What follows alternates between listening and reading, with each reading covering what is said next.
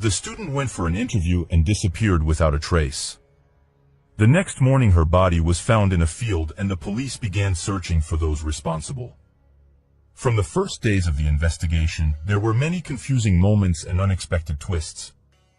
But in the end, the truth was revealed. In this video, we will tell you what happened to Megan Sharpton. Megan Sharpton was born on October 24, 1987, in the small American town of Tullahoma, Tennessee. She grew up in a large and friendly family, with 2 sisters and a brother with whom she got along very well. Her parents tried to give maximum attention to all their children, but Megan was closest to her mother. From an early age, the young woman helped her parents take care of her younger siblings. She also always tried to help her friends and loved ones. In her school years, Megan decided she wanted to become a nurse. So she enrolled in the local Motlow College, which was 10 kilometers from her home. The young woman also got a job as a waitress in a local restaurant and eventually moved in with her boyfriend, Chris. In the summer of 2012, when Megan was 24 years old, she had only a few months left before finishing college. After that, she planned to immediately find a job as a nurse. Shortly before this, she also got a job at a nursing home to gain practical skills in helping the elderly. Despite such an intense rhythm of life, Megan tried to see her family whenever possible.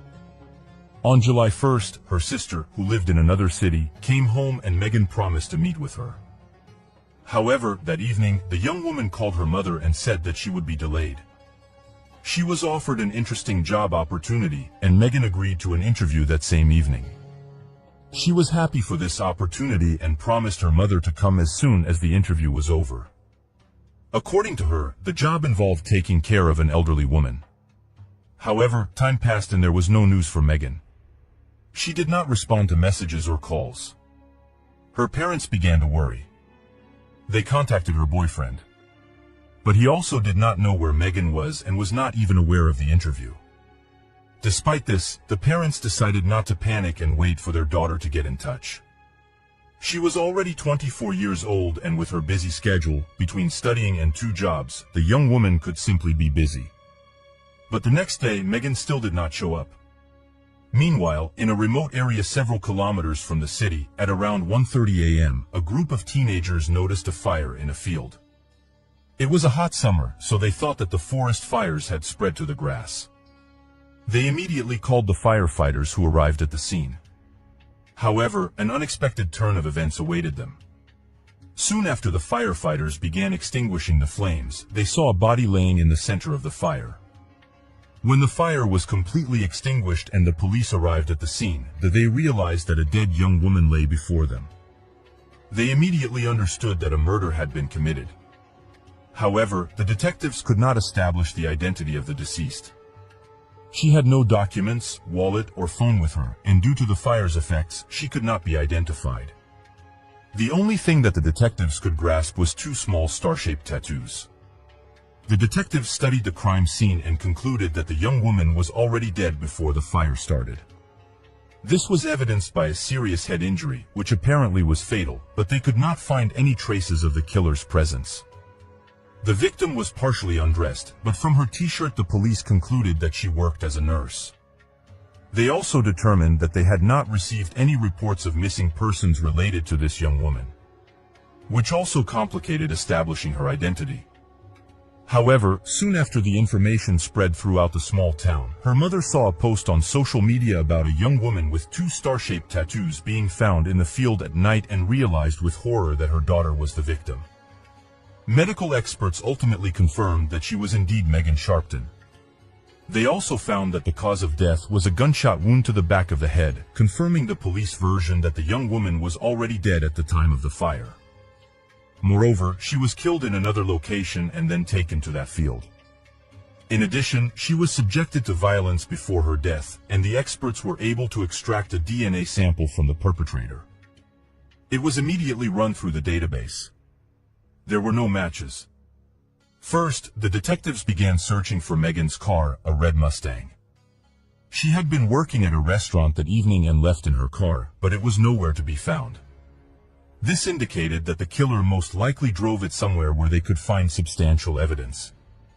However, its location remained unknown and the police started searching for potential suspects among Megan's acquaintances. Their first focus was on her boyfriend, Chris, and the detectives had a significant reason to investigate him. Megan's sister immediately told them that she suspected Chris's involvement in the murder because there had been problems in their relationship. Megan had been dating Chris for 3 years, some of which they had lived together. They shared an apartment with another roommate, and the police spoke with Chris, who denied any involvement in the crime. At first, he claimed that everything was fine between him and Megan, but eventually admitted that their relationship had been struggling lately and they were heading for a breakup. He insisted, however, that he had no motive for the murder and had a solid alibi at the time of her death.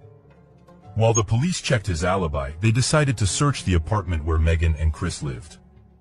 In the bathroom, they found the first alarming clue: bloodstains and needles containing illegal substances. At the same time, 20 kilometers outside the city, detectives found her car. It had been abandoned in a remote, deserted location. Inside there were no documents or phones, which meant that the perpetrator might have taken or thrown them away elsewhere. The police reached out to the public, asking people to report anything similar they might find. Additionally, there was no signs of struggle or blood in the car, but they found something interesting: a note with an address that didn't exist.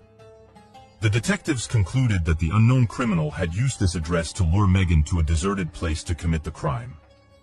From the first hours of the investigation, detectives learned that the evening of the crime, Megan was supposed to go for an interview. But they had absolutely no leads in that direction. They believed that the non-existent address was given to her by the person who offered her the job. When the public learned the details of the case, many drew a chilling parallel. 6 months ago, another young woman of roughly the same age as Megan, who was also studying to become a nurse, disappeared without a trace several hundred kilometers from Tullahoma. What was even more terrifying was that this coincidence led everyone to believe that a serial killer was at work in the area, fueling the atmosphere of fear that the perpetrator would strike again. Meanwhile, the police questioned the couple's neighbor, who admitted to taking illegal substances. The neighbor claimed that Megan and Chris did not know about this and never indulged in it themselves. That they did indeed belong to the neighbor, but his story didn't end there. He claimed that Megan and Chris had actually broken up a long time ago, and he had started seeing her recently. The neighbor also insisted that he had been hiding his addiction from her. With this information, the police began to suspect both Chris and the neighbor. Chris could have held a grudge against Megan, and the neighbor had a penchant for illegal substances.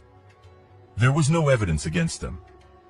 During his interrogation, Chris stated that he didn't know about the relationship, and by that time, the police had already verified his alibi. At the time of Megan's murder, he was indeed at work, so they ruled him out as a suspect. As for the neighbor, he didn't have a solid alibi, but analyzing his phone records revealed that he had been trying to call and message Megan all night, in an attempt to find out where she had gone. Although this was not substantial evidence of his innocence, the police doubted that he was the killer. Both of the guys had their DNA samples taken and sent to the lab, but the results could take months to come back. Meanwhile, the detectives had a new lead.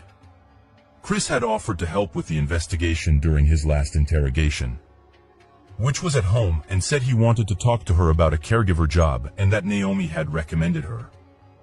Chris added that Megan had mentioned a young woman with that name who went to college with her, but he didn't know any details.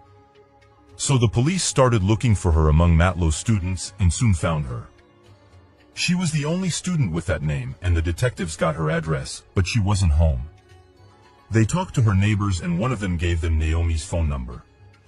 She was surprised by the police call and said she barely knew Megan. They had a few classes together but didn't talk much, and she never recommended her for a job. In fact, she added that Megan annoyed her so she wouldn't have helped her. The police were disappointed that this promising lead didn't lead anywhere, but they still had something more substantial. Chris gave them the phone on which the job call had come in, and the detectives had the caller's number. Experts determined that the call was made from a prepaid phone, so it was impossible to identify the owner's name. But the police traced the device to the store where it was sold, and there was a surveillance camera at the checkout. By studying the footage on the day of the phone purchase, they immediately saw the buyer. From these shots, the police immediately realized that he was buying the phone for some illegal purposes. Prepaid phones in America are in demand among those involved in criminal cases, as they do not need to provide their data to use them. And this person on the recording at some point took out his own phone from his pocket, indicating that he was buying an additional one for some questionable purposes. There was also a camera in the store, pointing at the parking lot. The police saw the buyer leave the building and get into his car, which soon led to the identification of his identity. It turned out to be Timothy Gifford, who had an impressive criminal history. However, the man only engaged in petty trade of illegal substances and was not involved in anything serious. He was soon tracked down and taken to the police station. He claimed that he had purchased the phone not for himself, but for his acquaintance, a 37-year-old man named Donnie Jones.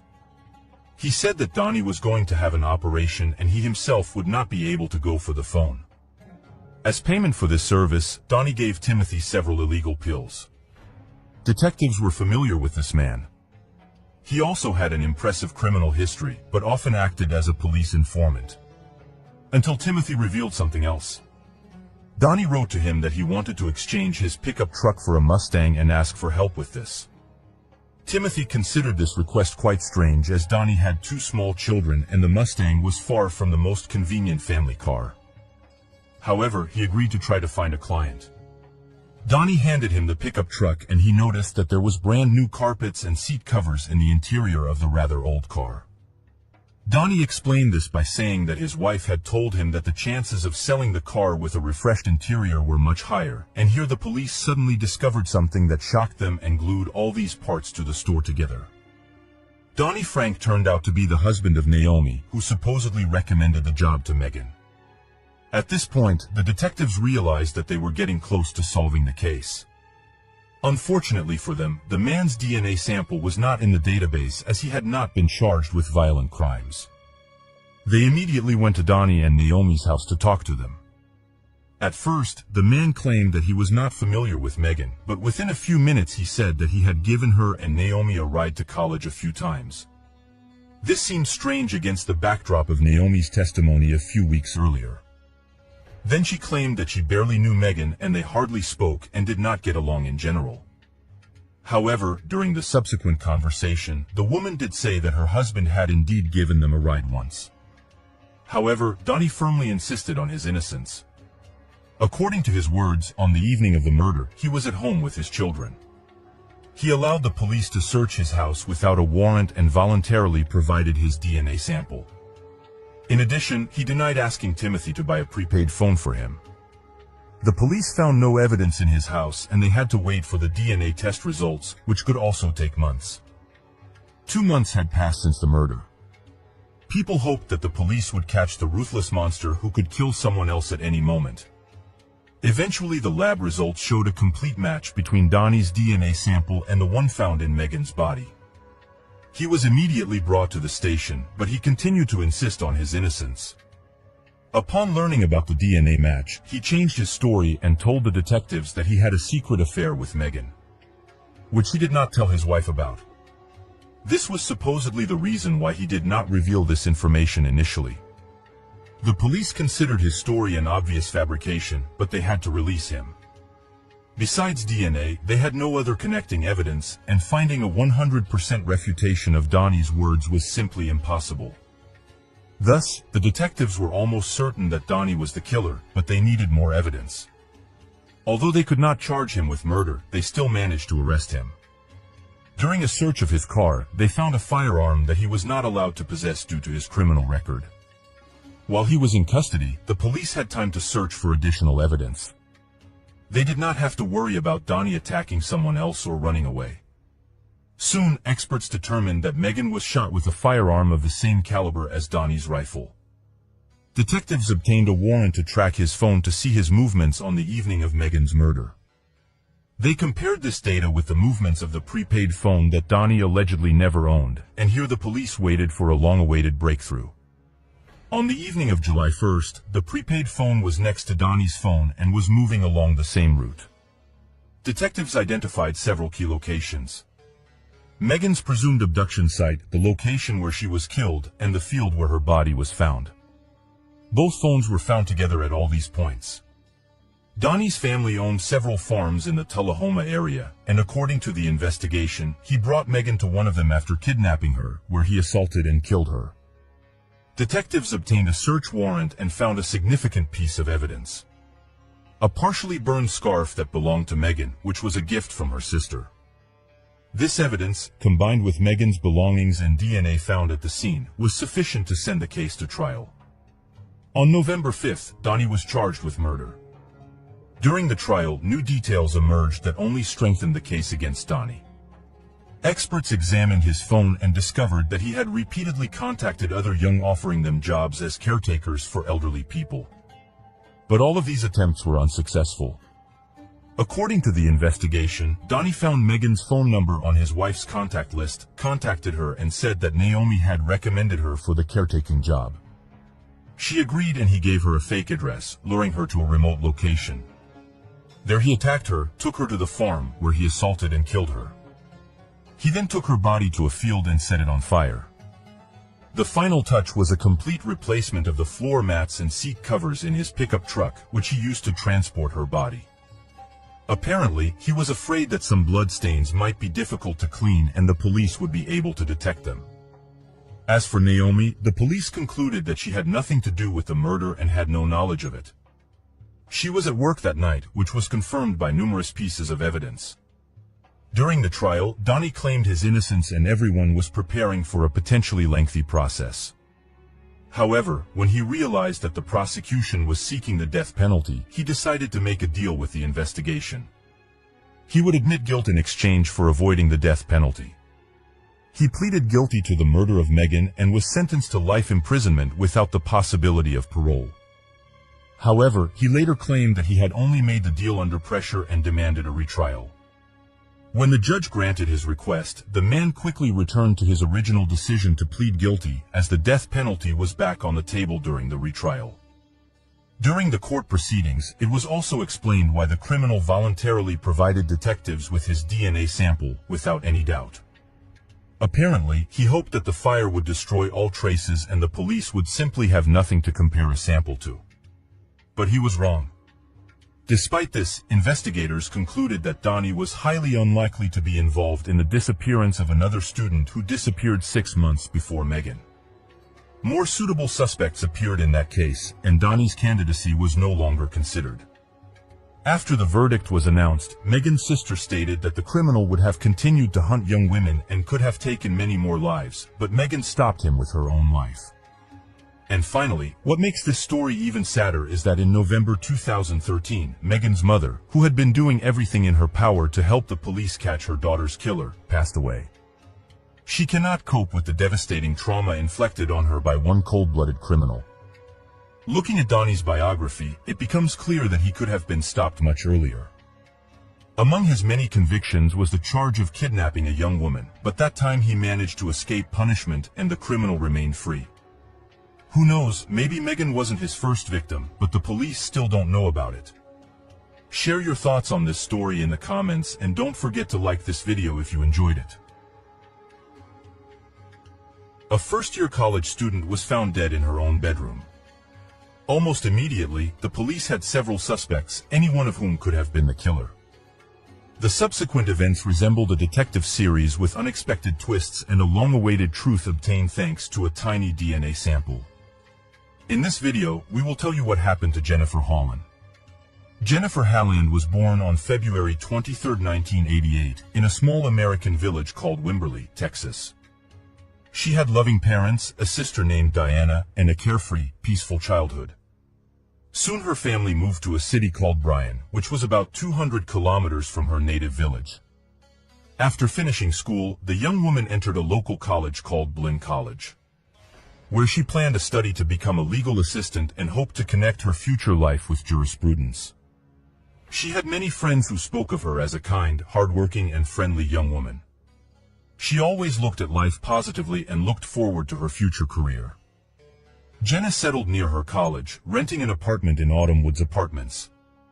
She also got a job as a waitress in a local restaurant to cover her housing expenses and not rely on her parents financially.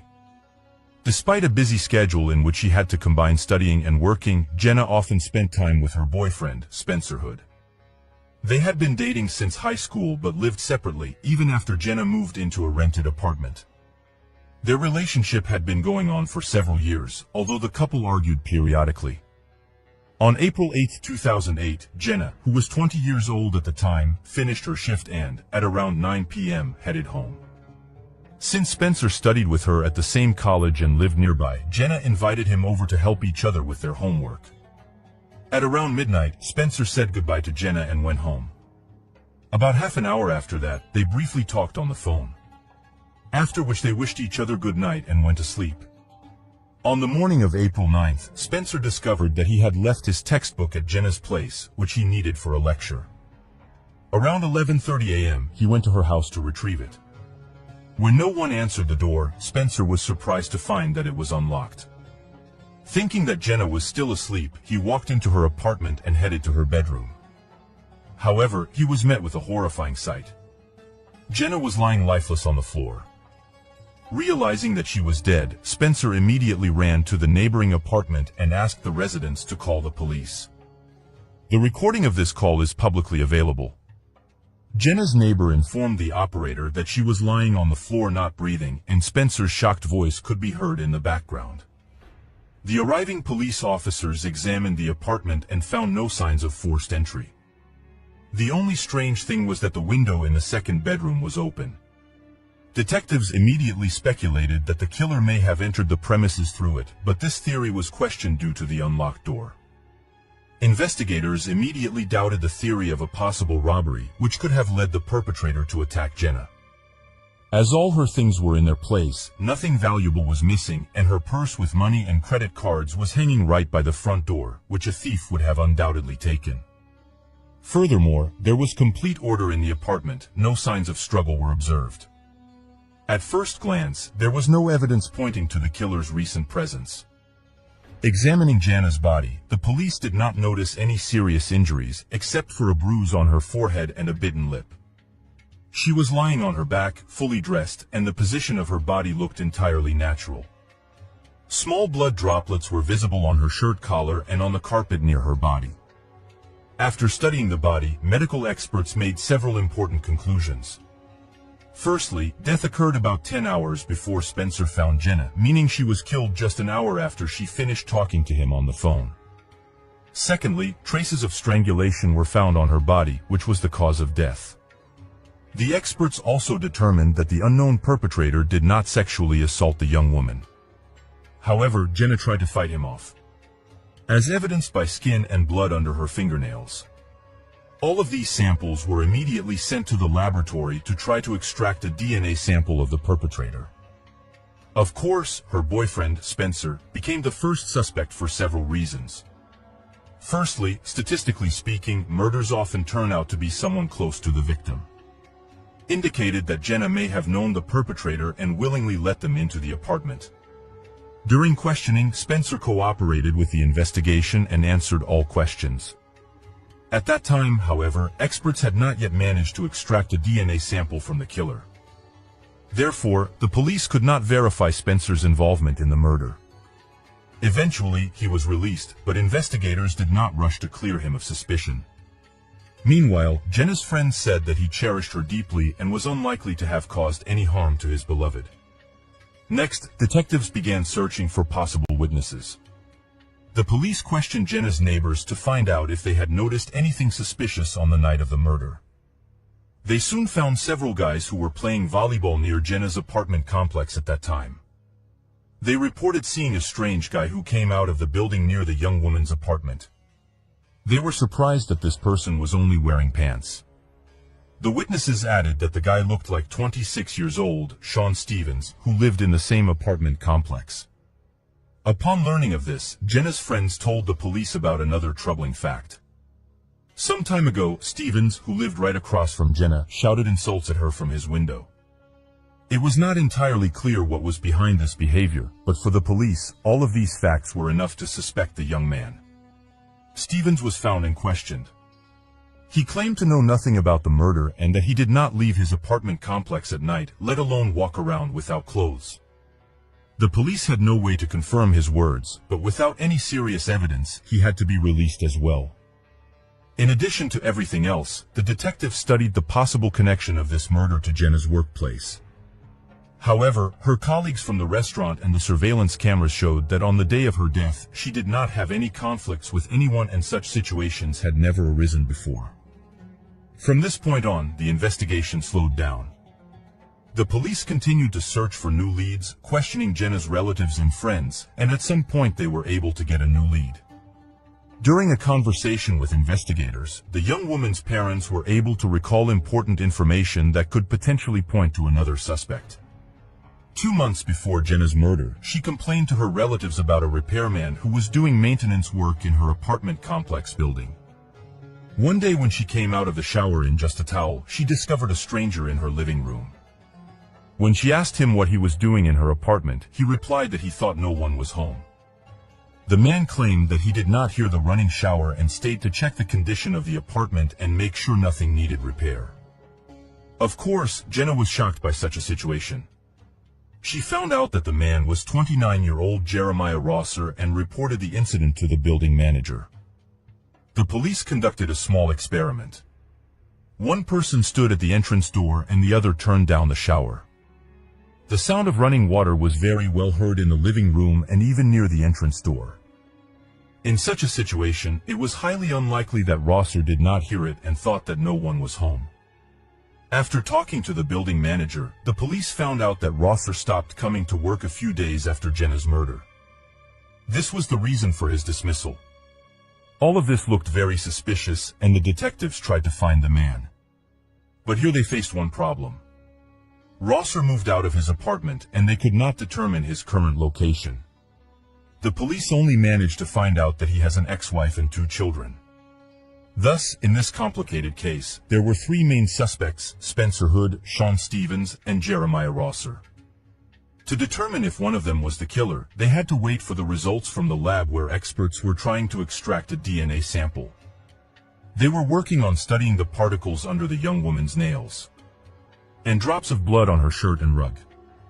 As a result, they found out that one of the drops of blood on the rug contained genetic material that did not belong to Jenna. This sample matched the one extracted from the particles under the young woman's nails. In the end, the experts were finally able to extract a full DNA sample.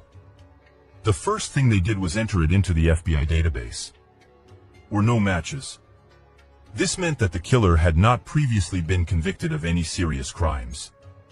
Despite this, the police were now able to match the obtained sample with DNA samples from 3 main suspects. The problem was only that their samples were not taken during the initial interrogations. Detectives tried to contact them and were surprised to find out that all 3 had left town, and their current location was unknown. The police immediately began searching for them. Meanwhile, investigators decided not to sit idly by and use the killer's DNA sample. They began voluntarily collecting DNA samples from men who lived in the same complex as Jenna and worked in her restaurant. In total, they managed to obtain 50 DNA samples. But none of them matched the one found at the murder scene. Meanwhile, the police finally managed to find Spencer, who turned out to be 3 hours' drive from Brian at his parents' house. The young man explained that he could not cope with Jenna's death and decided to spend time with his family to distract himself from this tragedy. He voluntarily provided his DNA sample, which was immediately sent to the laboratory. The young man also allowed experts to examine his body for scratches that would undoubtedly be on the killer. After all, his pieces of skin were found under Jenna's nails. Following this, the police managed to establish Stephen's location, who also went to visit his parents, who live 720 kilometers from Blinn College. He voluntarily provided his DNA sample, which was also sent to the laboratory. While the police were waiting for the results from the laboratory, they had to find the last suspect. This turned out to be much more difficult. The police managed to contact Rosser's ex-wife, who shared some troubling facts. According to her, when their marriage was nearing divorce, Rosser was behaving aggressively towards her. He raised his hand to her, knocked her down, and tried to strangle her, which made it impossible to live with him. And the marriage ended in divorce. All of this happened around the same time that Jenna was killed. Thanks to his ex-wife, the police were able to locate Rosser. This happened in early October, 7 months after the murder. During the interrogation, he behaved quite calmly, answering all the detectives' questions. Additionally, the man had never been arrested in his life. He denied his involvement in the murder and, voluntarily, provided his DNA sample. The police also searched his car and found some interesting discoveries. A laptop was found in the car, whose serial number was listed in the theft report. A few months before Jenna's murder, her neighbor contacted the police after her laptop disappeared from her apartment. But that wasn't the worst part. The police also found keys to several apartments in the residential complex where he worked. Considering that he was fired a week after Jenna's murder, Rosser had no right to keep the keys and the manager was obliged to confiscate them. All of this indicated that the man was engaged in petty theft. But could he move on to cold-blooded murder? Meanwhile, experts from the laboratory tested all 3 DNA samples. It turned out that Jenna's boyfriend and her neighbor had nothing to do with the murder. But Rosser's DNA sample matched the sample found under the victim's nails. Upon receiving the results, the police immediately arrested Rosser, but despite the DNA match, he continued to insist on his innocence. Of course, this did not help him in any way. The man was charged with Jenna's murder. Since Rosser was not eager to disclose the details of that night, the investigators came up with their own version of what happened. Apparently, Rosser broke into Jenna's apartment with the intention of committing robbery, using a key to her door. This could have happened in the evening before 9 p.m. when the young woman had not yet returned home from work. Perhaps Rosser did not have time to commit the intended crime because Jenna came home with her boyfriend, and the criminal had to hide in the second bedroom, where he waited for Spencer to leave. It is possible that it was Rosser who opened the window, hoping to quietly leave the apartment through it, but it did not work out for him. After waiting for Spencer to leave, and hearing Jenna wishing him good night over the phone, Rosser could finally try to leave the apartment through the front door. There are 2 possible scenarios for what happened next. Either he tried to leave the apartment, but Jenna noticed him first and, in a panic, he attacked her, or he intentionally went to her room planning to commit murder. The police even suggested that he killed the young woman because she resembled his ex-wife. Considering that the man refused to admit his guilt, the case was taken to court. The wait for the trial to begin dragged on for many months, as is often the case in the state's legal system. However, just 2 weeks before the trial was set to begin, something unexpected happened. In December 2009, more than a year after his arrest, Rosser finally admitted his guilt. He entered into a plea agreement with the prosecutor in the hope of reducing his sentence. The man also asked the investigation not to involve his family in the legal process. His parents and 2 children from his ex-wife were among them. Thanks to this, the trial was completed in record time. If he had not admitted guilt, the trial could easily have dragged on for several years despite the DNA sample match. As a result, Rosser was sentenced to 55 years in prison. In addition, he received 5 years in prison for the theft of a laptop. The assistant district attorney said that, to his memory, this was the maximum sentence in the case of a guilty plea. However, Rosser had a much more serious risk, the death penalty. If the investigation had been able to prove that the murder was premeditated and planned, Rosser could have received this sentence. The man was placed in Risharon prison in Texas. He will be eligible for parole only in 2036. Given that Rosser was 27 at the time of the crime, he may be released early at the age of 55. However, if he serves his full sentence, he will only be released at the age of 82. During the trial, he refused to look his relatives and friends of Jenna in the eye. He was led into the courtroom in an orange prison jumpsuit, handcuffed. The man only nodded to his parents in greeting when he saw them in the courtroom. Otherwise, he remained silent and unresponsive with his head bowed. The victim's family had the right to speak in court, addressing the murderer directly. All 3 of them took advantage of this opportunity. Diana's sister stood in the court 60 centimeters away from the perpetrator, saying she hoped Rosser would come to realize the terrible act he had committed. She promised to pray for him and believed that she would someday be able to forgive her sister's killer. Jenna's mother expressed doubt that Rosser regretted his actions. She made the killer look her straight in the eye and said with firm conviction that he would never be able to fully understand the horror he had inflicted on their family. The father of Jenna did not plan to speak at the trial, but changed his mind at the last moment. He promised to come to any prison where Rosser is placed and tell everyone what a monster he is. He also expressed willingness to attend the hearing in 27 years when Rosser requests parole. In addition, Jenna's parents filed a lawsuit against the owner of the residential complex. They were sure that their daughter's words were not taken seriously when she complained to Rosser's supervisor about his behavior. Moreover, Rosser's keys were not confiscated after his dismissal, indicating the manager's negligence. Jenna's parents believed that their daughter would still be alive if her complaints had been taken seriously and detention had been paid. To Rosser's inappropriate behavior. The only thing that remains unclear to this day is Rosser's exact motives. Despite confessing to the murder, he refused to reveal the reasons for his actions. In any case, it doesn't matter anymore. His guilt is evident and he deserves to spend the rest of his life in prison. Share your opinion on this story and don't forget to give this video a like if you enjoyed it. A young woman went missing on her way home from the bus stop. Police began a search and initially thought it would be an easy case, but to everyone's surprise, this story became one of the most complex and high-profile in British criminal history. Although the case was closed fairly quickly, its echoes have not subsided to this day, causing a lot of outrage and controversy. Helen McCourt was born on July 29, 1965 in the English town of Bootle. Soon she had a younger brother and from an early age, the girl helped take care of him. Later their parents divorced, her mother married another man, and they, along with Helen and her brother, moved to a small village called Billing, located near the city. It was a quiet, peaceful place where not a single serious crime could occur for decades. The locals knew each other well and were not afraid that something bad could happen in their village. Helen grew up in this peaceful environment, had many friends, and was an exemplary daughter. After graduating from school, she got a job at an insurance company located in Liverpool. The young woman stayed in Billings, so she had to get to the office by train and bus.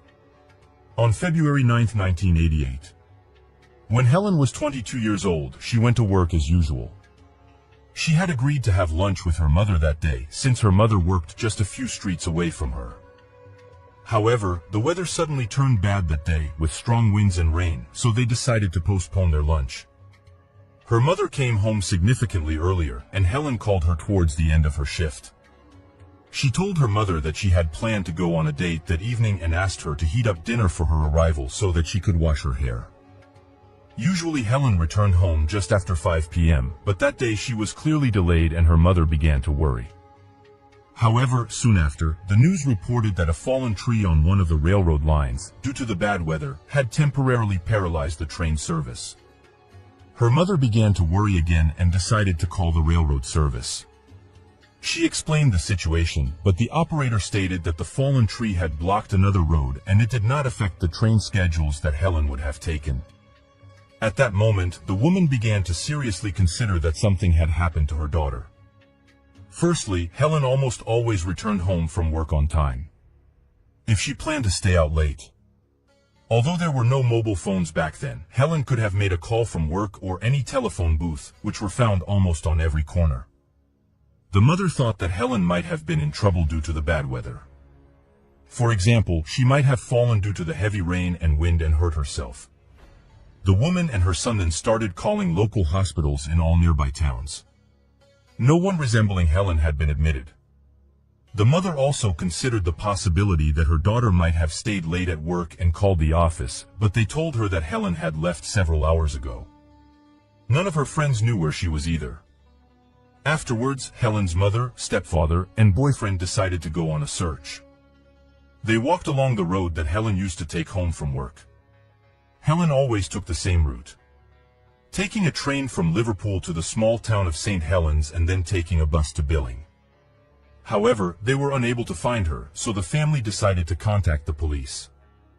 They first notified officers in Liverpool and the surrounding areas, distributing descriptions of the missing young woman, but no one was able to find her. The next morning, when Helen had still not returned home or contacted anyone, the police decided to retrace her steps and reconstruct the timeline of events from the previous evening. They wanted to understand at what point along her journey from work to home she went missing. To do this, investigators appealed to the public for witnesses. They also spoke with Helen's colleagues, employees at the train station and bus company. As a result, they came to an unexpected conclusion. They were able to confirm that on the night of her disappearance, she not only took a train, but also a bus to her village. This was strange, because the bus stop was only 200 meters from her home. Detectives began to suspect that she might have been abducted, because if it wasn't an accident, she would have been discovered by now. As part of the standard procedure, detectives began to investigate people close to Helen, since, in most cases, they are the ones behind such crimes. Her boyfriend and stepfather had reliable alibis for that evening, and Aunt Helen's friends and acquaintances were also excluded from the list of possible suspects. Forming search teams of 120 officers, the police began a detailed search of the area between the bus stop and Helen's house, hoping to find any clues, such as a piece or something that the potential kidnapper might have dropped. At the same time, leaflets with information about the missing young woman were distributed in nearby towns. Divers searched local water bodies and police officers knocked on every door, questioning people. They also went to all the shops, bars, and cafes in Billings. After talking to the staff at a bar called George and Dragon, they got their first lead. This establishment was located near Helen's house, and she occasionally went there with her friends. But investigators found out that just 2 days before her disappearance, the bar owner banned her from the bar after an incident. She'd had a quarrel with a drunk woman who spilled her drink on her. Helen didn't want to provoke the conflict and went to the toilet to try to clean her clothes, but the drunken woman followed her and started acting aggressively. At some point, she even tried to hit her, after which the bar owner kicked them both out. Moreover, he forbade them from ever returning. The police decided to learn more about this conflict and went to the bar the next day to talk to its owner, Ian Simpson. Moreover, this establishment was located right between the bus stop and Helen's house. The man told detectives about that evening, and said that he had to kick both young women out so that their conflict didn't disturb other visitors. During their conversation, the bar slowly filled with people and it became noisy.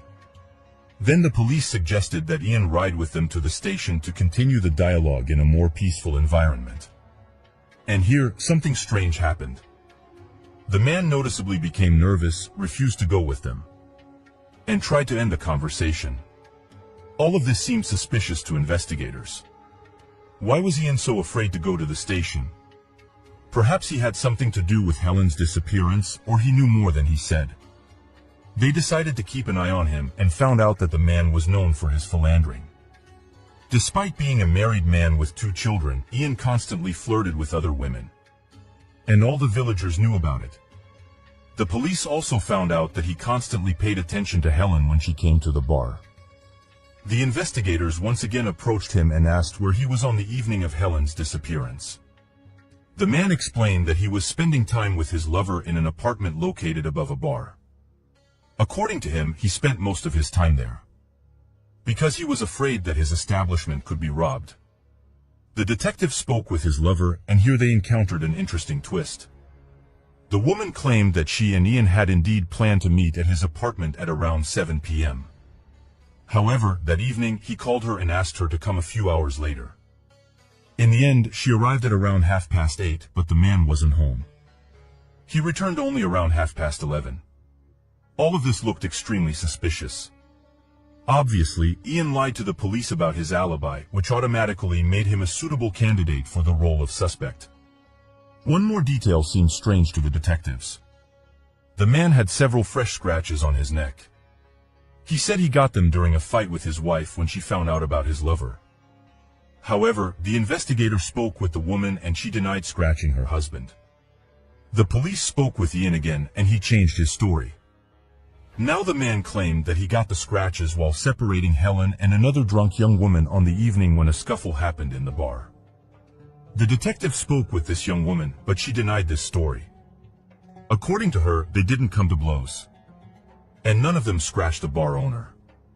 Soon, the police got a witness who told them a worrying fact. On the evening of Helen's disappearance, he was passing through that street and at some point heard a piercing female scream. It was coming from the bar, but it quickly cut off. Based on all this, the detectives began to think that 31-year-old Ian Sims had a direct to Helen's disappearance. However, he continued to deny everything. The investigators needed serious evidence to tie him to this case. Otherwise, they would be powerless. Police decided to search his car, where they found two gruesome pieces of evidence. Firstly, they found several bloodstains, and secondly, a part of a woman's earring was lying on the floor. They immediately took the earring to Helen's mother, who without a doubt confirmed that it belonged to her daughter.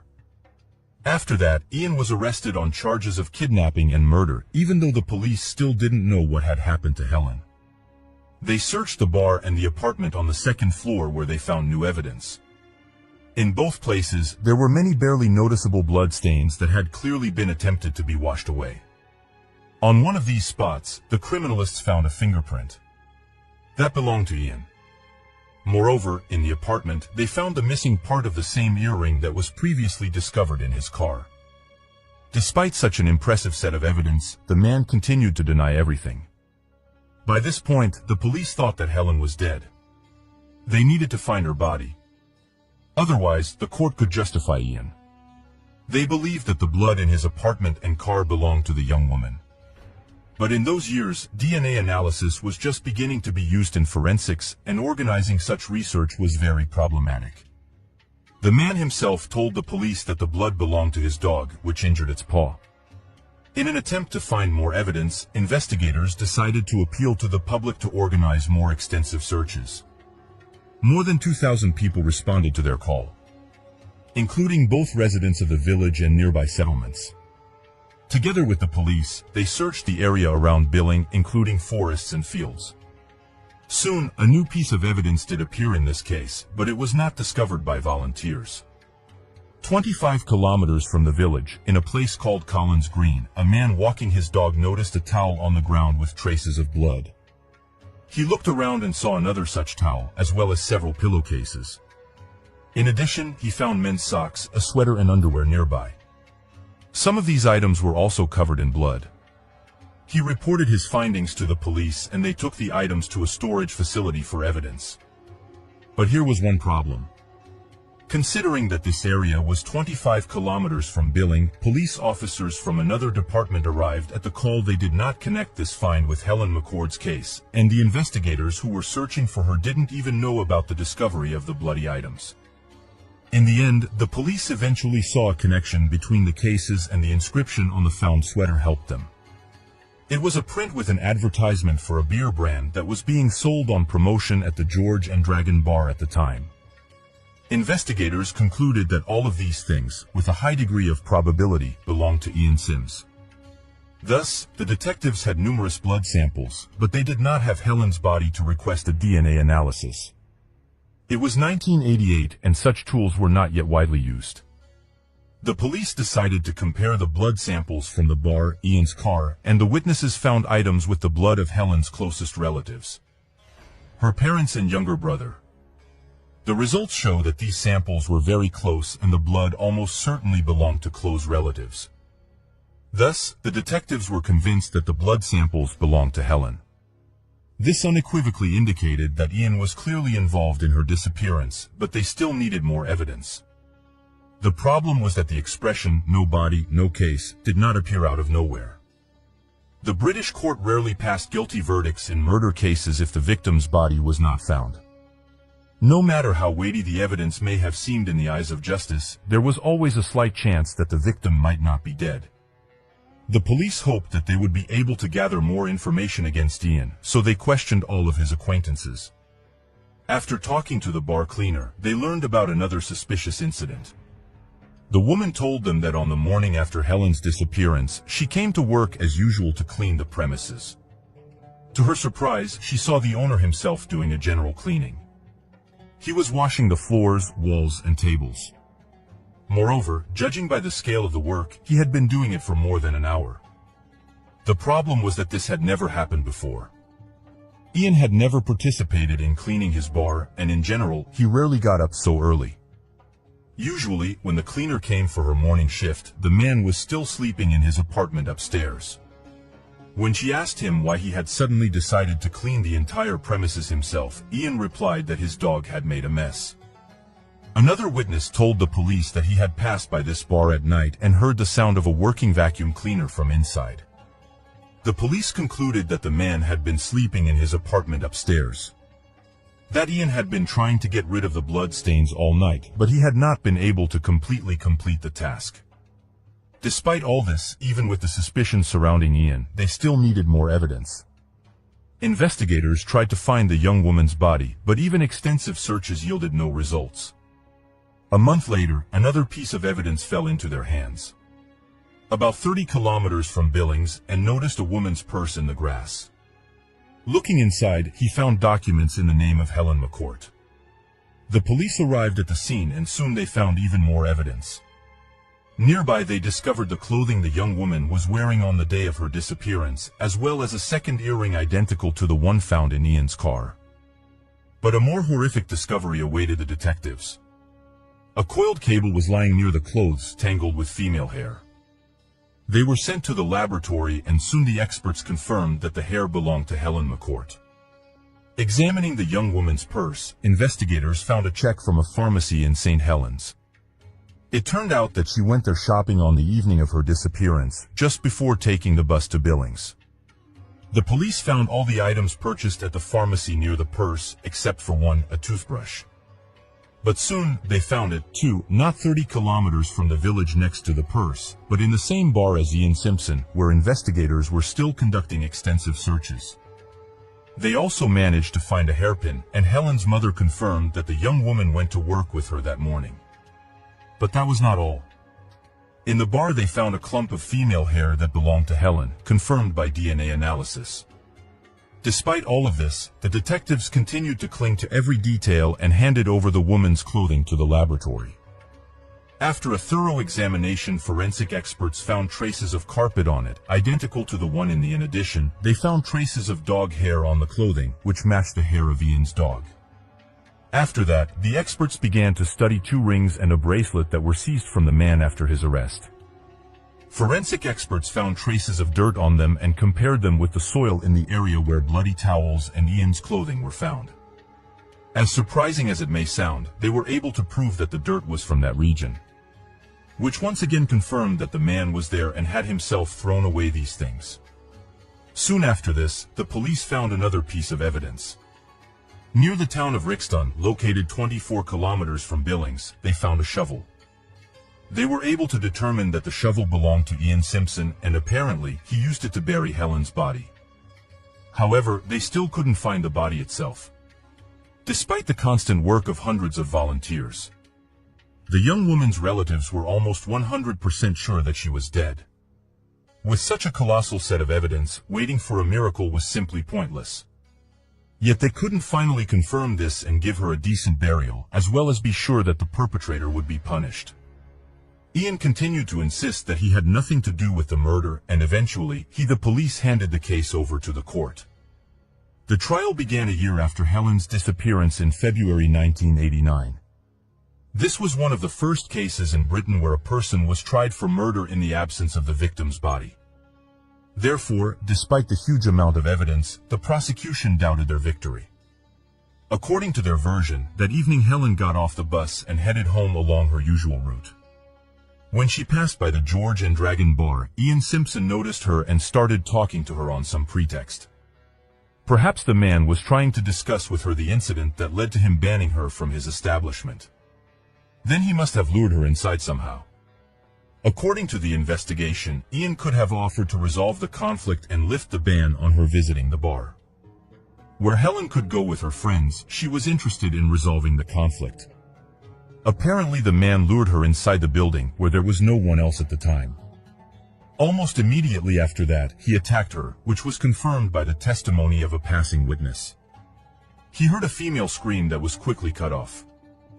Attacking Helen, Ian killed her with an electric cable and dragged her into his second floor. From there, he possibly subjected the young woman to violence, after which he waited for darkness and loaded the body into his car. The man drove her away from Billing and buried her, after which he scattered her things, his clothes, and other items in other remote places. There were several versions regarding his motives. The first one was forced. From the testimony of many witnesses, the investigation knew that Ian had repeatedly shown signs of attention to the young woman. But she always refused him. Probably that evening he saw an opportunity to fulfill his criminal desires. The second version was that during their conversation, some conflict arose between them and he killed her in a fit of rage. It is possible that he and Helen began to argue, and she threatened to tell his wife about his constant harassment. However, this theory looked less realistic. After the prosecution spoke in court, it was Ian's turn. He still claimed that he was completely innocent and told his version, and it was one of the strangest speeches ever made by a man accused of murder. The man claimed that someone framed him, someone else sneaked into the bar, put on his clothes, lured Helen there and killed her. After that he put her body in Ian's car and buried it with Ian's shovel in an unknown place. The killer drove the car back to the bar and disappeared, framing the innocent bar owner. After such statements, the jurors became even more convinced that Ian was directly involved in the murder. His story sounded completely absurd. Perhaps he already understood that he would most likely go to prison and decided to make fun of the justice system and the victims' relatives. As a result, on March 14, 1989, the man was found guilty and sentenced to life imprisonment with the right to apply for parole no earlier than 16 years in prison. Unfortunately for Helen's family, it was far from the end. The police and volunteers continued to search for her body, but without success. 3 years after the sentencing, the young woman's mother wrote a letter to the killer, desperately pleading to reveal the location of her daughter's body. After some time, Ian replied, but his letter contained only insults and threats. He promised to take revenge on the woman as soon as he was released from prison. The killer repeatedly appealed, but all his appeals were rejected. Only in 2004, when he had already spent 15 years behind bars, one of the appeals was granted and the case was sent for review. It did not play in the killer's favor. With the help of modern DNA analysis tools, experts examined the evidence and concluded that all of them unequivocally proved Ian's guilt. As a result, the case review essentially led to an increase in the prison sentence. After 16 years, the criminal repeatedly applied for release, but all his applications were rejected. Helen's family continued to fight to find her body. In 2015, her mother launched a public campaign seeking to change existing laws. She demanded that convicted murderers be denied early release until they disclosed the location of their victim's body. The woman gave interviews to various channels, wrote letters to Prime Minister Theresa May, and also created a petition that gathered hundreds of thousands of signatures. As a result, this issue was brought to Parliament for consideration, and initially, politicians positively assessed the possibility of passing such a law. However, time passed, and Helen's mother initiative was constantly delayed. All these delays led to the fact that in November 2019, after 30 years of imprisonment, Ian Sims finally achieved early release. This event was a heavy blow to the young woman's family, as they had practically lost any hope of finding the location of her remains. 3 months after the decision was made, the killer was released. 63-year-old Ian Sims returned to a normal life. However, he did not enjoy his freedom for long.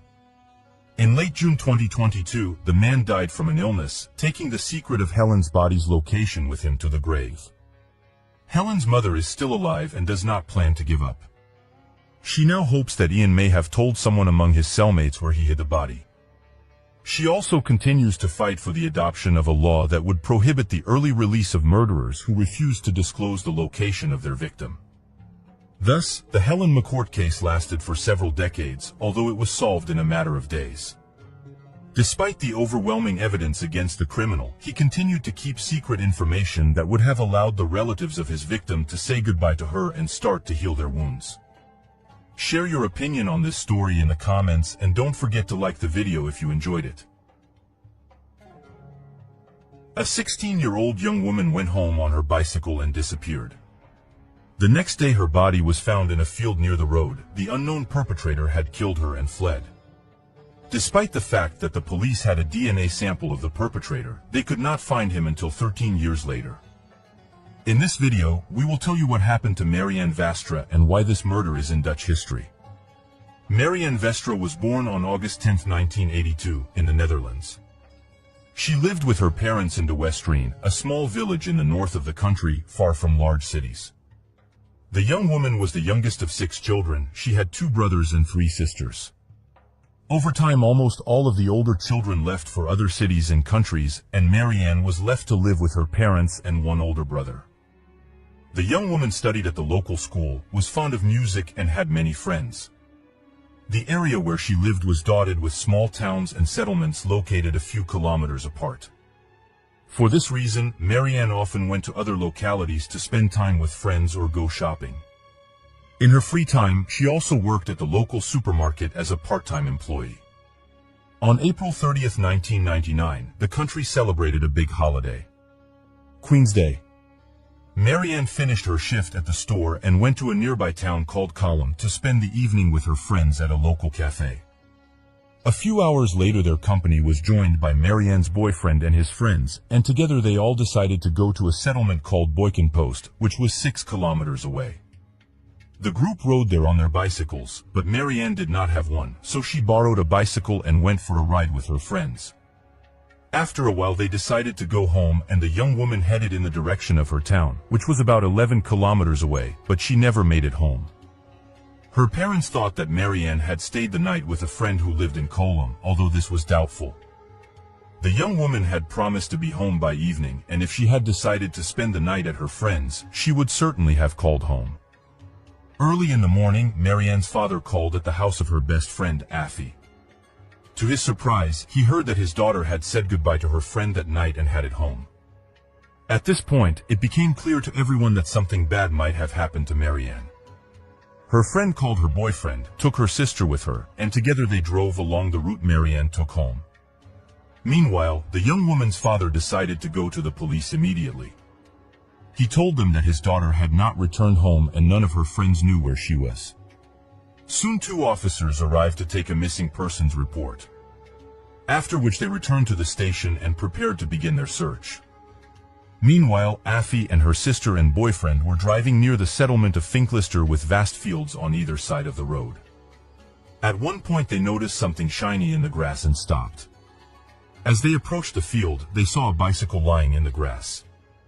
A little further away, about 15 meters away, was the awful sight of Marianne laying there. She had no clothes on, and there was a cut on her neck. All 3 were shocked. Affie wanted to check Marianne's pulse, but could not bring herself to approach the body. It was obvious that the young woman was dead. But her best friend couldn't believe it because of the intense shock. She struggled to get her phone out and called the police. Several officers arrived on the scene at once, and 2 police officers went to Marianne's family home. At the time, they did not yet have official confirmation of the victim's identity, so the officers picked up her father and drove him to the scene. Forensic investigators were already on the scene at the time, and the father, to his grief, immediately identified Marianne. After examining the scene, the detectives noticed an important detail. There were 2 bicycle tracks leading from the road to the place where the young woman's body was lying, and only 1 track in the opposite direction.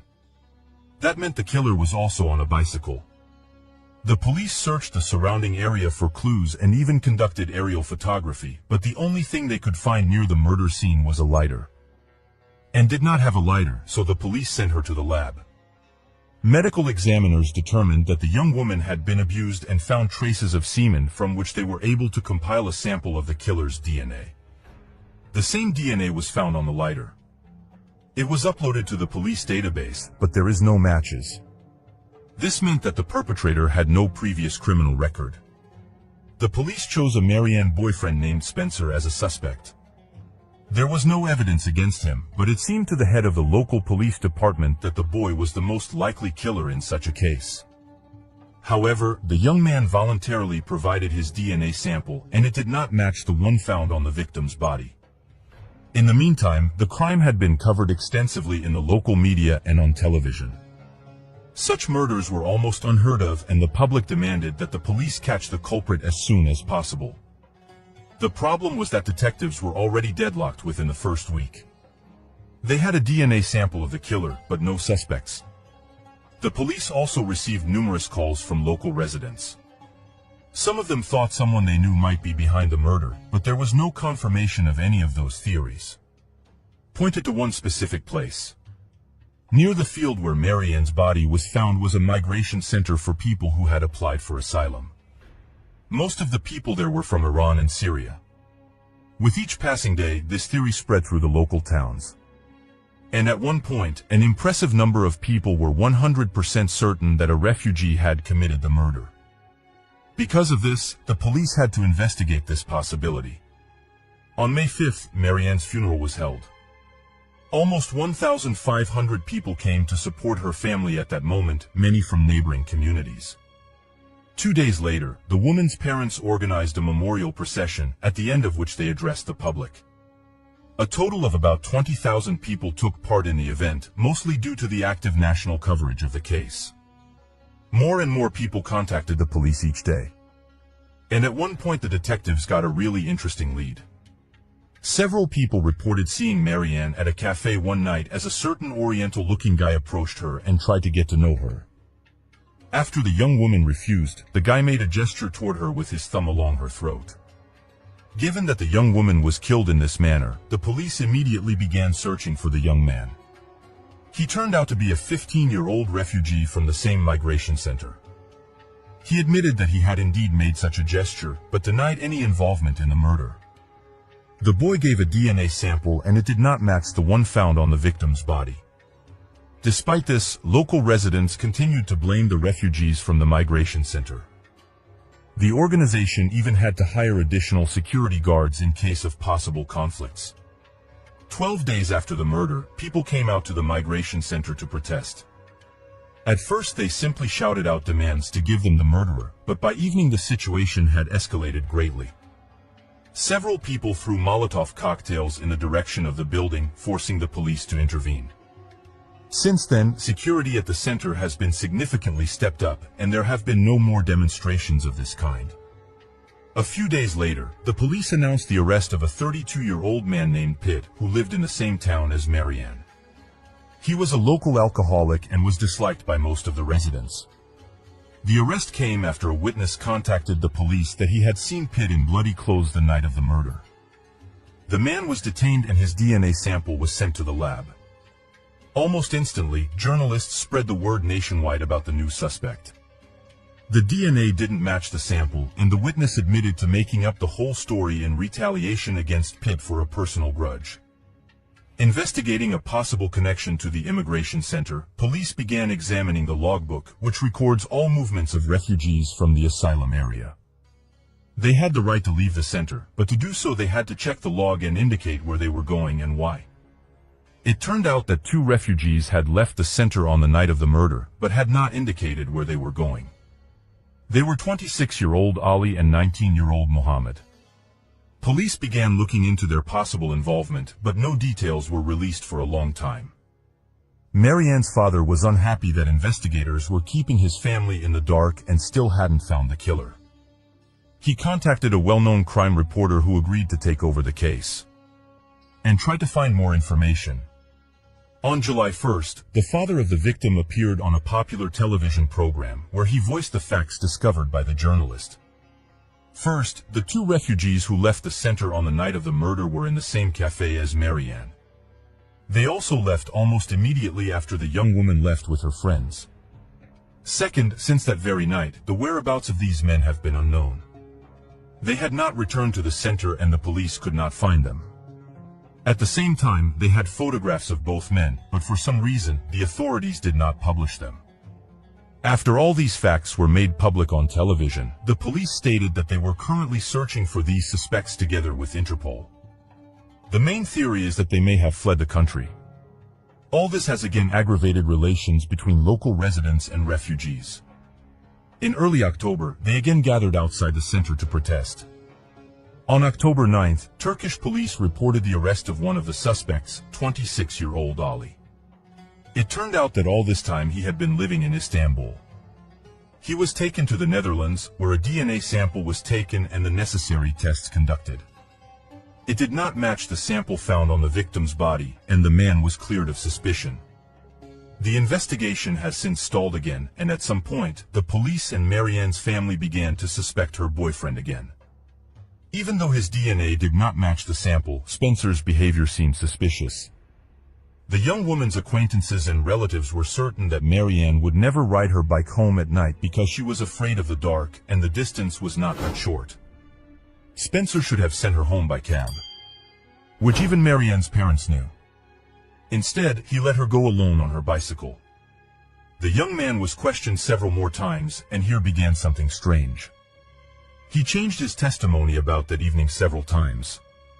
Originally, Spencer said that he had met Marianne at a cafe, after which they drove to the Bhutan post. On re-examination, however, he stated that the young woman had gone there with friends before he even got to the cafe. So Spencer went to her on his bicycle. He went on to say that on the way there, he saw two guys walking with a bicycle. At one interrogation, Spencer said he did not recognize them because it was very dark outside.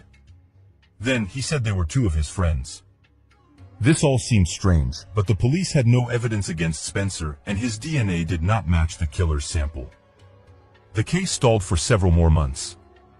On December 20th, the police decided to enlist the help of the public and asked all the men in the area to volunteer their DNA samples. But there was trouble waiting for them. It turned out that the law forbade the mass collection of DNA from citizens, even with their consent. So the authorities set a limit for the police. They could only take 150 samples, among which there was not a single match. From that point on, the case practically came to a standstill for several years. Marianne's parents tried to push for a change in the law that would have allowed extensive DNA screening, but they were turned down. The rationale was to protect people's privacy, even though such measures had already led to the capture of the perpetrator several times in other countries. In July 2001, the detectives announced an approximate profile of the perpetrator. They believed the killer was a local man between the ages of 20 and 40. The police again requested permission to conduct a large-scale collection of DNA samples within a 5-kilometer radius of the Marianne murder scene. But they were again denied. After that, the case finally came to a standstill. The victim's parents continued to participate in television shows and gave interviews, but each year, the case attracted less and less attention. There was no new evidence to help solve the gruesome mystery. In 2010, the police assembled a team that created a detailed 3D model of the crime scene and all available evidence using the latest computer technology. This again drew widespread public attention, and Marianne's parents again talked about the need for DNA screening. This time, 11 years after their daughter's murder, authorities decided to finally consider changing the law. The process took almost 2 years, and on September 6, 2012, the necessary amendments were passed. Police called a press conference to ask all men who were between 20 and 40 years old in 1999 to submit their DNA samples. The collection area was also limited to 5 kilometers. They estimated they were talking about 8,000 men, but not all of them agreed to give their DNA. The police managed to collect just over 6,500 samples, and experts began to study them. Unfortunately, the resources of the lab were limited. They had time to check about 400 samples a week, so the study had to take up to 4 months. The experts compared the samples to the killer's DNA profile, but they weren't just looking for a complete match. After all, it was unlikely the perpetrator would have given his DNA to the police. The lab was also trying to figure out the similarities by which they could establish kinship and trace back to the killer through a father, brother, or other relative. On November 19th, a month after the test began, experts finally got a long-awaited match. Was that they didn't just find a familial link, they got the DNA of the killer himself, meaning he voluntarily provided it to the police. Detectives soon announced the arrest of 45-year-old Jasper Syringa, a local farmer and father of 2. His house was only a few kilometers from where Marianne was killed. At first, the man kept silent, but after a conversation with his lawyer, he decided to confess. But the public only learned the details of this terrible crime on March 28, 2013, when the trial began. According to Jasper, that late evening he was finishing up chores on his farm and decided to ride his bicycle before going to bed. As he himself admitted most of the time, riding his bicycle was just a cover for him. In fact, he was riding to a neighboring village to take advantage of the intimate services of local women. His wife was unaware of this, but in court he said that he had not intended to go there that night and had simply planned a ride to take his mind off family problems and difficulties on the farm. At one point he noticed Marianne alone on an empty and dark road. Then it occurred to him that he could do whatever he wanted with her. Jasper drove up to her, took a penknife from his pocket and threatened to silence her. He then took her to a field, where he abused and killed her. At the trial, the man insisted that he did not mean to kill the young woman and did it out of panic. He realized what he had done and what the consequences would be for his entire family. His children were 5 and 8 years old at the time, and they were about to find out what their father had done. For this reason, Jasper decided to kill Marianne and go into hiding, but his conscience has been bothering him ever since. He continued to live in the area, listening to talk about the murder and seeing the family of his victim, whose lives would never be the same again because of his heinous act. Since then, he has repeated thoughts of turning himself into the police, but he's never made up his mind. When a massive DNA screening was announced in 2012, Jasper realized he would be figured out. He had so many relatives in the neighborhood, and one of them would certainly have turned in his DNA. Experts would find a partial match and start looking into all his relatives, which would inevitably lead to his capture. So Jasper decided to give his DNA, but he still couldn't bring himself to come to the police station and confess. The trial lasted only a few weeks, and on April 19th, the judge pronounced his sentence 18 years in prison out of a possible 20 years under Dutch law. After 13 years, Marianne's relatives finally saw the perpetrator punished, but the judicial system gave them an unpleasant surprise. Due to his good behavior, Jasper is scheduled to be released as early as 2023, meaning he has spent less than 10 years behind bars. Share your opinion on this case in the comments below. A young woman disappeared from her apartment, which she rented with her sister. The police couldn't find a single clue, and the case went cold for decades. It wasn't until 53 years later that they were able to uncover the gruesome truth, and it happened in a very unusual way. In the small American town of Helena, Montana. She grew up in a close-knit family and had many friends. Her acquaintances noted that the girl from an early age was responsible and could always come to their aid. Pamela also loved animals, and her parents bought her a black Labrador. She did well in the local school, and in high school, she was passionate about learning the Russian language. After high school, the young woman took a job as a surgical nurse at St. Peter's Hospital in her hometown. Although her parents' home was relatively close to work, Pamela sought to establish an independent life. For this reason, she moved out of her parents' house and moved into a rented apartment with her cousin Mary, who worked at the same hospital. The young woman rented a 2-bedroom apartment on the 2nd floor of an apartment complex. Early in the morning on February 17, 1968, Mary went to work at the hospital. Pamela was still asleep since she had to go out for the evening shift that day. The Labrador also slept in her room. A few hours after Mary left for work, Pamela's father drove by their apartment complex. Near the building, he noticed his daughter's Labrador running around without a leash.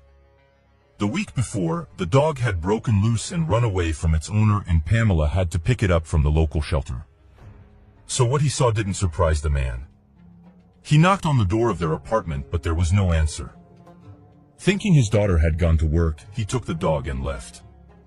At 3 p.m. Pamela was supposed to go to work, but she never showed up at the hospital.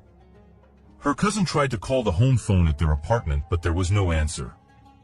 When she got home, Pamela wasn't there, and Mary and her parents began to get seriously worried. Pamela was a very responsible person and would never miss her shift without a good reason, especially without notifying management. Besides, if the young woman was going somewhere, she would certainly tell her parents and sister. Another cause for concern was the fact that Pamela's car was parked in the parking lot of the apartment complex. This fact also made it less likely that the young woman had gone somewhere on foot all day. The relatives waited until the next morning and contacted the police. They took a missing persons report but were in no hurry to start a search. Pamela was 19 years old and investigators did not rule out that she left home of her own free will. After inspecting her apartment, detectives found no signs of forced entry or a struggle. Everything looked routine. They asked her sister to look through Pamela's things and tell her if everything was there. Mary noticed that her coat, terry cloth robe, purse and winter boots were missing from their apartment. 2 days after Pamela's disappearance, police organized a search operation within a 30-kilometer radius of her home. They searched fields, forests, and bodies of water while volunteers and the young woman's relatives handed out flyers on the city streets. Patrolmen interviewed Pamela's neighbors, co-workers, and acquaintances. None of them had seen the young woman the day she disappeared and had no idea where she might have gone. Her supervisor at the hospital said Pamela was supposed to pick up a check for $200 that day, but never showed up.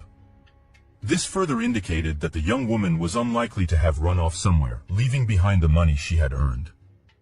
In the first days of the search, police interviewed more than 100 people who had anything to do with Pamela. Some of them were interrogated by polygraph, but it yielded no results. Investigators were also unable to find any evidence that the young woman might have left town. With no leads on their hands, the police concentrated all their efforts on the search operation. They expanded the area to about 50 kilometers around the city and brought in additional forces. Because many parts of the area were not easily accessible to pedestrians and cars, the search involved many officers on horseback.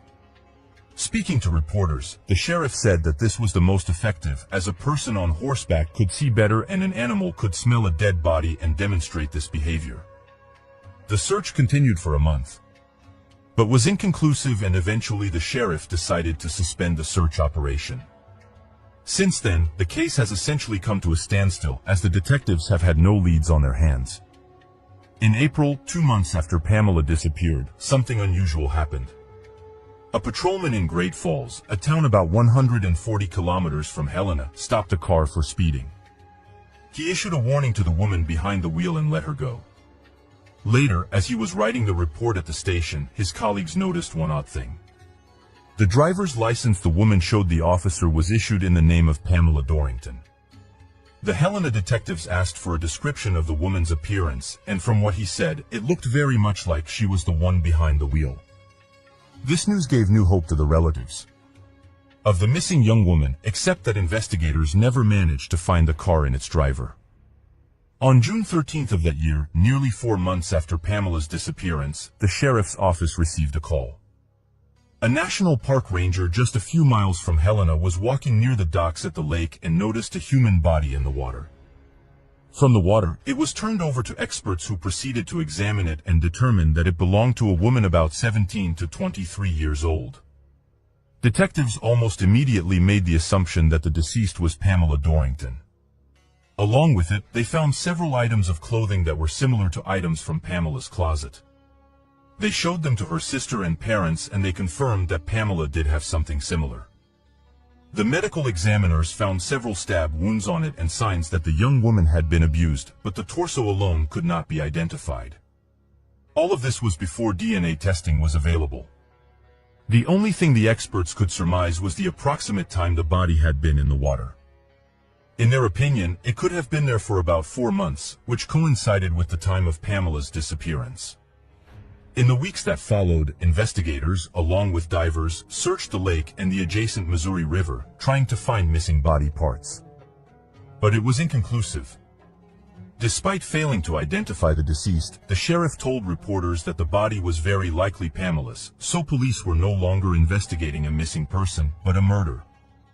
However, this discovery did not bring them any closer to the perpetrator himself, as there were still no leads.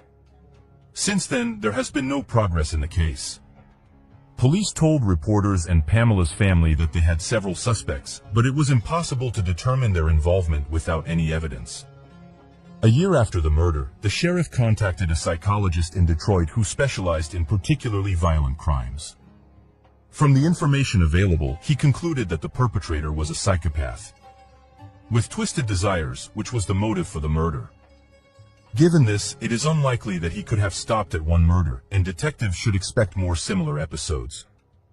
At the same time, the expert suggested that this man was capable of easily hiding his true face and leading an ordinary lifestyle. All this information did not help the sheriff much, but no other threads of the investigation he no longer saw. The man gave the psychologist the names of his suspects and asked him to assess which of them could commit such a crime. But the expert could not draw such conclusions without additional evidence. Pamela was not buried until 7 years after the murder on June 14, 1975. In all that time, investigators never found her other remains, nor did they come any closer to catching the perpetrator. They continued to consider all sorts of possibilities. Once the detectives even turned to clairvoyance, but the result was quite expected. 15 years after the 1983 murder, something interesting happened. The landlord of the apartment Pamela and Mary had rented was found guilty of murdering his wife. In 1968, a man named Brooke Atlas lived on the first floor, directly below their apartment. He had been on the list of possible suspects since the early days, but a complete lack of evidence prevented any conclusions about his involvement. He later married and moved into a private home with his wife. In 1983, their home burned down and experts were quick to determine that it was arson. Moreover, the body of Ellis's wife was found in the house, but the cause of her death was not fire. The pathologist determined that she had been killed by strangulation. Investigators assumed that the man decided to get rid of his wife and house because of financial problems. Shortly before, he had declared bankruptcy, and the loss of his insured home could have resulted in a hefty payout from the insurance company, but instead he received a life sentence for murder without parole and an additional 20 years for arson. We're interested in this episode. Atlas, who lived literally a foot away from the victim, had the opportunity to kill her. The man could have used a spare key, and over the months of living near the young woman, he may have well learned their work schedules. Detectives talked to Atlas, but he denied all allegations. Given that there was not a single piece of evidence against him, the cops had no choice but to accept it and hope that sooner or later new leads would emerge in the case. In the 38 years that followed, no progress was made. Pamela's parents passed away without learning the truth. And of her closest relatives, she had only a younger brother. He had given up hope of finding out what had happened to his sister. But in 2021, the case was given another chance. It was turned over to the Unsolved Homicide Squad. The new detectives decided to reopen the investigation. Pamela's murder was not typical of such units. They usually reopened old cases where the perpetrator left his DNA behind, but because of the lack of analytical tools in those years, it was impossible to use that to catch the killer. In Pamela's case, there was no evidence at all, and the detectives could only hope for luck. They studied all the materials left by their predecessors, including a list of possible suspects. Brooke Atlas stood out clearly since he had already been in prison for the murder of his wife. The man was 79 years old at the time and was still serving his sentence. Investigators realized that proving his guilt after 53 years would be very difficult. And the man was unlikely to live to see sentencing. Not only could the trial drag on for years without a single piece of evidence, but no judge would even consider such a case. So the detectives decided to take a very unusual approach to the matter. They went to Atlas in prison and offered him a confession to Pamela's murder. In exchange, they guaranteed him that he would receive no additional punishment for it. Such moves on the part of law enforcement are quite rare, especially when it comes to a brutal murder. But in this particular case, they knew they had only two options. Wait until they got their hands on some new evidence, which was highly unlikely, or get a confession. And given Atlas's age, the second option could disappear at any moment. Besides, Pamela's only living close relative was her brother, who was also of advanced age. The detectives wanted him to know the truth, told him about the possibility of such a deal, and the man agreed. The investigators brought their offer to Atlas and waited. To their surprise, it worked. The perpetrator said he was ready to confess, but the detectives were in no hurry to rejoice. They needed to make sure that the man was really involved in the murder, rather than taking the blame for someone else's crime. They spent many hours questioning him about the details of the murder, Atlas confessing that he had planned Pamela's murder in advance. After waiting for her sister to go to work, he went up to their apartment and rang the bell. When Pamela opened the door, he told her there was a leak in one of the pipes in her apartment and urgent repairs needed to be made. Pamela let the man in without a shadow of a doubt. Once in the apartment, he attacked her and strangled her, then took her body back to his apartment and abused her. This was the main motive for what he did. Atlas then placed her in a barrel and took her to the warehouse of the small airport where he worked as a flight instructor. That very day, a few hours after the murder, the man was quietly conducting a few lessons with his students. The barrel stood in the warehouse for several days, after which Atlas took it to the banks of the Missouri River, separated the body and dumped it in the water.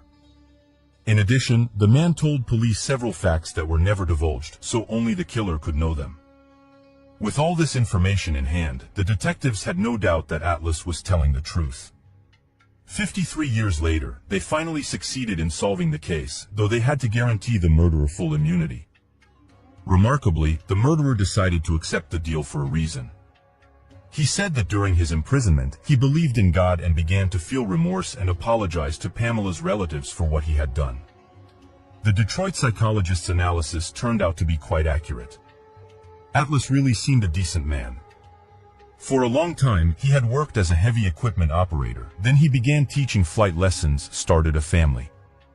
Only after the murder of his wife, his true nature became clear. The victim's brother thanked the investigators for bringing the case to an end. The man understood that a conviction and an additional life sentence for Atlas wouldn't have changed anything. And thanks to the detectives, the case was over. Share your opinion in the comments and don't forget to like this video if you liked it. A woman was found dead in her own apartment, but the police couldn't find any clues. When the case became known throughout the city, they received a tip from a witness that turned the investigation upside down and ultimately led to the truth. As a result, the case became one of the most discussed in the country, as no one could have expected such horror. Shauna T. Fay was born on March 13, 1966 in Salt Lake City, USA. She was a cheerful and energetic woman, a member of the school cheerleading team, and had many friends. After completing her education, Shauna worked for some time in her home state, but at the age of 29, she decided to move to Las Vegas. She liked the vibrant pace of the city, which offered many more opportunities to earn money. After moving, Shauna worked as a cosmetic salesperson in several elite firms, but in 2001 she decided to become a waitress at the Palms Casino. At that time, the establishment had just opened, but it quickly became one of the most popular casinos in Vegas. It was at this job that Shauna met her future husband, George. Before we continue, I have a small request for you. We've created a new channel where we upload content related to old, historical ruins and interesting events. So, if you're interested, kindly subscribe to my channel, Decoverize, for daily interesting videos and show some love in the comments. I'll read every one of your comments. The link is in the description. He often visited the casino and a romance quickly developed between them. A year after they met, the couple had a daughter, Madison. A few years later, they officially got married. It seemed that this family had a happy and carefree future ahead of them. George worked as a firefighter, paid a lot of attention to his wife and daughter, and always took care of them. Shauna worked at the casino, earning quite decent money there, but in 2008 their relationship began to deteriorate. Due to the financial crisis, George lost a considerable portion of his savings, which were invested in real estate. On this basis, he became nervous and irritable, increasingly venting his anger on his wife and daughter. Eventually, the woman decided that they should live separately for some time and moved into her own apartment.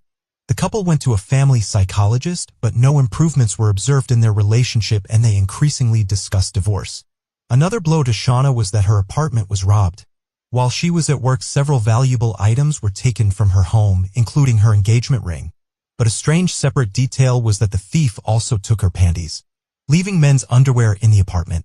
The woman reported the incident to the police, but they could not identify the perpetrator. On the morning of September 29, 2012, 3 weeks after the incident, George picked up his daughter from her grandmother and went to Shauna's apartment to retrieve some of the girl's belongings. They continued to share custody of their daughter, and she was supposed to spend a few days with him. As they approached the apartment, they saw that the garage door was open. When they entered the apartment, they were met with a gruesome sight. Shauna was lying on the floor, blood everywhere. Her 8-year-old daughter witnessed a horrific scene. George immediately called the police and reported what had happened. The 911 operator asked them to go outside with the woman and wait for the officers. Investigators began to study the crime scene and determined that Shauna was likely attacked near the stairs on the second floor of the apartment. The house was in complete chaos. Many things were scattered and broken, indicating a struggle between the victim and the perpetrator. Medical experts found serious injuries on Shauna's body and initially thought that her death may have been caused by a gunshot wound. However, they soon realized that all these injuries were inflicted by a heavy blunt object, most likely a hammer. After interviewing neighbors, the police received 2 leads between 3:30 and 4 o'clock a.m. One of the residents in the same building heard some noise from the woman's apartment. He didn't pay much attention to it because he knew that Shauna was coming home from work at that time. Another neighbor found her phone, documents, and cosmetics on a nearby street, which indicated that the perpetrator either intentionally threw them away while fleeing the apartment or accidentally dropped them.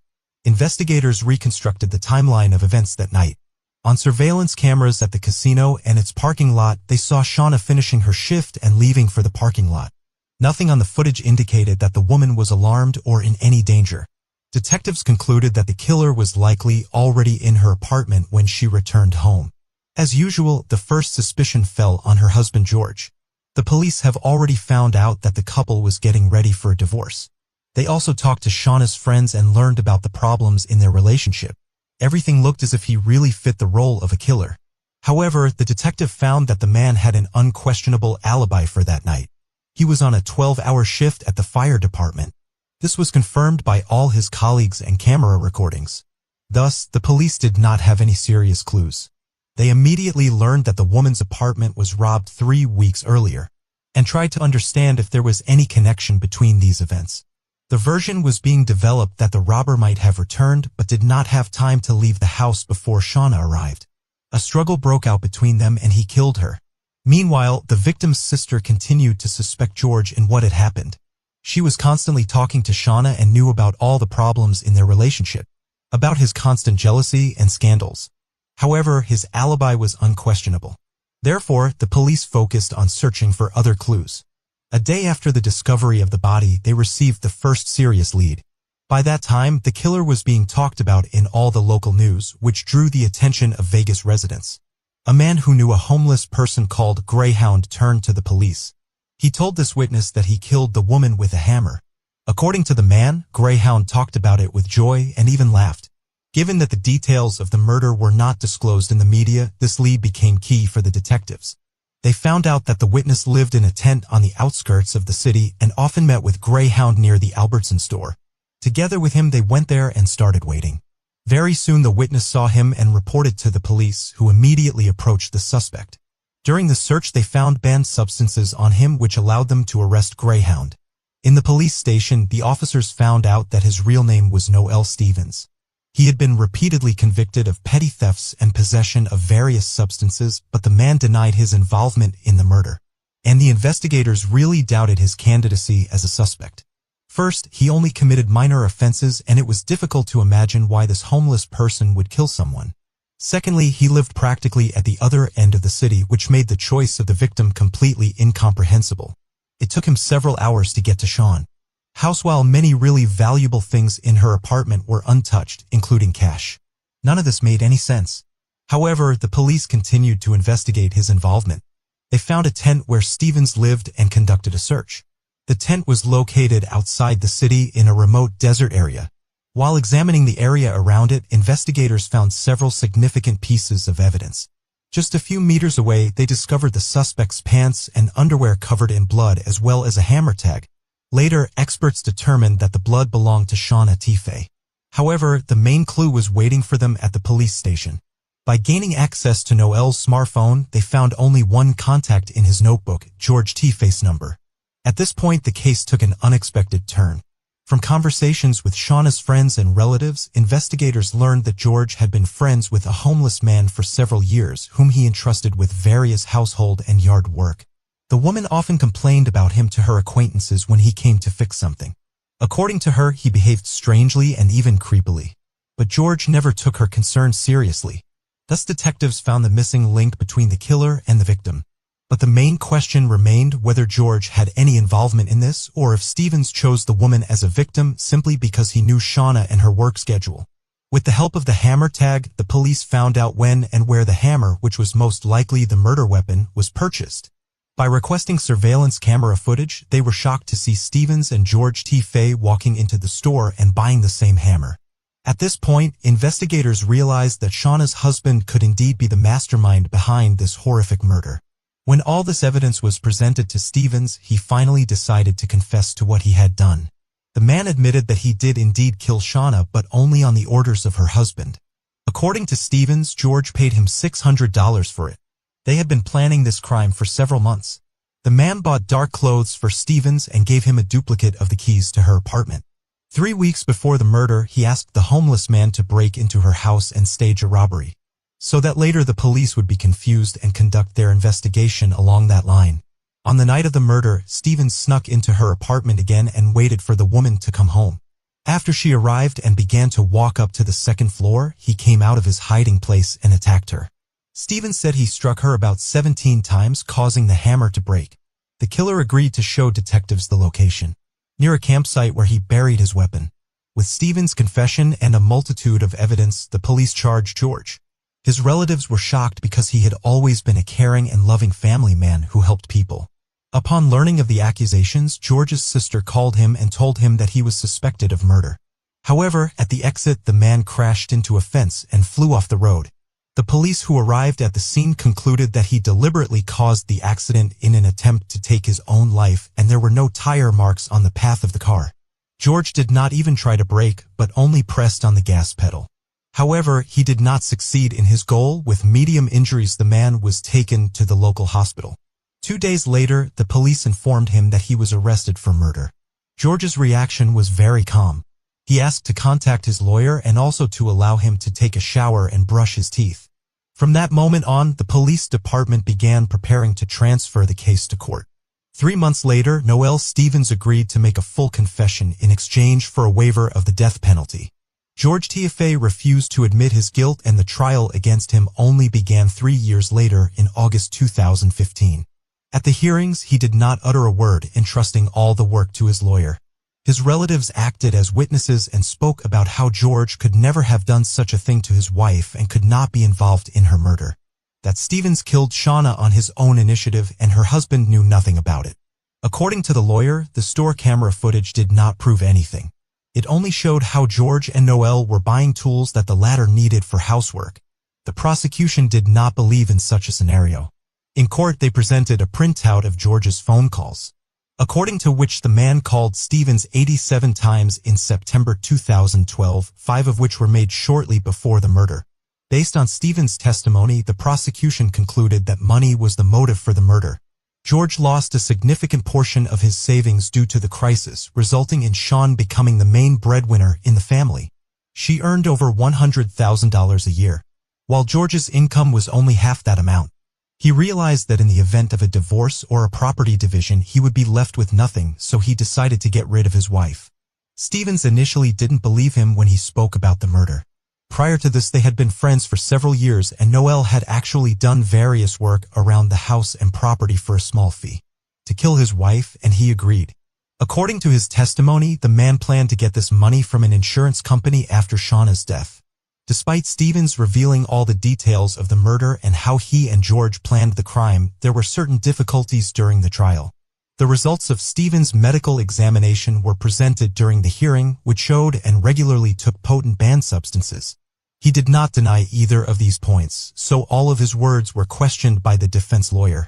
Because of this, neither side was sure of the outcome when the jurors began to deliberate. It took them 3 days. In the end, George T. Fay was found guilty of conspiring to commit murder. When the judge pronounced these words, George showed no emotion. He was sentenced to life in prison with an additional 81 years for the remaining charges, including conspiracy to break into a home and robbery. Soon after the verdict, George filed a 107-page appeal in which he confessed to the crime in the third person. He wrote that prescription drugs had clouded his mind, causing him to be unable to distinguish between good and evil. All of this led him to believe that killing his wife would be the only way to protect their child. George revealed that he had suffered a serious injury several years before the murder, but the court did not appoint a psychological examination for him. Despite this, in 2017, the court rejected his appeal because there was no reason to doubt that his mental state prevented him from clearly understanding what was happening. Since George's arrest, their daughter has been living with her maternal grandmother and has been actively helped by her sister Shauna. At one point, this girl lost both of her parents and learned what a monster her father was. He deliberately took her to the apartment, knowing in advance what she would see. Obviously, he did this to provide a more reliable alibi without caring about the consequences for his child's mental health. As for Stevens, he received a 42-year prison sentence. Considering that this man spent most of his life on the streets, it would be foolish to consider such a sentence as punishment. Share your opinion on this story in the comments and don't forget to like the video. A girl stayed overnight at her friend's house and disappeared without a trace in the morning. The bedroom window was wide open and all her belongings were left in the room. Police began searching for her, but none of them suspected the dark secrets they would soon uncover in the small town. She grew up in a large and friendly family with several brothers and sisters. Later, they moved with their parents to Spring Hill, Florida, where Amanda attended the local middle school. She was passionate about dancing, writing poetry, playing multiple musical instruments, and was a very positive child. During school vacations, Amanda always went to her grandparents' house in a small town called White Cloud. She loved spending time there as she had many friends in the town. White Cloud was a quiet and peaceful place with a population of only 1,400 people. Most of its residents knew each other, children played without supervision, and no one worried about their safety. In 2004, when she was only 13 years old, Amanda finished the 7th grade of middle school and went to White Cloud for the whole summer.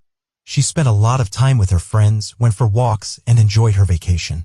On June 20th, Amanda stayed overnight at her best friend's house. They talked, had fun, and went to bed late at night.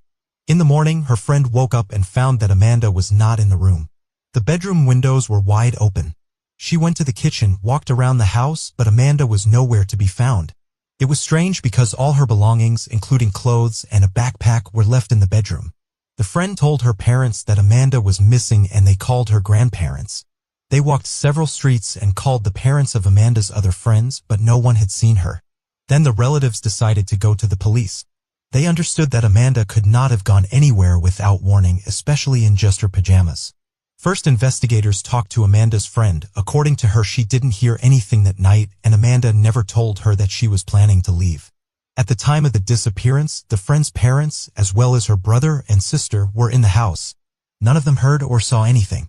Police tried to find witnesses who lived near the house, but they also hit a dead end. On that night, no residents noticed anything strange. On the first day of the investigation, the investigators concluded that the girl, with a high probability, had left home on her own initiative and run away. They argued that they found no signs of struggle in the house and that 5 people did not hear anything. It was difficult to imagine a scenario in which Amanda could have been abducted without waking up her friend who was sleeping just a meter away. This version caused outrage among Amanda's relatives. They insisted that the girl had no problems at home and was happy to spend the entire summer in White Cloud. In addition, they pointed out that the girl left all her things, including clothes, in her friend's room. According to the police's version, she decided to run away in just her pajamas. When the news of Amanda's disappearance spread throughout the district, the police received several calls from people saying they had seen a similar girl in different places.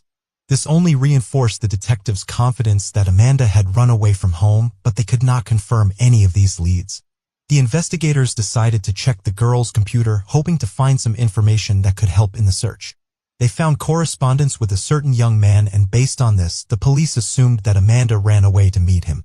However, there were discrepancies.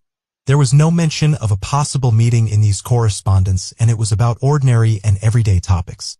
Nevertheless, the investigators considered this enough to once again convince themselves of their correctness.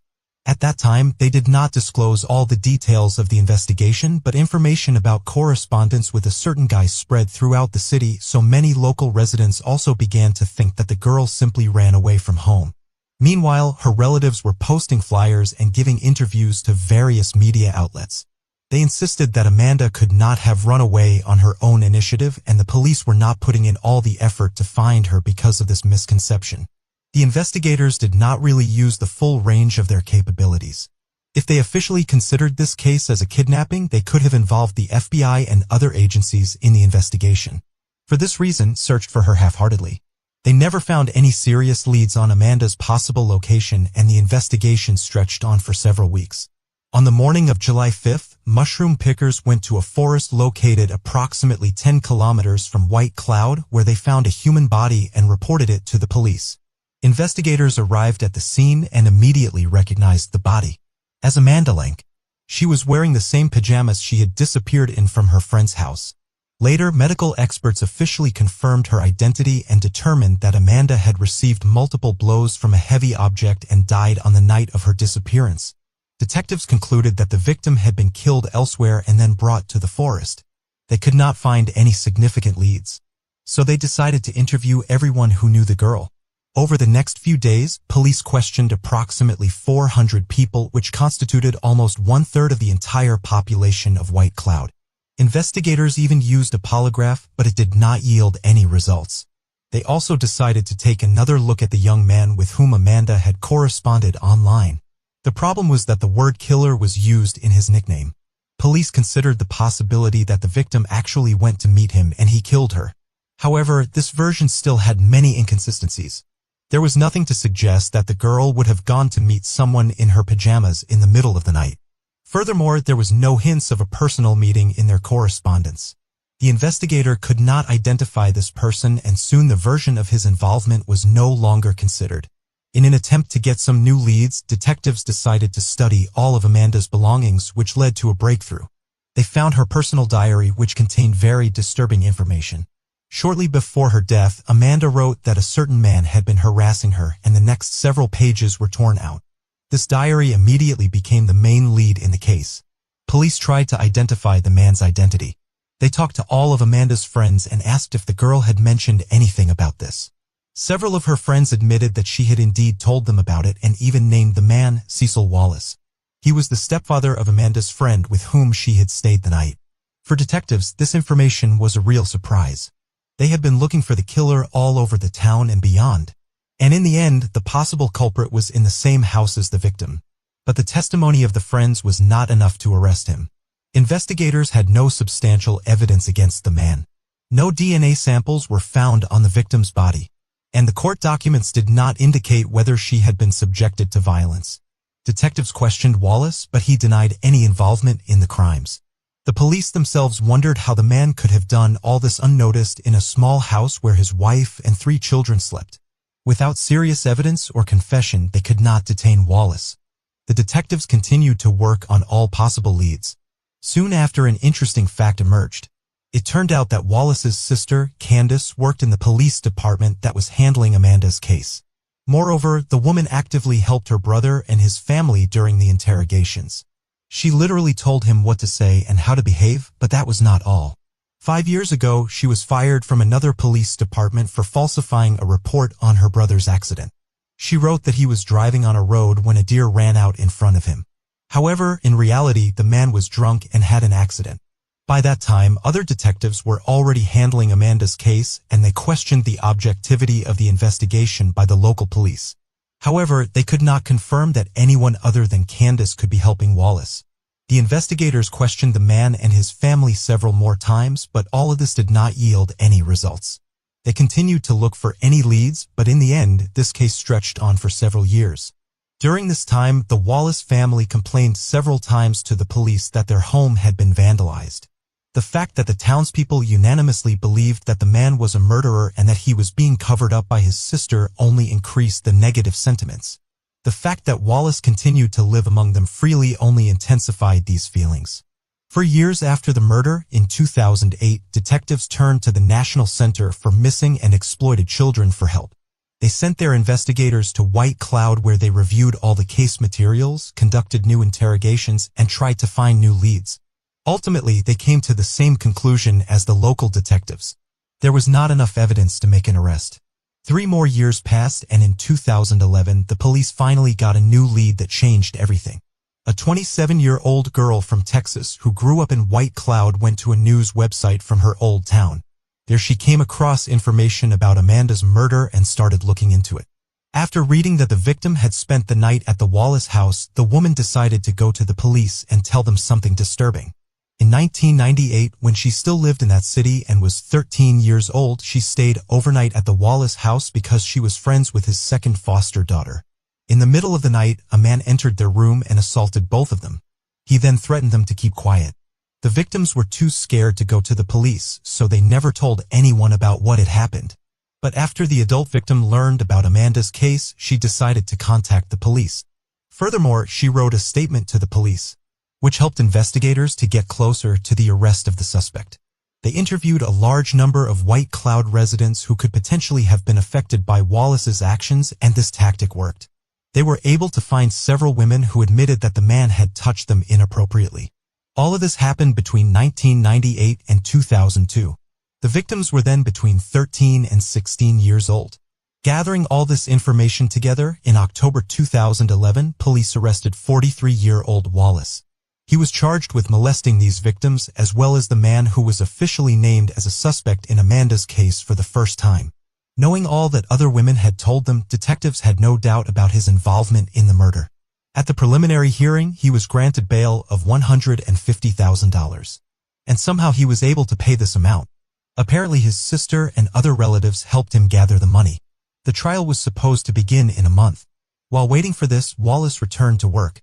The local residents were unhappy that he had been released on bail. They repeatedly protested outside the company's office demanding that this man be fired. On November 10th, on the day of the first court hearing, an unexpected turn occurred. Wallace did not show up at the appointed time, and the police immediately declared him wanted. A few hours later, they managed to find his car in the woods near the city. The man was there too. The only thing was that he had taken his own life.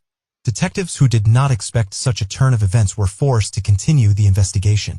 After the suspect's death, they could only rely on significant evidence that could link him to Amanda's death. They obtained a search warrant for his home, trying to find anything related to her murder. The police examined every corner, tore down some walls, and removed floorboards, but they could not find any serious evidence. Afterwards, they shifted their focus to the suspect's sister, Candace. Detectives were certain that she was covering up for her brother and wanted to find out if she knew that he had killed Amanda. After gathering the necessary evidence, Candace was arrested in August 2012. She was charged with intentionally misleading the investigation, but that was only the beginning. During the investigation, detectives found out that Candace had been covering up for her brother during the times when he was dealing in illegal substances. Furthermore, she taught him how to not leave any evidence at the crime scenes. She showed him how to properly wipe his fingerprints off surfaces so that experts couldn't lift them. Candace also advised him to always carry a cigarette with someone else's DNA on it so that if necessary, he could plant it at the crime scene. Detectives also concluded that at least 9 people knew about Wallace's crimes but remained silent. All of them were members of his family. The police were unable to prove their guilt. The investigation into Candace's involvement continued for 2 years until 2014 when she made a deal with the police. She admitted to lying to the investigators, and in exchange, 2 other charges were dropped. The issue was that Wallace's sister could not provide consulting services on a case that she was working on as a police officer.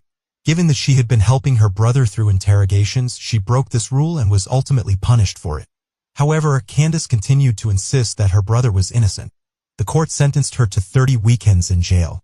This is a dubious practice where the convict is only required to be in the jail building for 2 days a week and can freely roam during the rest of the time. Such sentences serve as a kind of half measure, and if a person has committed a minor offense, they can be given several weekends in jail. This way they receive a punishment, but it does not strongly affect their life. The convicted person can continue to go to work and spend time with their family. Of course, Amanda's relatives were extremely dissatisfied with this decision. They, like the detectives, were sure that Candace had helped her brother avoid punishment, but proving it 100% was not possible. Therefore, she got off with such a minor punishment. The Amanda's family was forced to go through yet another trial. In 2004, medical experts only handed over part of her remains to them so they could hold a funeral. The rest was to be kept by detectives during the investigation, but after Wallace's death, a decision was made to hand over these remains to the relatives. In 2013, the girl's family had to exhume her remains to bury Amanda again. Her mother still hopes that investigators will find any evidence that will prove Wallace's guilt. She also tries to achieve changes in the legislation to change the police approach to searching for missing children. The woman insists that investigators should not conduct an investigation based on their subjective assessments and consider the disappearance as a voluntary escape from home. Thus, there is almost no doubt that Wallace killed Amanda. But what was his motive? Considering that there is no information in the court documents, well, whether the victim was subjected to violence, two assumptions can be made. He probably did assault her but did not leave his biological material. So the investigation decided not to reveal this fact since it was unnecessary. Detectives could also keep this information secret for the sake of the investigation, hoping that the criminal would reveal facts that had never been told. His past crimes also speak in favor of Wallace being the killer. He assaulted at least 3 victims using the same scheme. All of them stayed at his house overnight. The question remains, why did he kill Amanda? Perhaps he planned to intimidate her like the others, but the girl threatened to tell the truth to everyone, or she tried to run away from him and then he panicked. Something else in this case is very alarming. Detectives suggested that all of Wallace's relatives who were in the house on the night of the murder knew about this crime and even helped the man hide it. In addition to Amanda, his wife, son, and daughter were there. This could explain how he managed to attack the victim without waking any of his relatives. In any case, even without a final verdict from the court, Wallace will no longer be able to harm anyone. The fact that he settled the score with his life before the trial once again speaks in favor of his guilt, even though he took the details of this crime to the grave. Share your opinion in the comments and don't forget to like this video if you liked it. The student disappeared on her way to the dormitory, and at first the police thought that the solution was right in front of them. However, with each passing day of the investigation, they became more convinced that there were many tangled moments in this case, and it was only by chance in the end that the truth was uncovered. Amy Blunt was born on October 1, 1969 in Homestead, Florida. She grew up in a loving family and had many friends, largely due to her cheerful and kind nature. When she was 14 years old, her father passed away. Despite this painful loss, Amy found the strength to maintain a positive outlook on life. After high school, she enrolled at Flagler College located in St. Augustine, near Jacksonville. Although it was home to only 13,000 people, it was the oldest city in the USA. It was founded by Spanish explorers, so many architectural elements still differ dramatically from the familiar American things. Amy loved studying at college, and in 3 years she made many friends there. By that time, she was 21 years old and had only a little left before graduation. On November 6, 1990, her friend Kim came to St. Augustine. They decided to go to a local bar popular among students. Amy's roommate and best friend, Kelly, also went with them. The young women had a great time enjoying the long-awaited meeting. At some point, their mutual acquaintance, Sean Nolan, joined them. He and Amy had mutual sympathy, but they were not in a relationship. In the evening, Kelly said that she felt sick and went back to the dorm, and a little later, Kim also left, leaving Sean and Amy alone. The next morning, the young women had to go to classes. However, when Kelly woke up, she found that Amy's bedroom door was wide open and she was not there. It seemed strange to her, but she decided that she would see Amy in class. However, the young woman never showed up. Kelly and Kim were worried about her absence and decided to talk to Sean, who stayed with her at the bar the night before. The guy worked at a place near the college, and the young women went to see him. His story seemed strange to them at first. He said that he had a strong hangover and it was difficult for him to remember the chronology of that night. After gathering his thoughts, he finally told them that after the bar he and Amy went towards the beach to take a walk. But soon they decided to go home. The guy called a taxi from the nearest payphone, and while they were waiting for the car, he and Amy had an argument. In the end, she went on foot to the dorm, which was only a few minutes away. Kelly was upset that the guy left Amy alone and didn't walk her to her dorm. At the same time, she became even more worried. Amy had nowhere else to go but the dorm, but she never showed up in her room. Her friend was afraid that something bad had happened to her and began to seriously suspect Sean. His strange behavior only heightened her anxiety. It seemed like the guy was not at all worried that Amy had disappeared. Kelly decided to continue her search and went to the university campus, asking all her acquaintances if they had seen Amy. The answer was the same. No one had met her that day and no one knew where she could be. At around 6 p.m., her friend decided to call the police. She informed investigators about the young woman's disappearance, and they began to check the information. They called all local hospitals, but no one resembling Amy had been admitted. The taxi operators were also contacted, but none of the drivers had picked up the young woman. That night, the police could not find any evidence that Amy had been in trouble or become a victim of a crime. Moreover, at the time, the young woman was already 21 years old, so they did not officially declare her missing despite her friend's request. By that time, Kelly was 100% sure that something bad had happened to Amy. Realizing that she could not convince the police to start searching, she decided to call Amy's mother. Later, the young woman admitted that it was the hardest call of her life. The next morning, Amy's sister arrived in St. Augustine to participate in the search. The first thing they did was go to the police station where they received the same response. They couldn't start an investigation because there was no indication of a threat to life. The investigators believed that the young woman had simply left for a couple of days without warning. So the sisters, along with Kelly and other friends of the missing young woman, decided to organize their own search operation. They printed flyers with information about Amy and began posting them all over the city. Soon a local television channel came to their aid, spreading information about the young woman's disappearance. All of this led to a large number of volunteers offering to participate in the search. They split into groups and began combing both the city and the surrounding area. Volunteers searched forests, beaches, abandoned houses, but they were unable to find any clues.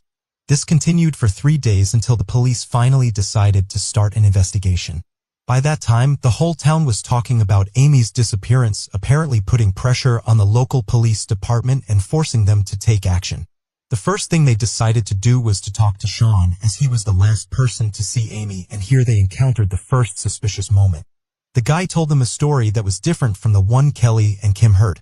Sean said that he and Amy left the bar and headed towards the beach, but on the way, they decided to split up and go home. He approached the payphone and called a taxi. But when he turned around, Amy was nowhere to be seen. After waiting for some time, he got in the taxi and went home. Investigators found the story strange. How could a young woman disappear from the street in a matter of seconds and Sean, who was standing a meter away from her, not notice? Moreover, why did he give his friends a different version of events? All of this was enough to start considering Sean as a suspect. Detectives decided to verify his story and find the taxi driver who was supposed to take him home that night, and soon they succeeded. The only problem was that his story also differed from the two versions told by Sean. The driver claimed that he did indeed pick up the young man near the phone booth. However, when he arrived at the location, Sean was sleeping on a bench and the taxi driver had to wake him up. There was no young woman present at the time. On one hand, this provided the boy with an alibi, but on the other hand, he had, for some reason, shared his version of what had happened, which only raised suspicion with the detectives. Despite this, there was no evidence against him, so the police continued to search for new leads. 10 days had passed since Amy's disappearance. During that time, there had been no activity on her bank accounts, which only confirmed that she had not left on her own initiative. By that time, the residents of St. Augustine and the police began to suspect that Amy's disappearance might be related to another series of gruesome crimes, which we have a separate video about. In August of the same year, an unknown maniac killed 5 students in the city of Gainesville, which was 120 kilometers away. People began to fear that this criminal had moved to their town and that they were all in mortal danger. Investigators contacted colleagues from Gainesville and began to compare the cases. But soon they realized that there were many inconsistencies. The Gainesville killer attacked students in their homes and left their bodies there. In Amy's case, the police didn't even know if she was still alive and what had happened to her. Furthermore, at the time of her disappearance, the police had already arrested a man who was highly likely to be the killer. Several serious pieces of evidence pointed to him. Therefore, soon the detectives stopped looking for a connection between that series of crimes and Amy's disappearance. Meanwhile, the police department offered a reward of $10,000 for any information that would help find Amy. They immediately received hundreds of tips, but most of them led nowhere. This happens in any case where authorities offer money for information. People come up with various stories, hoping to get an easy check. It was also about 6 potentially important leads. Witnesses reported seeing her in different parts of the city. Many of them added that she got into some cars. Out of all this, one call was much more interesting. A man reported seeing Amy in the city center on the night of her disappearance. A fairly old car, similar to a Chevrolet Camaro, pulled up to her. There were 2 men inside. After a brief conversation with them, Amy got into the passenger seat and they drove off. At that time, this was the most detailed lead in the hands of detectives. However, something in the witness's behavior made them suspicious. After the call, he agreed to come to the station, answered all the questions, and tried to help. But for some reason, the investigators treated him with suspicion. Detectives called it a police instinct and couldn't explain their doubts. They offered him to take a lie detector test to verify his testimony, and the man agreed. They asked him only 2 questions: whether he had anything to do with Amy's disappearance and whether he could take detectives to her. The witness answered negatively, and the polygraph operator did not detect any signs of lying. Thus, investigators understood that they finally had honest testimony that could help find Amy. The police began searching for all cars that fit the witness's description, establishing the identities of the drivers and checking their alibis for the night of the young woman's disappearance. All of this continued for several weeks, but the detective never managed to find a single potential suspect. Since then, there have been no leads in this case, but on January 1st, 2 months after Amy's disappearance, a disturbing call was made to the police. A man was walking his dog on the outskirts. At some point, his dog noticed a pile of logs with bricks and started acting strangely, barking and pulling on the leash, trying to run there. The owner decided to see what had so upset his dog and was almost speechless when he saw a skeleton hand sticking out from under the pile. He immediately called the police, and investigators began to extract the body. Due to the high degree of decomposition, they were unable to quickly establish her identity, but one detail immediately caught their attention. The body was wearing a green shirt, just like Amy Blunt on the night she disappeared. The body was wrapped in a sheet. Medical experts conducted a more detailed analysis and concluded that the deceased was a young woman. She had received 5 sharp object wounds indicated by cuts on her shirt.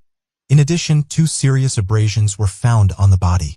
Investigators suspected that the victim was Amy, so they immediately sent her dental records to experts, who soon confirmed that it was indeed her. Friends and relatives of the young woman were devastated by the news. They had hoped until the very end that Amy would return to them unharmed.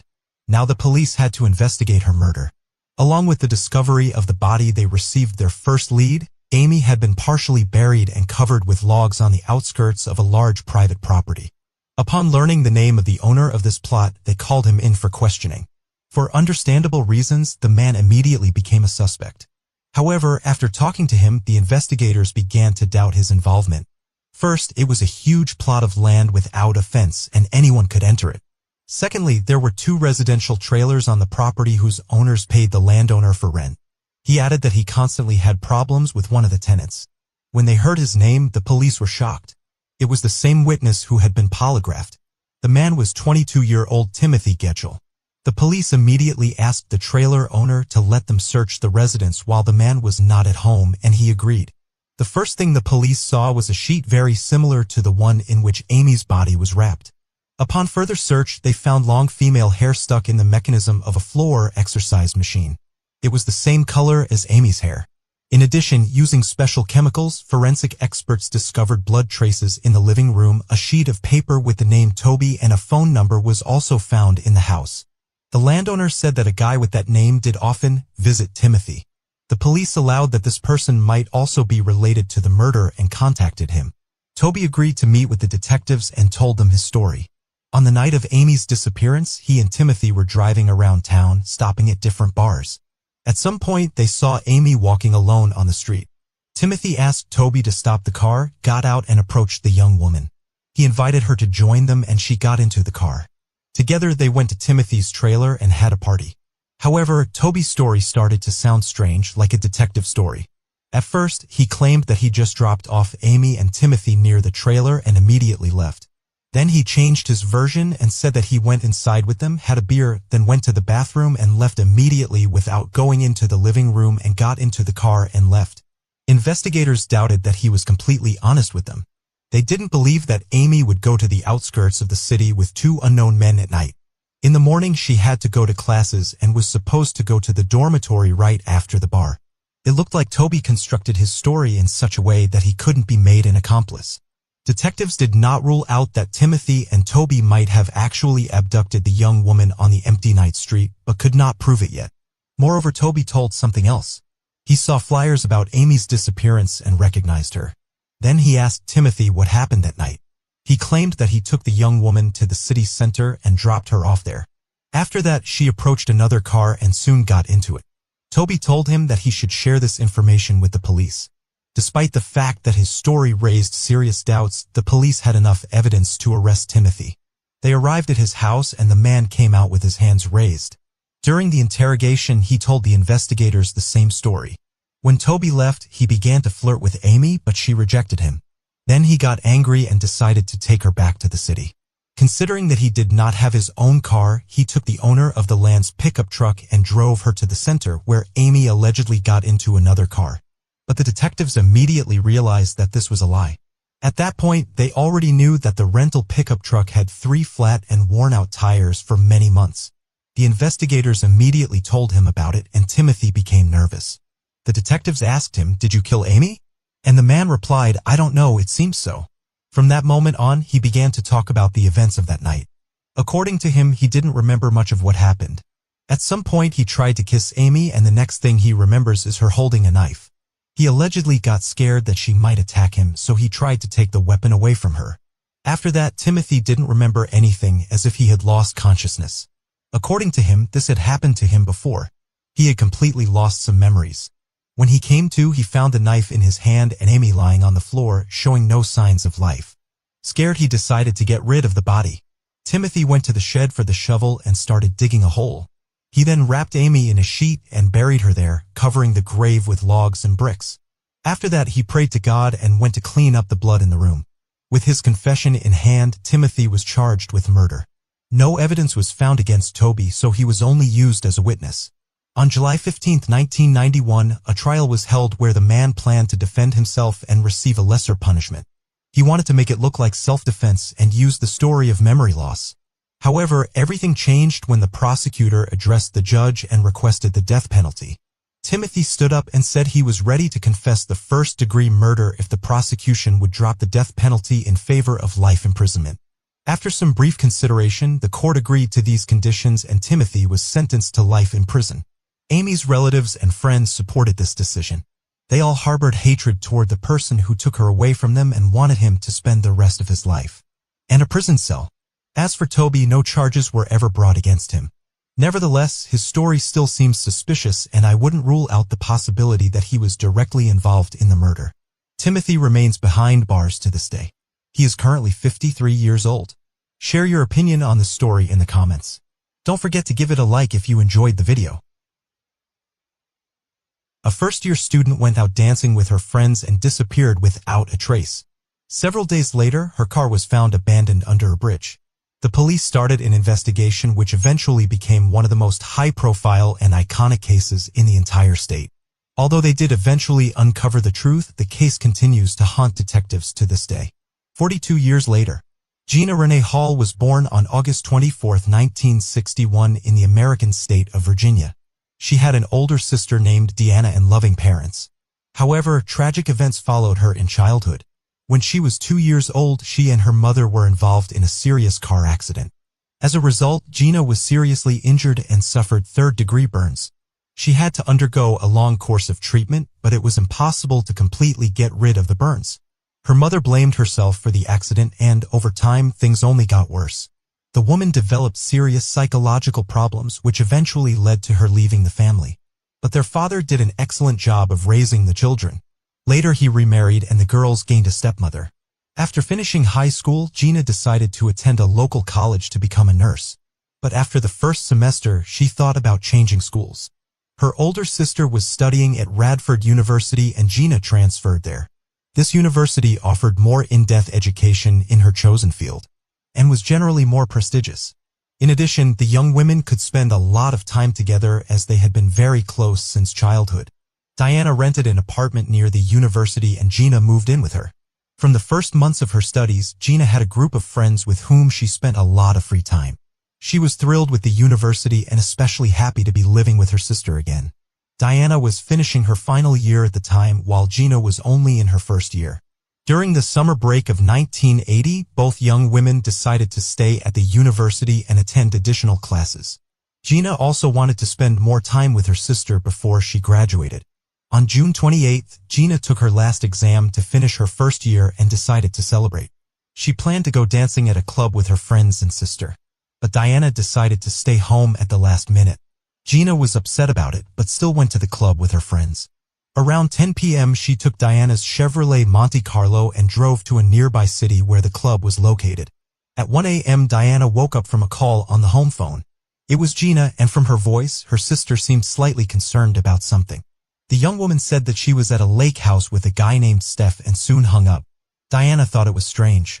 At 18, Gina had never been involved with boys. Throughout her life, the young woman had complexes due to burns covering a significant part of her body, so she always avoided relationships with the absent sex. Diana thought her sister had gone there with other friends and did not attach much importance to it. The young woman woke up at around 6 a.m. and immediately went to her sister's room, but she was not there. The car was also missing from their parking spot. Diana began to worry seriously because Gina should have already returned home. At around 7:30 a.m. an old friend of Gina's came to their apartment. He served in the army and returned home for a few days to see his friends and family. He and Gina agreed to meet this morning. Diana became even more worried. Her sister was a responsible and punctual person, and she could not imagine her setting up a meeting with someone close and not showing up. Diana called several Gina's friends with whom she was with that evening, but none of them saw the girl after the club. Then, with this young man from the army, they decided that Gina could have had an accident or someone kidnapped her. They got in the car and drove to the lake, inspecting the surrounding areas around the roads for the Chevrolet Monte Carlo. This task was complicated by the fact that they did not even roughly know which house Gina was in that night. After driving for several hours on different routes, they returned home and Diana decided to contact the police. As usual in those days, the police were in no hurry to accept reports of a missing person. Gina was 18, so the operator advised waiting until the next day to file a report. In the evening, Diana also called her father and reported her sister missing. The man arrived the next morning and they again turned to the police. This time the report was accepted, but they still did not rush to conduct the full-scale search. The police still thought that the young woman had just gone out and no danger threatened her. Then Diana, her father, and some of Gina's friends decided to go on their own search again. This time they were met with an alarming discovery. Driving near the bridge on the edge of Radford, they saw Diana's car next to the railway viaduct. The trunk was open and the doors were unlocked. The first thing Diana noticed was that the driver's seat was pushed all the way back, which seemed very strange to her. Gina was just over 150 centimeters tall, and she always had to move the driver's seat as close to the steering wheel as possible. Physically, Gina wouldn't be able to drive with the seat pushed all the way back, which led everyone to a very alarming thought. Someone else must have been behind the wheel. In addition, inside the car, relatives noticed several broken handles and a resembling blood was visible on the trunk lid. They reported their findings to the police, and detectives examined the car more thoroughly. Hairs were found inside that matched Gina's hair color and length. Near the location of the car, they also found one of Gina's shoes and a blue towel. In 1980, DNA analysis was not yet practiced, so the police could not determine whose blood was on the trunk door. The detectives finally started to properly investigate the case because they believed that Gina was dead. However, at the same time, a mass shooting occurred nearby and most of the police were transferred to that case. As a result, a simple road patrolman with no experience in such matters was appointed as the lead detective. Soon after the car was found, another interesting fact emerged. Saw the car while driving by. The first noticed it around 5 a.m. on the night of Gina's disappearance. Despite the car being parked with an open trunk, he did not suspect anything and thought the car belonged to a fisherman. They really liked to park in that spot because it was close to the riverbank. The second police officer drove by a few hours later. He did not approach the car, but only ran its plates over the radio. Hearing that the car was not in the system as stolen, the officer left. The lead detective spoke with Diana and learned that Gina called her at 1 a.m. and said she was at a house by the lake. At the time, they did not know which exact house she was referring to or whose staff was. Therefore, the officers went there and knocked on every door. Unfortunately, this did not yield any results. Most of the houses were only used on weekends and the residents of the others did not see Gina. Meanwhile, divers began inspecting the river next to where Gina's car was found. It looked as though an unknown person had killed Gina, brought her to the river, and dumped her in the water. However, the divers encountered strong currents and almost zero visibility underwater, leading them to speculate that if Gina's body was thrown into the water more than a day ago, it could have been carried far away. Meanwhile, Gina's father and sister held on to hope that she would be found alive. They didn't rely solely on the police and went to the local radio station to report her disappearance, hoping that someone in the community might have information or be a witness. The detectives focused on finding the Stephen who was with Gina in the house by the lake. He planned to question all of her friends who were at the club, but before he could do so, Stephen himself called the police station and showed up for questioning. He turned out to be 28-year-old Stephen Epperly. Stephen explained that Bill, one of Gina's friends and a member of their group, invited him to the club that evening. They danced and had a good time, and then Stephen suggested going to Bill's parents' house by the lake. Bill's parents were away for a few weeks and asked their son to look after the house. Gina agreed and they drove to the house in her car. Stephen drove, and after arriving at the house, Gina called her sister. Then she and Stephen went swimming in the lake. When they returned to the house, Stephen tried to kiss her, but Gina refused, saying that she wasn't ready because they had only met a few hours earlier. They spent more time in the house before leaving at around 4 a.m. Gina drove Stephen to his house and then went home. When Stephen heard about Gina's disappearance on the radio, he decided to go to the police station and tell them about that night. The detective asked Stephen to show him the house by the lake, and they went there together. On the way, the detective tried to get as much information as possible from Stephen about that evening, to understand what might have happened to Gina. Stephen recalled that she had planned to meet an old friend who had just returned from the army that morning. He also remembered that shortly before they left the house, Bill and his girlfriend arrived. The four of them talked briefly before Stephen and Gina left. The detective also questioned Gina's other friends, who confirmed Stephen's story that she left the club with him after midnight. Bill told the detective that Steph approached him in the club and asked for the keys. Bill's friend warned him that Steph was planning to come to the house later with his girlfriend, and Steph left. However, something interesting happened next. The detectives asked Bill if he saw Gina when he arrived at the house, and Bill denied it.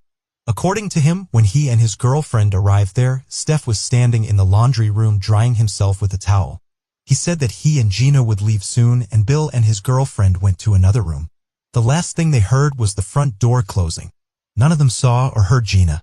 The detective found this strange, as Steph had mentioned that Gina was talking to Bill and his girlfriend, but Bill denied it. The detectives found nothing serious there, only a few traffic fines.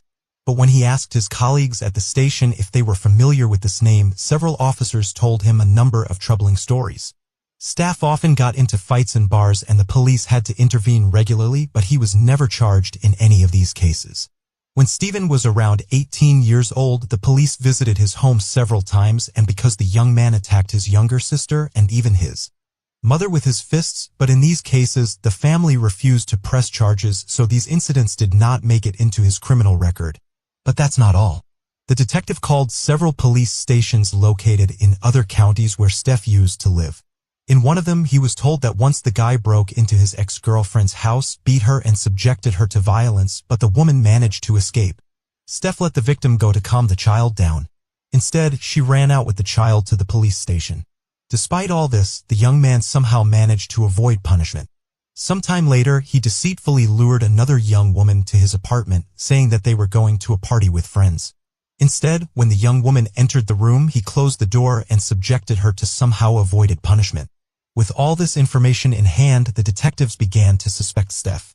The police went to the house by the lake to conduct a search, where they found several disturbing discoveries. When Bill spoke with the investigator, he said he did not notice anything strange in the house after Gina's disappearance. But as soon as the forensic team arrived, they found many troubling signs of heinous crime. There was a large blood stain on the living room floor that had clearly been attempted to be cleaned. Bloodstains were also found throughout the house, including on the refrigerator door, a dustpan, some shoes, and so on. In addition, the broken ankle bracelet Gina always wore was found in the house. Bill and his parents noticed the disappearance of several items from the house, two blue, one of which the police found next to Gina's car, a bath mat, and a large number of paper towels. But the most interesting thing was that almost all of the cleaning supplies had disappeared from the house, which had previously been well stocked with them. The police found an empty bottle of bleach in the garbage container, along with a long hair of the same color as Gina's. Experts examined blood samples from the house. DNA analysis was still unavailable at that time, but they matched Gina's blood group. Learning all this, Bill shared additional information with investigators. He told them that he heard about Gina's disappearance on the radio and immediately thought that Steph might be involved. In addition to being with her that night, all their friends knew about his criminal tendencies and aggressive behavior. Bill went to Steph's workplace and started asking him about that evening. Steph insisted that he had nothing to do with the young woman's disappearance. But then something interesting happened. When Bill asked him to contact the police, Steph agreed but asked his friend not to tell anyone that he was with Gina that night. He also wondered how many people saw him leave the club with her. Bill also told something else about that night. When Gina left the club with Steph, she looked confused, apparently thinking that all her friends were going to the house by the lake and was in disarray. The next day, Bill and his friends had a barbecue in that house. None of them knew about Gina's disappearance at that time. While they were sitting outside, Steph volunteered to make drinks for everyone and went into the house. He spent a lot of time in there. And when he finally returned, he explained that he couldn't find the bottle opener. The detective thought that, in fact, Steve had been trying to clean up the bloodstains all this time since he hadn't been able to do it completely at night. Despite no direct evidence linking Steph to the crime, the detectives no longer doubted that he was the one behind the murder. According to his version, that evening at the club, he invited Gina to the lake and said that the other friends were also going there. In the house, he tried to kiss her, but the young woman refused, and then the man attacked her, subjected her to violence, killed her, and hid the body somewhere in the house. After that, for several hours, he tried to clean the blood and erase the traces of the struggle. When Bill came to the house with his girlfriend, Steph waited until they went into the room and moved Gina's body to the trunk of her own car. Then he drove her to the river, threw her into, and left the car there. The man did not even think to move the driver's seat closer to the steering wheel as it was originally installed. The big problem remained in the story. Gina's body was still not found.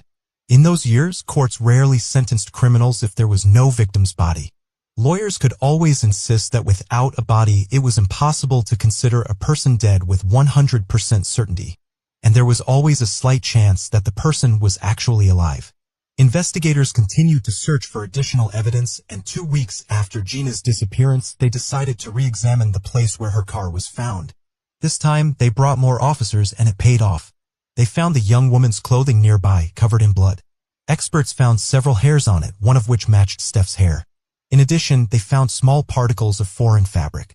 After conducting a series of necessary analysis, they determined that these particles completely matched the carpet in the house by the lake. In addition to the clothes, they found a second towel missing from the house. However, the police admitted that all these things were thrown by the killer after the car was found. As this particular place had already been inspected that day, the detectives did not stop there. In an attempt to obtain more evidence, he contacted a dog handler and he came with his search dog to the place where the car was found. Then something that shocked all the present officers happened. The dog took the trail and headed across the river on a bridge. Then it walked through the streets of Radford, almost circling the entire city, when suddenly the dog approached one of the houses, climbed onto the porch and gave the signal to the dog handler. It was a house where Stephen Epperly and his relatives lived. Even the dog handler did not expect such a result. He did not know whose theft was and what he was suspected of. The detective had hoped at best that the dog would lead them to some additional evidence or a body, but in the end the dog led them to the porch of a possible suspect. Later that day, Steph was called in for questioning with the use of a polygraph. He continued to deny his guilt, but the polygraph operator repeatedly detected that he was lying. After the questioning, the investigators told him that their trained dog had just led them to his home.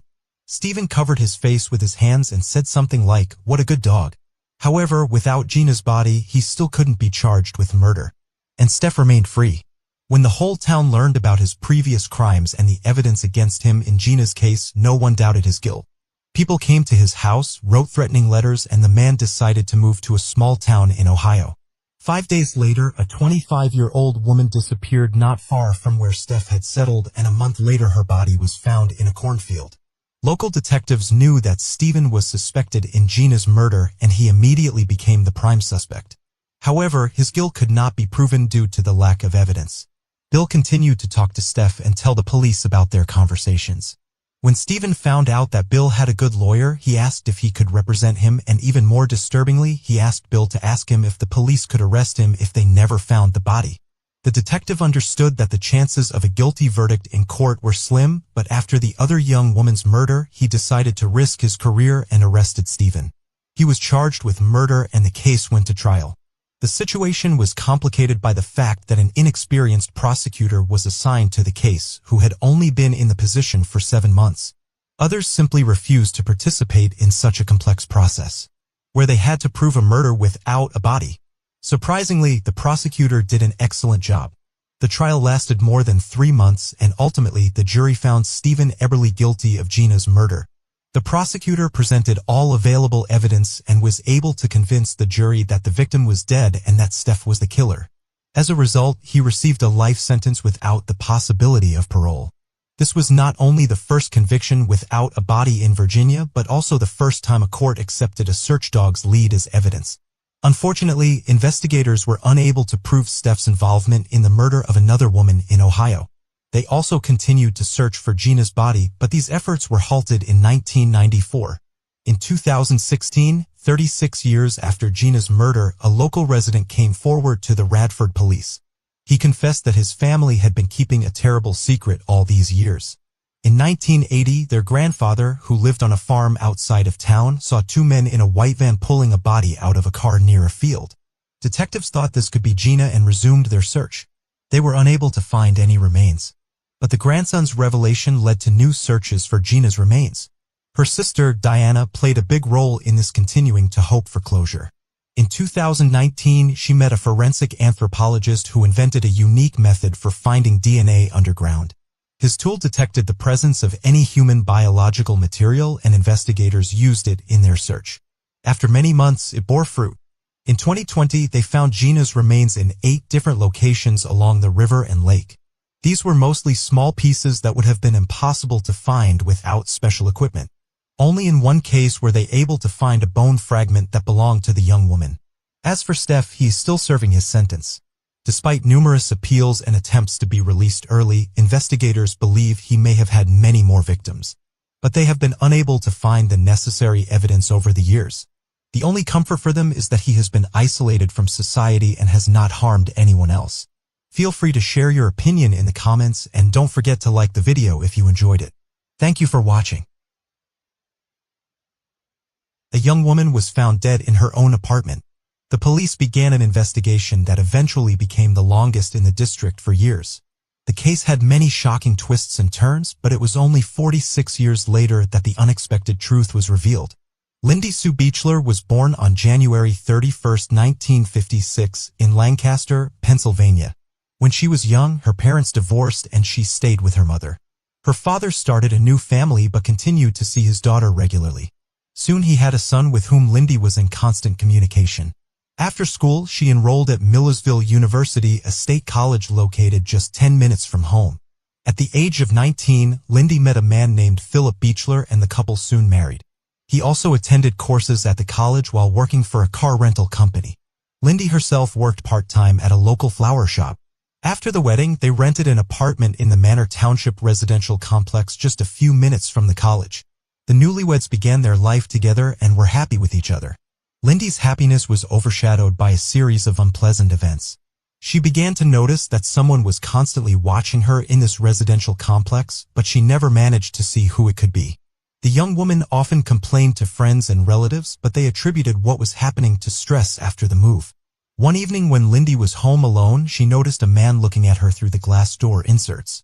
The apartment was on the first floor and her husband was at work at the time. The man immediately disappeared, leaving Lindy terrified. Since then, the young woman was afraid to be alone at home, but due to Philip's evening schedule, she often had to be alone until it was dark. Lindy was constantly stressed, and any incident could bring her to panic. Soon after this event, she spent time with her brother and his family at their home. When they heard the sound of breaking glass from the second floor, it turned out that a wall mirror had fallen to the floor and shattered. The young woman was so scared that she started shaking.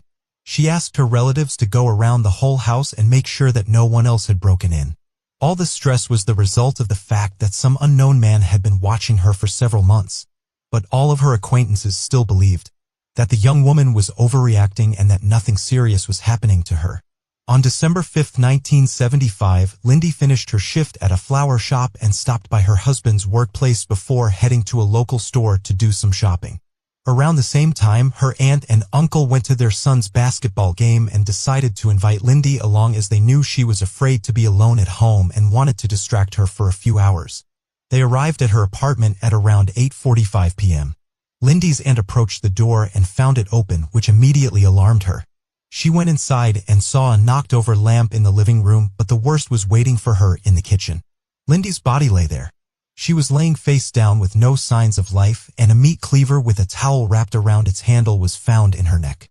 And detectives began investigating the crime scene. The first thing they noticed was that Lindy was fully dressed, which cast doubt on the motive being related to rape. Additionally, no valuables were missing from the apartment, ruling out robbery as a possibility. There were no signs of forced entry on the front door or windows, suggesting that Lindy either knew her attacker and let them involuntarily, or the attacker entered the apartment when the door was left unlocked. The fact that Lindy had purchased a lot of groceries and physically couldn't have carried all the bags from the parking lot to her apartment in one go suggests that her killer may have entered the apartment just after she had taken the first load inside and gone back to her car for the second. While the police were investigating the crime scene, Lindy's husband and parents were informed of what had happened. The grieving family members were desperate to see Lindy and had to be restrained by detectives. Forensic investigators found bloodstains on the floor and walls, but DNA testing was not available at the time, so they could not compare these samples to Lindy's DNA. They did conclude that Lindy had put up a fight with her attacker. A male shoe print was found in one of the rooms, and medical experts determined that Lindy had received 19 blows from a sharp object. The perpetrator had used two weapons, the meat cleaver from Lindy's kitchen and a second weapon, presumably a knife, that was never found. Later it was confirmed that Lindy had indeed been sexually assaulted, but DNA evidence could not be extracted from the crime scene. At the time, be of much help in solving the case. The police had hoped to find witnesses, but none of their neighbors were home at the time of the murder. Other residents did not notice anything suspicious. However, several people reported seeing a car parked in the residential complex parking lot from around 7 p.m. to 8:40 p.m., which coincided with the time of Lindy's murder. Additionally, none of the residents knew the owner of the car. Unfortunately, detectives were unable to locate it and switched to another line of investigation. As is often the case in such situations, the victim's husband became a suspect. Despite Philip being at work and having a solid alibi, investigators did not rule out his possible involvement. Over the next few months, detectives interviewed about 300 people who could have been involved in the murder, but all of it yielded no results. At some point, they began to suspect a local serial rapist who had committed several attacks on women around the same time Lindy was killed. However, they were unable to find any evidence linking him to the case, and the culprit himself died during an attempt to escape from prison. Moreover, investigators found out that at the time of the murder, he was at work, and eventually they stopped considering him as the suspect. 4 months after the murder, there was a new twist in the case. A 43-year-old woman named Mary was killed 25 kilometers away from Lindy's apartment. She received multiple stab wounds, and the detectives immediately noted that these murders were almost 100% similar, but soon the culprit was caught, and investigators could not find any connection between him and Lindy. The man admitted to killing Mary but denied involvement in the other crimes. After that, the police had no leads and the case went cold for a year. On December 26, 1976, Lindy's relatives went to visit her grave at the local cemetery. Upon arriving, they saw that the gravestone was covered in red paint and heavily scratched. They immediately reported it to the police, but they were unable to find the vandals. Investigators concluded that the perpetrator of the desecration may have been Lindy's killer, as no other graves were damaged. The nature of the damage also supported this theory, as the criminal clearly harbored animosity towards the deceased in addition to the obvious association with the red paint. By using a knife or sharp object, the perpetrator had to have spent a considerable amount of time damaging the stone in order to completely cover it with deep scratches. Just a few weeks later, something even stranger happened. Chief Donald W. Scheller, whose department was investigating Lindy's murder, received an anonymous 2-page letter. The first part was written from the perspective of Lindy's murder. The author took responsibility for the vandalism of Lindy's grave and demanded that the letter be published in the next day's local newspapers. In exchange, the anonymous writer promised to consider surrendering to the police. He then went on to provide several characteristics to help investigators identify him, claiming to be 178 centimeters tall and that he was a man of high quality and weighing 93 kilograms. Living in the western suburbs of Lancaster, having a good job, being single, and having been caught a few years earlier for possession of illegal substances. On the day of the murder, he was also under the influence of drugs. The last part of the letter was a plea for help, with the unknown author asking to be caught before he killed anyone else. The second page was a separate letter allegedly written by the killer's friend, named Jenny Scrum. She wrote that her acquaintance truly intended to surrender once his letter was published in the newspapers and added that the man was mentally ill. She purportedly added this message while he was sleeping before placing both sheets in an envelope. Police believe that the author could indeed be Lindy's killer, but they did not believe the second part about his friend Jenny. Despite being written in a different handwriting, investigators believe that the perpetrator may have asked someone he knew to write it or use some other method to forge the handwriting. They also failed to notice the similarity of this message to the letters sent by a serial killer nicknamed the Zodiac Killer who operated in California in the 60s and 70s, regularly communicating with the police and newspapers through anonymous text messages. Investigators even considered that he might have been responsible for Lindy's murder. However, this theory was highly stretched. Firstly, the killer was operating on the opposite side of the country. Secondly, by the time Lindy was killed, according to the police, the Zodiac Killer had already stopped his killings. Chief Donald W. Scheller decided not to publish the letter in the newspaper as the author requested. At that time, the police had two suspects and they did not want to compromise the investigation. Detectives did not believe that the culprit would surrender and saw no point in scarring residents with a letter from Amanda N. Eventually, they began to doubt that the author was actually Lindy's killer. The letter did not contain any details that had not already appeared in the newspapers. The police profiler even suggested that the author of both sheets could be a mentally ill woman who had no connection to the case. He made this conclusion after analyzing the writing style. Despite this, investigators located a woman named Jenny Scrum and, after talking to her, concluded that she had nothing to do with these letters. From that moment on, the police had no serious leads, but they continued to investigate the case. At various stages, they had new suspects, Lindy's mother's partner, a regular visitor to the flower shop where she worked, and even one of the investigators on the case. After brief checks, detectives came to the conclusion that none of them were involved in the murder. In 1980, the police had another chance to solve the case. In Florida, they arrested serial killer Gerald Stano, who admitted to killing 41 people. At the time of Lindy's death, his father lived just 10 minutes away from her complex, so detectives considered the possibility that Stano might have been the killer. But they could not find any evidence that the man visited his father and soon stopped considering him as a suspect. Experts were able to extract a male DNA profile, discovering traces of semen on the victim's underwear. This sample did not match any of the suspects that investigators had for 23 years. Since then, the police have not had any significant leads and the case went cold. It was reviewed in 2000, but with no results in the same year, detectives decided to publish a letter in newspapers supposedly written by the killer, hoping it would help them get new leads, but it didn't. Lindy's parents never found out the truth about her murder. Lindy's father passed away in 2000 and her mother in 2007. The next major breakthrough only occurred in 2019 after the case was reopened again, which specializes in genetic research and has helped solve similar cases in the past.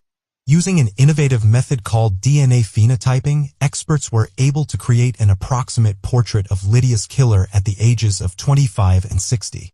This method works by studying the criminal's DNA sample and finding information about possible physical traits such as skin color, eye color, hair color, and so on.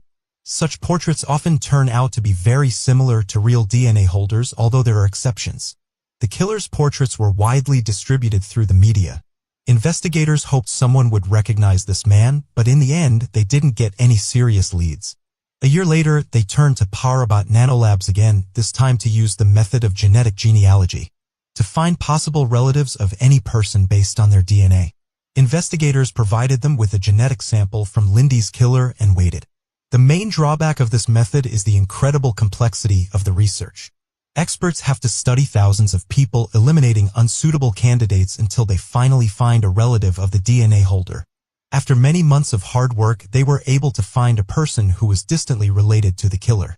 He turned out to be a resident of Italy, and now investigators could begin to examine his family tree.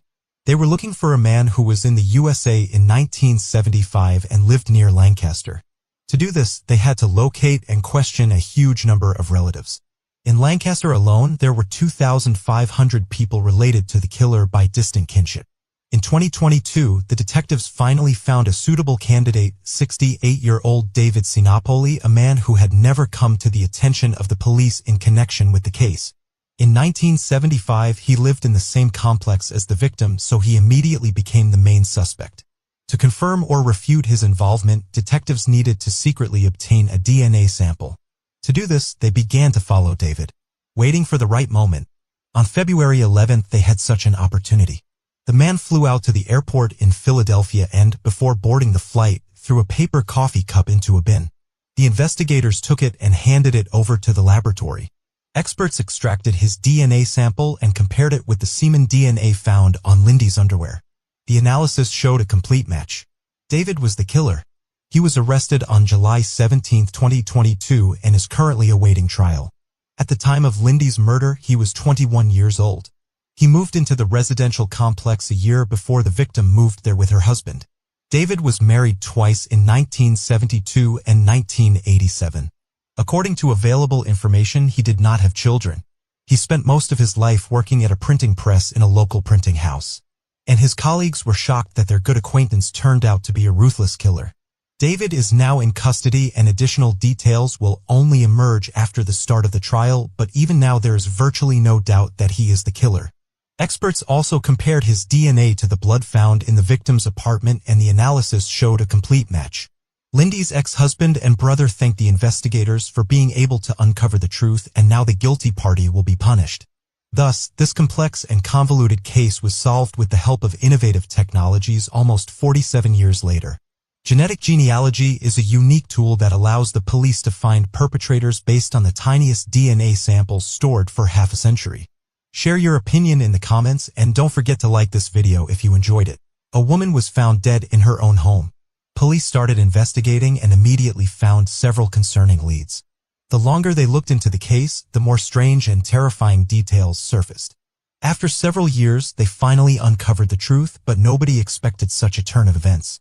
Karen Gregory was born on March 29, 1948 in Albany, New York. She was the eldest of 4 children and helped her parents take care of her siblings from a young age. The girl was into sports and spent a lot of time in nature. Additionally, she loved art and wanted to work in that field. After finishing high school, Karen enrolled in Nazareth College in Rochester, where she received a Bachelor of Arts and a Bachelor of Science degrees. After that, she worked as an art teacher in an elementary school for several years and then decided to become a graphic designer. In 1983, when she was 35 years old, she moved to Florida where she met a man named David McKee. He worked as a manager in an organization that provided consulting services to Vietnam veterans, and he and Karen quickly became mutually attracted.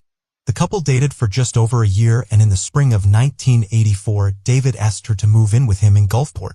Before this, Karen lived in an apartment with her friend, and she constantly had to drive to David's house. The woman accepted this offer and began gradually moving her things there. On May 22nd, Karen took the remaining items from her apartment and finally moved out completely. She told her neighbor that she was a little nervous.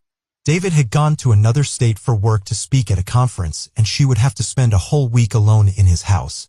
From the apartment, the woman went to her friend's house. They had a great time there. Karen told her friend that she was very happy with David and was glad she would finally be living with him. The friends talked until about midnight, after which Karen went to David's house. The next day he called home several times, but no one answered. He thought Karen might have stayed in her old apartment and called her neighbor, but the woman said she hadn't seen her since yesterday. After that, David called several of Karen's friends and her sister, but none of them had seen her. He continued to try to reach her all day, but he never got an answer. On the next day, May 24th, David called home again early in the morning, hoping to catch Karen before she left for work, but there was still no answer. Later, he called her boss and found out that she had not shown up for work. At this point, David's concern reached its peak and he feared that something bad may have happened to Karen. He then called local hospitals and police stations to inquire if they had seen anyone matching Karen's description. Upon learning that they had not, he decided to call his neighbor, Amy. David asked her, "Is Karen's car parked in front of the house?" Amy looked out the window and replied, "Yes." This only added to David's worry. He asked Amy to go to the house and knock on the door. He was so anxious that he stayed on the line with her until she left to fulfill his request. Amy approached the side door and knocked, but there was no answer. She then walked around the house and saw that one of the windows was open. She called out Karen's name several times, but there was no response. She extended her arm through the open window, pulled back the curtain, and was shocked by what she saw. The window was in the bedroom, and through it she could see the hallway where a bloodied female body lay on the floor. Amy couldn't see the face because she was behind a wall. She knew it was likely Karen. After recovering from the shock, Amy ran back to her own house where David was still on the phone. She grabbed the phone and told him that something terrible had happened before hanging up and calling 911. Doctors quickly arrived at the scene but were only able to confirm Karen's death. Detectives began investigating the crime scene, which horrified even experienced police officers. Based on the amount of blood throughout the house, Karen had fought her attacker until the end. Bloodstains led from the hallway to the front door, where several fragments of glass had been smashed. Detectives noticed several strands of hair matching Karen's hair color stuck in the broken glass. They theorized that she had almost made it outside but was caught by her attacker. In the bathroom, investigators found their first lead: a bloody footprint on the floor. Police checked Karen's feet and found no bloodstains. So the footprint must have belonged to her killer. However, it was unclear why the killer was walking around barefoot in the bathroom. Medical experts examined the victim's body and concluded that she had received about 20 stab wounds and had been subjected to violence. Before we continue, I have a small request for you. We've created a new channel where we upload content related to old, historical ruins and interesting events. So, if you're interested, kindly subscribe to my channel, Decoverize, for daily interesting videos and show some love in the comments. I'll read every one of your comments. The link is in the description. Experts also extracted biological material from the perpetrator. Unfortunately, DNA analysis was not used in 1984, so this clue could not help to identify the killer. In addition, several bloody fingerprints were found on her body, but they were too smeared to be used. According to experts, the woman was killed about 30 hours before she was discovered. This meant that she was attacked on the same night when she returned home from her friend's place. There was another detail that immediately caught the attention of the police and doctors as soon as they saw Karen's body. She was wearing a shirt and a lace corset was on top of it. Apparently, the perpetrator did this. When the police finished examining the crime scene and collected all possible clues, they allowed Karen's friends to start cleaning up. The women did not want David to see all this horror. When he arrived, all the victim's acquaintances knew how much he loved her and wanted to ease his suffering at least a little. David's conference was taking place on the other side of the country, so he needed a lot of time to return home. Meanwhile, the detectives began questioning the neighbors. This area was considered quite prestigious and safe, and the crime rate was extremely low. Many residents knew each other, and they even had a neighborhood watch. This is a form of agreement between neighbors when they keep an eye on order and report any suspicious things to the police. However, in this case, the neighborhood watch did not perform its functions. Detectives found out that on May 23rd, at around 1:15 a.m., 16 residents of the area heard a piercing female scream. And none of them called the police. They all said the scream quickly stopped and they did not get the impression that someone could be in danger. Even the head of the neighborhood watch, who lived practically opposite the victim, did not consider it necessary to call the police. He was fixing his motorcycle in the garage and listening to the radio when he heard a muffled scream. The man walked down the street and did not notice anything suspicious, after which he returned back. A neighbor who lived opposite David shared an interesting observation. On the morning of May 23rd, she saw that the front door of his house was open and she also heard a scream that night but did not associate it with the open door. In her story, there was one detail: when the police called, the door was locked. Considering that the body had been in the house for about 30 hours, the culprit could have returned and tried to cover his tracks, including closing the door. It was noteworthy that there were no signs of forced entry on any of the doors. Detectives speculated that the perpetrator may have climbed in through the back window, but there were also no signs of forced entry there. Either Karen left it open all night, or she knew the killer and let him in herself. The head of the neighborhood watch shared another interesting observation with the detectives. On the evening of the day after Karen's murder, an unknown man pulled up to her house. He got out of the car, knocked on the door a few times, and kept looking around. Then he returned to the car, but a few minutes later, he came back with a piece of paper in his hand. He placed it on Karen's car windshield and only then drove away. The police immediately checked the car and indeed found a note on the windshield that said, "Karen and David, hi, I stopped by around 7:15 p.m. but didn't see any signs of life. I have a lot to do tonight, so I probably won't be back, but I have what you asked for." The detectives immediately noticed the wording, "no signs of life." Given that at the time this person arrived, Karen had been dead for almost a whole day. Such a choice of words was very alarming. The note ended with the name Peter, and investigators tried to find him. It turned out that he had been right under their noses the whole time. The man learned about it from Karen's former neighbor and came to their house. The man cooperated actively and answered all the questions. He voluntarily provided his fingerprints and footprints and also told them what he was doing near the victim's house. According to Peter, a few days before this, Karen called him and invited him and David to dinner. But there was one detail. That David would also be there, even though at the time he was already scheduled to go on a week-long business trip. The detectives also asked Peter what he meant in the note by the phrase, "I have what you asked for." The man said he borrowed a cassette from them and was planning to return it. Another strange detail was that Peter allegedly did not notice the glass shards almost all over the path to the front door, let alone the several broken windows. The man insisted that he hadn't seen anything or paid attention to it. During the conversation with him, one of the detectives noticed a large cut on Peter's hand. When the police officer looked at his hand, the man covered the spot and said that he always gets scratches after playing with dogs or repairing his car. All of the above looked extremely suspicious, and the detectives decided to check his alibi. Peter said that on the night of the murder he was sleeping at home and his neighbor confirmed this. The police didn't rush to exclude him from the list of suspects since such an alibi could easily be a lie. However, the investigators quickly came up with another suspect. David, Karen's boyfriend. According to his words, that night he was in Rhode Island, which is located 2,000 kilometers away from his home, and he was sleeping in his hotel room. But at the crime scene, the police found a very interesting clue. A local Rhode Island newspaper dated May 23rd, the same day Karen was killed. It was very strange, and the detectives began to wonder if David could have flown to Florida, killed his girlfriend, and returned before his next conference appearance. They calculated the flight and travel times from airports and concluded that it was indeed possible. Additionally, no one could confirm David's alibi for that night since he allegedly slept alone in his hotel room. The head of the neighborhood watch also shared his observations.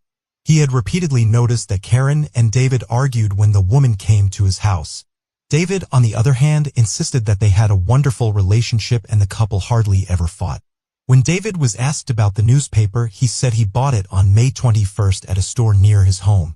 He was going to take it with him on the trip to have the weather forecast for the week. They sold that newspaper. He even remembered that David bought it on the 21st. According to the clerk, the publication actually released that issue several days ago, which is normal for printed newspapers. Thus, suspicions against David faded into the background. They asked him if anything was missing from her house, and the man noticed the absence of a white lace corset that Karen had bought for herself a few months earlier, one very similar to the one worn by Karen's killer. This immediately led the detectives to think that the depraved criminal had taken it as a trophy.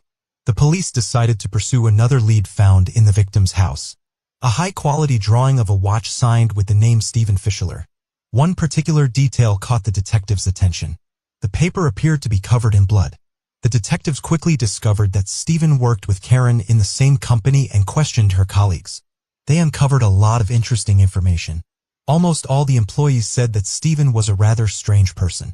He persistently tried to court all the female colleagues, shared pictures with them depicting perverted things, and even tried to get a little bit of a sense of humor. And even wrote a perverted poem and tried to persuade his colleagues to read it. All the women who worked with him admitted that Stephen scared them. Karen also complained several times about his behavior, but management didn't give it much thought. The detectives talked to him, and the man denied giving Karen that drawing. He also claimed that he barely knew the victim and offered to take a polygraph test to prove his innocence. The investigators quickly organized such a test, and that's where the most interesting part began. At first, everything was calm, but after one of the questions, Stephen suddenly said that he killed Karen. Literally a few seconds later, he took his words back and said that he had nothing to do with it. What was strange was that in both cases, the polygraph operator did not detect a lie. This confused the detectives, but they couldn't rely on the polygraph results. This instrument is far from perfect and simply cannot accurately determine whether a person is lying or not. At the same time, they understood that Stephen was clearly a very strange person and could say anything. Soon, experts studied his drawing and concluded that the red stain on it was left by ketchup, not blood. As a result, that began to doubt whether Stephen was involved in Karen's murder. Despite such a number of suspects, the police still couldn't gather enough evidence against anyone, and the case remained unsolved for several months. Detectives continued to investigate, but they couldn't find any new leads. This continued until December when something interesting happened. One of the respected residents of Gulfport was retiring, and in honor of this event, local residents organized special events. Many people attended, including a woman named Mary who struck up a conversation with a police officer who was also present. During their conversation, they discussed the murder of Karen Gregory, and Mary inadvertently mentioned that she too had heard her piercing scream that night. The officer immediately noted one strange detail. Mary lived 2 blocks away from Karen's house, and initially the police didn't even interview residents of such distant houses. The fact that the woman heard the scream indicated that it was really very loud. However, the head of the neighborhood watch, who lived practically opposite Karen's house, described it as muffled. But if the neighbors 2 blocks away heard it, the man clearly could not consider it quiet, especially since at that moment he was in his garage with the door open. All this raised doubts, but the police were not quick to suspect the head of the neighborhood watch. He was 22-year-old George Lewis. He worked as a firefighter and was a good friend of almost all the employees of the local police station. He lived with his wife and young child, and all the neighbors spoke of him as a reliable and decent person. Nevertheless, detectives could not ignore Mary's story. They called George and asked him to come to the station when he had time. The man agreed, but never showed up. It is worth noting that before this, he regularly stopped by the station just to chat with his friends. The chief detective in this case was even at his wedding, so it was difficult for him to imagine George as a killer. In January 1985, they managed to talk to him. George insisted that the scream did not seem very loud to him. Perhaps this was due to the music playing from the radio. The detective asked him if he remembered anything else from that night, but George told him the same thing, except for one moment. When his testimony was taken for the first time, he said that he heard the scream, went out of the garage, and walked down the street. But this time he stated he just walked up to the road, looked around, and then returned. Considering that many months had passed since then, this discrepancy in the testimonies did not seem serious. However, the police still decided to make sure that he was telling the truth and offered to undergo a polygraph test. George agreed, but to their surprise, he did not pass it. In a subsequent conversation with detectives, the man admitted that he had hidden one fact from them. He claimed that on the night Karen disappeared, he saw an unknown man near her house. George could only remember that the man was tall and had red hair and a beard. The detectives once again doubted whether he was telling the truth. George could not explain why he had not mentioned this man during the initial interview, because the man knew where he lived and could harm his family. Despite this, the police tried to follow up on this lead and find the man, but the result was zero. Another nuance was that there was almost 30 meters between George and Karen's houses, and it was pitch dark outside. The detectives doubted that the man could see the color of another person's hair under such conditions, but George insisted on his story. Recreated the events of that night and asked George to describe the man who stood 30 meters away from him. He could not see any details, which made the detectives even more suspicious of his words. Nevertheless, they walked around the area and asked local residents, "Have you noticed a suspicious man with red hair who could walk on their streets at night?" To their surprise, several women admitted that they had occasionally seen a man who looking into their windows in the dark. None of them saw the face of this man, but one woman managed to notice him and, according to her, he looked very much like George Lewis. She was not 100% sure because it was dark outside and the man immediately ran away. George admitted that he did sometimes look into his neighbors' windows, but he insisted that he did it solely for their safety. He said he was just trying to make sure everything was okay with them, since he was responsible for the security of his neighborhood as the head of the neighborhood watch.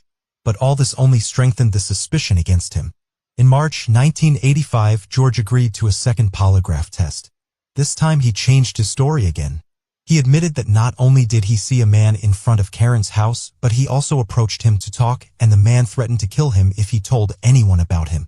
The polygraph operator once again detected a lie, so the investigator asked George directly, "Did he kill Karen Gregory?" The man answered negatively, and once again his words were considered false. Afterwards, the detectives decided to talk to George's wife, who told them that she had woken up that night from a piercing scream and was very frightened. She had tried to find her husband and went to the garage, but he was not there and the light in the garage was turned off. The woman then returned home and sat in the kitchen waiting for her husband, who only returned half an hour later. The detectives also decided to delve into George's biography and spoke with his ex-wife, who admitted that the man only seemed kind, caring, and responsible. In reality, he was very aggressive and raised his hand to her during frequent arguments. She added that he even choked her sometimes. Afterwards, the investigator spoke with George's close friends, who also shared some interesting information. Several months before the murder, when Karen was not yet living with him but periodically visited him, George told his friends that he liked her. Moreover, the detectives learned that the man sometimes participated in orgies and mentioned that he wanted Karen to join them. During these conversations with George's friends, the police also learned that in the summer of 1984, the man had a secret affair with a young woman who lived a few houses away from him. They spoke with her and learned something else. The young woman admitted that on her 17th birthday, George gave her a white lace corset. It was too big for her, but the man still made her wear it regularly. The police asked her to give them the corset and immediately showed it to Karen's boyfriend. He said that an identical corset had gone missing from the house and that its size matched Karen's. It was the first serious evidence against George. But the detectives continued to dig further. They took a footprint from him and sent it to FBI experts to compare it to the footprint found on the bathroom floor in Karen's house. After some time, the results came in. A complete match. In March 1986, George was called back to the police station and the detectives asked several times, was he in Karen's house on the night of the murder? The man denied it until the detective told him about the result of the examination. For the next few minutes, George continued to deny everything. But then he gave the police a new story. This time he said that he saw a red-haired man near Karen's house, then ran to her house and saw that everything around was bloody and the woman was lying in the hallway with a cut on her throat. Afterwards, he panicked and ran away from there, deciding never to remember that horror again. Of course, detectives didn't believe his story for a second because it sounded completely unbelievable. But George was right about one thing. There was indeed a cut on the victim's throat which hadn't been disclosed publicly. Even if his story was true, he wouldn't have been able to see the cut due to the large amount of blood on Karen's body. At least experienced medical experts couldn't see it until the blood was washed away. This meant that George could only know about the cut if he was the killer. All of the above was enough to finally arrest the man. He was taken into custody on March 15th, almost 2 years after the murder in the state of Florida. He could have faced the death penalty for what he did. George's close friends and colleagues in the fire department didn't share the police's certainty that he was the killer. They still considered him a good person and made every effort to help him. These people gave part of their salary to George's wife and child and even raised $300,000 for bail. Several of his colleagues even mortgaged their homes. As a result, George was released in late December. He lived in his house for another 6 months and the trial didn't begin until June 4, 1987. George's lawyers insisted that the man hadn't killed anyone and never changed his version of events in conversations with the police. However, when the suspect was given the floor, he came up with a completely new story. Its beginning was the same. He saw a man near Karen's residence, ran into the house and saw her body. This sight made George very sick and he ran to the bathroom where he vomited. Apparently, this was how he tried to explain the bloody footprint of his foot in the bathroom. But there was one obvious nuance here. If he had originally run into Karen's house barefoot, the bloody traces would have been from where he found her body to the bathroom. But they weren't there. When asked why he didn't call the police, George said that he was only 22 years old at the time and was too scared to tell anyone about it. It's worth noting that the man had been a firefighter since he was 18 and regularly dealt with horrific situations at work. But when he saw his dead neighbor, he suddenly couldn't even call the police. The prosecution insisted that George had feelings for Karen. For several months, he waited until her boyfriend left for a week and decided to take advantage of the situation. George broke into her house and attacked her. Although the woman managed to scream and even resist him, in the end he killed her and subjected her to violence. As for the footprint of his foot on the bathroom floor, there could be a simple explanation.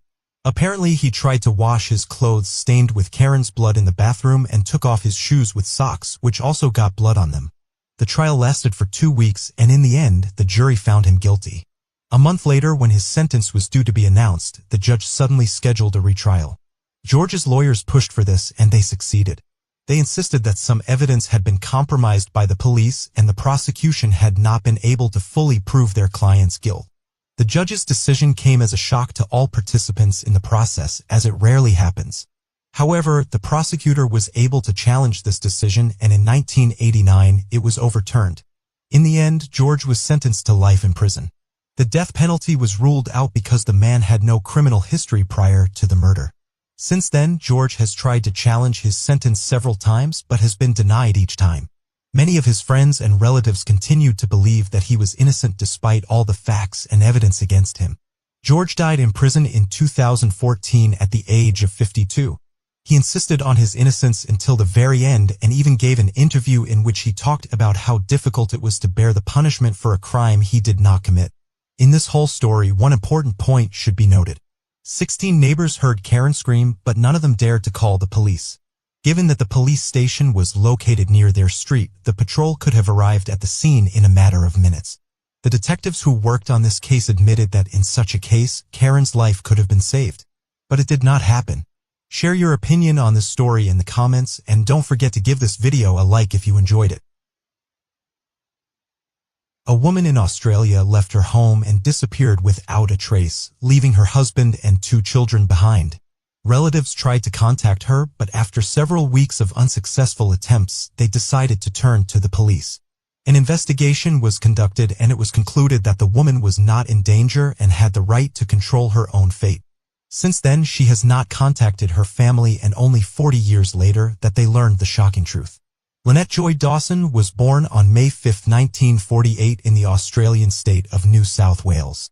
She grew up in a large, loving family with 2 brothers and a sister. Together with her parents, they lived in the small town of Clovelly, which is essentially a suburb of Sydney. Lynette was a cheerful child, had many friends, and always tried to help her loved ones. Her parents decided to send her to Sydney Girls High School, believing it would be the best choice for her. The school often held events in conjunction with Sydney Boys High School. And in 1965, at one of these events, Lynette met a boy named Chris Dawson. They were both 16 years old, and soon the couple began dating. After finishing school, Lynette decided to pursue a career in medicine. She wanted to help people, so she chose to become a nurse. At the same time, she took a part-time job at a childcare center. When Chris and Lynette were 21, they decided to get married. The couple got married in 1970. The newlyweds moved to the northern suburb of Sydney called Bayview, where the woman got a job at a local hospital. Chris was actively involved in sports and played professional rugby since 1972. He had a twin brother named Paul, with whom they were in the same sports team. Later, they both decided to end their professional careers and became physical education coaches at one of the Sydney schools. Chris and Lynette dreamed of a large family, but they struggled to conceive for a long time. After 6 years of unsuccessful attempts, they began to consider adopting a child from an orphanage, but Lynette finally became pregnant. The couple had their first daughter, followed by their second. Lynette and Chris were happy to finally have children. Their family seemed exemplary to friends and acquaintances, but soon the first signs of trouble began to appear in this idyllic picture. Lynette's friends started to notice bruises and injuries on her body periodically. When asked about it, Lynette claimed that it was nothing serious and her friends shouldn't worry about it. Lynette's friends were concerned for her, but they didn't see what was happening as something truly terrible. In those days, domestic violence wasn't considered a serious crime in the eyes of a significant portion of society in Australia. Moreover, everyone who knew Chris considered him a loving husband and caring father who never showed signs of aggression and was a positive person, and hoped that the couple would solve their problems. But the relationship between Lynette and Chris only continued to deteriorate. Lynette noticed that her husband had cooled towards her and was worried about the future of their family. A few years after the birth of their daughters, they decided to use the services of a nanny. Chris suggested this job to one of his 15-year-old school students, Bev McNally. But she didn't stay in this part-time job for long. She witnessed Chris raising his hand to Lynette twice and decided to leave. After this, Chris offered this job to another of his 16-year-old students, Joanne Curtis. After some time, Joanne had problems in her family and Chris offered her to stay with them for some time so she could spend more time looking after the children until the situation in her family improved. Despite her kindness and desire to help people, Lynette was against this. She was deeply concerned about the problems in their own family and didn't want someone else to be constantly present in their home. However, Chris insisted on it, and in October 1981, Joanne moved in with them. The young woman lived with them for about a month until Lynette discovered that her husband was sleeping with Joanne. It was a real shock for her and another blow to their marriage. She kicked Joanne out of the house but decided not to divorce Chris. Lynette wanted to keep their family together for the sake of their children, and she continued to love her husband despite his actions. Just a few months later, on December 3, 1981, Lynette faced yet another shock. Chris left her a note saying that he was leaving the family. He wrote that he would move to another city with Joanne and asked his wife not to portray him in a bad light to the children. Lynette was devastated by this news, but a few days later she was surprised again. Chris returned home because Joanne changed her mind about avoiding him in another city and asked to be taken back. Meanwhile, Chris spent New Year's Eve with Joanne, leaving his wife alone with the children. At that time, Joanne moved into Chris's brother's house, which was on the same street. Despite everything that was happening, Lynette wanted to keep their family together no matter what, so she decided to enroll in family therapy. Chris was against this idea, but she managed to convince him. She went to see the specialist right after New Year's, and it seemed that the therapy had a positive effect on their relationship. Chris started to spend more time with his wife and showed a desire to fix everything. On January 8, 1982, Lynette called her mother and told her that the family therapy was going well. They also agreed to meet with her and other relatives at the local beach the next day, and her mother thought that her daughter's speech sounded a bit unclear, as if Lynette was drunk. The woman explained that Chris had prepared some alcoholic drink for her. The next day the relatives were waiting for Lynette on the beach, but she never showed up. They called her at home and Chris said that he had driven his wife to the bus stop that morning. She was going to the store to return some clothes that didn't fit. However, she never returned home and her relatives began to worry. In the evening, Chris called Lynette's mother and told her that his wife had contacted him by phone.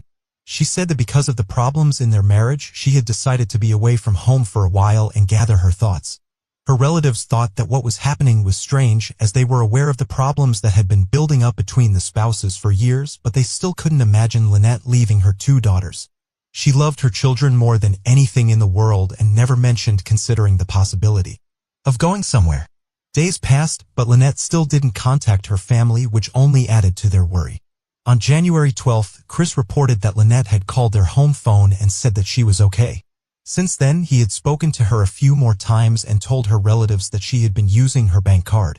Despite this, her family continued to doubt that Lynette was okay. She didn't know how to drive and didn't take any items that she might need for living. She even left behind cash that was hidden in case of an emergency. 3 weeks later, Lynette's eldest daughter started first grade, as the school year in Australia begins in January. But Lynette missed this event, which caused even more concern for her relatives. They were practically certain that something bad had happened to her. While Chris said that she continued to regularly call home, and the last such call was at the end of January. Since then, Lynette hadn't been in contact. On February 18th, 6 weeks after Lynette left home, her husband went to the police. He filed a missing person report and expressed suspicion that amid all the problems in their marriage, Lynette could have joined some religious organization or even a cult. Her relatives denied such a possibility, as Lynette was not religious and didn't attend church. The police began a search, but they had absolutely no leads. Lynette's mother and other members of her family were certain that she would never leave home, abandoning her daughters, so they believed that she had been kidnapped where some other tragedy had occurred. Despite this, the police concluded that Lynette had indeed left home, as they had no evidence of the contrary. They tried to find her for some time and then stopped the investigation. Chris posted a message for Lynette in a local newspaper calling for her to come home. He wrote that he loved her and was eagerly awaiting her call. He also called all of her friends, trying to find any information about his wife's whereabouts. Despite Chris's eagerness to find Lynette, he divorced her a year after her disappearance, and the next year he married Joanne Curtis, his former student and lover, who had moved in with him on January 10, 1982, a day after Lynette went missing. Joanne became the stepmother of Lynette's daughters, and Chris, not wanting to traumatize the children with the stories of their mother's disappearance, told them that Joanne was their real mother. Lynette's relatives were not happy about what was happening, but they couldn't do anything about it. They stopped relying. Police, as they had long ago stopped investigating due to the complete lack of leads. Moreover, they didn't even try to question all of her relatives and friends, and the case was abandoned almost immediately without a proper investigation. Chris and Joanne moved to Queensland with the children, selling their old house. Chris almost completely cut ties with his former wife's relatives, only occasionally calling her mother. Later, Chris and Joanne had a daughter. 6 years passed, and during that time, Lynette never contacted anyone. This continued until 1990, when something unexpected happened. Chris and Joanne divorced, and soon after that, Joanne contacted Lynette's relatives to pass on shocking information. She said that she had suspected her husband of murdering his ex-wife all this time. According to her, a month before Lynette's disappearance, Chris had talked about hiring a hitman to get rid of her. On the very day she disappeared, he told Joanne that Lynette had left forever and would never return. She also advised the police to search the backyard of the house where Lynette and Chris lived. In 1991, the police questioned Chris. He said that his ex-wife was just trying to tarnish his name and that he had nothing to do with Lynette's disappearance. He admitted that the woman was intentionally doing this to get custody of their daughter after the divorce. At that time, the court was deciding who would have custody of their child, and Chris' arrest would have been beneficial to Joanne. Police seized phones from Chris and his brother, but nothing suspicious was found. So investigators once again abandoned the case, considering Joanne's words dubious. The case remained dormant for another 9 years until 2000, when police decided to excavate the backyard of Chris's old home. But there was a catch. Due to insufficient funding, they only dug around the pool area. This area was chosen after police talked to the new homeowners. According to them, during the sale, Chris persistently asked if they planned to change anything exactly in this place. The only thing that the police managed to find was a torn pink cardigan. Investigators admitted that it could have belonged to Lynette and contained some evidence, but DNA analysis found no matches with Lynette. A year later, the case was once again brought to attention. That Lynette was killed by someone she knew. Police resumed the investigation, questioning her friends and relatives, but they failed to find any leads. Only in 2003, 2 years later, investigators publicly announced that they considered Chris a suspect. They wanted to charge him with murder, but it never happened. Due to the complete lack of evidence, the man could not be convicted. But investigators managed to find many witnesses who reported that Chris and his brother regularly had intimate relationships with their school students. However, no charges were brought on this matter, and as a result, the case stalled again. In 2006, Chris claimed that he saw his wife among the extras of a series filmed in England, but no one could find any evidence to support his words. In 2010, police announced a $100,000 reward for information about Lynette's disappearance. And 4 years later, they doubled the amount. Despite the large number of appeals, this did not bring any results, and they failed to find any reliable leads. In cases where a monetary reward is promised, there are always many people who want to earn some extra money. They are ready to make up any information, just to get the money. In 2015, police dug up a section of Chris's former home, trying to find his wife's body, but they were unsuccessful. The turning point in this case came in 2018, when a podcast about Lynette's disappearance was released and gained massive popularity in Australia. Arguments were presented in favor of Lynette's husband being responsible for her murder. The podcast was listened to by several million people, which led to a wave of public outrage. Australians accused the police of negligence and demanded that the culprit be punished. The podcast's author, Hadley Thomas, spoke to Lynette's relatives and tried to find new leads. Although he was unable to find any new evidence against Chris, the public outcry was enough to initiate a new investigation. As a result, on December 5th of that year, detectives arrested Chris for the first time on charges of murder. He continued to insist on his innocence and was released on bail before the start of the trial. The wait dragged on for several years. In 2019, he appeared before a judge and claimed that he did not kill his wife and that the trial should have started in 2020. But Chris's lawyers consistently delayed the process. They insisted that due to the widespread coverage of the case in the media, their client had a biased attitude towards him. So they demanded that they abandon the jury and conduct a trial where the judge would make the decision. In May 2022, this demand was approved and the trial finally began. Chris's lawyers insisted that there was not a single piece of evidence against their clients and all the charges were based on societal bias due to the podcast. According to them, the author presented his opinion in such a way that many believed in Chris's guilt and refused to adequately evaluate the situation. Despite the lack of direct evidence on the prosecution's side, they built their case on a multitude of indirect factors. Relatives and acquaintances of Lynette, who had repeatedly seen signs of abuse on her body, testified in court. And Lynette had admitted to them that Chris was responsible. Their neighbors who witnessed the man beating her also testified in court. They recounted that the day before Lynette's disappearance, when she returned to family therapy, she had bruises on her neck. One of the key witnesses was Joanne, who revealed that as she grew older, she realized how unhealthy her relationship with Chris was. He became obsessed with her. She was only 15 years old. He would leave notes in her backpack at school and ask her out on dates. He was persistent and didn't take no for an answer, so the young woman felt like she had nowhere to turn. According to Joanne, Chris completely controlled her life. He told her what to wear, who to talk to, and what to do. He monitored her every move and couldn't stand it when things. As a result, the woman concluded that the man could have easily killed his wife. According to the prosecution, Chris had wanted to end the marriage for a long time, but he would have lost part of his property and custody of the children in the divorce, so he decided to kill Lynette and stage her disappearance. In addition, he wanted to get rid of her so that she wouldn't interfere with his relationship with Joanne. Chris' lawyers, on the other hand, insisted that Joanne had made all of this up to intentionally slander her ex-husband. They also called several witnesses who claimed to have seen Lynette years after her disappearance. These testimonies became the mainstay of the defense, but there was no evidence to support their claims. The prosecution believed that these testimonies were simply fabricated and that if Lynette was alive, she would have contacted her relatives and daughters over the years. As for the phone calls that Chris allegedly received in the first month of her disappearance, no evidence of their existence could be found. The prosecution argued that the woman was already dead at that time and the man made it all up to convince Lynette's relatives that she was okay. In their view, Chris killed the woman on January 9th, drove her body in an unknown direction, and hid it. Because the police were negligent in their work in those years, no proper investigation was conducted. Although the killer's motives were always obvious. The trial lasted for 10 weeks, and on August 30, 2022, the judge found Chris guilty. A few months later, in early December, the sentence was announced: 24 years in prison, with the possibility of applying for early release after 18 years of considering that he will be 92 years old by then. Chris may simply not live to see the time.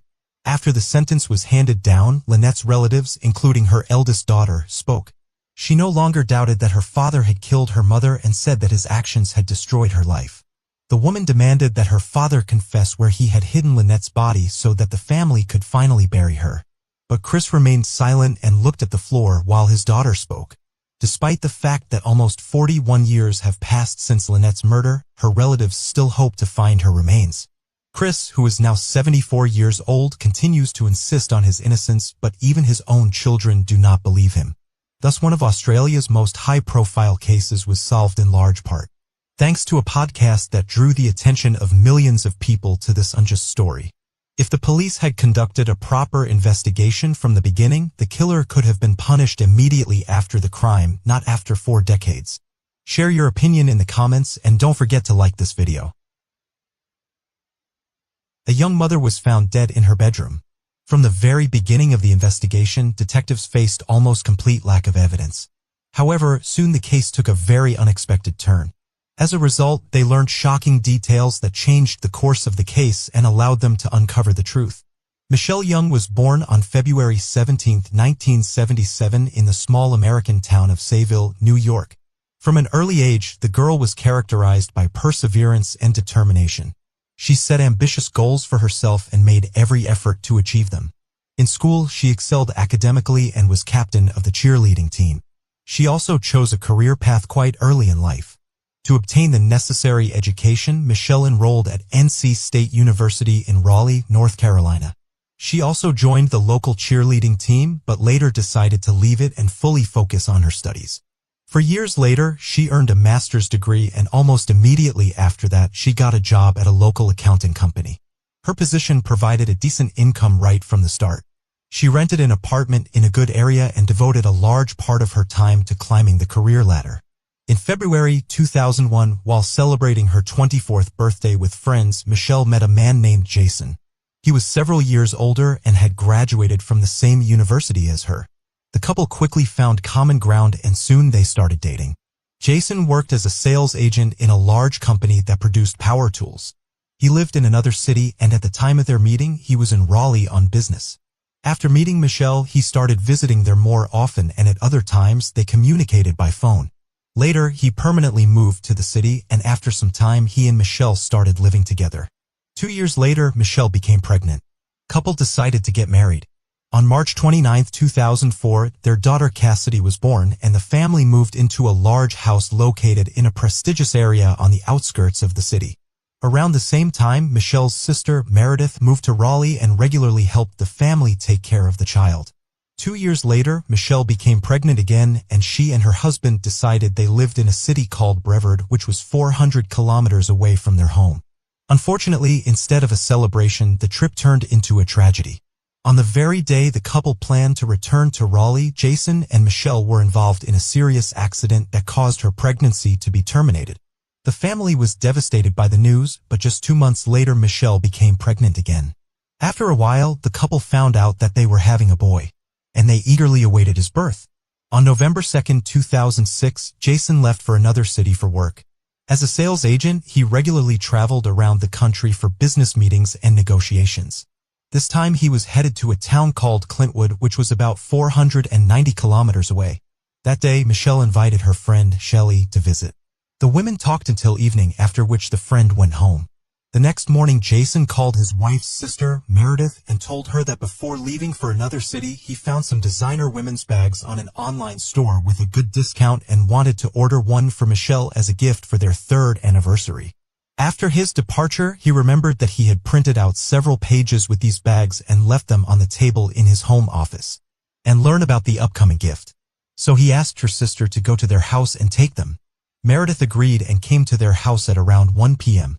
At that moment, she did not have the keys with her and Michelle was supposed to be at work. But the woman knew that the door to their garage was broken and could be easily lifted by hand. She did just that but immediately noticed something strange. Her sister's car was parked inside. Thinking that she had gone to work, Meredith walked into the house. Upon entering the kitchen, she saw Michelle's purse lying on the floor. The woman called her sister by name, but there was no answer. Instead, she heard their dog barking, which was also strange. When Jason and Michelle left the house, they always let the dog out into the backyard. The woman noticed something red on the floor in the bedroom. Approaching closer, she realized with horror that it was a bloodstain, and next to it was her sister Michelle. She was lying face down. Meredith approached her sister and tried to turn her over, but immediately felt that her sister's body was cold. The woman panicked and immediately called 911. At the same time, Cassidy, the 2-year-old girl who was hiding under the bed next to where the body lay, crawled out and ran to her aunt when she saw her. Meredith called the police and led her outside where they waited for the officers. When the woman was speaking to the operator, he asked, "Is the child okay?" Meredith examined her and found no visible injuries. The only thing she noticed was small blood stains all over the room, which she immediately realized were the child's footprints. The child was immediately handed over to the doctors for examination, and the police began to investigate the crime scene. They immediately noticed something strange.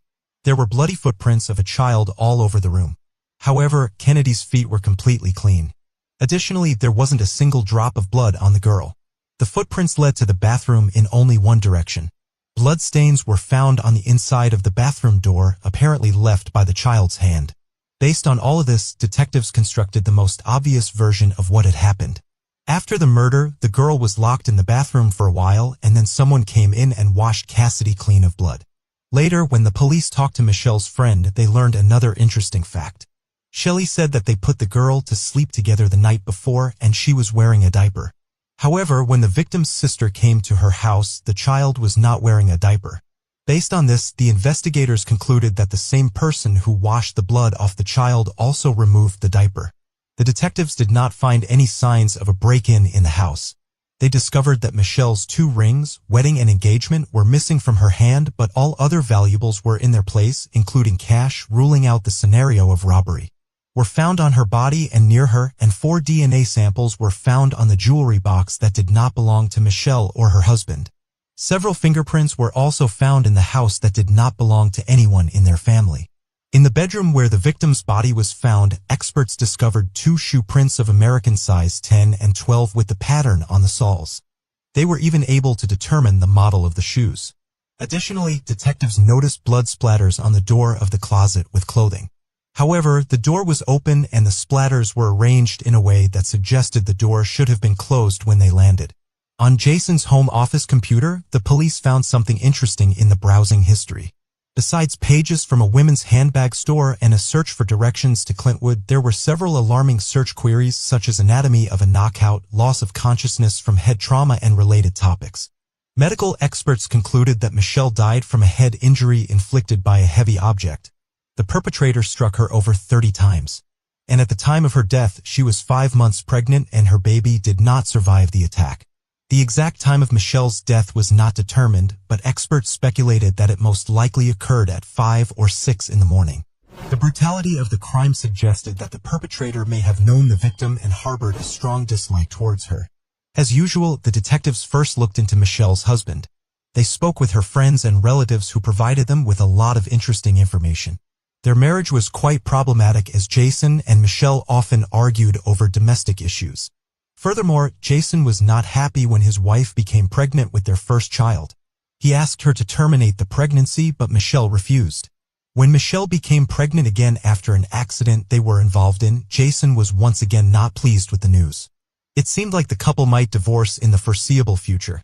Meredith also told the police that Jason's request to retrieve the handbag printouts initially seemed strange to her, considering the obvious problems in their marriage, and it had already been over 3 weeks since their anniversary.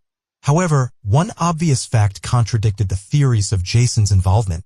At the time of the murder, he was in another city that was 490 kilometers away. And called the police. She also informed their relatives about what had happened. Michelle's mother called Jason's parents while he was on his way from Clintwood to visit them. He decided to stop by his parents' house before heading home, and upon arrival, they told him about what had happened. Jason was shocked by the news and immediately left for Raleigh with other relatives. During this trip, a friend called Jason and told him that the police were asking a lot of questions about him. Jason made a strange decision and said he didn't want to talk to the police and wanted to hire a lawyer, which only increased the investigators' suspicions but also gave them a new lead. Shelley, who was visiting the victim the day before the murder, told the police something interesting. Michelle had told her that she had been feeling like someone was constantly watching her lately. Shelley herself also felt like someone was watching them through the window that evening and even asked her friend to walk her to her car because she was a little scared to leave the house alone. Detectives tried to find any evidence related to possible surveillance but continued to investigate Jason's potential involvement. Jason left his house in his car on November 2nd in the afternoon and, considering it was about a 6-hour drive to Clintwood, decided to stop and stay at the Hampton Hotel, which is roughly halfway on the route. Detectives requested surveillance footage from this hotel and actually saw Jason check in at 10:54 p.m. and 2 minutes later he used his key card to enter his room, and the card was not used again after that. The next morning around 7:40 a.m. he called his mother and the signal passed through a cell tower located near the town of Whiteville. This town was on the way from the hotel to Clintwood, where his business meeting was supposed to take place. The police also found out that the meeting was scheduled for 10 a.m., but Jason arrived 30 minutes late. When Jason arrived home with his relatives, the police seized his white Ford Explorer. Forensic experts could not find any blood or other evidence in it. They also examined the hotel room where the man stayed, but nothing was found there either. The same applied to all of Jason's clothing and belongings. Interesting, a pair of size 12 boots of the same brand were found in his car, the tracks of which were discovered in the house, but it was a model with a completely different pattern on the sole. A DNA sample was taken from the man by court order, which did not match the 2 hairs found. The victim's body. His fingerprints were also taken, although this was not particularly useful as they were everywhere in his home, of course. Experts could only determine that none of the fingerprints found contained traces of blood. Thus, the police were unable to find any evidence that could connect Jason to the murder. He did not speak to the police and used the services of a lawyer. When the police searched Jason's car, they found a hotel receipt and a fresh newspaper. A Hampton employee said he had slipped them under the door of his room somewhere between 3 and 5 a.m. This meant that the man was definitely in the hotel that morning. In the end, a rather complex situation arose. Jason could have killed his wife only if he had left the hotel unnoticed in the middle of the night. Driven 270 kilometers to his home, committed the crime, cleaned his daughter of blood, then driven 270 kilometers back and quietly entered his room so that the electronic key did not register it. Detectives tried to figure out if this was possible in principle. They interviewed hotel staff, and here they came across an interesting lead. One of the employees noticed that the fire door on the first floor was slightly open, held open by a small redstone. The employee was surprised because this door was always closed from 11 p.m. to 6 a.m. He pulled out the stone from under the door and closed it. After that, the man decided to check the surveillance cameras and saw that one of them was not working. The one located on the stairwell next to the door. The employee approached it and realized that someone had disconnected the wire from the camera. He asked his colleague to return the wire to its place, and around 5:50 a.m. the camera started working again. From the recordings, the detectives established that the camera was turned off at 11:19 p.m. Then something interesting happened at 6:35 a.m. Less than an hour after the camera was reconnected, it suddenly turned to face the ceiling. Given that there was no automatic mechanism to change its position, there was only one option. Someone manually turned the camera so it wouldn't face the hallway. The hotel management claimed that the camera had never been turned off before, and the only time someone turned it towards the ceiling was a few years ago, when a guest wanted to leave the hotel unnoticed. This was a significant argument for the detectives that Jason could have left the hotel and gone home, then returned. The idea with the door and the camera was evident. The hotel's fire doors are designed in such a way that they can only be opened from inside the room. Jason could have used this door to leave the hotel without going through the main entrance, as he would have been seen by the employees and other cameras. Investigators interviewed all of Michelle's neighbors, and interesting clues awaited them here as well. On the night of the murder, around 4 a.m., a woman was delivering fresh newspapers to their area near Michelle's house when she noticed a light-colored SUV but couldn't remember the model. Another neighbor left her work around 5:20 a.m. and also noticed a white SUV near Jason and Michelle's house. Passing by, she saw a man behind the wheel but couldn't make out his face. What was even more interesting was that there was a woman sitting next to him in the passenger seat. The neighbor thought she was trying to hide her face from her. The third witness drove past her house around 6:15 a.m. and also saw a white SUV there, but no one was inside. Detectives believed that this car belonged to Jason, but it was a complete surprise to them that there was a woman in the car with him. Attempts to identify her were unsuccessful, but during the investigation, detectives found out that the man had been cheating on his wife with her friends since college. The woman lived in Florida, and Jason regularly went to see her under the guise of business trips. Detectives also discovered that the day before Michelle's murder, the lovers had called each other about 50 times, but the content of their conversations was unknown. Despite all this, the police still had no evidence linking Jason to the murder. He still refused to talk to the police without his lawyer present, but even in the presence of the attorney, he did not answer their questions. Detectives continued to actively work on the case, and ultimately the investigation dragged on for many months. They were almost certain that it was Jason who committed the murder, but without substantial evidence, they were not in a hurry to arrest him. This happened only on December 14, 2009, 3 years after the murder. The investigators realized they would not be able to find any new evidence. So, they gathered all the available materials and charged him with murder. The trial began 2 years later in June 2011. The prosecution insisted that Jason had premeditated the murder of his wife because he did not want to lose part of his property in the divorce. According to their version, he had initially decided to stay at that particular hotel because it would allow him to return home to commit the murder and then drive back. Former girlfriends of Jason also testified at the trial. One of them recounted that he had proposed to her and given her a ring, but later during an argument he grabbed her hand and took the ring off her finger. Given that the killer had removed the rings from Michelle's hand, these statements seemed significant to the prosecution. And another woman turned out to be Jason's second mistress and a friend of Michelle. She revealed that she spent time with the man at his home when Michelle went somewhere. She was also married, and on one of those nights Jason removed her engagement ring from her finger. He did not return it until the next day, which seemed strange to the woman. Another mistress, a college friend of Michelle, also testified at the trial. She admitted that they had a romance. But the prints of their correspondence turned out to be much more interesting. Just a few days before the murder, he wrote to her, "I don't know how it all turned out this way, but I know how it will all end, with 2 broken hearts, but I don't care. I have a lot of suffering ahead of me, but you are worth it, even if only for a moment." Given that Michelle was killed just a few days after this message, its content was very disturbing. But one of the main witnesses was a woman who worked at a gas station between Raleigh and the town where Jason's hotel was located. She recounted that around 5:20 a.m. a man in a white SUV pulled up to the farthest pump. He tried to fill his car, but by law, people had to pay for gas first or show their ID at night. The driver went then threw $20 at her, filled the car with $15 worth of gas, and drove away without taking the change. The woman claimed to recognize this man from the photo. It was Jason Young. This witness changed the course of the case as, thanks to her, it became known that Jason was between his home and the hotel early in the morning. This once again pointed to the fact that he could have killed his wife. At the trial, Michelle's sister, Meredith, also testified. After Michelle's murder, her daughter, Cassidy, stayed with her father, who moved in with his parents.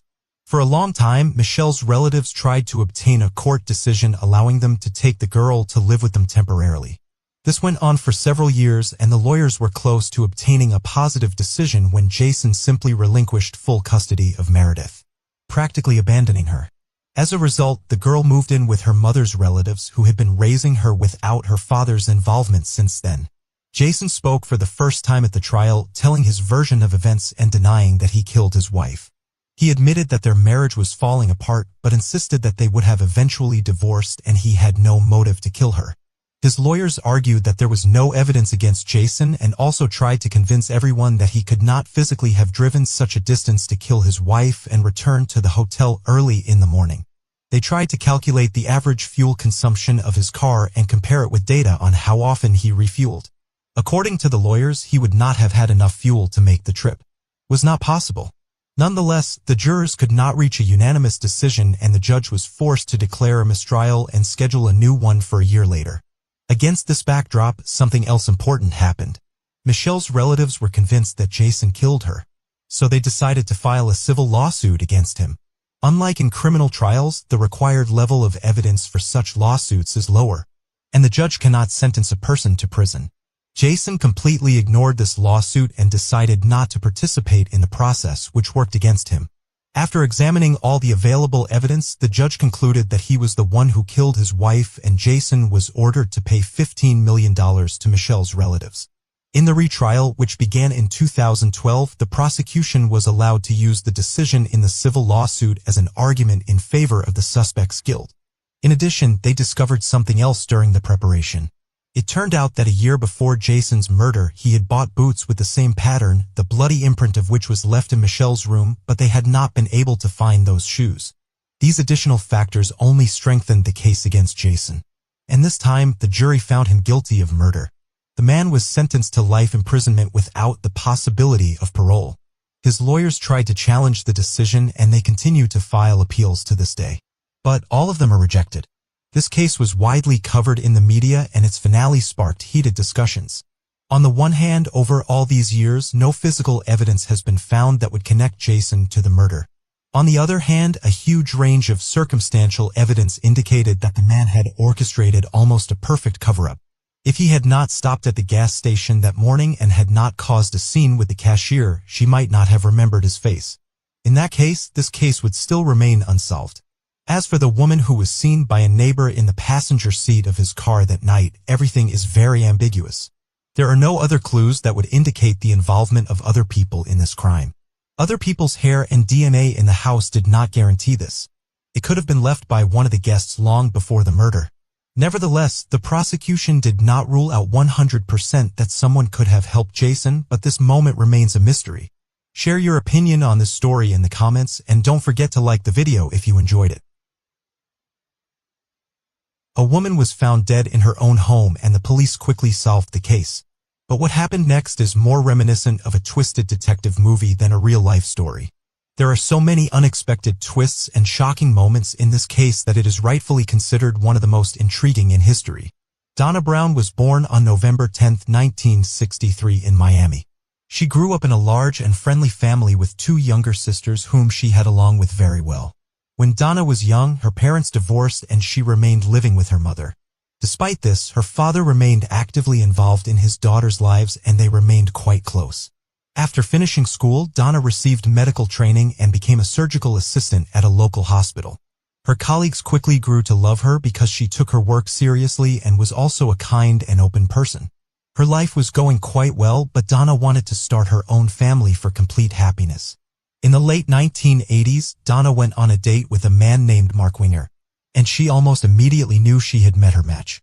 Mark was charming and intelligent, worked as a nuclear engineer, and dreamed of having a large family. They began dating and decided to get married in 1989. Shortly after that, Mark received a job offer at a nuclear facility in Springfield, Illinois. It was a big step up the career ladder for him, and he and Donna decided to move there. The couple settled in a nice neighborhood, and soon after the move, Donna got a job at a local hospital. They only lacked children for complete happiness, but all their attempts were unsuccessful. At some point, Donna learned that she was medically unable to conceive, and it was a devastating blow for her. Both she and Mark dreamed of a large family and all the conditions of their lives were favorable for it. But fate decided otherwise. Then the couple began to consider adoption but kept postponing the serious step. This continued until 1995 when everything changed in one day. A pregnant underage girl was admitted to the hospital where Donna worked and she wanted to give her child to a loving family. Mark and Donna immediately decided to adopt the baby. In June, right after the birth, they adopted a girl and named her Bailey Elizabeth Winger. The day they took her home coincided with the anniversary of their engagement. The couple and all the relatives were happy that they finally had a child.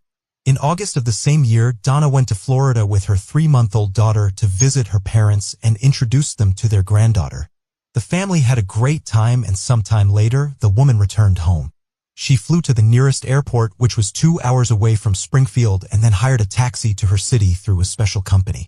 This trip greatly spoiled Donna's mood because the driver behaved quite inadequately. The whole way he talked about how several personalities lived in him and they forced him to do various terrible things, such as killing people. In addition, the driver talked about how he regularly participated in orgies and even invited Donna to participate in them. The man also constantly violated traffic rules and drove the car quite dangerously. When Donna got home, she told her husband about it and he was furious. Mark called the company the driver worked for and demanded that he be fired. It turned out that the driver was 27-year-old Roger Harrington. The management decided to suspend him from work, but that wasn't the end of it. During the next week, an unknown man called Winger's home phone, refused to identify himself, and asked for Donna. She and her husband suspected that the caller was Roger, and she was seriously concerned about her safety. Given that the man knew their home address, she was afraid that Roger might harm her. A distress call was made to the Springfield Police Department. Mark Winger was in a panic and reported that an unknown man had broken into their home and attacked Donna with a hammer. Mark, shocked and terrified, took his gun and shot the intruder. When the officers arrived at the scene, they found 2 bodies on the floor with Mark in a state of panic. The police officers detected a faint pulse from both individuals on the floor and called an ambulance while trying to obtain information from Mark about what had happened. Although Mark could barely speak, the detectives managed to piece together a rough idea of what had occurred.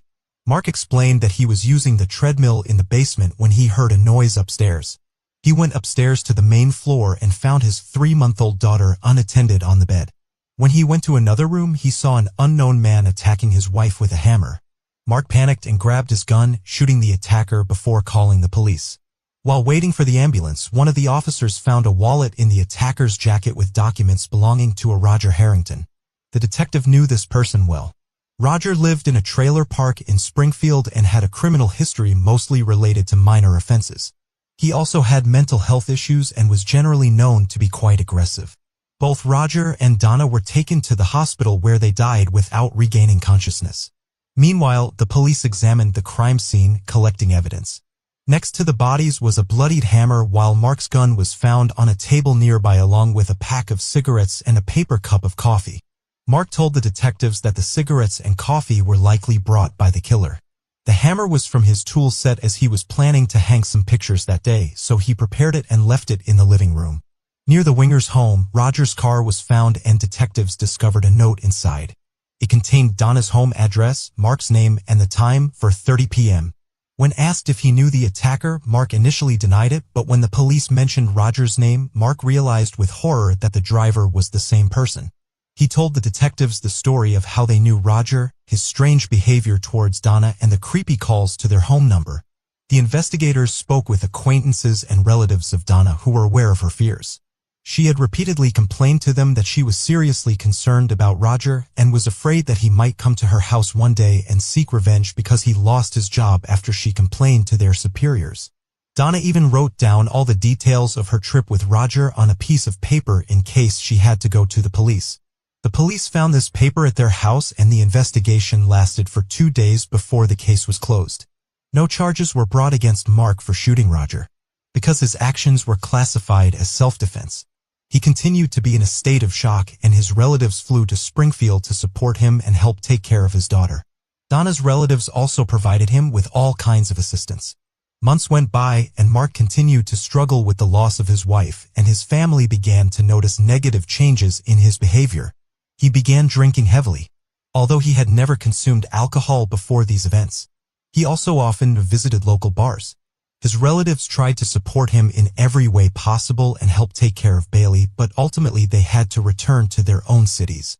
Donna's parents understood that it would be difficult for Mark to take care of his daughter, so they suggested finding a nanny.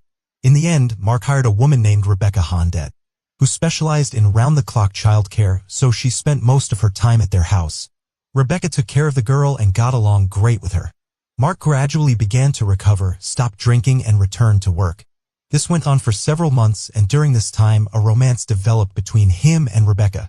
She hardly ever left his house, and they spent time together with Bailey, constantly communicating, and eventually this lent a mutual sympathy.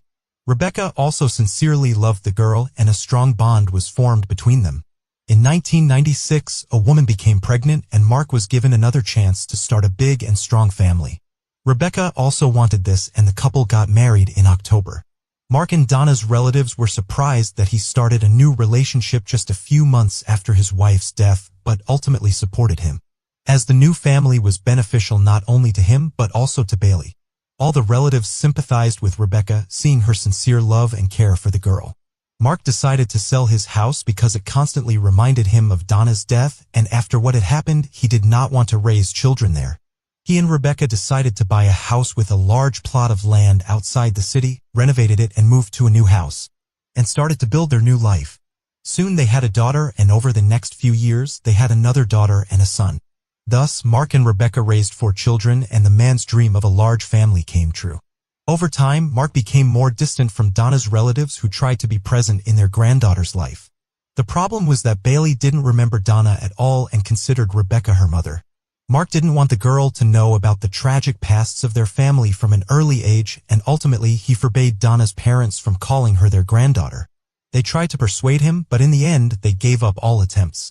The relatives understood that it might be better for the girl to grow up away from what had happened. In the following years, Mark and Rebecca happily lived in their new home, raised their children, and made plans for the future. The tragedy of the past gradually faded, but its echoes continued to haunt the family. In 1999, Mark decided to sue the company that hired Roger Harrington as a driver. In Mark's opinion, this company did not make any effort to check this person's sanity, and as a result, it led to the murder of his wife. The company did not want to admit its guilt, and Mark hired a lawyer. To determine their guilt, the court decided to study all the materials of the case and the evidence, which were handed over to the lawyers. While they were preparing for the trial, something completely unexpected happened. In February of the same year, a woman named Deanne Schultz came to the police and told detectives a shocking story. Deanne was Donna's best friend and worked with her at the hospital. When Donna had a child, Deanne actively helped her take care of the girl, but Deanne's story turned everything upside down. She confessed to the police that she had been having an affair with Mark for several months, which they had kept hidden from their spouses. It all started 3 months before Donna's death. Around the same time, the couple adopted a daughter. Mark and Deanne were secretly seeing each other, but this was just the tip of the iceberg. The woman told detectives that Mark wanted to get rid of his wife to be with her. One day he said it would be so much easier if Donna just died. He then began to persuade Deanne to help him with a plan, but he did not reveal the details.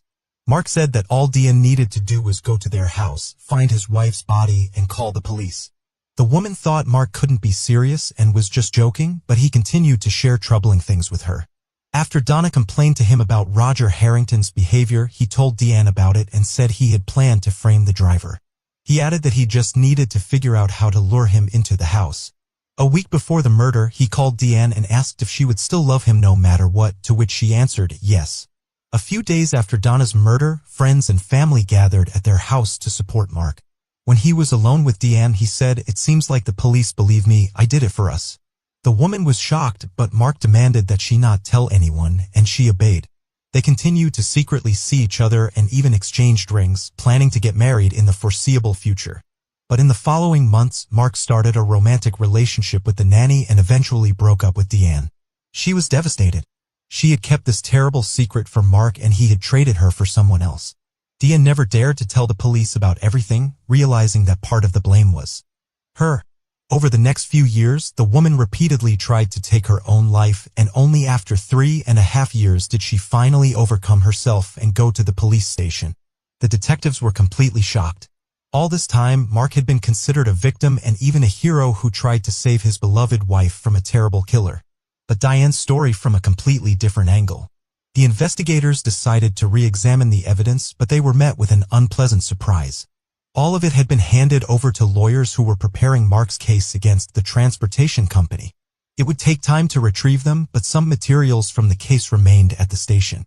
The photographs from the crime scene, the lead detective looked at them and realized with horror that they had missed some obvious things all these years.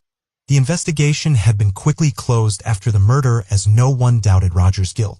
But now, as the detective saw these photos for the first time, he realized that the positioning of the bodies did not match Mark's story at all. He had told them that when he entered the room, Donna was lying on the floor and that was striking her with a hammer from above, and then he shot him and Roger fell next to the woman. In reality, however, his body was lying in the opposite direction and he physically could not have fallen in that direction. The detective realized that Mark's story was a lie, and it made him rethink a whole series of moments that now made much more sense. First of all, no one ever figured out how Roger got into the house. There were no signs of a break-in, and Donna certainly would not have opened the door for him. But if you remember the note inside Roger's car, everything falls into place. It had Mark's name and the time, which looked like a reminder of a meeting. Remembering Diane's story, detective concluded that Mark had somehow invited Roger to their home on some pretext, and let him in, after which he shot him. Secondly, in Roger's car they found a knife and several other items that he could have used for the murder, but he did not take them with him and used Mark's hammer, which the man took out of the closet on that very day and left in plain sight. All of this sounded completely illogical if you assume that Roger came to the house to kill someone. Moreover, he left a pack of cigarettes and a paper cup of coffee on their table. A very strange thing for a person who came there to kill. The detective listened to the recording of the 911 call made by Mark and was once again shocked. Mark told the operator that he had shot the attacker once, after which there was a male mumble in the background as if someone was trying to speak. Mark told the operator that his daughter was crying and he needed to go to her, after which she hung up. However, there is no hint of a child's crying on the recording. A more realistic scenario was that Mark did not shoot Roger once, and on hearing the gunshot, Donna ran to him and her husband hit her with a hammer. After that, he called the police and pretended to be panicked, reporting what had happened. Suddenly, Roger woke up and tried to say something, and those sounds were recorded on the call. Mark lied about his daughter crying, hung up, and shot Roger again. In support of this version, there was another fact that the investigators completely ignored. Mark and Donna's neighbors said during the questioning that they heard 2 shots. However, about 5 minutes had passed with Mark's story but completely matched the more realistic version in which he was the killer. But that wasn't all. During the initial investigation, which lasted only 2 days, the experts did not even examine the evidence.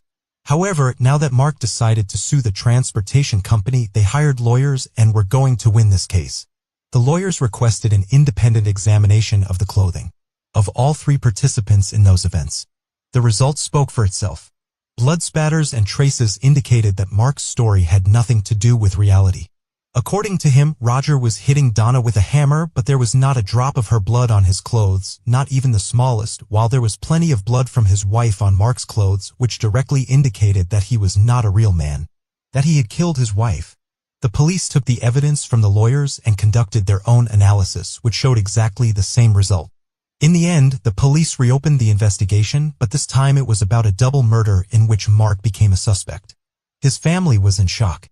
No one believed that the man was capable of such a brutal crime. Donna's relatives were skeptical of the suspicions against Mark until they heard all the information that the detective said uncovered. The only ones who insisted on Roger's innocence from the first day were his friends and family members. They were all aware of his minor criminal history but did not believe he was capable of murder. Moreover, their neighbor Roger, with whom they shared a rental, initially gave the police important information that they overlooked. Immediately after the murder, the detectives questioned the man and he told them that the day before, Roger received a call, hung up and wrote down Mark Winger's name, address and time on a piece of paper. It all looked as if Mark had scheduled a meeting with him, but the police did not attach much importance to it.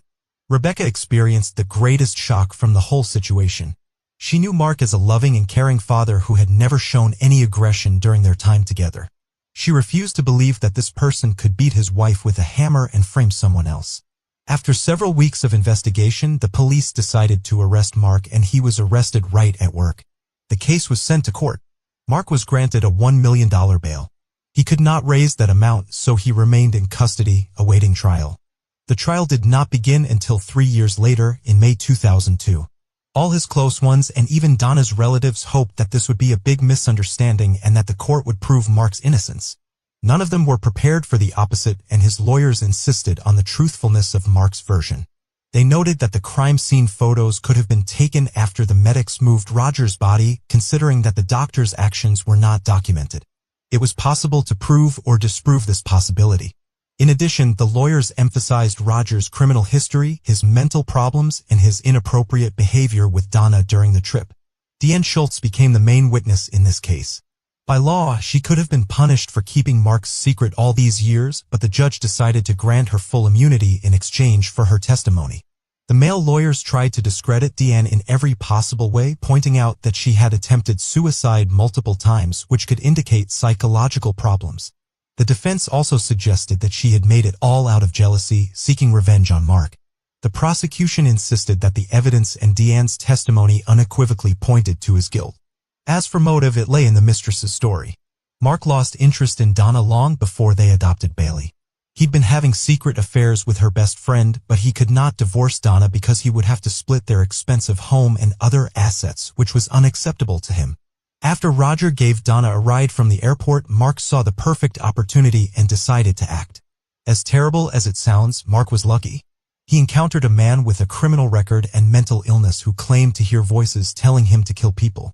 After Roger complained to management, he lost his job, which became the perfect motive when both the prosecution and defense laid their cards on the table, leaving only the jury's decision to wait for.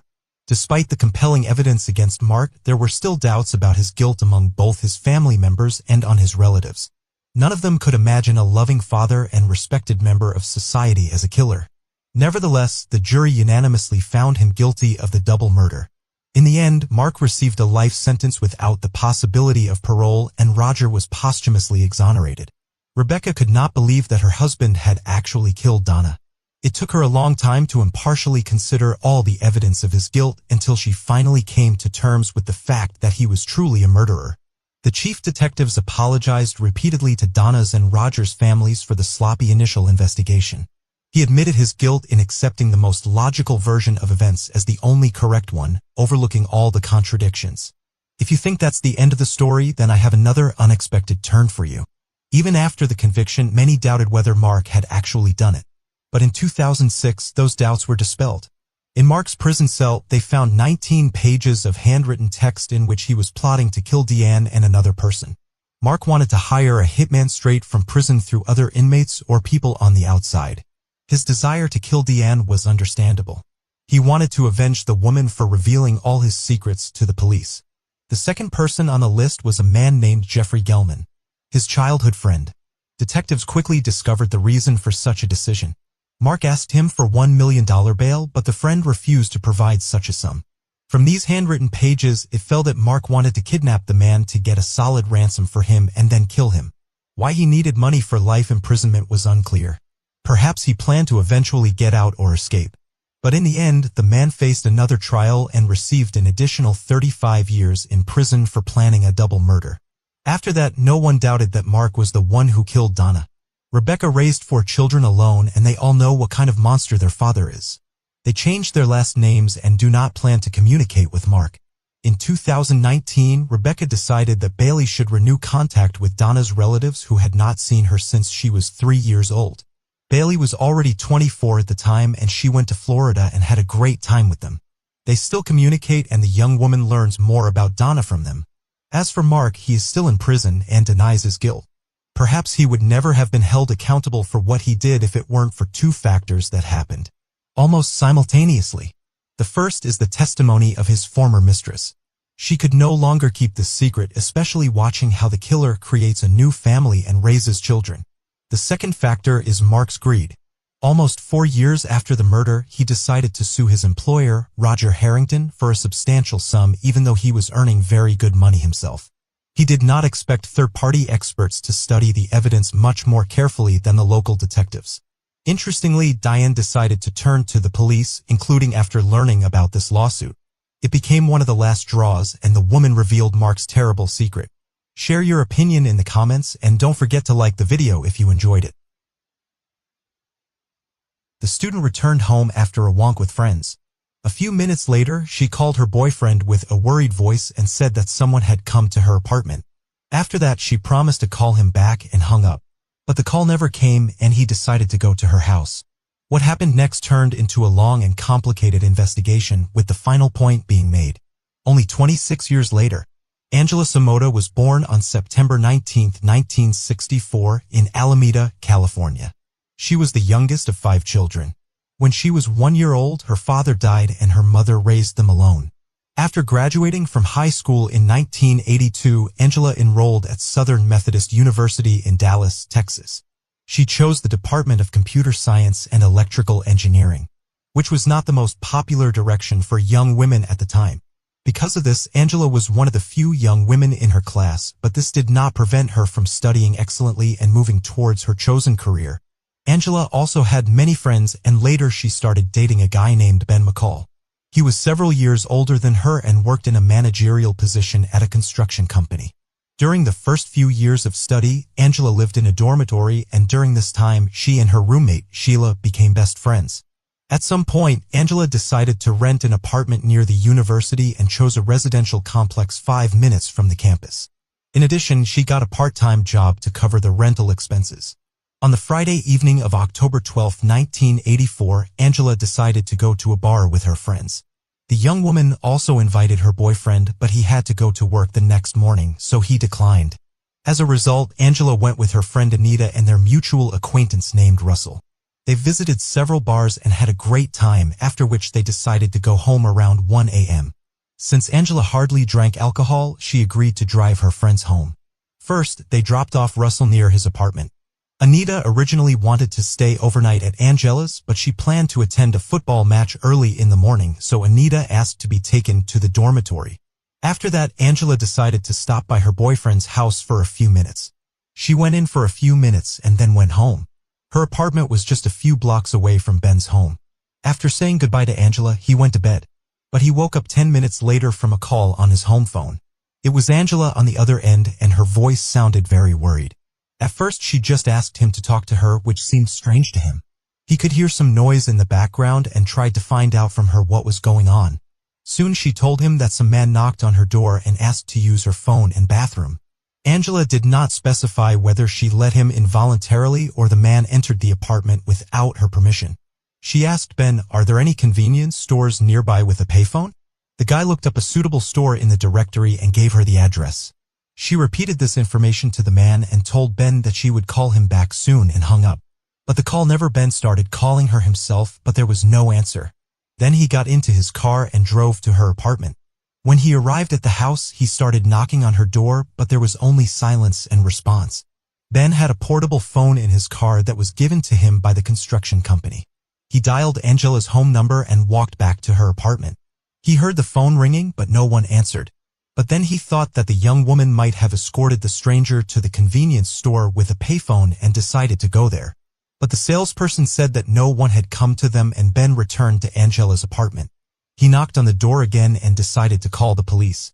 It was almost half an hour before 2 policemen arrived at the house. Ben explained the situation to them and asked to open the door to Angela's apartment. But the officers did not rush to take any active action. They decided to contact the manager of the residential complex and ask him for a key before entering the apartment. The first thing the police officer saw was a shoe on the floor in the middle of the living room.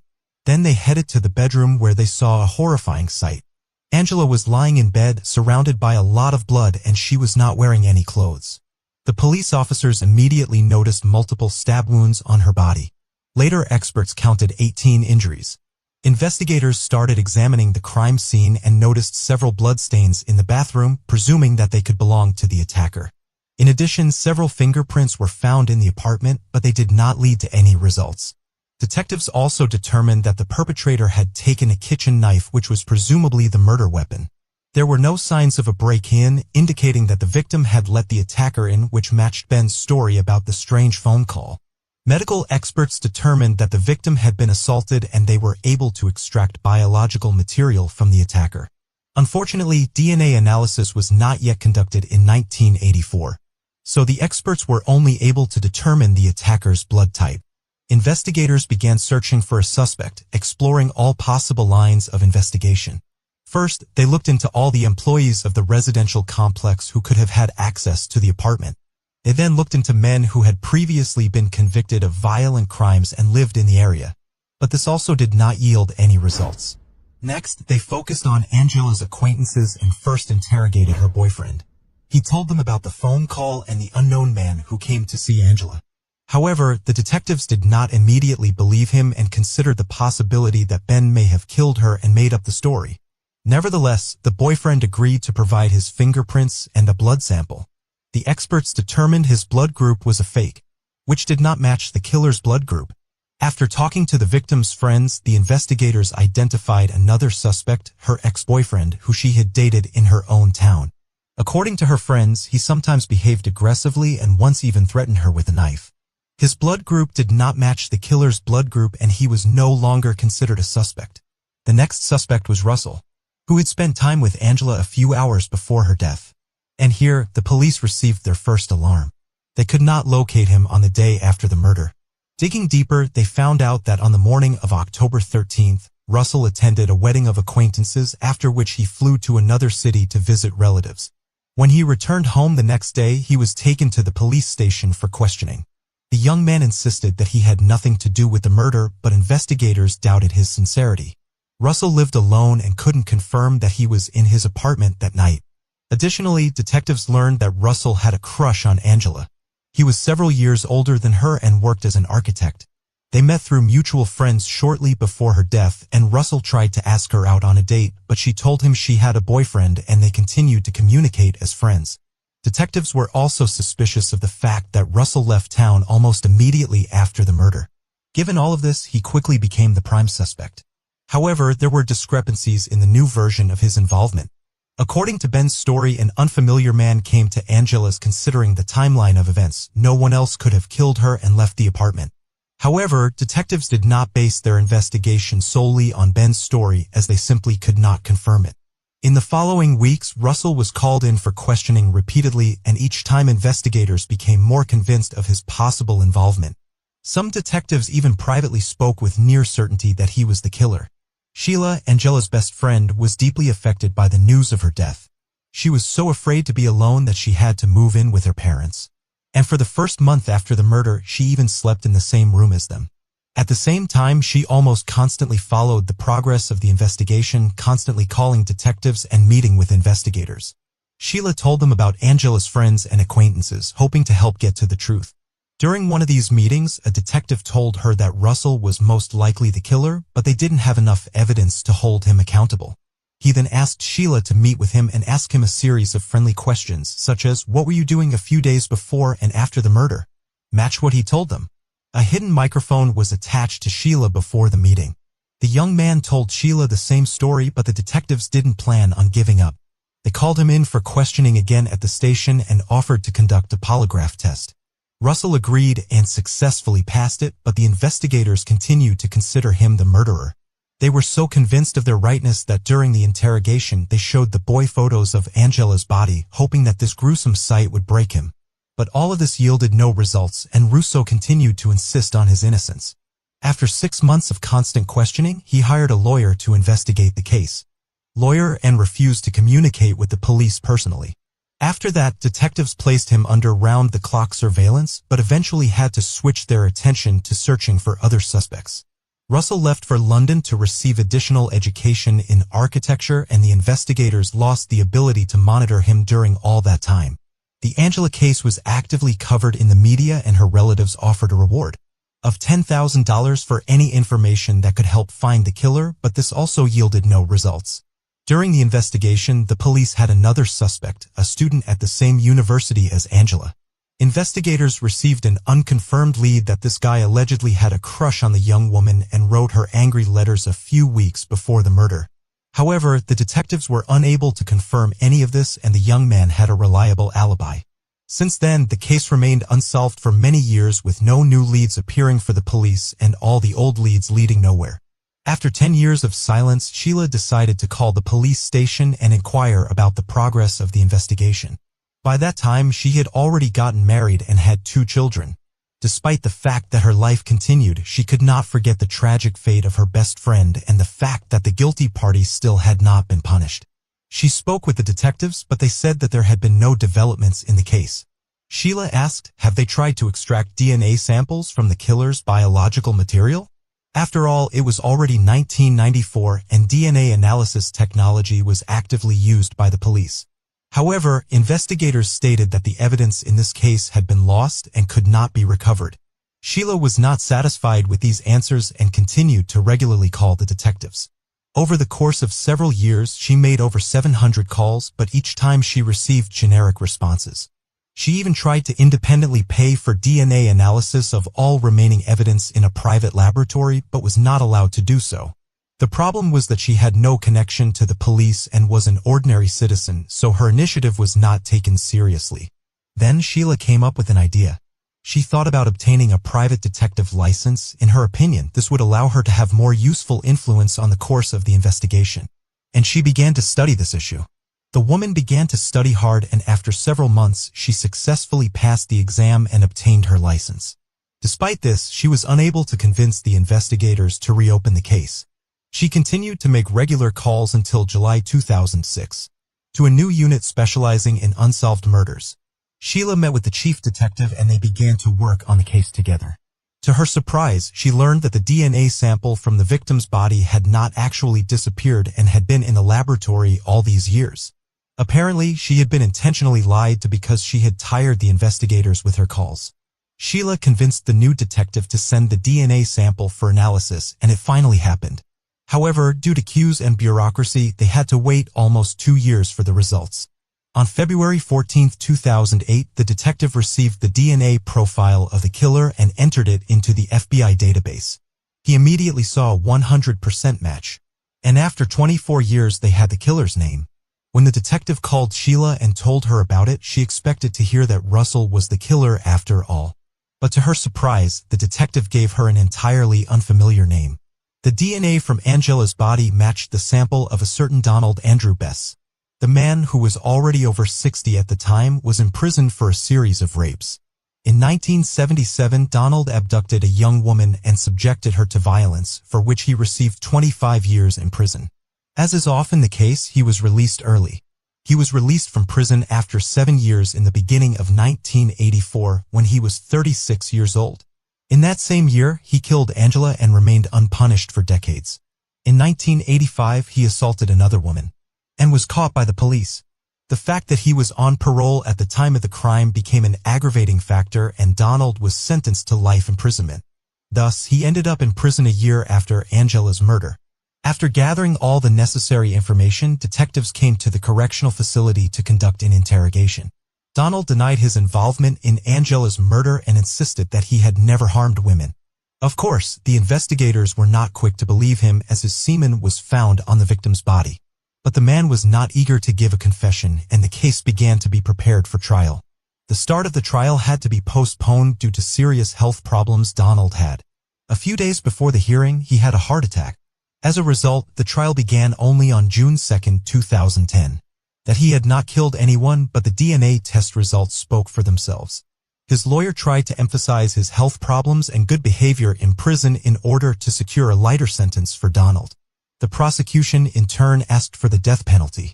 According to the investigators, Donald noticed Angela in one of the bars or on the street, after which he began to follow her. He knocked on her apartment door and asked to use the phone and the toilet. After the young woman called her boyfriend and hung up, Donald attacked her and assaulted her. Detectives believed that the criminal was still in Angela's apartment when her boyfriend arrived and started knocking on the door. And Donald may have been afraid that his victim would scream. So he inflicted multiple stab wounds. After waiting for her boyfriend to leave, he left the apartment. The trial was heavily covered in the news, and this led to some unexpected consequences. Several women immediately went to the police and said that Donald Bess had subjected them to violence at different times. One of them was his ex-wife, who told the court about constant beatings from Donald. He raised his hand on her even when she was pregnant with his child, and after the birth of their daughter, he continued to physically abuse her. The wife had to run away and hide, fearing for the life of her child. As a result, the jury found him guilty of the murder of Angela and he was sentenced to death. He attempted to appeal the court's decision several times, but failed. Donald spent 12 more years in prison, and during that time his execution date was never set. However, in October 2022, he died a natural death, another heart attack. Fatal. Thus, this complicated case came to an end. Investigators acknowledged that Sheila played a crucial role in moving the investigation forward by not giving up in her pursuit of the truth. After her story was publicized, relatives of other victims whose cases had gone unsolved for years began to reach out to her. As a result, Sheila decided to help these people and established a non-profit organization. Regarding Russell, the police department officially apologized to him for the months of persecution. He admitted that it had significantly affected his life and he was genuinely afraid of being convicted of a crime he did not commit. Despite this, he continued to try to help the police get to the bottom of the case. After all of these events, he became a well-known architect in Dallas. One aspect of the story that still troubles investigators is the possibility that Donald may have had many more victims even though he spent half of his life in prison. Perhaps sooner or later, they will be able to link him to other crimes.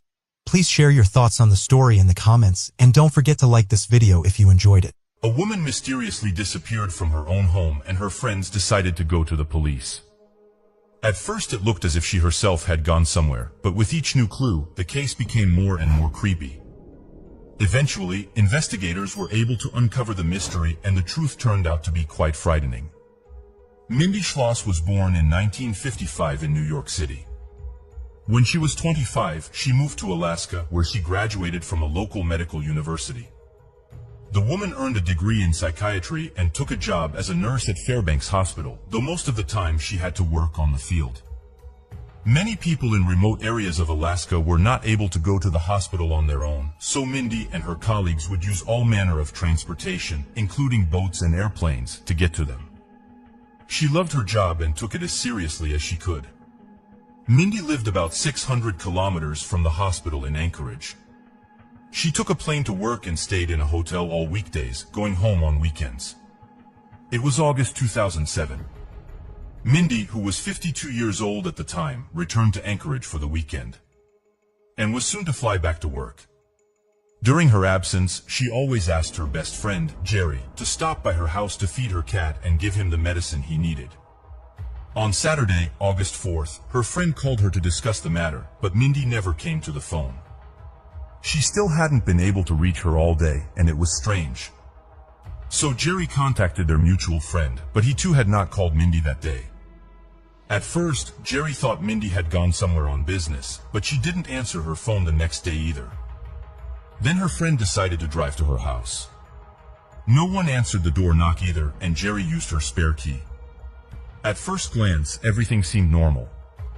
The house was in order, there were no signs of a struggle or any other evidence that something bad had happened to Mindy. It was only on the way out that Jerry noticed something strange.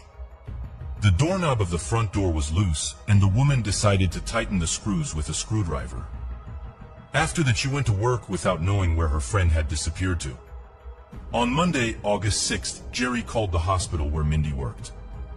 To her surprise, the woman never showed up for work, which was completely out of character for her. Nor did she contact any of her coworkers to alert them of her absence. All this indicated that something might have happened to the woman, and Jerry decided to contact the police. The police department took a missing persons report, and Jerry and the detective went to Mindy's house again. No sign of a break-in was found. There was also nothing of value missing from the house. This ruled out the possibility that a burglar had broken into the woman's home. What's more, Mindy had some medications in her home that were only available with a doctor's prescription. Any burglar would most likely have taken them since they were in demand among people with drug addictions. Upon entering the garage, they discovered that Mindy's car was missing. It was also very strange. The woman always took a cab to the airport and only used her car to get around town. The police concluded that something really bad had happened to the woman. A forensic team examined the house, trying to find any clues, but it was inconclusive. At the time, the kidnapping theory was unlikely. The police thought Mindy might have probably had an accident. She often went to the countryside, and the terrain in those parts was quite dangerous. People could have fallen prey to wild animals or just accidentally fallen off a cliff. But this theory did not bring the police any closer to solving the case, and they decided to begin a search for suspects who, in theory, could have been involved in her disappearance. The first thing they did was check on Bob, Mindy, and Jerry's mutual friend. The men were eager to cooperate with the investigation, and the detectives quickly determined that on the day of the woman's disappearance, he was at work many miles away from her home. The police had no clear answer. The woman had not been in touch since Saturday. After examining her computer, experts determined that the last time she used it was at 1:30 a.m. that same day. With no solid leads, police decided to enlist the help of the public. They posted flyers around town with information about the missing woman and distributed the information to local TV stations. The same day, they began receiving calls from witnesses, but most of the leads led nowhere. People reported seeing Mindy in various places and even in other states. None of these leads were ever helpful. Meanwhile, Bob and his co-workers decided to comb the area where Mindy might have gone. She had been out in the countryside quite often for berries or just out for a walk. Unfortunately, the search also yielded no results. The detectives decided to go a different route and contacted the bank the woman used. They asked them to check to see if there had been any activity on her cards in recent days, and this is where a serious lead finally awaited them. Early Sunday morning, the day after Mindy went missing, someone had withdrawn $500 from her debit card, the maximum amount available for withdrawing in a 24-hour period. Police immediately obtained the ATM camera footage from the bank, and they got a disturbing sighting. It turned out that the money had been withdrawn by an unknown man. His face was covered by a bandana, so they could not identify him. He pulled down the bandana only after his face was out of the camera's field of view. As a result, the police had no choice but to wait until the man tried to use someone else's card again. Meanwhile, the detectives received another tip. They learned from Mindy's co-workers that the woman was planning to renovate her home and had hired workers. At some point, she had a conflict with their supervisor over the cost of the work. Mindy later admitted to her co-workers that she was afraid of him because he acted strangely during visits to her home. The police checked on the man, but he turned out to have an alibi for the day the woman. They also questioned another worker who came to her house on Friday around 7 p.m. The man was also uninvolved and he couldn't remember anything suspicious that night. It wasn't long before detectives had a new lead. Bank security reported that Mindy's card had been charged $500 again in the early morning hours, but this time from a different ATM. After studying the security footage, the police immediately realized it was the same man as the first time. But there was something odd on the tape. The man withdrew the money and left, but returned to the ATM a few seconds later. He walked around it for a while, pushing buttons, and eventually left again. After calling the bank, detectives found out the reason for his strange behavior. The unknown person forgot to take the card out, and the ATM then takes it away to prevent the theft. The real owner can get it back by going to the bank with his ID. Of course, this was not an option for the criminal, so he lost access to Minnie's account forever. This time, the police managed to find a witness. He drove up to the very same ATM when an unidentified man came out of there. According to the witness, he got on his bicycle and rode away. It was a significant lead since most people were traveling by car or on foot, but all that information was still not enough to get any closer to a clue, and detectives decided to interview everyone in the Mindy area. They asked people to recall any oddity or to point them to neighbors who were suspicious. To their surprise, many residents named one particular house right near Mindy's house. According to them, parties were constantly held there. The residents were always making noise and disturbing the peace. The detectives went there and found out that quite a number of people were living there, but they weren't willing to talk to the police. The detectives then went to a woman who lived directly across the street from the house. She said she did not see anything suspicious, but her demeanor showed that she was very nervous. The next day, the woman called the police station and asked the detectives to meet, but not at her house. They met at another location, and the woman shared a creepy story. Shortly before the detectives' first visit, a man who lived across the street had stopped by to see her. He said police were walking around the neighborhood and asked the woman not to tell them he lived here. When asked why, he said he was on parole. and did not want the police to know his location. At night, the woman heard someone walking on the porch of her house. She looked out the window and saw that it was the same man. He stomped around, looked in several windows and left. The woman was greatly frightened and decided to tell the police about it. Detectives learned his name was Josh Wayne, who was 27 years old at the time. After running him through the database, they found out that the guy had been convicted of murder 7 years earlier. At the time, he was accused of beating a woman to death, but a jury acquitted him. As a result, Josh was accused of tampering with evidence and sentenced to 6.5 years in prison. After spending 3 years behind bars, he was released early. Detectives immediately identified him as a prime suspect. After talking to his housemates, they found out that Josh didn't have a car and that he got around mainly by bicycle. But there was just one problem. When police began looking for him, the man had disappeared without a trace. On Thursday, August 9th, police suddenly had another lead. A local trucker called them and said he had spotted Mindy's car in a parking lot near the airport. He had seen its picture in the newspaper and immediately recognized the car. Detectives arrived on the scene and confirmed that the car was indeed Mindy's. They also noticed that a surveillance camera was pointed at the parking lot from a nearby building and requested a recording. It showed a man driving this car into the parking lot at 12:30 p.m. on August 4th. Getting out and wiping down the door handle. Apparently, he was wiping off his fingerprints. Unfortunately, the quality of the recording did not allow his face to be seen. CSI examined the car for prints or traces of DNA and were able to recover some samples. However, it took time to study them and there was no guarantee it would be useful in the case. On the passenger seat was Mindy's purse, which could indicate that the woman had been in the car with the perpetrator, alive or dead.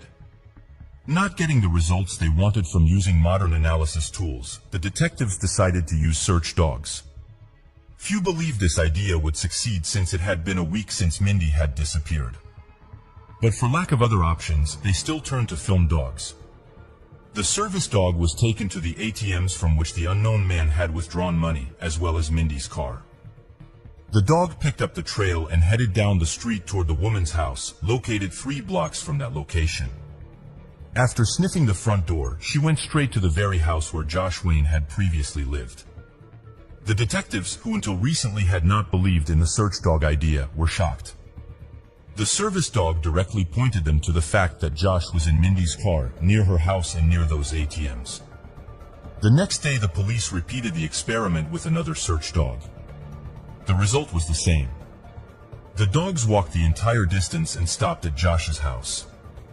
Though it was not an unqualified piece of evidence that would work in court, the detectives decided not to waste their time and obtained a warrant for the suspect's arrest. They went to his house, but the man hadn't been there in days. After searching the building, they found the same jacket that the unidentified man had been wearing on the cameras near the ATMs, and in the pocket was a cash withdrawal slip from Mindy's card. Next, they discovered a woman's gold watch and immediately showed it to Jerry.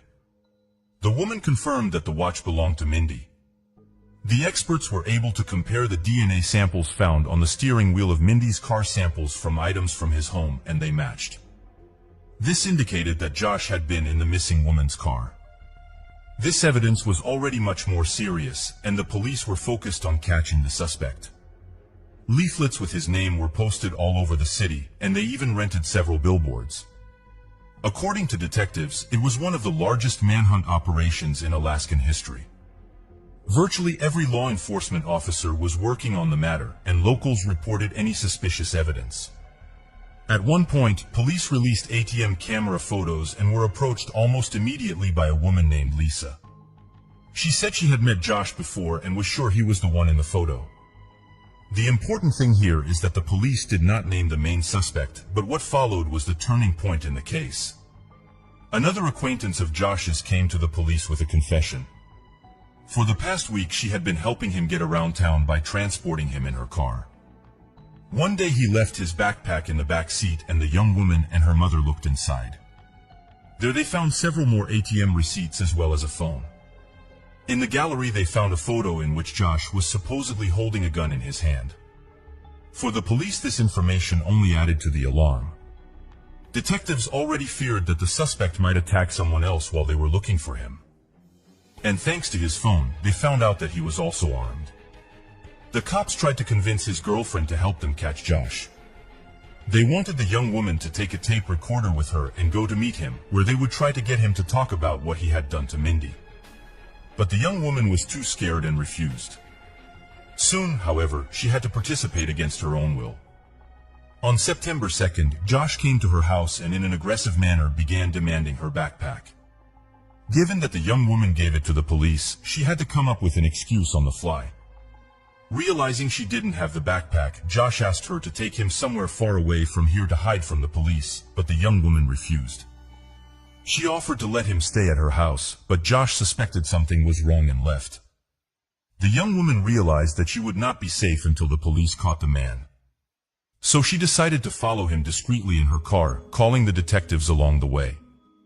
At some point, Josh reached his acquaintance's house and went inside. By that time, the police, SWAT, and FBI had already begun to converge on the scene. Everyone feared that the suspect would not surrender without a fight, and those fears proved to be true. Using weapons, Josh took 2 people who were in the house with him hostage.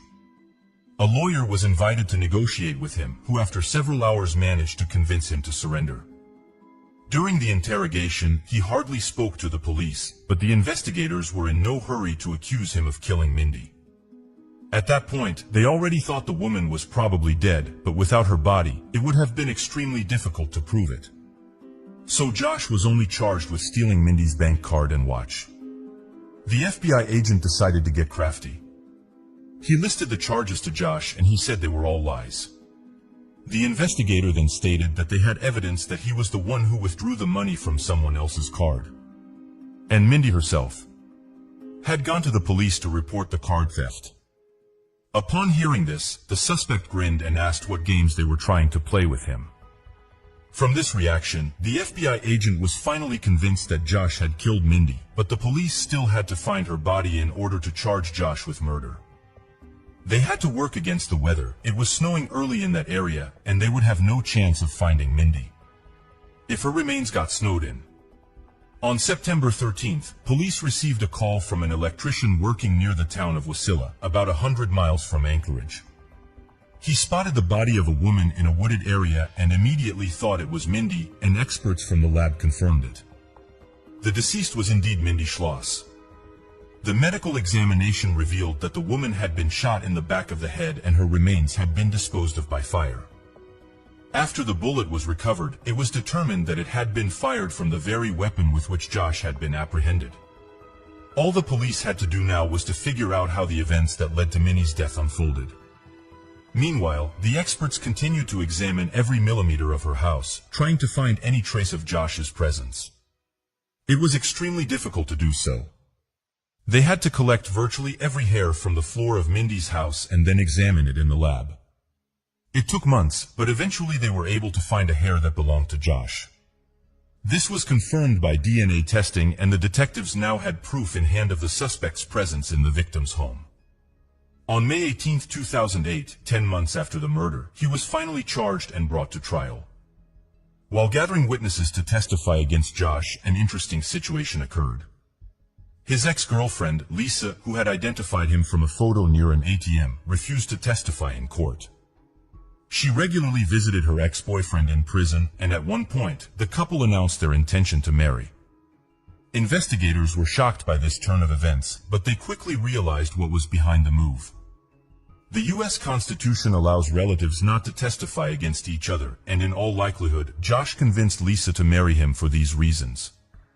There was one problem, though.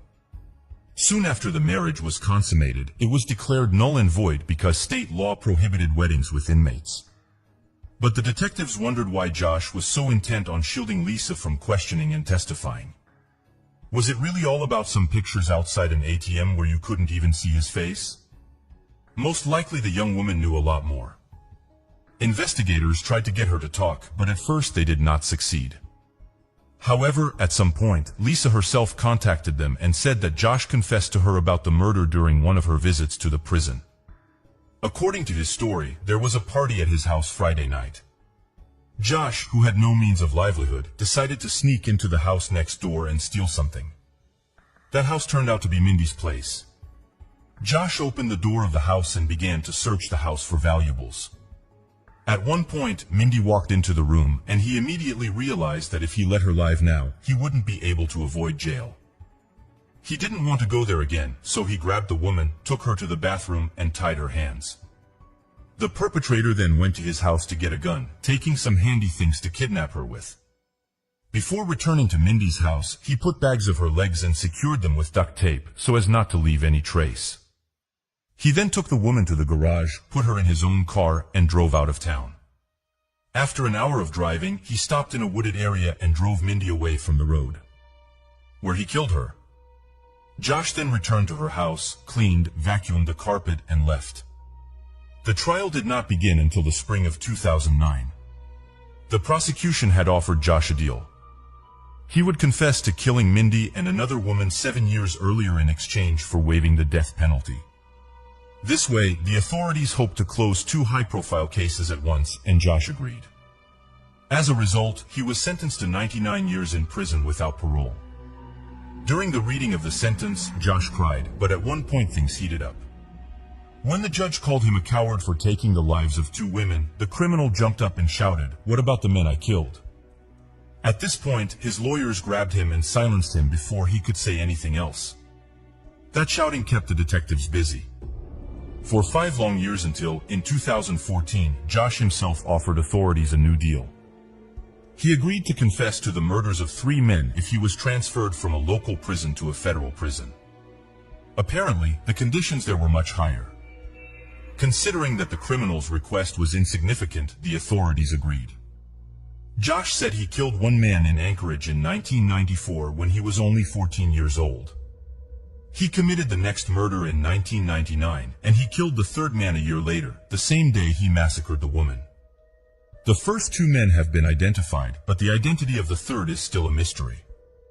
Investigators have no doubt that Josh was indeed involved in the murders. They are more concerned about another question, whether there are no other crimes under his belt, about which he is silent. In any case, the police have managed to permanently isolate him from society and prevent other murders that would surely have followed. Share your opinion on this story in the comments, and don't forget to like it and subscribe. The 15-year-old young woman went out for a walk, promising her parents she would be back soon, but she never came home and her phone was turned off. The parents contacted the police, who began a search for the missing young woman. Detectives had no leads until they gained access to her Facebook account. It was there that the eerie clue as to what had happened to her lurked. Nicole Cable was born on August 12, 1997, in the small American town of Glenburn, Maine. Her parents divorced when she was young, and the young woman was left to live with her mother, stepfather, and 3 younger sisters. During her high school years, Nicole had a passion for music, was on the cheerleading team, and even modeled for a local company. She also had many friends who described the young woman as cheerful, helpful, and kind. She always tried to keep a positive outlook on life, even though she, like many teenagers, had her own difficulties. In the spring of 2013, when the young woman was 15 years old, she was looking forward to the approaching school vacations and her birthday.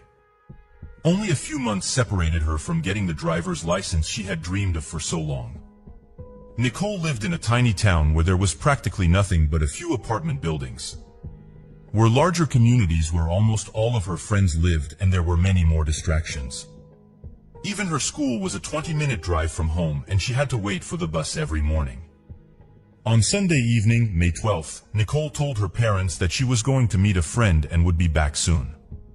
She left the house at about 9 p.m. and headed along the main road, but she never returned home. Concerned parents tried to call her, but her phone was turned off and she hadn't logged on to social media. When they contacted her friends, they learned that none of them had seen Nicole that night. After waiting until morning, her mother decided to go to the police. She had hoped to the last that Nicole had simply stayed the night at her friend's house, even though that raised serious questions. First of all, the young woman had never left home all night without her parents' permission. She would certainly have contacted her mother and told her where she was. The police immediately began a search. At first stages, they refused to stick to any one version. Investigators admitted that the young woman could have left home of her own free will, but they also did not rule out a criminal element. The first day of searching brought no results. Police interviewed friends and relatives of the young woman and began searching for her in the Glenburn area to report their daughter missing and urge the public to help find her. That same day, her friends printed and posted hundreds of flyers both inside and outside Glenburn. Police asked for volunteers to stay away from the area to avoid having service dogs pick up her trail. On the second day, the police held a press conference where Nicole's mother made an appeal. With tears in her eyes, she asked her daughter to return home if she ran away of her own free will.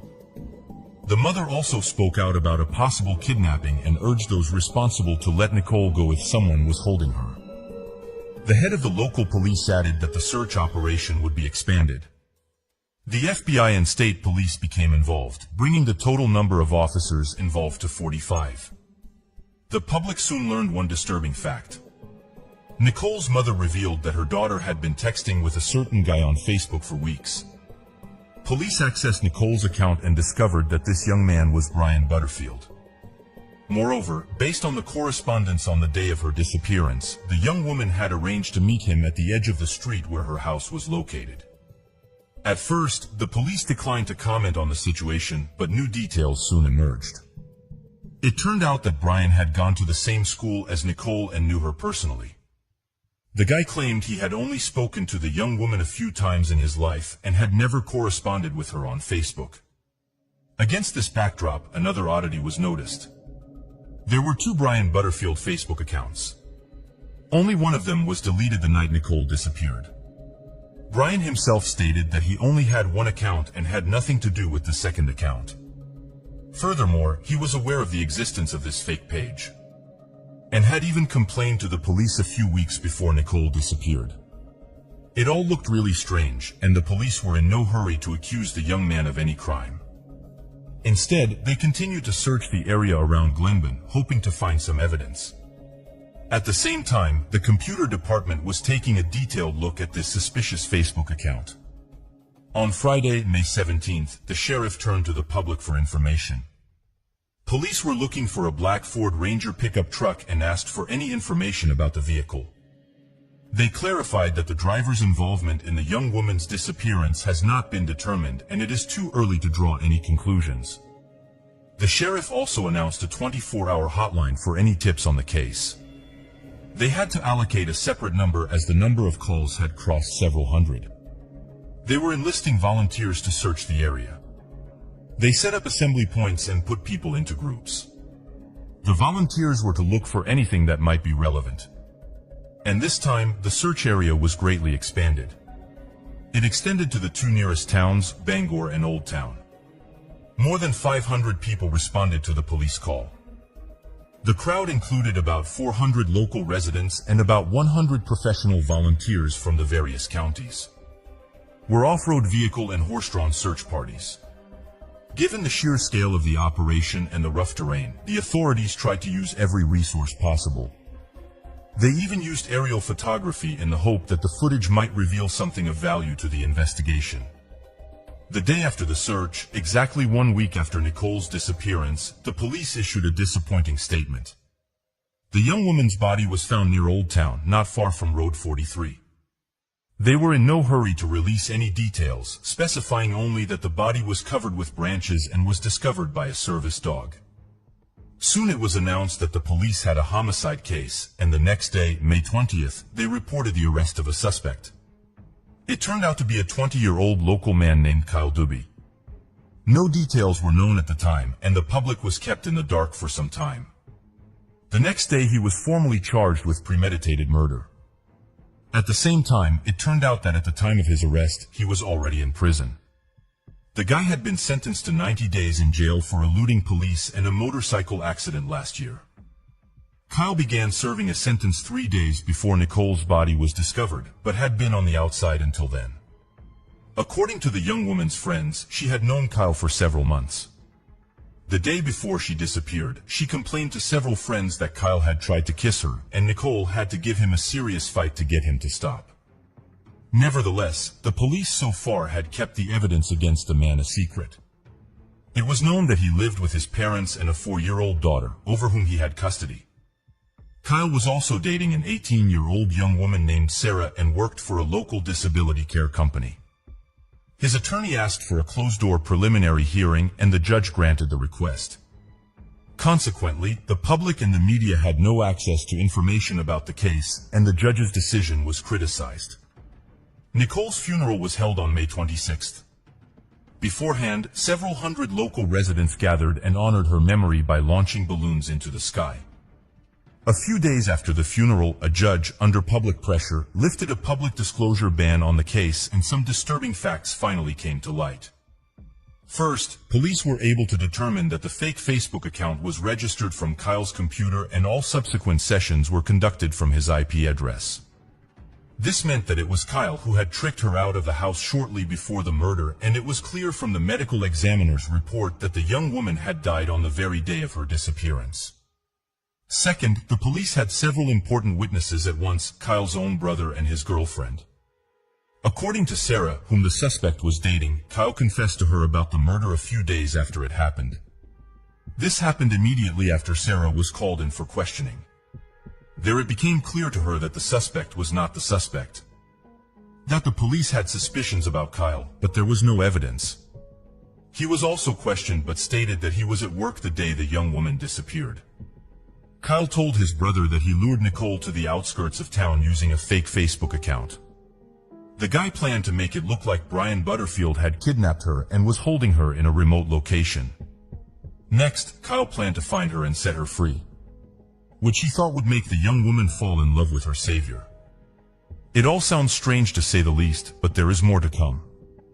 Remember only that this is the perpetrator's own version, told to his brother. Further events unfolded as follows. From a fake account, Kyle lured Nicole to a remote location along Hudson Road. There he was already waiting for her, lurking in the bushes. He was wearing a ski hat covering his face. When Nicole arrived at the appointed spot, he pounced on her, wrapped tape around her head, and loaded her into his father's pickup truck, a black Ford Ranger. The car was parked nearby. Next, in his own words, Kyle drove her away from the abduction site. As he began to pull her out of the car, he noticed that the young woman showed no signs of life. The guy realized that the duct tape made it impossible for her to breathe, and she passed away. Then, he panicked and decided to hide the body. To his girlfriend, Kyle told the same story, adding some details. He said that before he hid the body, he took off almost all of Nicole's clothes and threw her out the car window on the way back home. This was done so that the police would not find traces of his DNA. The police did find several items of clothing that belonged to the young woman. They were in virtually the same place where Kyle had attacked Nicole. The key point here was that Kyle told his girlfriend almost exactly where he had hidden the body. It was because Sarah went to the police telling the whole story that they were able to locate Nicole's body. Kyle himself refused to admit guilt, but the situation was far from in his favor. When the police uncovered all the details of the medical examination, more serious evidence emerged against the suspect. Under Nicole's fingernails, blood was found that matched Kyle's DNA sample exactly. When the boy was questioned a few days after the murder, there were deep scratches on his face. He himself attributed it to an injury he sustained at work. Also, the cause of the young woman's death was strangulation, as evidenced by the injuries to the neck. And this went against Kyle's versions of what he told his brother and the young woman. If he had taped the victim's mouth and nose, there would have been no such injuries. His lawyer requested a psychological evaluation, which caused the trial to slow down. But a few months after his arrest, something interesting happened. Kyle was charged with theft after a stolen gun was found in his home. The guy had been arrested multiple times before for robbery, but each time he got away with a fine. An examination showed Kyle to be completely sane, and a trial was set for February 2015. While awaiting trial, the defendant was in jail. Before the trial began, Kyle's attorney filed a motion to exclude certain witness statements from the case file.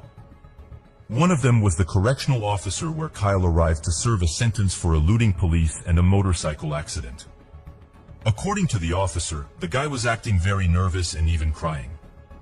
When asked why he was so nervous, Kyle said something like, "It's not about the time limit, it's about what else I've done." The trial began on February 22, 2015. Kyle's lawyer stated that his client was innocent of murder and that the investigation was completely biased. According to the defense, he was at home at the time of the murder and Nicole was attacked by someone else. Kyle's girlfriend, Sarah, was named as a possible suspect. She allegedly hated Nicole because of her association with her boyfriend. The lawyer claimed that she had access to Kyle's computer, from which she could create a fake account to frame her boyfriend after the murder. This theory had no corroboration and went against the actual evidence. Kyle logged into the fake account not only from his computer, but also from his phone. What's more, he logged in through one app, changing his personal account to a fake one.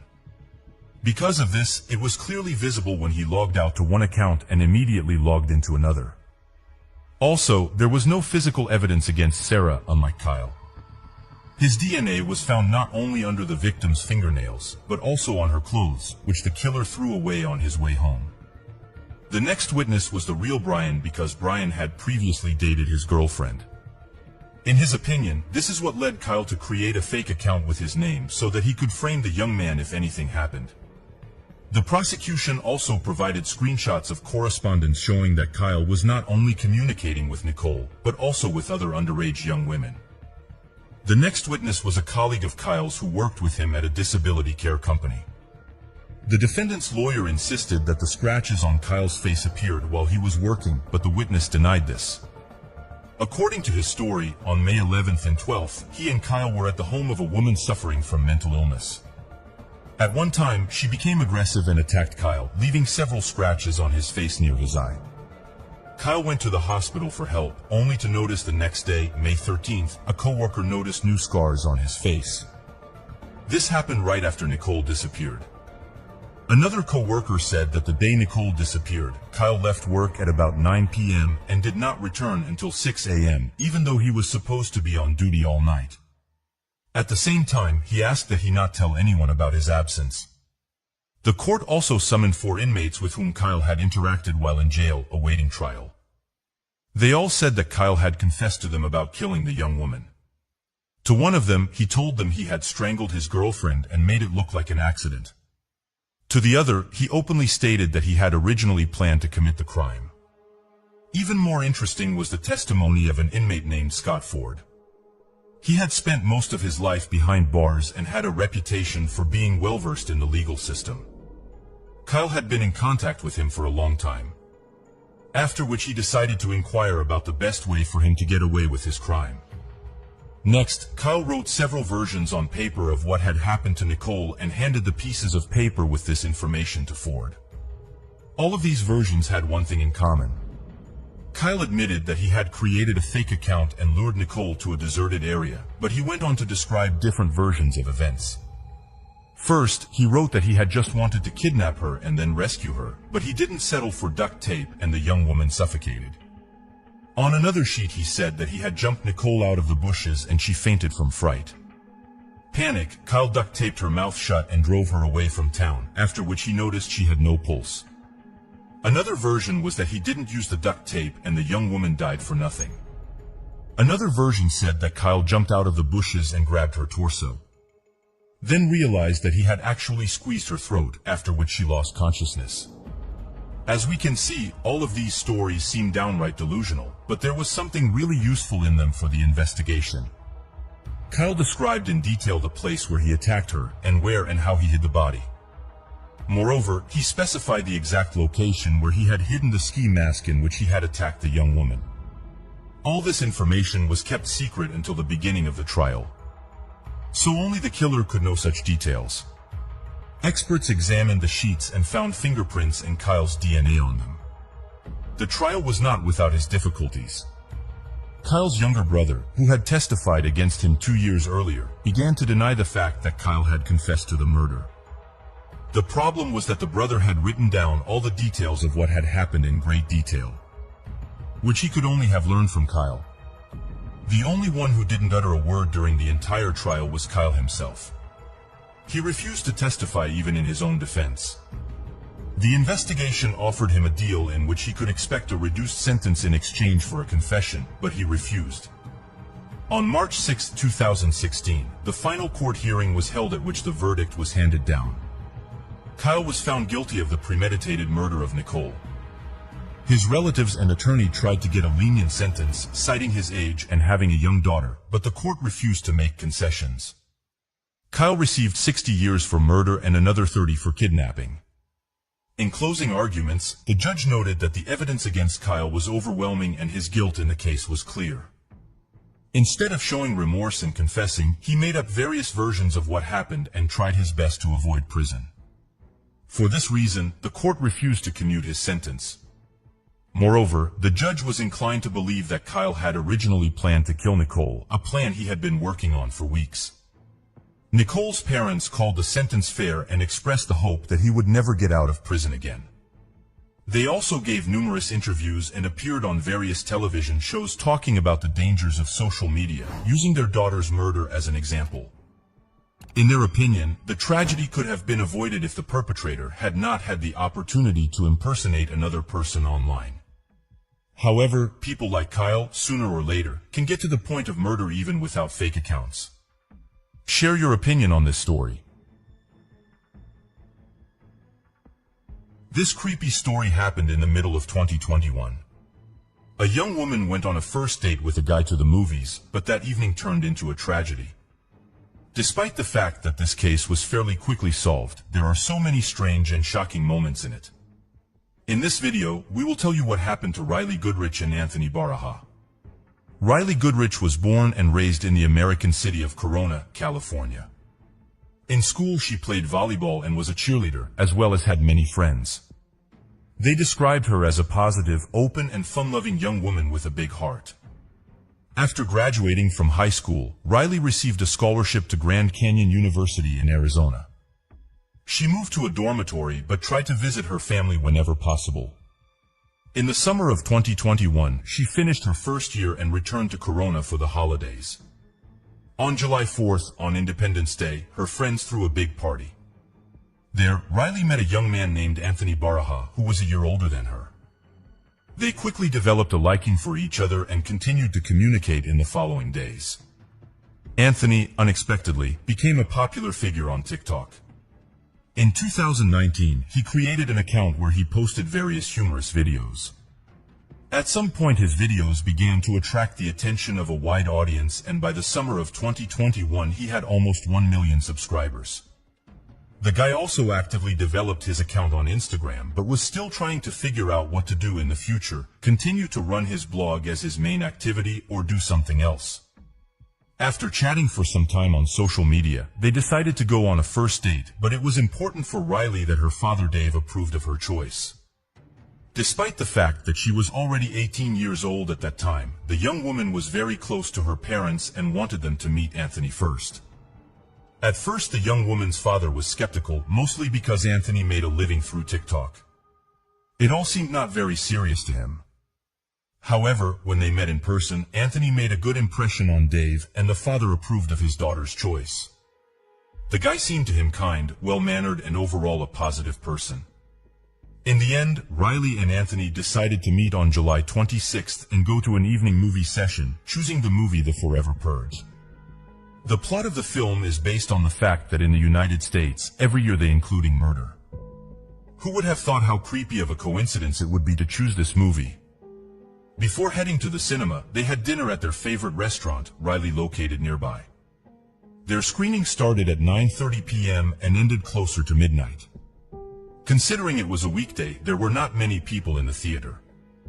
During the movie, Riley messaged her mother that the film seemed boring to her, but she still enjoyed the day with Anthony. The young woman did not contact her mother anymore after that. When the movie ended, a theater employee went into the hall to clean up the room. To his surprise, he found Riley and Anthony there. From a distance, it seemed to him that the couple was just sitting or sleeping in their seats, but as soon as he took a few steps towards them, he was horrified to discover that both visitors were seriously wounded and unconscious. The police and ambulance arrived at the scene. The medics almost immediately determined that Riley had already passed away. Anthony was still alive but in a serious, unconscious condition.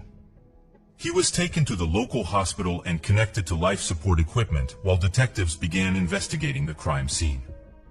At first it was difficult for them to understand what had happened in the theater.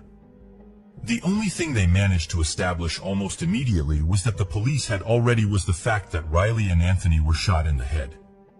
However, there were no clues at the crime scene that could shed light on what had happened. Of course, it was absolutely useless for detectives to take fingerprints or search for DNA samples in the cinema, so they went a different way. Almost immediately the story spread through California media and later throughout the country. In the first hours of the investigation, there was even a theory that Anthony could have been the killer, allegedly shooting Riley and then taking his own life, but the police did not even consider this version, if only because in that case the weapon would have been lying nearby and it was nowhere to be found. As soon as the detectives identified the victims' identities, they contacted their families and informed them of what had happened. Riley's parents simply could not believe that their daughter was dead. Just a few minutes before her death, she was texting with her mother, and no one could have thought that something so tragic could happen during a movie screening. In addition, the police could not provide any details to her relatives about what had happened, as they themselves still had no idea what had happened in that theater. As for Anthony, the doctor's prognosis was bleak. The young man had suffered a serious injury, and the medical staff had to do everything possible to help him. First, the detectives questioned the theater employees who worked that evening. It turned out that only 6 tickets were sold for the showing. This meant that the killer was most likely one of the 4 visitors. There was another aspect that puzzled not only the police, but also everyone who learned about this incident from the news. If the killer was one of the 6 viewers, how did the other 2 visitors not hear the sounds of gunfire? The only explanation at that time was that the killer was one of the 6 visitors. Was the version that the other 2 viewers simply took the sounds of gunfire as part of the movie. This action movie had many violent scenes, including the use of weapons. The theory that the killer struck during one of these scenes was not excluded. However, this mystery was quickly solved. Detectives found that out of all the tickets sold, 4 were purchased by one person for himself and 3 of his friends. Could have been committed by a group of people. The investigation continued all night, and the next day the police announced the arrest of the suspect. He turned out to be 20-year-old Joseph Jimenez. The interesting fact here is that pure chance helped to catch the suspect. It turned out that Joseph himself called the police the next day after the murder, but he did not do this to confess to the crime. At around 9:30 p.m., Joseph called 911 and reported that someone was chasing him. When the police arrived, they found him in the middle of the street with a gun in his hand and arrested him. They immediately realized that the attack in the theater was carried out using a weapon of the same caliber, so they handed Joseph's gun over to the experts. Having 3 empty shells from the theater in their hands, they established that this was the same weapon. But the detectives quickly found another weighty evidence. Searching the suspect's house, they found Riley Goodrich's wallet there. Later, the police located the other 3 individuals who were at the movie theater. Theater with Joseph. It turned out that they were all friends with him, but their story truly shocked the detectives. According to them, none of them had any idea that a simple trip to the movies would turn into such a tragedy. They were just sitting and watching the film, but during the screening they began to notice something strange. Joseph suddenly began to behave very suspiciously. He was talking to himself and muttering something. At some point he said that he needed to go to the bathroom and left. However, instead of going to the bathroom, he went to his car, took out a gun and returned. After sitting for some time, he suddenly told his friends that he had brought a gun from his car, and they began to panic. In the end, the friends allegedly lied to him, saying that they also needed to use the bathroom and would return. But instead they left and went outside. There were many strange moments in their story that could be doubted. The most concerning part was their escape from the theater. Did they really not try to find out why Joseph brought a gun, and did they not consider that he might use it against the 2 other moviegoers? Moreover, the friends did not report any of this to theater staff or the police.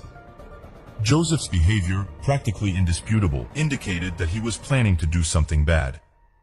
But his friends decided to simply ignore the entire situation, and they admitted that as soon as they heard about the murder, they immediately thought of Joseph.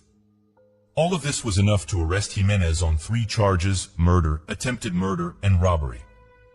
At that time, Anthony was still on life support, but in the end, the doctors could not help him. On the evening of July 31st, he passed away without regaining consciousness.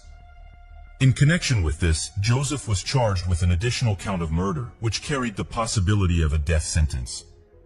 While detectives tried to get any information from him, hundreds of concerned people held a farewell ceremony in memory of Riley and Anthony outside the movie theater. They lit candles and expressed words of support to the families of the victims. It was then that it became known that long before the incident, Anthony had signed papers allowing his organs to be donated to those in need in the event of his death. The young man could hardly have imagined that it would happen so soon. The situation was not looking good for Joseph Jimenez. With the evidence against him, he was almost guaranteed to end up on death row. Apparently, he understood this perfectly and decided to confess to the crime. However, his story raised even more questions. Joseph claimed that he was diagnosed with schizophrenia 9 months ago, which he had been managing with medication. Shortly before the incident, he stopped taking his medication and voices started to appear in his head. At first they told him that someone was going to steal his car and TV, but later they threatened to kill his entire family. On the night at the cinema, he heard the voices again, and this time, they ordered him to kill Riley and Anthony. They also promised to kill his entire family if he refused. According to Jimenez, he tried to resist these voices, but in the end he gave in and committed the crime. In his speech, he devoted a lot of attention to how scared he was during the murder and in the following hours, as well as how he worried about his future. Of course, this turn in the case was perceived ambiguously. Let's look at the facts and try to understand if we can trust him. Could Joseph have made up this whole story about the voices? Of course. Moreover, only serious mental problems could have saved him from the death penalty in this case, so it was his only chance to avoid such a sentence. In addition, the petty theft of Riley's wallet does not fit into his story, according to which Joseph was so frightened that he immediately ran out of the cinema and got into his car after the shots. Who, in a panic, is going to steal a wallet? On the other hand, there are still many strange moments in his actions. If we believe his friends, he talked to himself and behaved suspiciously. In addition, Joseph himself called the police, saying that someone was chasing him, but in reality, he was just standing in the middle of the street with a gun. If we assume that all of this was a planned game, the plan to avoid responsibility seems too complicated. But if we still consider such an option, the situation could have developed in a completely different way. During the movie, Joseph realized that there were only 2 random people in the theater who he could rob. He went to his car to get a weapon, but something went wrong, or perhaps he truly intended to commit murder. It's possible his friends were even present at the time and didn't leave the theater. However, it's unclear why he didn't take the victims' smartphones if that was his motive, and why did he call the police the next day instead of hoping not to be caught.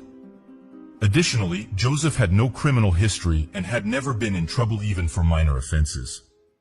It's hard to imagine someone without a criminal past suddenly committing double murder over a wallet, especially with such a high likelihood of being caught. In late September, the first court hearing took place, during which Joseph pleaded not guilty, citing his mental state. This doesn't mean he denies involvement in the murders, but now the court needed to consider the issue of his sanity. Jimenez stated that he would only plead guilty if deemed insane. The next court hearing was scheduled for the first half of 2022. A decision about the defendant's mental state has not yet been made, as he still needs to undergo evaluation. In any case, whatever the outcome of this case, it is shocking in its injustice.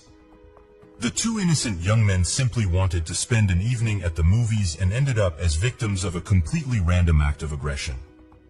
The public and media blamed the theater management for not checking Joseph upon entering the theater. But should they be blamed? In the United States, theater staff only check backpacks and bags. Prevent visitors from bringing in outside food. But if someone brings a gun and hides it under their clothes, no one will ever know. The only thing that can be done in such a situation is to install metal detectors in every theater. Perhaps this will become a mandatory requirement over time. What do you think?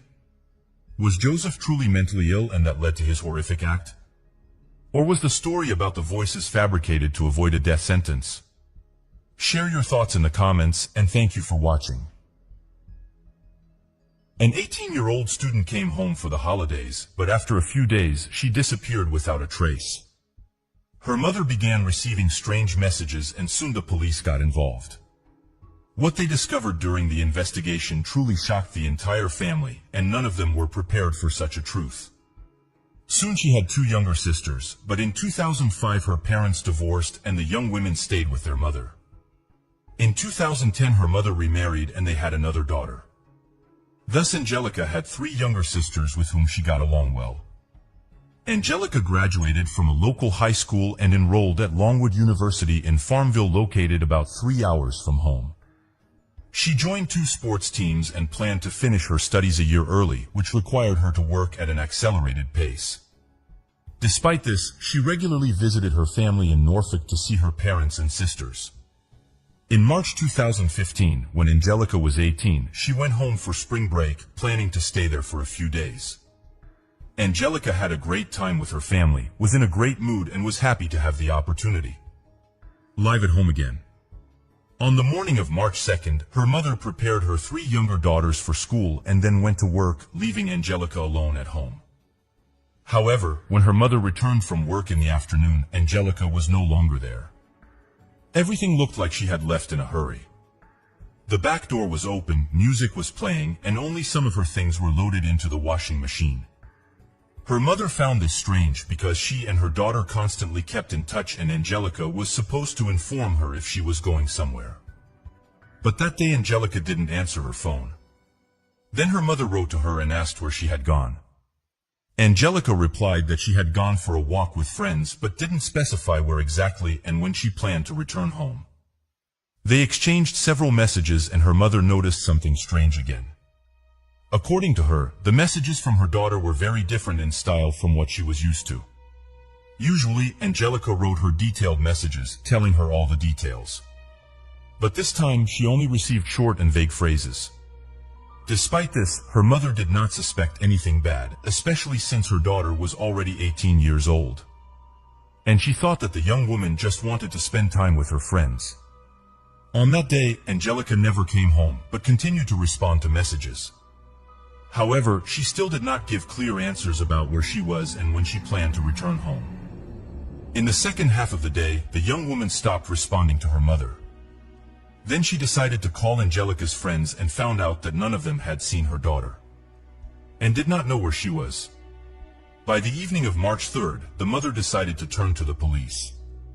Detectives began an investigation, and at first glance it seemed like the young woman had left on her own free will. Soon this version was supported by a note found in the house. Angelica's mother claimed that it was probably written in her daughter's handwriting. There was only one sentence with a very strange content. Angelica wrote that due to everything that was happening, she needed time alone with herself. No one in her family could understand what she meant. The young woman was cheerful, spent all of her free time studying and making plans for the future. She never mentioned any serious problems in her life, so the note seemed meaningless. The police also found that Angelica left her clothes, wallet, and car at home. This already contradicted the version that she had gone somewhere of her own free will. However, at that time, there was no evidence to the contrary. The first lead appeared several days after the investigation. A neighbor named Cody, who lived near Angelica's family, found a piece of her credit card near his house. He reported this to the police and immediately became the main suspect. Detectives assumed that he could have some connection to her disappearance, so they questioned him for 12 hours. He denied his guilt, and yet the police did not rush to remove suspicion from him. Angelica's relatives also believed that he was hiding something. By that time, all residents of the area knew about this case, and many tried to help the investigation. People formed teams and searched the area for any evidence. They all began to suspect Cody after the credit card incident.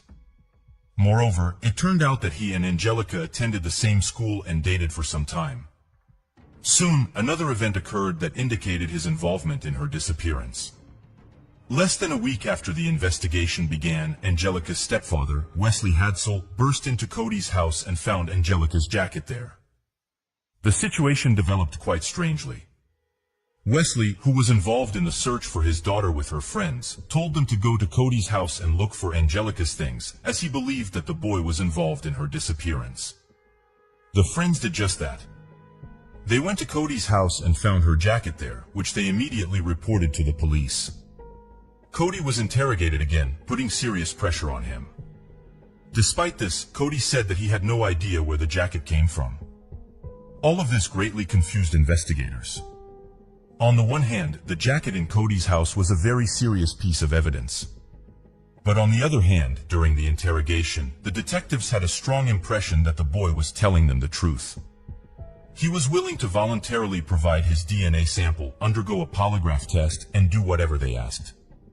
But most importantly, he provided an alibi for the day of Angelica's disappearance. The police checked this information and concluded that he could really be innocent. Then they talked to Angelica's friends who found the jacket, and they told them that Wesley, Angelica's stepfather, gave them the tip. With this information, the detectives allowed that the man here was the main question. Why would he do that? The most obvious option was that Wesley was involved in his daughter's disappearance. The police began to study his biography and found that the man had more than 10 convictions for crimes of varying degrees of severity, and even more charges were not proven in court. He was repeatedly arrested for robbery, possession, and use of illegal substances. He kidnapped his own wife and subjected her to violence for several days.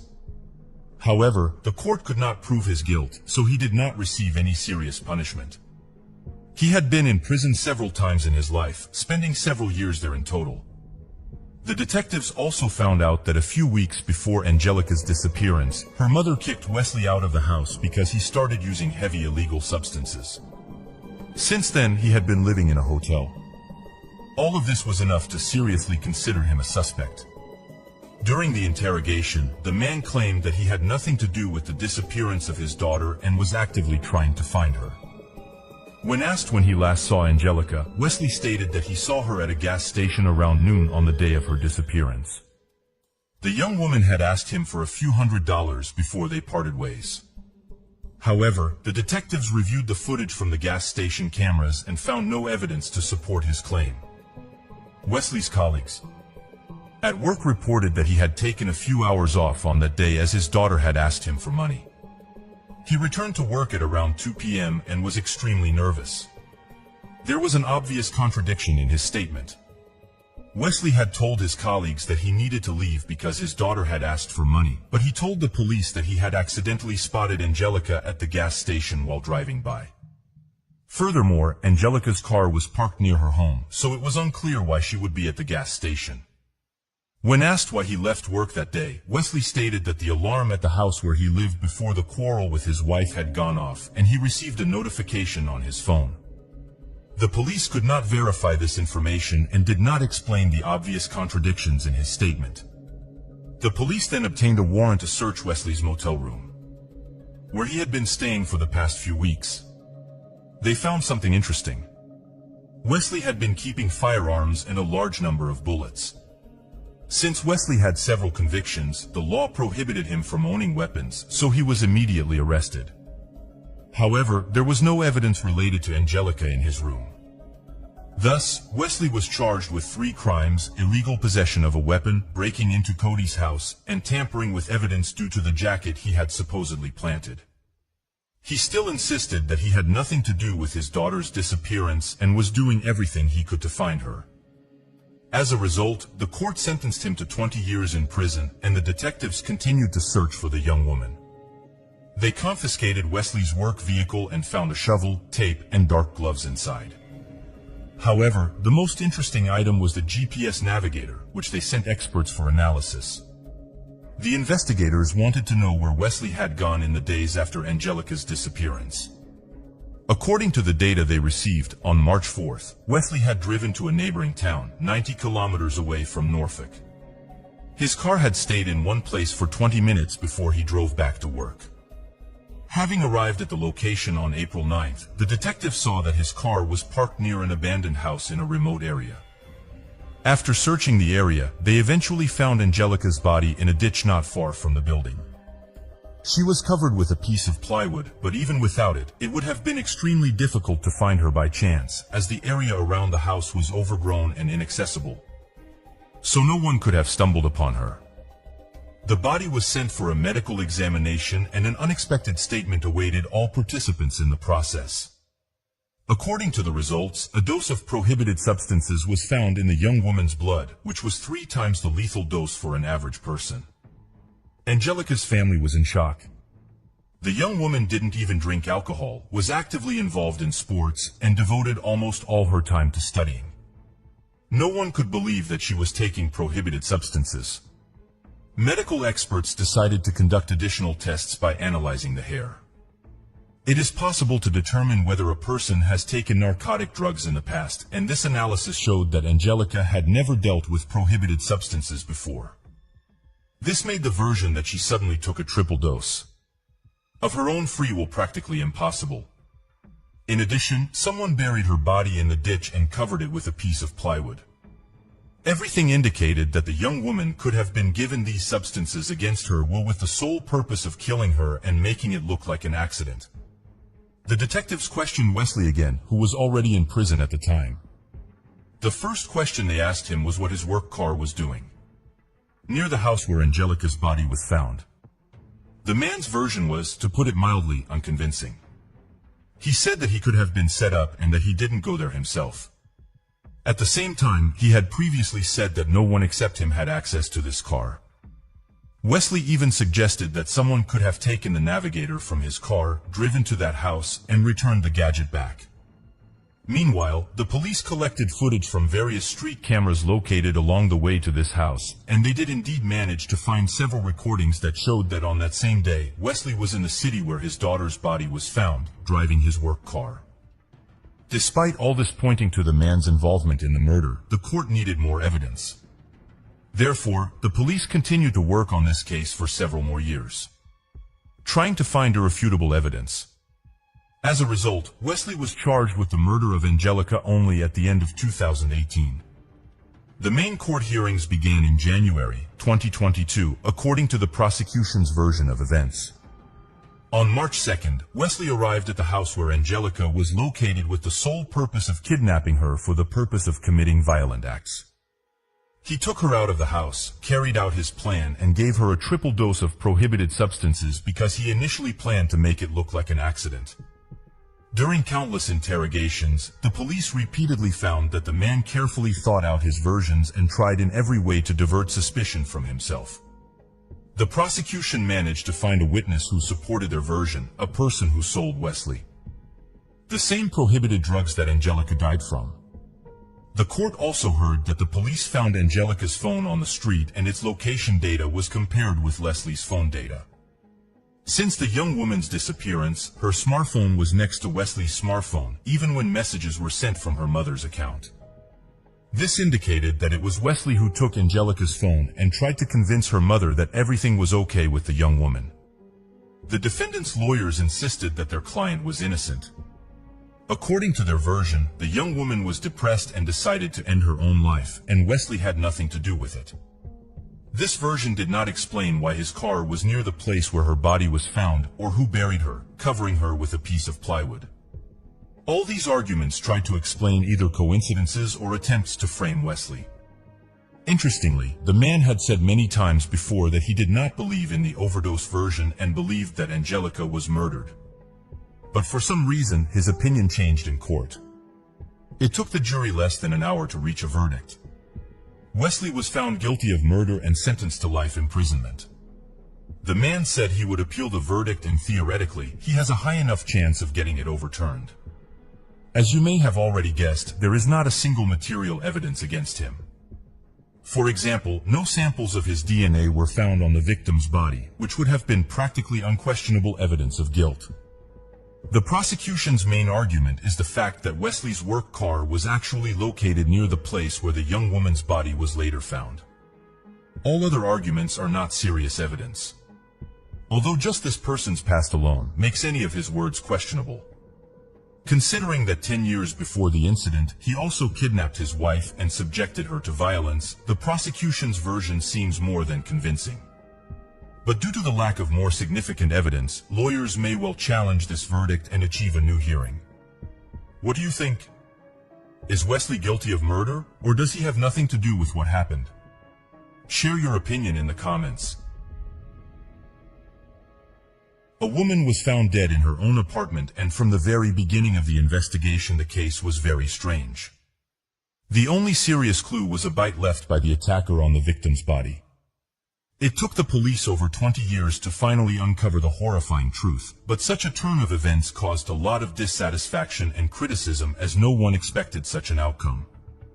Sherry Rasmussen was born on February 7, 1957 in the state of Washington. She grew up in a large and friendly family with 2 sisters and loving parents. Later they moved to the city of Tucson, Arizona, where Sherry attended the local school. She was an excellent student and even finished elementary school a year ahead of her peers. Sherry completed the entire 7th grade program on summer vacation by herself. After graduating from high school in 1973, she enrolled in a California college where her older sister was already studying. In her first year, Sherry decided to pursue a medical education and become a nurse, for which she had to take additional courses at another institution. After graduating from college in 1975, Sherry decided to get a master's degree at the University of California, Los Angeles, and also worked there as a nurse to pay for her education. After receiving her master's degree at the age of 23, her father bought her an apartment in the suburbs of Los Angeles. But Sherry did not want to live off her parents, so she wrote her father a check every month for the entire amount of the mortgage payments. She also got a job at a local hospital, heading the nursing department for caring for seriously ill people. In May 1984, when Sherry was 27 years old, she met a man named John Rutan. They immediately hit it off and the couple started dating. John had a good education, worked as a computer engineer, and was a very intelligent young man. A year later the couple decided to get married and, after that, John moved into Sherry's apartment. The newlyweds spent their honeymoon in Jamaica, after which they returned home to celebrate with Sherry's family. It seemed that this couple was destined for a happy and carefree future.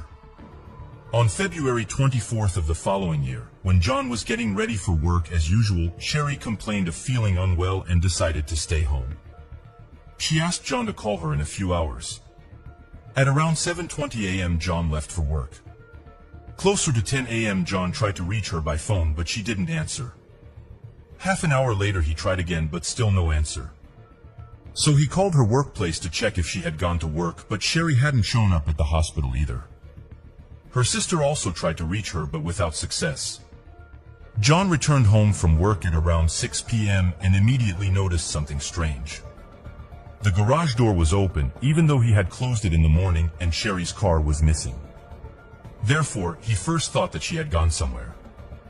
As he approached the garage, he saw a lot of broken glass and immediately discovered its source. There was a small balcony above the garage with a glass door which had been smashed. He entered the house through the garage and to his horror, found Sherry there. She was lying on the floor, her body badly disfigured.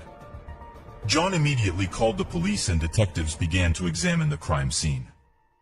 In all the rooms, there was complete chaos, broken vases, overturned furniture, scattered items.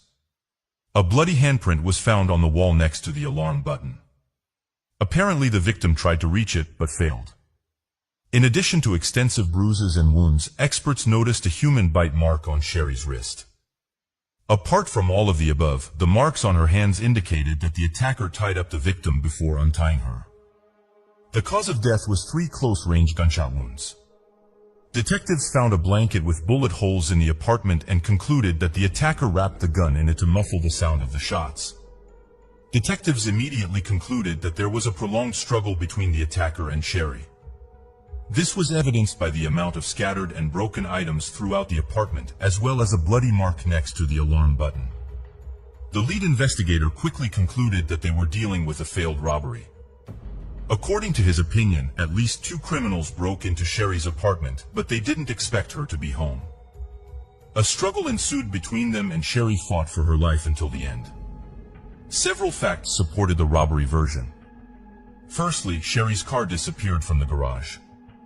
Secondly, someone had placed the stereo equipment and player next to the staircase leading to the second floor. According to the police, the robbers wanted to take them and leave, but after the scuffle and murder, they fled the scene. However, there were some dubious moments in this version. Firstly, the police did not find any signs of forced entry. This meant that either Sherry let the criminals in herself or they had a key. Secondly, the perpetrators did not touch absolutely all the valuable items, including the jewelry box standing in plain sight. Detectives interviewed all of Sherry's neighbors, but it didn't yield any new leads. Some residents heard the sounds of a struggle, but not gunshots. They also didn't see anyone entering the woman's apartment. Experts took blood samples and fingerprints from the house, but they couldn't conduct DNA analysis in 1985. The lead investigator also took a piece of cotton and soaked it in the trace of the bite on Sherry's body. He hoped that the attacker's saliva could be left behind, and eventually experts could use this clue to catch the killer. After a thorough search of the apartment, detectives learned one interesting fact. It turned out that the criminals took only one thing: Sherry and John's marriage certificate. This was very strange and also raised suspicions about the man himself. But his alibi was unquestionable. John was at work until the evening, and he simply couldn't have committed this crime. Moreover, he himself told the police about the disappearance of this document. Detectives were unable to find an explanation for this strange fact. After a week and a half, they found Sherry's car in a parking lot 4 kilometers from her apartment. It was unlocked and the keys were in the ignition. Forensic experts tried to find fingerprints, but they were unsuccessful. Either the criminals only touched it with gloves on, or they wiped away all the fingerprints. 2 months after the murder that took place just a few hundred meters from Sherry's home, a robbery occurred. Detectives immediately found many similarities. 2 criminals broke into a stranger's apartment through the garage, threatened the owner with a gun, and stole stereo equipment. The lead investigator immediately thought that these 2 were behind the woman's murder, so the police tried to find them. From witness accounts, they created approximate composite sketches of the suspects and also learned that both men were Latino, but they were never found. However, investigators did not show much interest in getting to the truth, which constantly irritated Sherry's parents. Her father regularly went to the police station, inquired about the progress of the investigation, and asked the detectives to consider different versions. Once he even asked them to take a closer look at John's ex-girlfriend, Stephanie Lazarus, who was a police officer herself. Sherry had told her father several times that she was obsessed with John, but the investigators only laughed at this version. They told him to watch fewer detective shows. The thing was that Stephanie couldn't accept John's departure. Learning that he was going to marry another woman, she came to Sherry's workplace. Stephanie told her that their marriage was doomed and that she and John would be together again sooner or later. In addition, she said that John had slept with her already after becoming engaged to Sherry. Of course, after this visit, Sherry was deeply upset. Upon returning home, she told John what had happened, and he admitted that he had indeed slept with Stephanie. After she found out about his engagement, the young woman begged him to come over, spoke of her love, and urged him to return to her. But he said he loved Sherry and intended to marry her. Then Stephanie offered to sleep with him one last time, and John agreed. He apologized to Sherry and said it was a huge mistake on his part. The woman forgave him, and this incident with Stephanie gradually faded away. But the story didn't end there. Stephanie came to their home several times without warning under various pretexts. Once she came with a set of skis and announced that John promised to wax them for her. The next time she entered their apartment when the man was not at home. Sherry did not even hear how she entered the room and was shocked to see Stephanie in her living room. When asked what she was doing there, the woman said she came to talk to John. Sherry had a hard time convincing her to leave. Later, she even thought of going to the police about this incident, but did not. The woman was afraid that if she told about the harassment by their own employee, they would just laugh at her. She also wondered how Stephanie managed to enter the residential complex. It was surrounded by a high fence and a special pass was required to enter. Apparently, the woman used her police badge and the security let her in. As for Stephanie's apartment, there had to be a duplicate key. Otherwise, she simply could not have entered without breaking the lock. In addition to this, Sherry repeatedly noticed that someone was following her. Once she and John were sitting in a restaurant and the woman saw someone staring at them intently. As soon as she looked at this person, he immediately left. Sherry did not see his face because it was covered with a hood. It could be Stephanie. The victim's father told detectives about all these incidents, but they did not attach any importance to his words. They were sure that the murder was committed by the two Mexicans who robbed an apartment near Sherry's home. 3 months after the murder, something interesting happened. Some documents from Sherry's case disappeared from the police station. Among them were records of detectives about the progress of the investigation. They had to record almost every step related to the investigation of this crime. But at one point, the police simply could not find these journals. However, there were no important leads there anyway. Since then, the case has been hanging for years. Detectives did not show much desire to look for new leads despite constant pressure from Sherry's parents. 8 months after the murder, Sherry's father offered a reward of $10,000 for any information that would help find the perpetrator. A year later, he held a press conference where he again promised a reward for information, but in both cases, it yielded no results. 7 years later, the lead investigator on the case retired. The victim's father decided to meet with his successor, hoping that he would take his job more seriously. Additionally, it was 1993 and DNA analysis technology was already being actively used by the police to solve crimes. Sherry's father asked the detective to perform such an analysis and even offered to fully pay for it.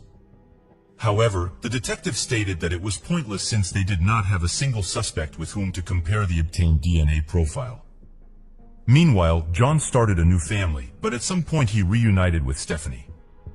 They planned to go to Hawaii together, but something unusual happened before that. The man called the detective and asked if they had any new evidence indicating Stephanie's involvement in the murder. Apparently, he himself suspected that the woman might have done something like that. However, all these years, he was afraid to talk about it, although this did not prevent him from sleeping with her again. As for Stephanie herself, she was quickly climbing the career ladder in the police department. She received higher ranks, twice became Detective of the Year, and had an impeccable reputation. She also married another police officer, but this did not prevent her from regularly sleeping with John to work on unsolved murders. They were given Sherry's case along with thousands of similar cases, and the detectives began sorting through them gradually. They briefly studied each case, trying to understand which ones had the greatest chance of being solved. For example, murders without any clues were pushed to the end of the queue, and cases with DNA samples of possible suspects were marked as the most promising. Sherry's murder made it onto this list because among the evidence was a piece of cotton that could have contained the perpetrator's saliva left behind after a bite. 2 years later, detectives picked up the case and sent all available evidence to the laboratory. Due to high demand, they had to wait almost 2 years for the results until January 2005. Among the evidence were nail fragments and blood samples from the apartment. All of them contained only Sherry's DNA, and the forensic scientists only had to study the sample from the bite mark on her body. The problem was that they couldn't find the vial with this evidence for a whole day, until they finally discovered it by the wall of a large refrigerator. After studying the sample, experts found foreign DNA belonging to an unknown woman. This profile was immediately run through the FBI database, but it wasn't there. Detectives speculated that this woman could have committed the robbery with another criminal, or 2 female robbers could have broken into Sherry's apartment. The investigators still believed that the murder occurred during a robbery, therefore they didn't consider any other versions. After they failed to find any new leads in this direction, the case was put on hold, discontinued until February 2009, when a new detective took up Sherry's case, began studying the materials left by other investigators. Seeing that DNA from another woman was found at the bite mark on the victim's body, he questioned the robbery version. Detectives considered that the motives for this crime could be completely different, so they decided to compile a list of all the women who could potentially be related to Sherry's murder. As a result, they managed to collect 5 names. Among them was Stephanie, the victim's colleague at work, and 3 other young women.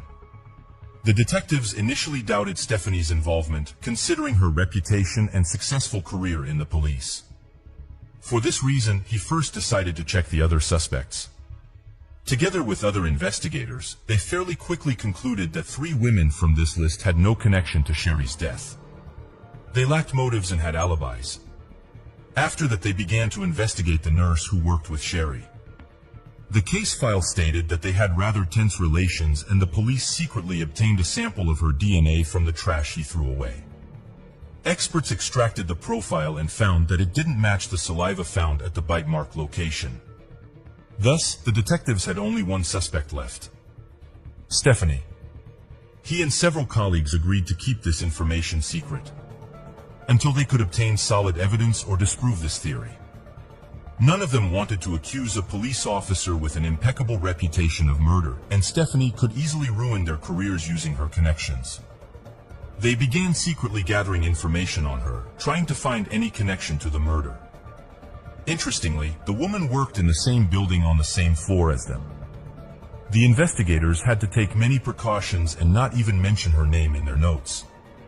Soon the detectives discovered the first interesting fact.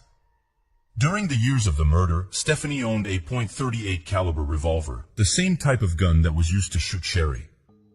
They also learned that the victim had repeatedly complained about strange and even aggressive behavior from Stephanie in her uniform, and said rude things to her seemed suspicious.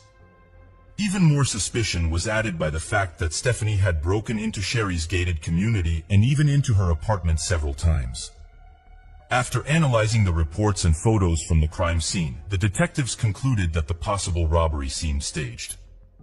Nothing was taken from the apartment, not even the valuable items that were prominently displayed. But instead, only a player and stereo were taken away. Moreover, the shooter had to be well-versed in how the gun worked. In extreme conditions, he was able to wrap the gun barrel with a blanket in such a way that the neighbors did not hear a single shot. It is unlikely that a low-level thief of players could possess such skills, but a trained and experienced police officer could. Another fact indicating Stephanie's involvement was a stolen marriage registration certificate found in her apartment. Why would some random burglars look for this document and take it with them, leaving a whole box of jewelry behind? But for Stephanie, it could have had a significant symbolic value. Perhaps killing Sherry was not enough for her, or she had planned to break into her apartment only for this document, but the woman caught her in the act. In the end, the detective learned that 2 weeks after the murder, Stephanie came to the police station and filed a report of theft. According to this information, someone had broken into her car, which was left near the pier, and stolen several items, including a sports bag, clothes, videotapes, and a .38 caliber revolver. Given all the facts presented, the moment with the gun seemed very suspicious. Detectives suspected that she intentionally got rid of the weapon, disguising it as a theft. Furthermore, she filed a report at a different police station where nobody knew her, which seemed very strange since her colleagues would have taken the case with the utmost responsibility.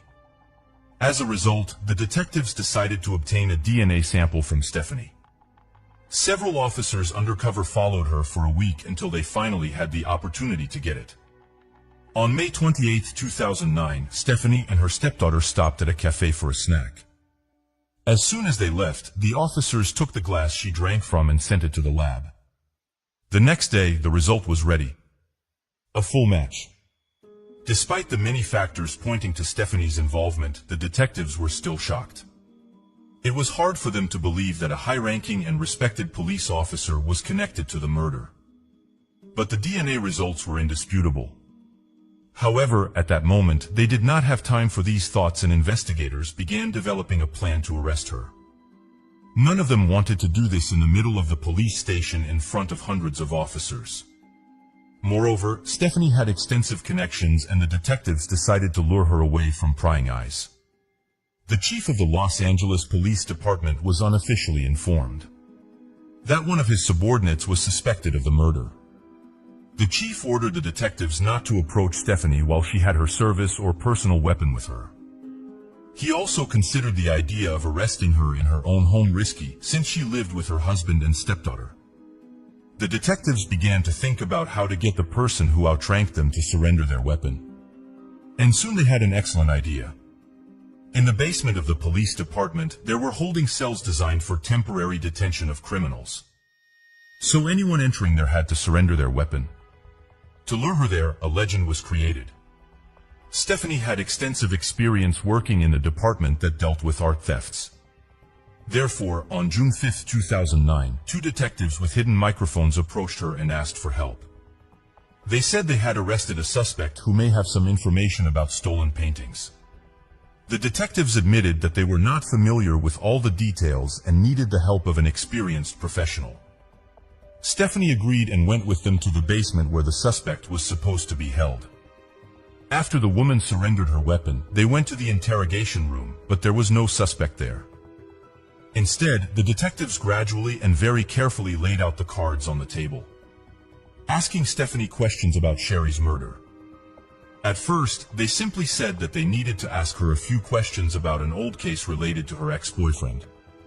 Over the course of an hour, they smoothly led the dialogue to a discussion of the murder itself, but Stephanie said that she hardly remembered Sherry as it was all a long time ago. Finally, the detectives announced that they had obtained the killer's DNA, and asked Stephanie to provide her DNA sample for comparison. At that point, the woman immediately said that she was not going to give her DNA, refused to talk further without a lawyer, and decided to leave. The detectives let her go, but several policemen with handcuffs were waiting for Stephanie at the end of the corridor. 23 years after the murder, the woman was arrested. Considering Stephanie's vast police experience, all attempts to talk to her during interrogations led to no results. She knew the situation perfectly. There was DNA evidence against her, found at the bite mark on the victim's body, and it was extremely difficult to dispute this evidence. Nevertheless, she denied her involvement and insisted on her innocence. As a result, the detectives had no choice but to prepare documents for the transfer to court. Over the next few years, Stephanie was held in a woman's prison until the first hearings began in 2012. It took the police 3 years to basically rebuild the case from scratch. Because their predecessors blindly believed in a failed robbery, it was necessary to redo all the materials and focus specifically on Stephanie. After trial, the woman continued to insist on her innocence. Her lawyer questioned the DNA test results and also pointed out that there were no suspicions against Stephanie during the initial investigation. But all these arguments turned out to be completely unconvincing. The prosecution believed that on that day, Stephanie waited for John to leave for work and entered Sherry's apartment. She went upstairs, shot Sherry once, but Sherry managed to resist and a struggle ensued, which moved downstairs. Ultimately, Stephanie killed her, staged a riot in the apartment, creating an illusion of a burglary. She then found a marriage certificate and left the scene. After her arrest, detectives discovered that Stephanie had boasted to colleagues about her lock-picking set, and they found several books on how to pick locks in her home. This could explain how she entered the apartment without leaving any traces of a break-in. A lock of not the best quality can be picked with lockpicks so that no expert will notice any traces. The trial ended on March 8, 2012. The jury found Stephanie guilty of murder. She received a sentence ranging from 27 years to life in prison, as well as an additional 2 years for using a service weapon. The judge deducted 1,000 days from her sentence, citing the time spent behind bars awaiting trial and her good behavior. Sherry's parents tried to sue the detectives who originally worked the case, despite the fact that the victim's father had been telling them to look at Stephanie from the very beginning. They ignored his words. This raises a reasonable question. Were they deliberately covering up their colleague, or did they really not believe in her involvement? In the first case, it would have been a serious crime. And in the second case, it would have been simple negligence and ignoring significant facts. Unfortunately, the statute of limitations had expired in this case, and the court refused to prosecute these police officers. As for Stephanie, she filed an appeal immediately after the trial, but it was quickly rejected. She still denies her guilt while behind bars. At present, she's 62 years old and can file a petition for early release only in 2039. Sherry's ex-husband, John, lost interest in investigating her murder. Almost immediately after it happened, he started a new family, slept with Stephanie for a while, and later moved to another city. Detectives questioned his involvement, but this version seems unlikely. Most likely, he did not know about his ex-wife's plans. Thus, this case could have been gathering dust in archives to this day if it hadn't fallen into the hands of professional detectives. Everyone who worked on it before refused to even consider the version of their colleagues' involvement. Share your opinion about this story in the comments, and don't forget to give a like if you enjoyed the video. A young woman was found dead on the floor of her own apartment. The police began an investigation and immediately uncovered several very alarming facts. It turned out that the residents of this complex had long noticed something strange and lived in fear. During the investigation, detectives learned more and more horrifying details until they finally arrived at an unexpected truth. But it was only the beginning. Stephanie Bennett was born on August 30th, 1979, in the small American town of Rocky Mount, Virginia. When she was little, her parents divorced and Stephanie stayed with her mother. However, their father lived near their home and the young woman continued to see him almost every day. Later, her father remarried and Stephanie gained a stepsister named Diana. After school, Stephanie enrolled in Roanoke College, located 350 kilometers from her home. In her final year, she met a guy named Walter and they soon started dating. After college, the couple moved to different cities, but they continued to be together. Stephanie moved to the city of Raleigh, North Carolina with her stepsister, Diana, and their mutual friend, Emily. The three of them rented an apartment in the Bridgeport residential complex, located in a quiet, peaceful area on the outskirts of the city. The young woman found a job at IBM while her boyfriend moved to Greenville, South Carolina to obtain an engineering degree. Stephanie lived in Raleigh for about a year. By that time, she and her sister and friend were planning to move to different cities. The young woman, who was only 23 at the time, was planning to move to Greenville to be with her boyfriend, and the couple had already begun looking for a place to rent. In May, Stephanie went to Greenville where she and Walter looked at several apartments and chose a suitable option for rent. When she returned to Raleigh, her friends and sister were no longer in the apartment. Emily had moved to another city and Diana had gone away for a few days to attend a funeral. On the evening of May 20th, Stephanie came home from work and spoke to Walter on the phone. Her boyfriend was planning to send her a rental agreement via fax for her to sign. They agreed that he would send it the next day when she could use her work computer. The following day, Walter tried to reach her, but Stephanie didn't answer either her work or home phone. He then called her sister Diana, who contacted Stephanie's colleagues. It turned out that Stephanie didn't show up to work that day, which was very unusual. Stephanie was always responsible and would have informed her boss if she was sick. Moreover, if she was at home sick, she would have answered the phone. Diana asked her friend to go to their apartment and check if everything was okay. There was no answer when they knocked on the door. Then Diana asked the apartment manager to open the door with a spare key. As soon as the man entered the apartment, he saw a horrifying sight. Stephanie was lying lifeless on the floor of the room with no clothes on and bruises on her neck. The manager immediately called the police. Detectives found Stephanie's documents and confirmed that the deceased was indeed her through a photo. On the laundry basket cover, which was under the window in Emily's bedroom, investigators noticed leaves and concluded that the killer may have entered the apartment through the window. They also discovered that the home phone was in the closet in Emily's room and the cable was cut. Apparently, the perpetrator was hiding there and took the phone with him so Stephanie couldn't use it. After speaking with Diana, the police determined that several items were missing from the apartment. The perpetrator took $8 from Stephanie's wallet, 2 tape recorders, and the laundry basket from Stephanie's room. It seemed that he had put the stolen items inside the basket. Experts found semen on the victim's body and extracted a DNA sample, but it wasn't in the FBI database. They also determined that the cause of death was strangulation. Interestingly, the perpetrator took the object he used to kill a victim with, as the police were unable to find it in the apartment.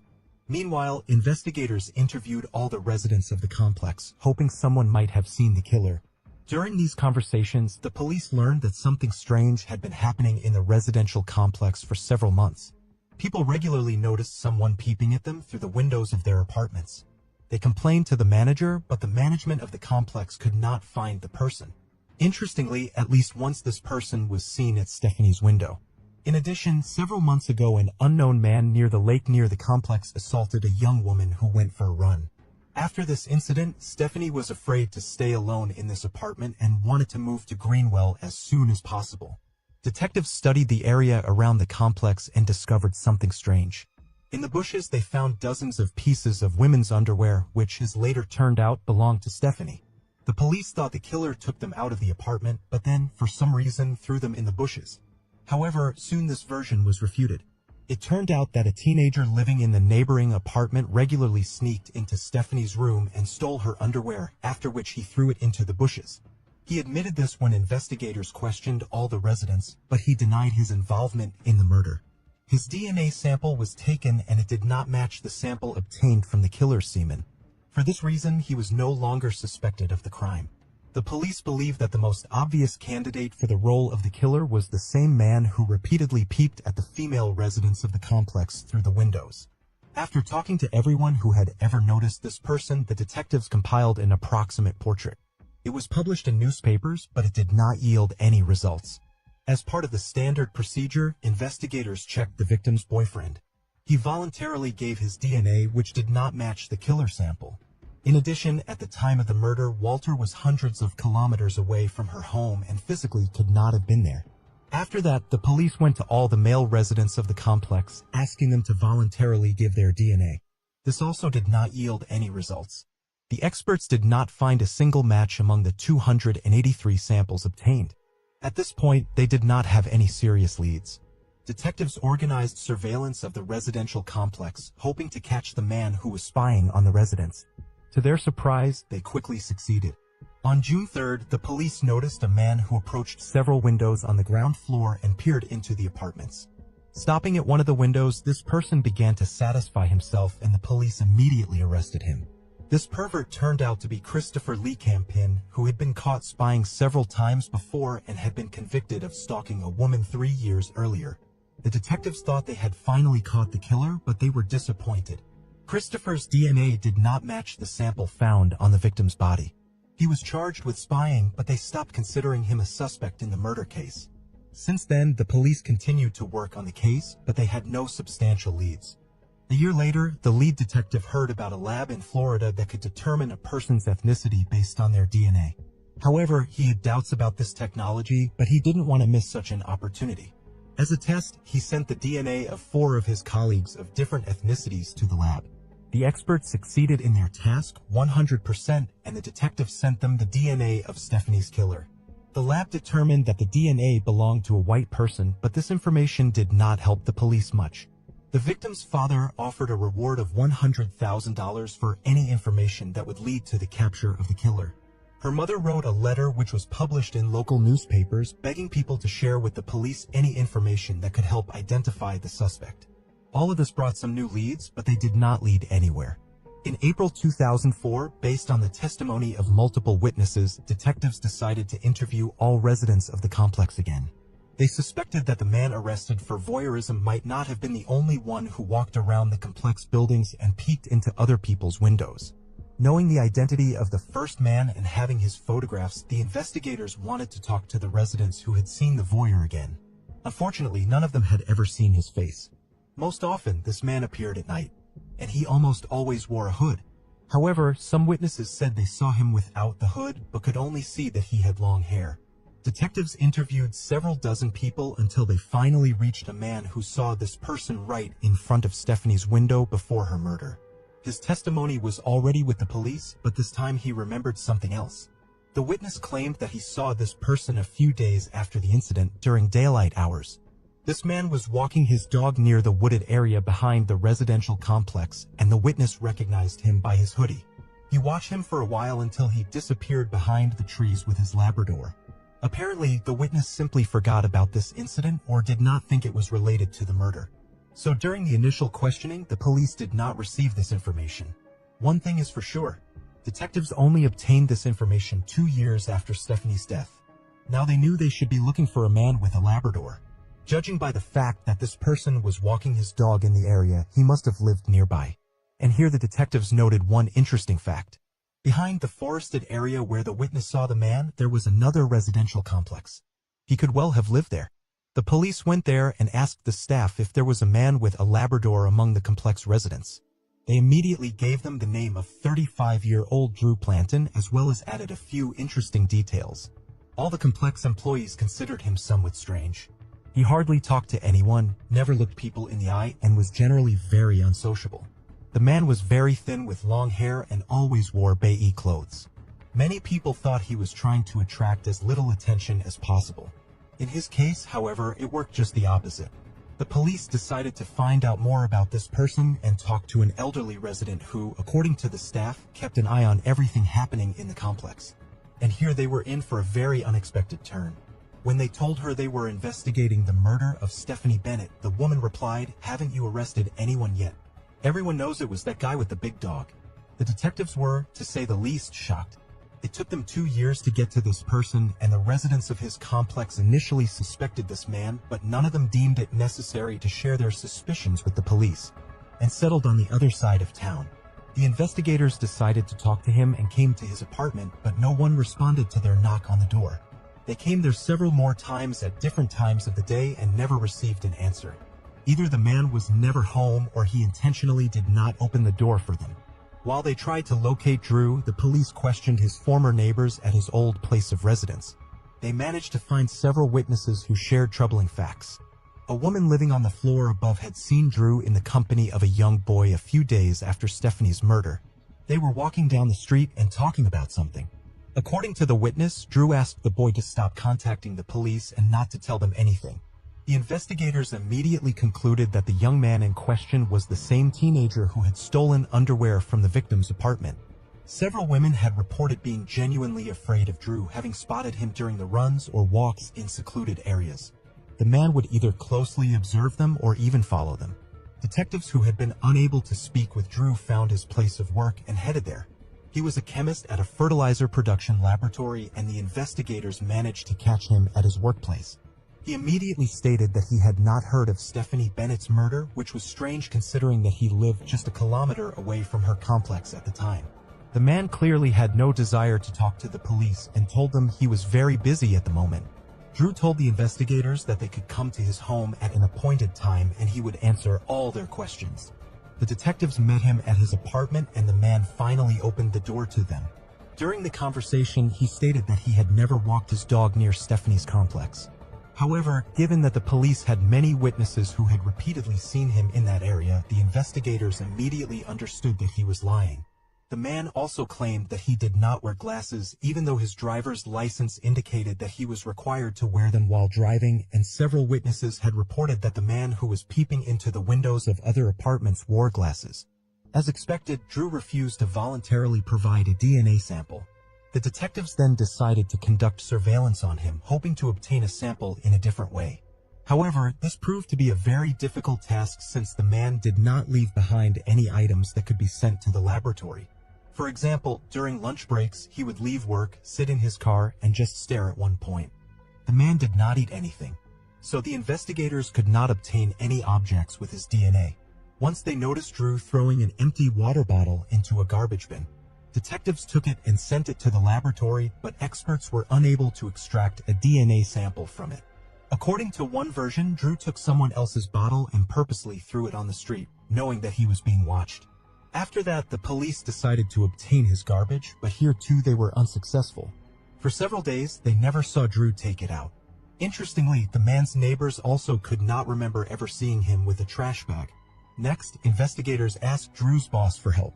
The woman agreed to help them obtain any item from his workplace that might contain Drew's DNA. She watched him for several days, but was unable to get a hold of any item. Drew rarely ate at work, never threw anything away, and she couldn't find a single hair on his desk, which seemed strange given that the man had fairly long hair. Investigators were already convinced that Drew was intentionally covering up all traces to prevent them from obtaining his DNA. One day, the boss saw him tying his hair back with a rubber band and then bending down to pick up all the hairs that fell in the process. After that, the woman decided to invite him for a lunch break at a cafe to supposedly discuss some work matters. But even there, the man was extremely cautious. He mostly ate with his hands, put all the used napkins in his pocket, and even took the straw and cup with his drink. For dessert, they ordered banana pudding, and Drew finally used a fork, but then wiped it with a damp napkin for 15 minutes, ruling out any possibility of obtaining a DNA sample from the utensil.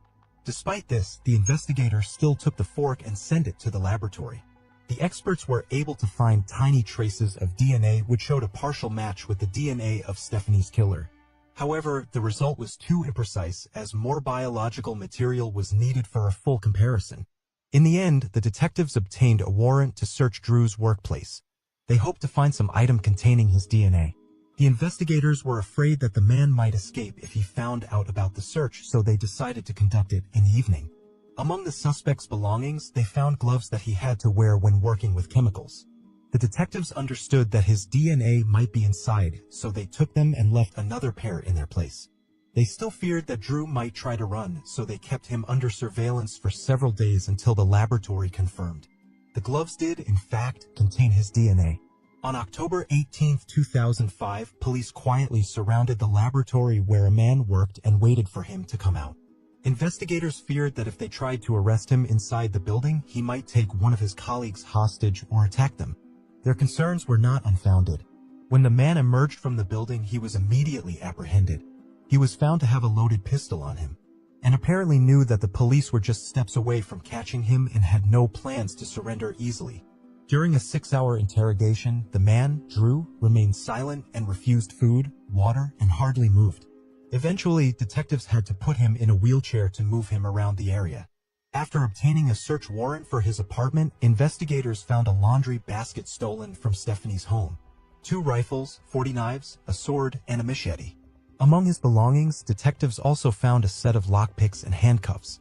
They found a notebook with dozens of women's names and immediately located them to ensure they were safe. One of the women was the same resident of his complex who had complained about Jude during the investigation. She said that he had been watching her on the street and she felt uncomfortable with his gaze. Her concerns were confirmed when police found her underwear and tampons in Drew's home, as well as a copy of her high school graduation tape. It turned out that Drew had broken into her apartment, taken the tape, made a copy, and returned the original. All this time, he kept these items even after moving. In his apartment, they also found a check in the name of a woman who was killed in 1999. Investigators learned that at the time, Drew lived in her city, and moreover, the woman was shot with a fairly rare caliber gun. But exactly such a weapon was found in the man's collection during the search. Thus, Drew became a suspect in this case. But first he had to stand trial for the murder of Stephanie. A month after his arrest, the prosecution officially announced that they would seek the death penalty. The trial was supposed to begin the following year, and Drew spent that time in solitary confinement. But the trial never happened. On January 1, 2006, a man was found dead in the same cell. Despite all precautions taken, he managed to end his life. Investigators had no doubt that Drew had killed Stephanie Bennett. But after a search of his house, the inevitable question arose. How many other victims could this person have had? At the very least, he was highly likely to have been responsible for the woman's murder in 1999. But detectives were practically certain that Drew could have been involved in other crimes. After carefully studying his biography, the police discovered several interesting facts. Drew grew up in a complete family with 3 brothers. Their father constantly humiliated and beat the children until the mother fled with them to another state. As a result, Drew became a very withdrawn teenager, and this only intensified in the future. Despite this, he received a good education and got a decent job as a chemist. His colleagues said he was very smart, but his social skills were practically non-existent. He had no friends, he didn't talk to anyone at work, and always tried to keep as far away from the team as possible. Interestingly, Drew's own brother also had a criminal record. He peeped at women with a hidden camera and received a suspended sentence. In 2008, Drew's mother sued the state government, accusing the authorities of causing her son's death. However, the judge concluded that the prison staff had taken all prescribed precautions and could not stop the man. Stephanie Bennett's father tried to sue the management of the residential complex for ignoring residents' reports of a peeping Tom and not paying enough attention to the safety of residents on the premises. In his opinion, there was not enough lighting around the building at night, and anyone could walk there unnoticed. He also learned that the window in his daughter's apartment had been broken, but the complex management did not rush to fix this problem, even though it was their direct responsibility. But in the end, the man himself refused these accusations, not commenting on his decision. Thus, this complex and confusing case was ultimately solved. Police to this day wonder how many other victims could Drew have had.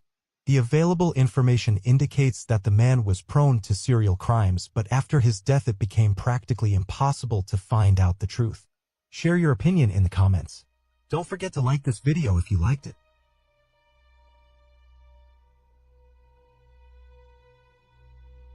There was a booth in the park with various flyers, among which was a photo of a dead dog named Albert. The owners placed this flyer on the stand to say goodbye to their pet, but the detectives noticed a plastic bag underneath it. When they opened it, they saw a Polaroid photo of Samantha in the background with a newspaper from February 13th and a letter written on a typewriter in which the kidnapper demanded that $30,000 be deposited in her bank account. He promised to kill the young woman if these conditions were not met. The police and the FBI immediately devised a plan that could help them catch this thoughtful criminal. They told the young woman's father to top up the card in installments so that the kidnapper would have to repeatedly go to the ATMs. He did just that. First, the man deposited $5,000, and a few hours later, that money was withdrawn from one of the Anchorage ATMs. The kidnapper was caught on camera.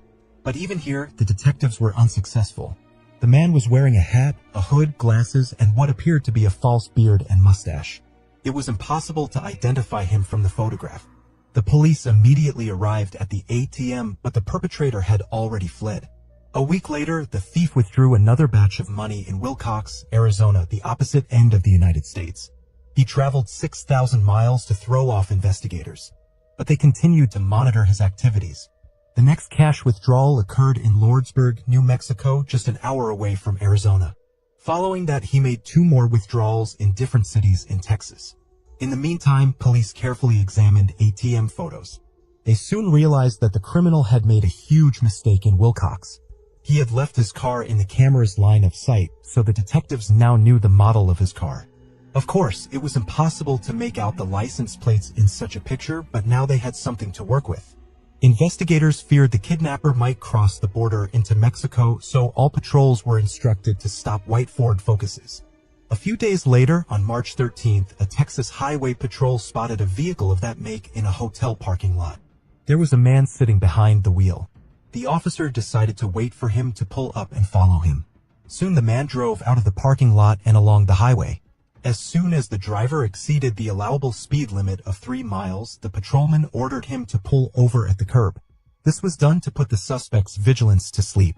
If a dangerous criminal is behind the wheel, he may be armed and ready to fight back to the last man, so the patrolman pretended that the reason for the stop was a minor infraction. The driver of the white Ford turned out to be 34-year-old Israel Keys of Anchorage.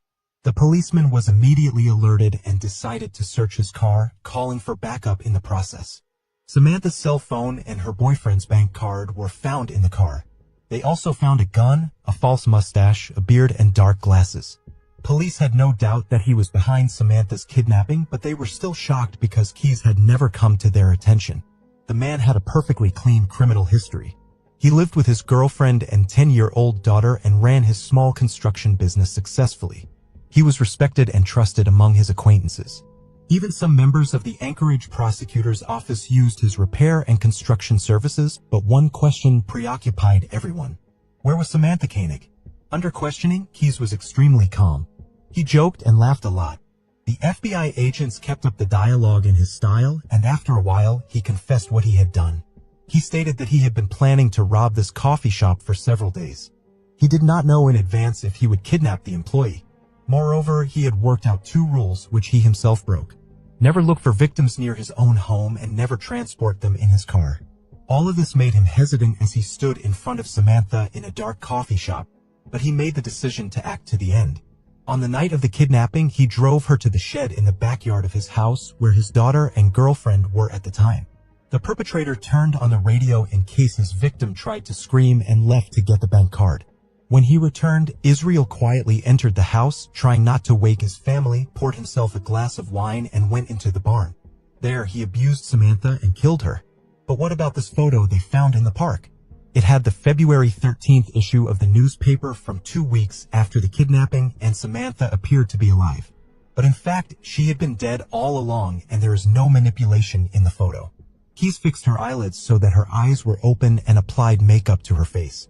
According to a detective who attended the interrogation, Israel recounted the details of the murder with such ease as if he were listing the foods he'd eaten for breakfast.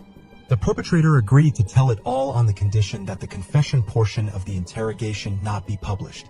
He did not want his daughter to hear it all. In doing so, he killed Samantha only a few dozen yards from her bedroom. The detectives already thought Key's story was nearing its end, but that was only the beginning. The morning after the murder, Israel and his family went on a sea cruise from the city of New Orleans. Tickets for it had been purchased in advance, and the perpetrator was well aware that he was committing this murder just hours before departure. Accordingly, he had to leave the body somewhere so that no one would discover it. Keyes did the simple thing and left it in the same barn. It was freezing outside, so the body quickly froze. When Keyes returned home 2 weeks later, he took a picture with a newspaper and used a typewriter to write a ransom letter. He then separated the body into pieces and went to a small lake 40 minutes outside acreage. Using a chainsaw, he made holes in the ice where he placed bags of the body parts and additional weights. After all that, the maniac went winter fishing. It took police divers 10 hours to retrieve those bags from the bottom. Detectives also learned that during his trips between ATMs across the states, Keyes used a rental car, the same white Ford Focus. At one point, he had a malfunction and went to one of the dealerships to have the car changed. Surprisingly, that woman played a key role in catching the culprit. The car was caught on ATM camera before the breakdown, and all the police were looking for that particular model. The dealership gave him the same white Focus because they had no other suitable cars at the time. Had the situation been different, he would never have been stopped. In the end, during questioning, Keyes confirmed what the investigators had already guessed. Samantha was not his first victim. The perpetrator had promised to tell them about all the crimes he had committed in exchange for 2 conditions. First, he wanted a guaranteed death sentence and demanded that it be carried out within a year of being pronounced. He asked that everything he said be kept secret from the press. These conditions surprised the detectives, but they saw no reason to refuse, and the maniac began to tell them horror stories. Israel began committing crimes at an early age. He would break into other people's houses, steal, set fires in the woods, and torture animals. His parents were deep believers, but they practiced a very questionable and unpopular branch of Christianity.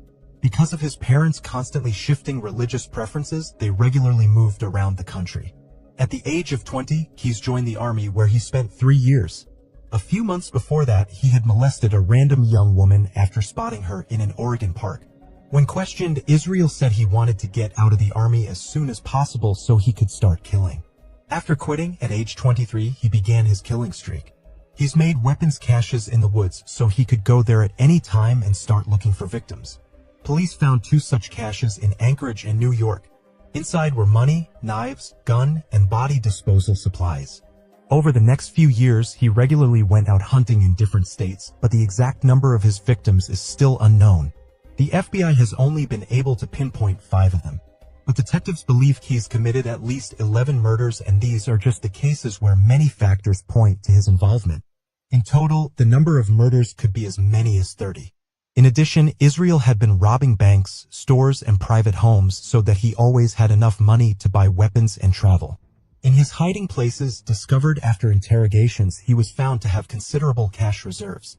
The man has never come to the attention of the police, except on one occasion.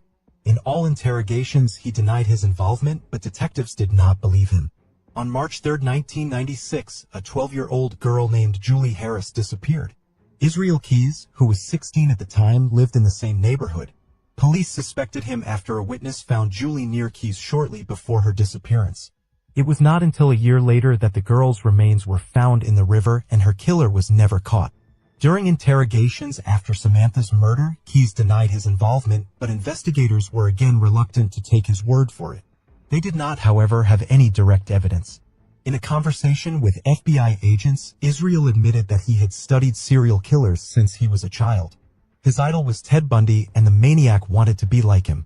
He felt no remorse for his victims and happily recounted how he managed to lead 2 completely different lives. On the one hand, he was a decent family man and businessman, and on the other, he was an inhuman killer.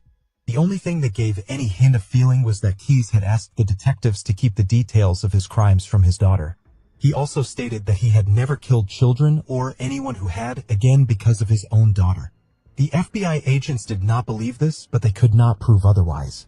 They were all forced to admit that Israel was an extremely thoughtful maniac who had made only one mistake in his entire series of crimes. The investigators hoped that he would tell them all of his atrocities himself, but that never happened. 9 months after his arrest, Keyes took his own life in his cell. Even though FBI agents had spent hundreds of hours interrogating him up to that point, much he had withheld from them. 11 drawings depicting skulls were found under the bed in his cell. It is possible that each one symbolized a victim. The picture of these drawings were not published until 2020.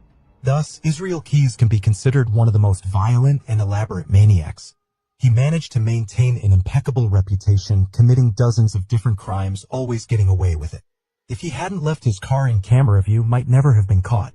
Investigators had no doubt that if he had, he would have continued to kill. Keyes himself said he saw killing as his purpose in life and planned to continue hunting people until he was caught. Share your opinion in the comments and don't forget to like this video if you like it.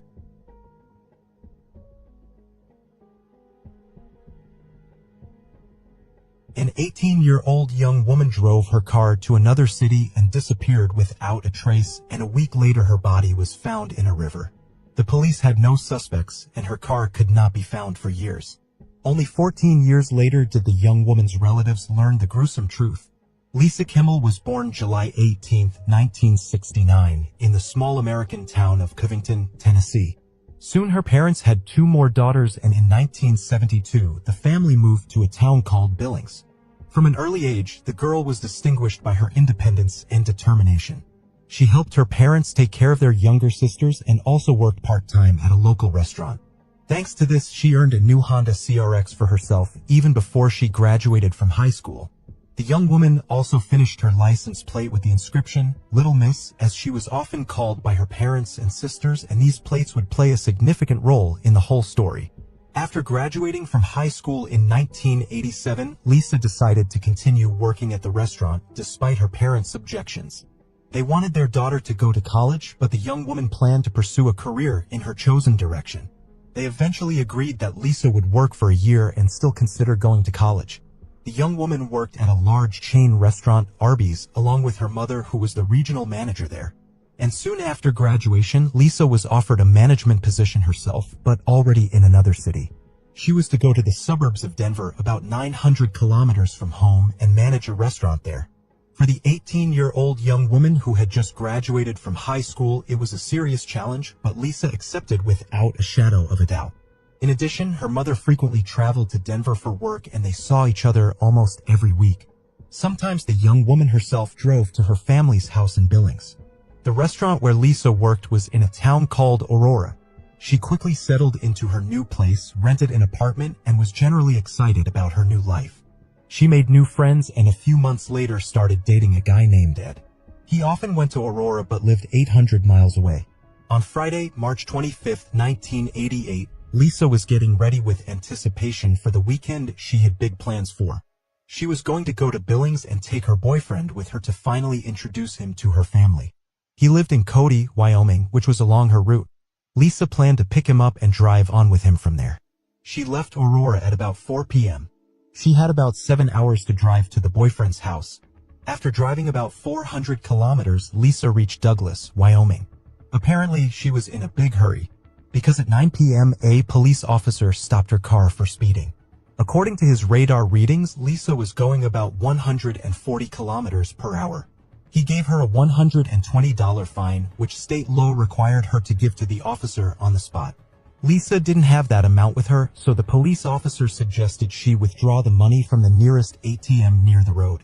They got there, but the terminal did not support Lisa's bank card. According to the rules, the police officer had to detain the offender, who was unable to pay the fine. But the man agreed to let Lisa go on the condition that she send the check to the local police department. The young woman got into her car and drove on. It was about a 4-hour drive from Douglas to her boyfriend's house. He never waited for her that night and toward morning and fell asleep. When he woke up at about 7 a.m., Lisa was still gone. In those days, there were no cell phones, so he had no way to contact her. Instead, the guy started calling the police departments of the 2 states. He gave them information about Lisa and her car, wondering if anything had happened. The police accepted the information but would not file a missing persons case. The reason for this was the fact that Lisa was 18 years old and too little time had passed since she disappeared. The guy waited a few more hours, and then started calling mutual friends. None of them knew where she was missing. He also called Lisa's boss and then tried to contact her parents, but they were not at home. They came back hours later and their phone was ringing off the hook. Several people tried to contact them at once to see if they had heard from their daughter. At first, the parents thought Lisa had just been delayed and was still on the road. She had traveled this route many times before, and it was hard to imagine that anything could have happened to her, but time passed and she was still gone. By then her parents had called Ed and called him over to their house. The first meeting that Lisa had planned for so long happened without her and under such unsettling circumstances. 2 days passed. The young woman was still unreachable and the police refused to start looking for her. According to the law, it was necessary to wait 72 hours before filing a missing person report. The parents decided not to sit idly by and start searching on their own. Lisa's father hired a light aircraft pilot to fly along the road where the young woman was supposed to be. He hoped this would help locate her car, but the search was unsuccessful. The father also drove part of that route in his car, but he was unable to find any sign of Lisa. The family did not stop there. The young woman's parents contacted a private investigator they knew who had previously worked for the police. Thanks to his connections, he was able to convince the local police department to take an early missing person report. Unfortunately, they could not find any solid leads. The police immediately determined that their patrol officer had stopped Lisa the night she disappeared, but her fate remained unknown. Only one thing was clear. The young woman had disappeared with the car somewhere between Douglas and the town of Cody. The police had searched the area along that route, but there was one significant problem. We are talking about hundreds of miles of fields, woods, and mountains. It took months of work and thousands of people to cover the entire area. For this reason, the search on the ground made little or no progress. 8 days passed. On the morning of April 2nd, a man called the police. He said he was fishing in a river near Casper, Wyoming. At one point, he noticed a human body lying face down in the water. Shortly before, the fisherman had heard on the radio the police were looking for a missing young woman. So he immediately thought it was her. Detectives arrived on the scene, took the body out of the water, and determined that the deceased was indeed Lisa. Medical experts have studied the body and came to a terrible discovery. They determined that the young woman died about 6 days after her disappearance. That is, Lisa died just 2 days before the discovery, and detectives had to figure out where she was all this time. That said, police initially thought the death occurred about 5 hours after she disappeared, which later led to confusion. Had been abused while alive. And on her body, they found several stab wounds and contusions. Apparently, she had been thrown into the water from a bridge while she was unconscious. Police later confirmed this version, finding blood on the bridge. Finally, medical experts extracted biological material from the young woman's body, which turned out to be a sample of male semen and apparently belonged to the killer. It was sent to a lab, but in those years, the tools to study DNA were very scarce. The local lab simply did not have the necessary resources to extract the profile of the perpetrator. Detectives concluded that the killer was most likely a local resident who lived near the river. This was evidenced by the fact that the bridge from which the young woman had been thrown was located in a remote wilderness area. It had not been used for a long time, and in order to access it, one had to turn from the main road to a country road and then drive some distance. Based on that, the police assumed that only someone who knew the area well could have chosen this bridge for a body dump. Detectives focused on finding Lisa's car. They assumed that the killer had driven it somewhere and there might be additional clues in it, but the car seemed to have fallen under the ground and they could not find it. Investigators actively shared information about the case with the public, hoping that someone had useful information. The case was also widely televised and a lot of people did come forward. But here something strange started to happen. In all, the police received more than 100 calls. People said they had seen a Honda CRX with little miss plates, as well as Lisa herself.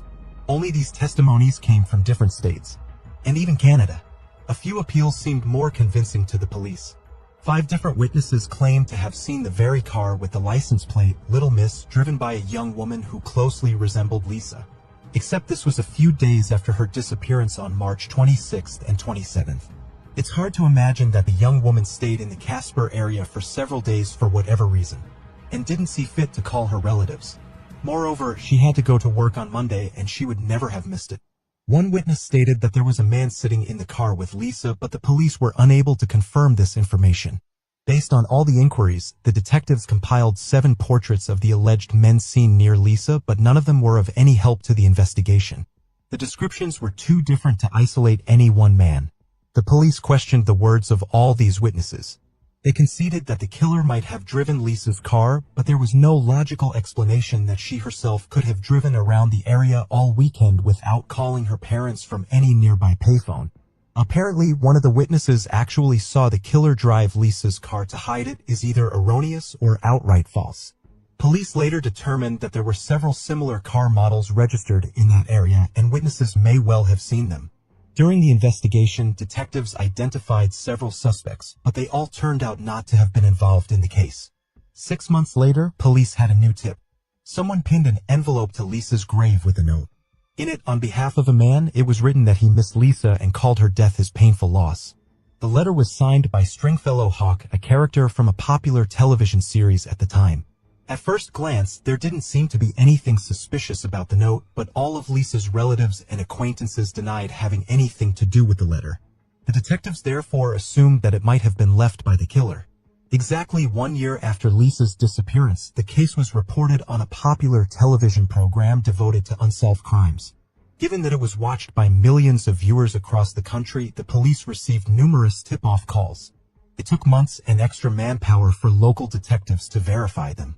Lisa's parents felt that the local police department could not handle the volume of tips and leads that came in after the program aired. For this reason, they wanted the FBI to handle their daughter's murder. But Sheriff Ron Ketchum was very negative about the idea and said he had no intention of giving the case up. In spite of that, a year later, Lisa's parents still got federal investigators involved in the case with the support of higher authorities. They became involved in the investigation and wanted to work with the sheriff, but he would not cooperate or even return their calls. Thanks to the FBI's involvement, the detectives were now able to examine a DNA sample from the victim's body at a federal lab. It was compared to Lisa's boyfriend's sample and they did not match. He had not been considered a suspect before, but the investigators decided to be 100% sure. Next, they decided to check the patrolman who had stopped Lisa shortly before she disappeared. He had a recording of a conversation with the young woman that showed him saying goodbye to her. But detectives conceded that he might have found Lisa and attacked her later. The officer immediately agreed to provide his DNA sample and it did not match the killer's.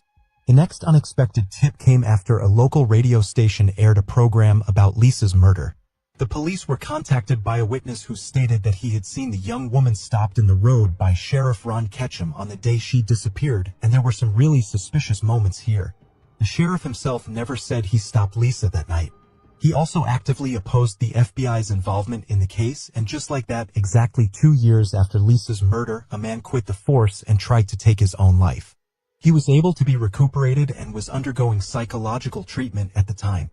Investigators came to him with questions, but Ron pleaded not guilty and refused to provide a DNA sample. This all looked suspicious, and the investigators began to seriously consider him as a suspect. But a few months later, when they were ready to apply for a court order for a DNA sample, the man did provide one himself, and it did not match the killer's sample. It's not entirely clear why the sheriff was acting so strangely if he had nothing to do with Lisa's murder. His colleagues pointed out that he had always been a complicated and closed person, who had been through Vietnam, so he was behaving this way even before the young woman's disappearance. At this point, the police ran out of serious leads. In 1992, they published more data on the case in the hope that they would be able to find new witnesses. According to the main version of the investigation, there could have been several perpetrators, most likely one man kidnapped and killed Lisa, but someone helped him get rid of the car. Investigators also believed that the young woman was kidnapped during a traffic stop at a gas station or somewhere else. They ruled out the option of Lisa picking up a hitchhiker because the young woman was very cautious. Shortly before these events, Lisa's car stalled on the road and another driver stopped to help her. The young woman did not get out of the car and only lowered her window slightly to talk to him because she understood the potential risk. The police never managed to get any new leads and the case went cold for another 10 years. It wasn't until July 2002 that a long-awaited breakthrough awaited them. The local police department reopened the investigation, and the first thing they did was put the killer's DNA sample into the FBI database. It didn't yet exist in the late 80s, and it took many years for it to start being used en masse across the country.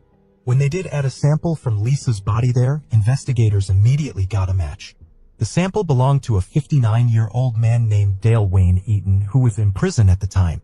He had been arrested in 1997 for armed assault on a family. A young couple and their child were driving through the Wyoming wilderness when their car stalled. Dale drove by and stopped to help. He inspected the car and said there was no way to fix it on the spot.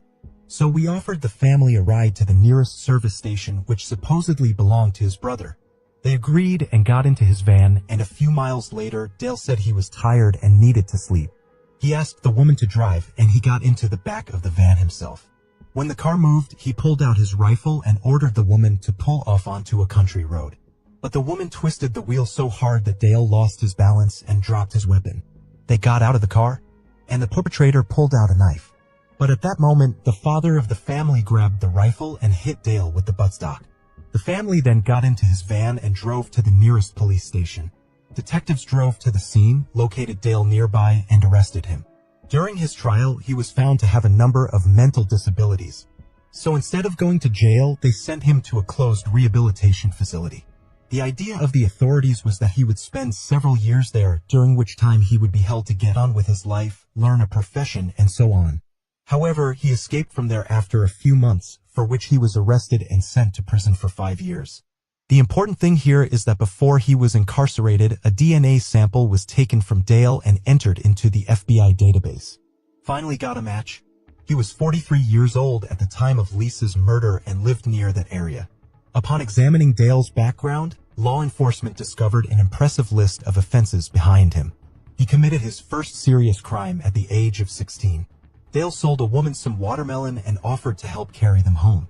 When they entered the premises, the woman examined the watermelons and saw that they were rotten. She refused to pay for them, and after a brief argument, Dale stabbed her and then fled. The guy was arrested the next day and the court sent him to compulsory treatment. He was diagnosed with a number of moderate mental disorders.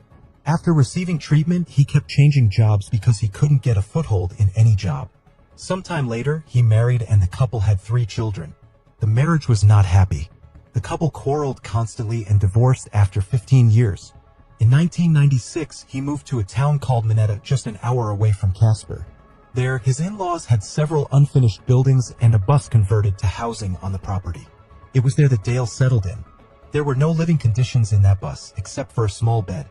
Once in a while, he would go to a neighbor's house to take a shower. As a result, there was an inveterate repeat offender before the investigation whose DNA was found on Lisa's body. But they wanted more evidence before they could charge him. Officers arrived at the precinct where he lived before his arrest. Several neighbors lived a short distance away, and one of them told the detectives an interesting story. According to him, around the same time Lisa disappeared, Dale dug a huge hole on his property. He said he was going to put in a septic tank, but that never happened. Investigators dug up the lot and found what they had already guessed. Lisa's car with little misplates was there. With all this in hand, the police set about gathering all the data they needed to build a win-win case against Dale, since they had more than enough time. While in prison, the man had killed his cellmate, so it would be a while before he got out. In April 2003, he was finally charged with the murder of Lisa Kimmel. The man refused to plead guilty, so the case went to trial. Because of the usual bureaucracy of the American judicial system, the trial did not begin until a year later. The prosecution summoned Dale's other cellmate to testify. According to him, the man confessed to him about Lisa's murder and told him all the details. The young woman allegedly saw him on the side of the road, stopped, and agreed to give him a ride. At one point, Dale began to molest her, but was rebuffed. Then he pulled out a gun and ordered her to his house, where he held her for several days and then killed her. But no one believed this version. Lisa's parents said she would never stop at night in the middle of nowhere to take a hitchhiker. Either Dale lied to his cellmate or he made up the story himself to reduce his sentence for testifying. So he clearly had a motive to lie. According to the investigation, that's not what happened. Most likely Lisa stopped at a gas station, and that's where Dale attacked her. They even named a specific gas station between Casper and Dale's house. Lisa had to drive past it on her way to Cody. Dale himself often drove there to use the public restroom and sink since he had no water on the property. Most likely he got into her car and used a gun to force her to drive to some remote location, then brought her back to his station and helped her in the bus. A few days later, he decided to get rid of her, stabbed her several times and dumped her in the water. Experts also compared the handwriting of the note left on Lisa's grave with Dale's. They found a high similarity, but it was hard to call it evidence in court. Regardless, the DNA evidence on the body and the car on Dale's property was enough to convict him. Even the attorneys understood this, and they tried to avoid the death penalty for their client rather than a complete acquittal. They pointed to the mental abnormalities that made him unable to take full responsibility for his actions, but all was in vain. The jury found Dale guilty, and as a result, he was sentenced to death. Lisa's parents then filed a civil suit against him, which was granted by the court. Dale was seized from the land with the buildings on it and gave it all into the possession of the young woman's parents. Those, along with the fire department, burned all these structures to the ground on Lisa's birthday. Since the conviction, Dale's attorneys have filed numerous appeals to overturn the death penalty, which have always been rejected. But in 2010, the court did accept the appeal and set a new hearing. The appeal was accepted on the grounds that in imposing the sentence, the court failed to consider the offender's severe childhood, mental disabilities, and developmental delays. In addition, lawyers latched onto Dale's cellmate's testimony. The jury was not warned that the man had been promised a reduced sentence for this, so his testimony may well have been made up. Despite all this, there's no question of a complete reversal of the sentence. Dale is still in prison and is currently 78 years old, so the death penalty is unlikely to take place. There is one more point worth mentioning in this whole story. There have been several murders and strange disappearances of young women in the area where Dale lived, which have not yet been solved. The police have no evidence on hand, but they admit that Dale could have been the killer. His entire biography indicates that he is clearly prone to serial crimes, so Lisa Kimmel might not have been his only victim. Share your opinion on the story in the comments, and don't forget to like it.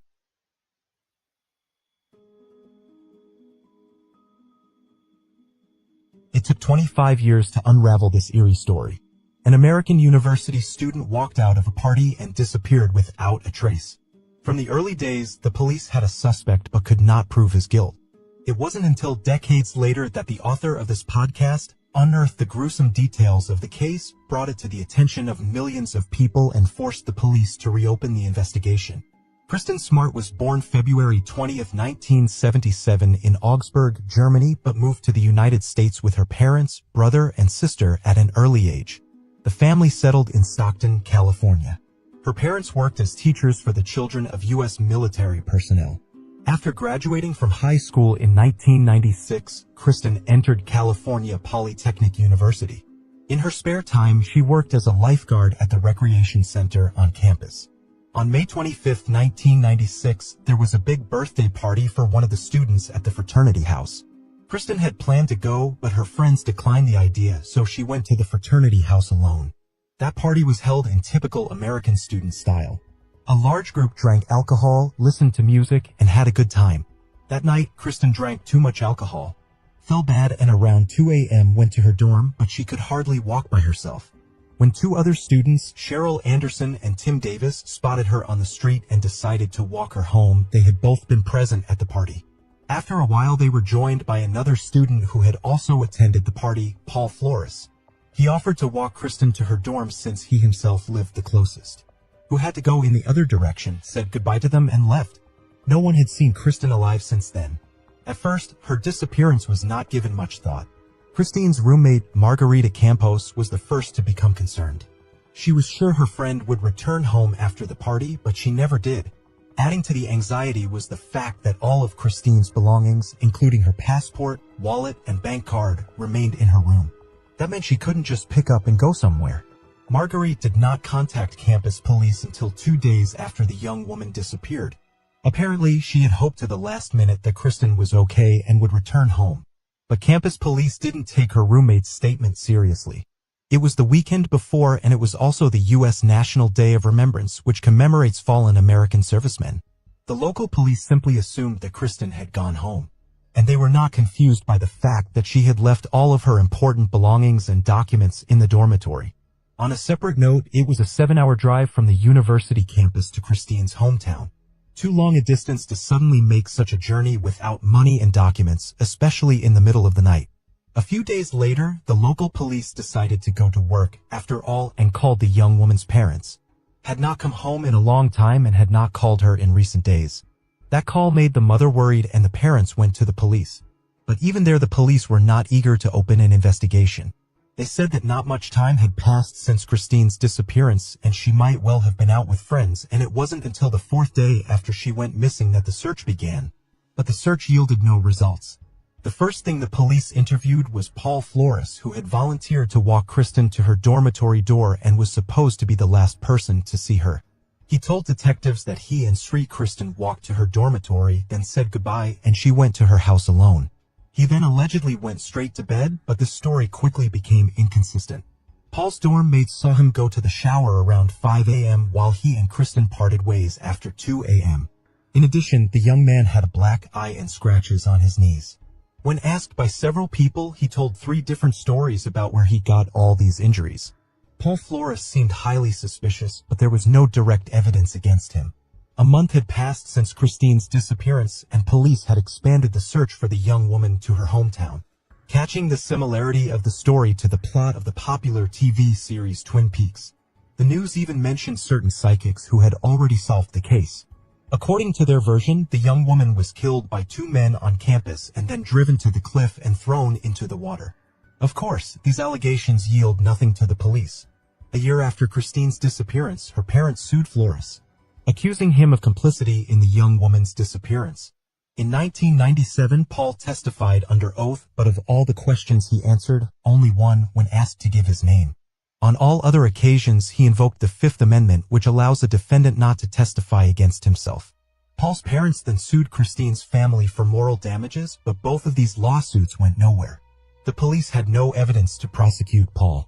On May 25, 2002, the 6th anniversary of Christine's disappearance, authorities officially declared her dead. In all that time, they also failed to come any closer to solving the case. This went on until 2018, when a California resident, Chris Lambert, decided to start his own podcast series on various crimes.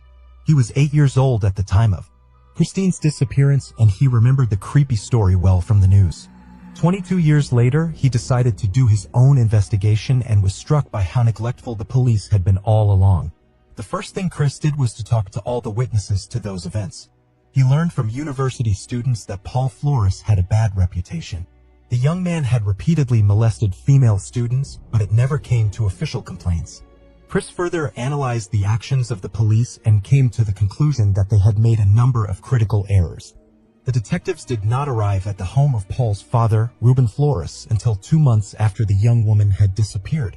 Given that Paul was living with his father, the police should have investigated the residence immediately, but when the police did arrive to search it, they were extremely sloppy. The detectives did not bring a forensic specialist or a police dog trained on the smell of decomposition. Because of this, the search was essentially useless. The detectives also failed to examine the 2 cars of the Flores family, one of which Paul may have used to drive Kristen from the campus to her father's house. Several months after the police visit, one of the cars was sold and the other was allegedly stolen. The police never showed up at Paul's mother's house, and that was where one of the main clues was hiding. Chris Lambert discovered that 4 months after Kristen Smart disappeared, a woman named Mary Lassiter had rented Paul's mother's house. In one of the rooms, she discovered a necklace linked very similar to the one Kristen was wearing. This necklace was also in the pictures posted all over the city. She immediately took the evidence to the police, but they refused to accept it as evidence and then lost it altogether. Chris found out that the backyard of Paul's mother's house had always been concreted, but shortly after the young woman disappeared, a small piece of concrete was cut out. A flower bed had been planted in that spot. Mary Lassiter told Lambert a very eerie story. Every day since moving in, Mary had heard sounds coming from that very flower bed. Every day at the same time at 4:20 in the morning and at 4:20 in the afternoon. She would hear the sound very much like a wristwatch alarm. Soon the sound stopped. Most likely the watch's battery died. With this story, Chris went to Christine's mother. Miss Smart told him that her daughter did set the alarm for 4:20 in the morning since she had to be at work at the recreation center at 5. Lambert's podcast aired in 2019. Millions of listeners came away outraged at what they had heard. They were struck by the negligence and inaction of the police. The evidence Chris found further shocked listeners. Despite much circumstantial evidence, Paul Flores is still at large. Public pressure led the police department to reopen the investigation into Kristen Smart's disappearance. The first thing investigators did was search the Flores family's homes, and vehicles were seized. Forensic investigators finally dug up that ill-fated flower bed, but no body was found there. Despite the fact that there was no body, the experts managed to establish that there were traces of decomposition of the human body in the ground. On April 13, 2021, Paul Flores and his father were arrested. Paul was charged with Christine's murder and his father was charged as an accomplice. According to the investigation, Paul began molesting the young woman after Tim Davis and Cheryl Anderson left, but was rebuffed. This could explain the injuries on Flores' body. After the fight, Paul could have killed Kristen and then taken her body to his house. Seeing what his son had done, Flores' father decided to help him hide the corpse. Together, they took the young woman to her mother's house and buried her in the backyard, which was later replaced with a flower bed. Sometime later, apparently afraid of police harassment, the suspects dug up the grave and took the remains to an unknown destination. Paul Flores was found guilty of first-degree murder by a Monterey County jury and faces 25 years to life in prison. His father, Ruben Flores, was charged as an accessory to the crime. He faces up to 3 years in prison. Christine's parents issued a proclamation thanking Chris Lambert and all concerned people for their family's grief that even after many years of their daughter's disappearance, this case is finally solved. One thing they wonder is, didn't Flores' mother have any idea her son's crime had been committed? The flower bed that was unexpectedly planted in the backyard didn't raise any suspicions in her mind? Or maybe she had known all along what had happened that night, but out of love for her son, she had chosen to keep quiet. Of course, some questions would remain unanswered, but that didn't matter now. Perhaps one day the young woman's remains will be found and Kristen Smart will find peace. Share your opinion on the case in the comments. Also, if you liked the video, you can support it with a like.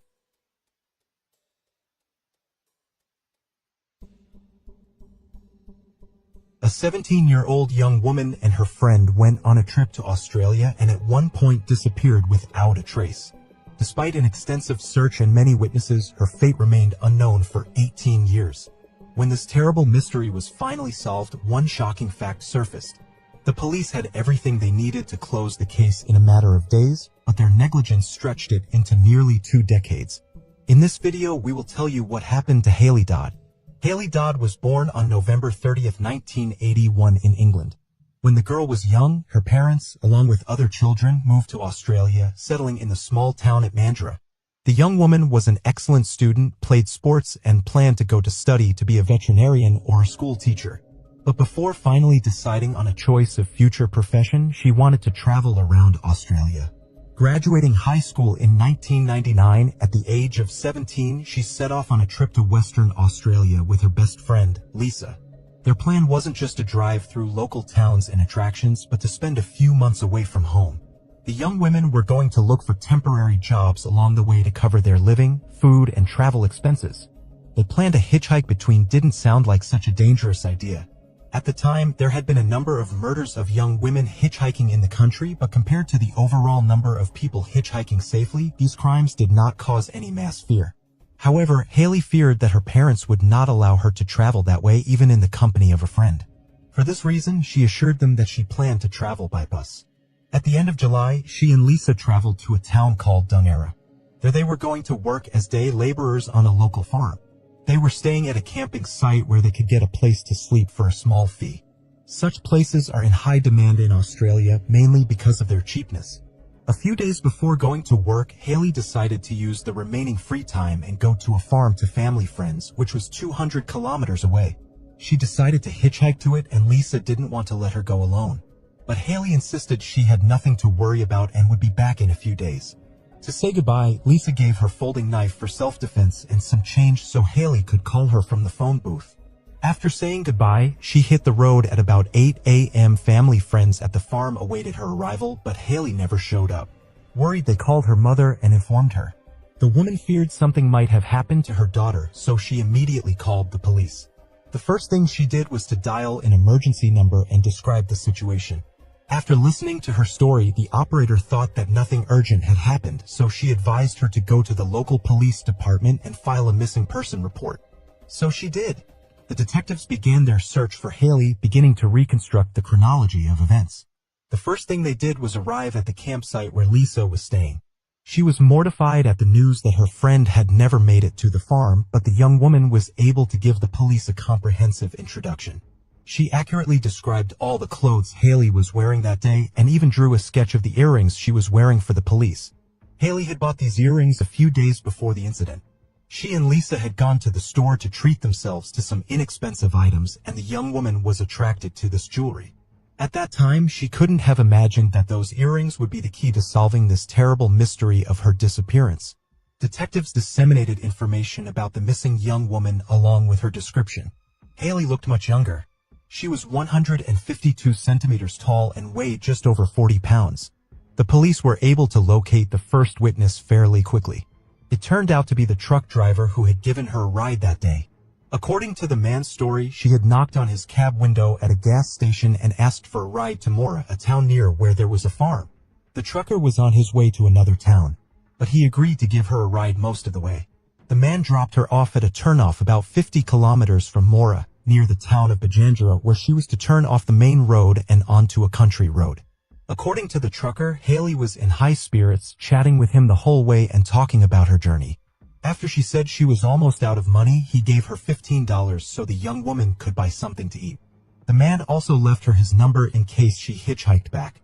He made trips down that road almost every day and could have let her down again. Later, detectives received several more calls from people who had seen Haley in that area. Based on their statements, police concluded that the young woman had been on foot along the northwest road towards Mura. Apparently, she could not find any driver at the gas station to give her a ride.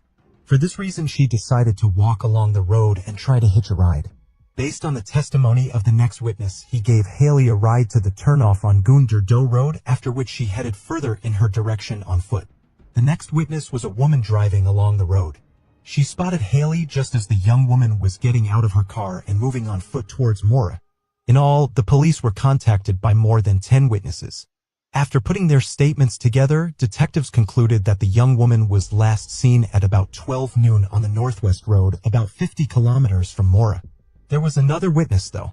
He had not seen Haley, but still shared a disturbing observation with police.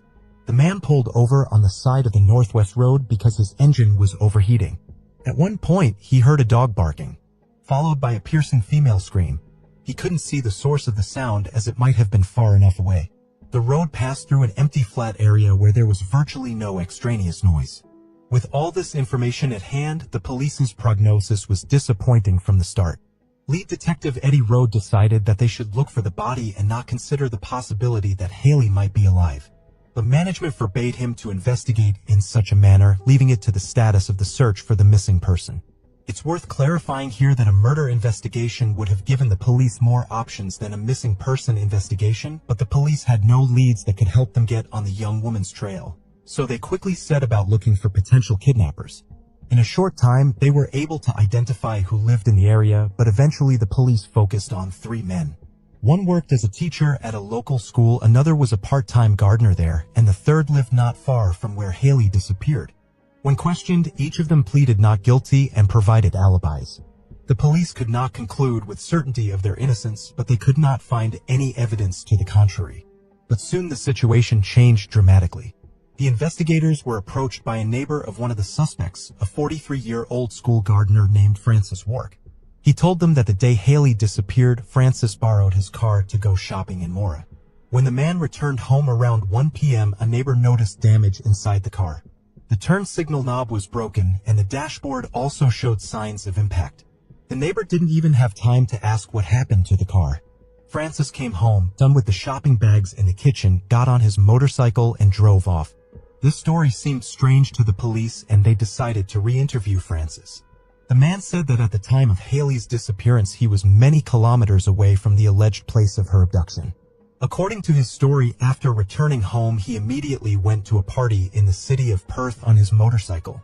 But he was not supposed to get there that day.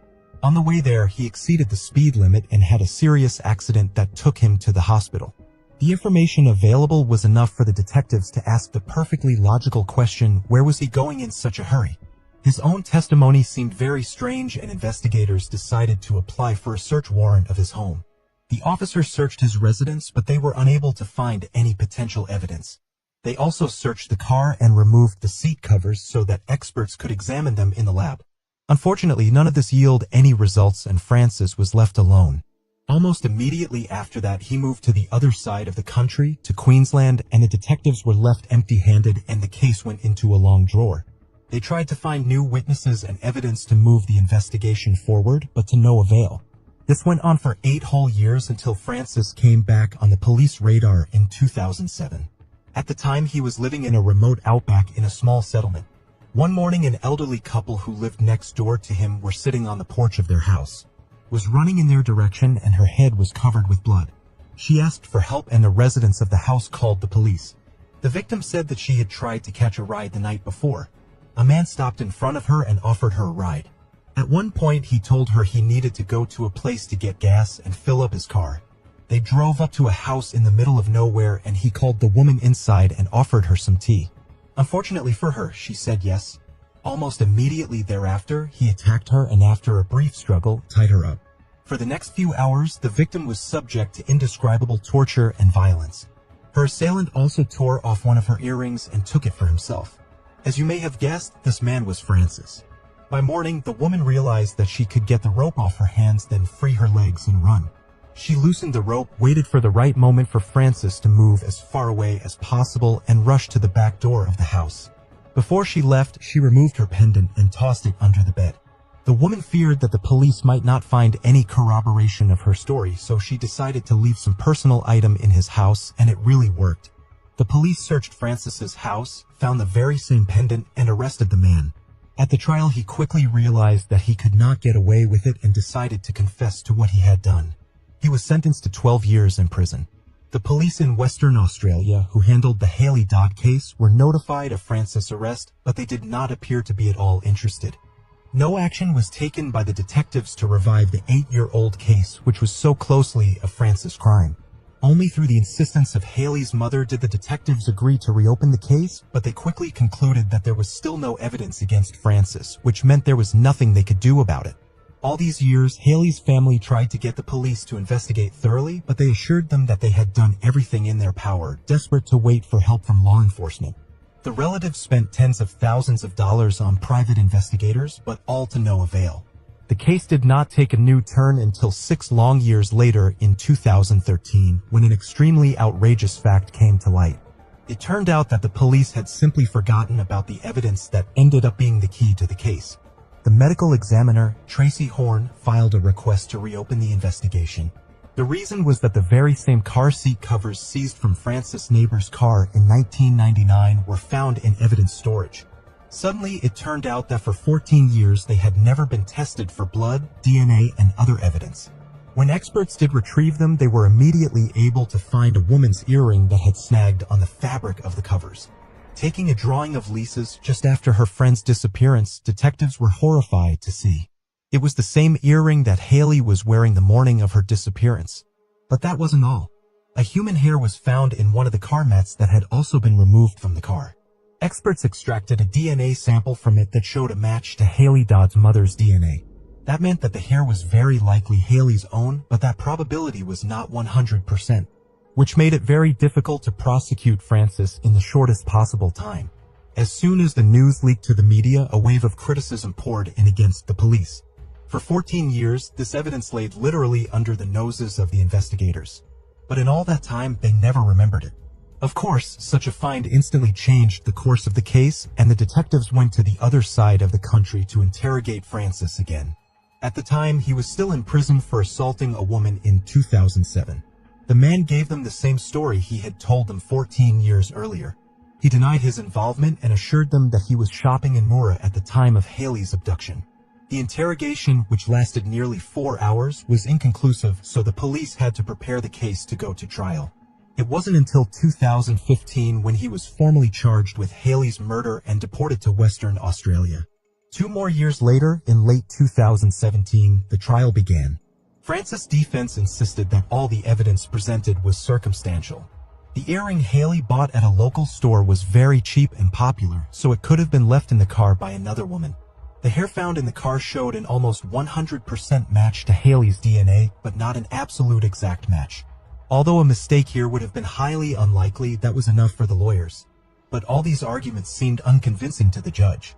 Perhaps Francis would still have had a chance to get away with it if not for his crime in 2007. But then he didn't just kidnap a woman who was hitchhiking, he also took her earring.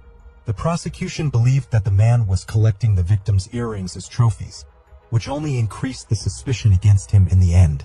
As a result, the judge found him guilty of kidnapping and murdering Haley Dodd, sentencing him to 21 years in prison. All of this took place while his previous sentence was still pending. Francis was 62 years old at the time of his sentencing, but the story did not end there. The court believed Francis kidnapped and killed Haley, then hid her body, but it was never found. And the man himself refused to plead guilty. Haley's mother repeatedly asked the killer to tell her where he hid the body, but to no avail. And in 2018, she helped pass a new law that says murderers are not eligible for parole if they refuse to reveal the location of their victims' bodies. In 2020, another high-profile event occurred. The court granted Francis appeal to overturn his sentence and scheduled a new hearing. His lawyers again tried to insist that the man would not have had time to kidnap Haley between his trip to Mora and his return home, but the court felt that the time frame allowed him well enough to do so, especially given the rush with which he arrived home and immediately set off for Perth on his motorcycle. Moreover, the earring, along with the hair, were still on the list of key evidence against him. But Francis still managed to get a sentence changed. The court found him guilty of involuntary manslaughter, reducing his sentence from 21 years to 18 years.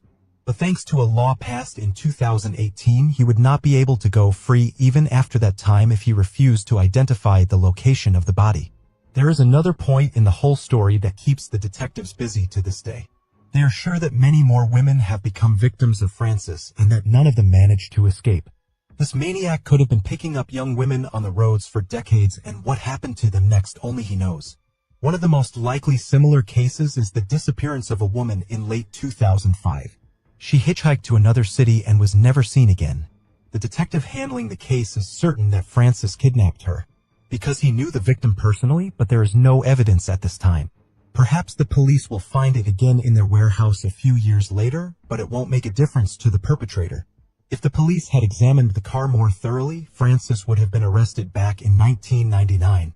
Now we can only guess how many lives he ruined in the ensuing years, but sooner or later, the mystery may be solved. There's another creepy thing about this whole story. Remember that in the initial stages of the investigation, the police identified 3 main suspects, including Francis. Now, one of them killed his wife 5 months after Haley disappeared, and the other, who worked as a school teacher, turned out to be one of the worst child molesters in Australian history. Too bad the police had no way to stop them at the time. If you like this video, don't forget to support the channel with a like and share your opinion in the comments.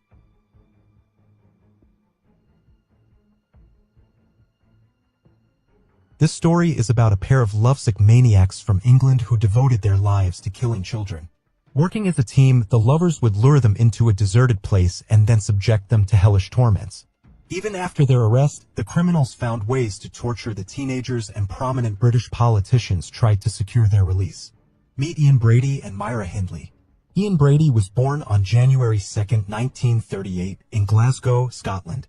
His mother, Margaret Stewart, worked as a waitress, and who his father was is not known. According to his mother herself, he was a local journalist and died 3 months before her son was born. Realizing that she herself simply cannot cope with the upbringing of a child, Margaret gave 3-month-old Ian to the Sloane family. They had 4 children of their own, but they accepted the boy. Ian took their last name, but continued to see his mother regularly. At the age of 9, he and his family moved to the town of Pollock, where he enrolled in the local school. From an early age, his acquaintances noticed Ian's cruelty to animals. They later described the terrible things the child did. At school, his behavior only worsened. He twice broke into other people's homes, for which he ended up in the hands of the police. Alas, no serious punishment was incurred by this future maniac due to his age. In addition, Ian constantly bullied the younger children. At age 15, he left school and got a job at the shipyard. But after less than a year, the young man changed his occupation and became a messenger butcher. At the age of 16, he was again put on trial. His girlfriend, Elevon Grant, went to a dance with another boy for which Ian threatened her with a knife. The judge placed him on probation on one condition. The young man must live with his birth mother. So he did, moving to Manchester to live with his mother and her new husband, Patrick Brady. As you may have guessed, the would-be maniac took his stepfather's last name. He arranged for him to work as a porter of fruit at the market. But the hard work was not to Ian's liking. A year after the move, he was caught by the police on theft with a bag of lead seals. The young man intended to sell them on the black market and make extra money. But instead of money, he earned his first real sentence. Given that he was under 18 at the time of the crime, the judge sentenced Ian to 2 years in a juvenile facility. While serving his sentence, the young man managed to get alcohol in prison and got pretty drunk. For this, he was transferred to a stricter institution where he completed serving his sentence on November 14, 1953. Back in Manchester, Ian changed 2 jobs, but he was drawn to something more. Determined to improve his education, he began reading books. True, not all of these books were useful. One of his favorite works was Adolf Hitler's Mein Kampf. In addition, he liked books about the crimes of the Nazis. Myra Hindley was born 4 years after Ian on July 23, 1942, in an area of Manchester. Her family was not an ideal family. Her alcoholic father regularly beat his daughter and instilled violence in her. The family lived in a dilapidated house with only one room that was more or less safe. After her parents had another daughter, Myra was sent to live with her grandmother. Her father taught the girl self-defense in a rather brutal way. He demanded that his daughter could fight back against any abuser and did not tolerate weakness. Once he made her beat up a neighbor's boy who scratched her cheek. Later, the maniac called this incident her first victory. Another shock in the girl's youth was the death of her close friend, 13-year-old Michael Higgins. One day he invited her to go for a swim in a local abandoned reservoir, but she refused. As a result, the boy drowned and Myra felt guilty. After that incident, the girl gradually began to delve into religion. She joined the parish of the local church and became godmother to Higgins' nephew. At 16, the girl took a job as a clerk in a small firm. Her duties were basic: brewing coffee, fetching something, printing out documents. Despite this, she won the love of the team from the very first days. After receiving her first paycheck, Myra spent it in a week, leaving her without a livelihood. Then her co-workers chipped in and gave her the same amount from their pockets. Around the same time, the girl planned to get engaged to her boyfriend, Ronnie Sinclair, but later changed her mind. At 17, she changed jobs, but she did not show the same enthusiasm for the new place. 6 months later, she was fired for constant absenteeism.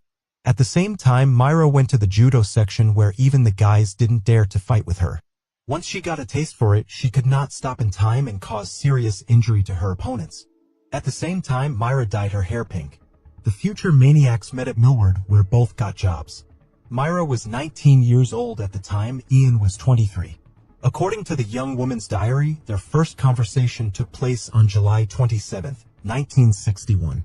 At first, Myra felt sympathy for the young man despite his criminal record, but later lost interest. However, 6 months after they met, Ian asked her out to a movie and the young woman agreed. The choice of a movie for a first date was as strange as possible. A documentary about the Nuremberg trials, and they agreed on that.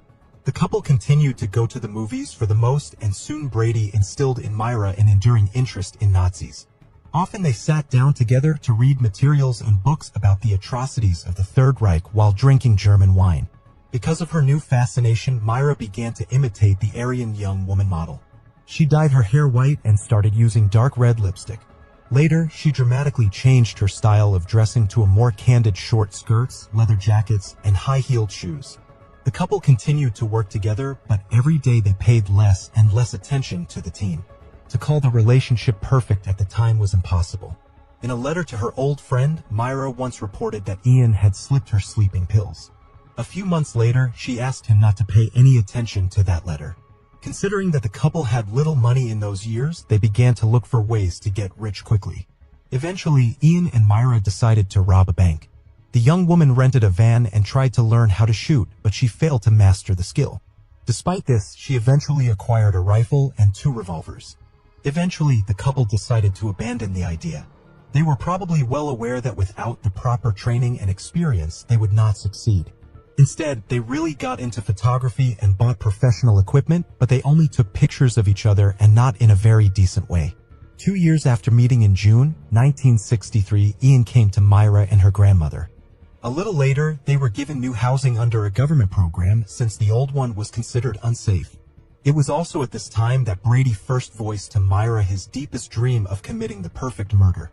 He was inspired by the book Coercion by Meyerlevin, in which 2 teenagers planned to kill a 12-year-old boy and avoid the death penalty.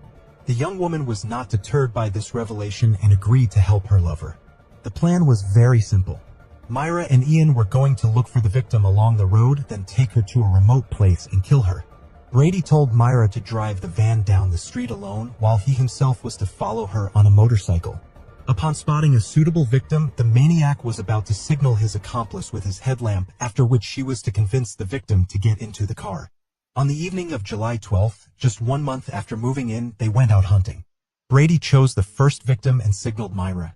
She drove off past him. Catching up with her, he demanded an explanation. The young woman reported that the maniac's target was 7-year-old Marie Ruck, who lived next door to her mother. According to Myra, it would be extremely difficult for them to get away with it because the police would start searching for such a young child instantly. The couple then continued down the street, looking for another victim. At 8 p.m., on Froxmore Street, Brady again made his choice, and Myra again recognized the girl. She turned out to be Pauline Reed, a 16-year-old friend of her younger sister who was on her way to the disco. Determined to act, Myra stopped and offered her a ride, whereupon the girl got into the car. To take her to a deserted place, Myra made up a story. She had supposedly lost a very expensive glove on the Saddleworth Heath. The area was popular with the locals for its rich supply of peat used as fertilizer. The unfortunate Pauline agreed to help her acquaintance. Shortly after arriving at the site, Brady drove up to them. Myra told the girl it was her boyfriend and he would help them in their search. How the situation unfolded further is unclear to the end. The problem is that Brady and Myra tell two different versions, but they all end up with the same story. Pauline is murdered. In Ian's version, he and his lover abused and killed the girl. Myra, on the other hand, claimed that she was left sitting in the car while Pauline and Brady went supposedly to look for the glove. After a while, the maniac returned alone and reported that the girl was dead. He took Myra to her body and she noticed that the girl's clothes were badly wrinkled. In my opinion, Myra's version makes no sense. What excuse would a 16-year-old girl have for going on a search with a guy she didn't know while Myra herself was sitting in the car? Most likely, with the story, the maniac was only trying to absolve herself of responsibility for direct participation in the murder. After burying the body, Myra and Brady loaded the motorcycle into the van and drove home. On the way, they spotted Pauline's mother and her brother looking for the girl. After a break of almost 6 months, the couple decided to act again, but this time they chose a 12-year-old boy. After spotting the victim in a store, they struck up a dialogue and offered the child a ride home.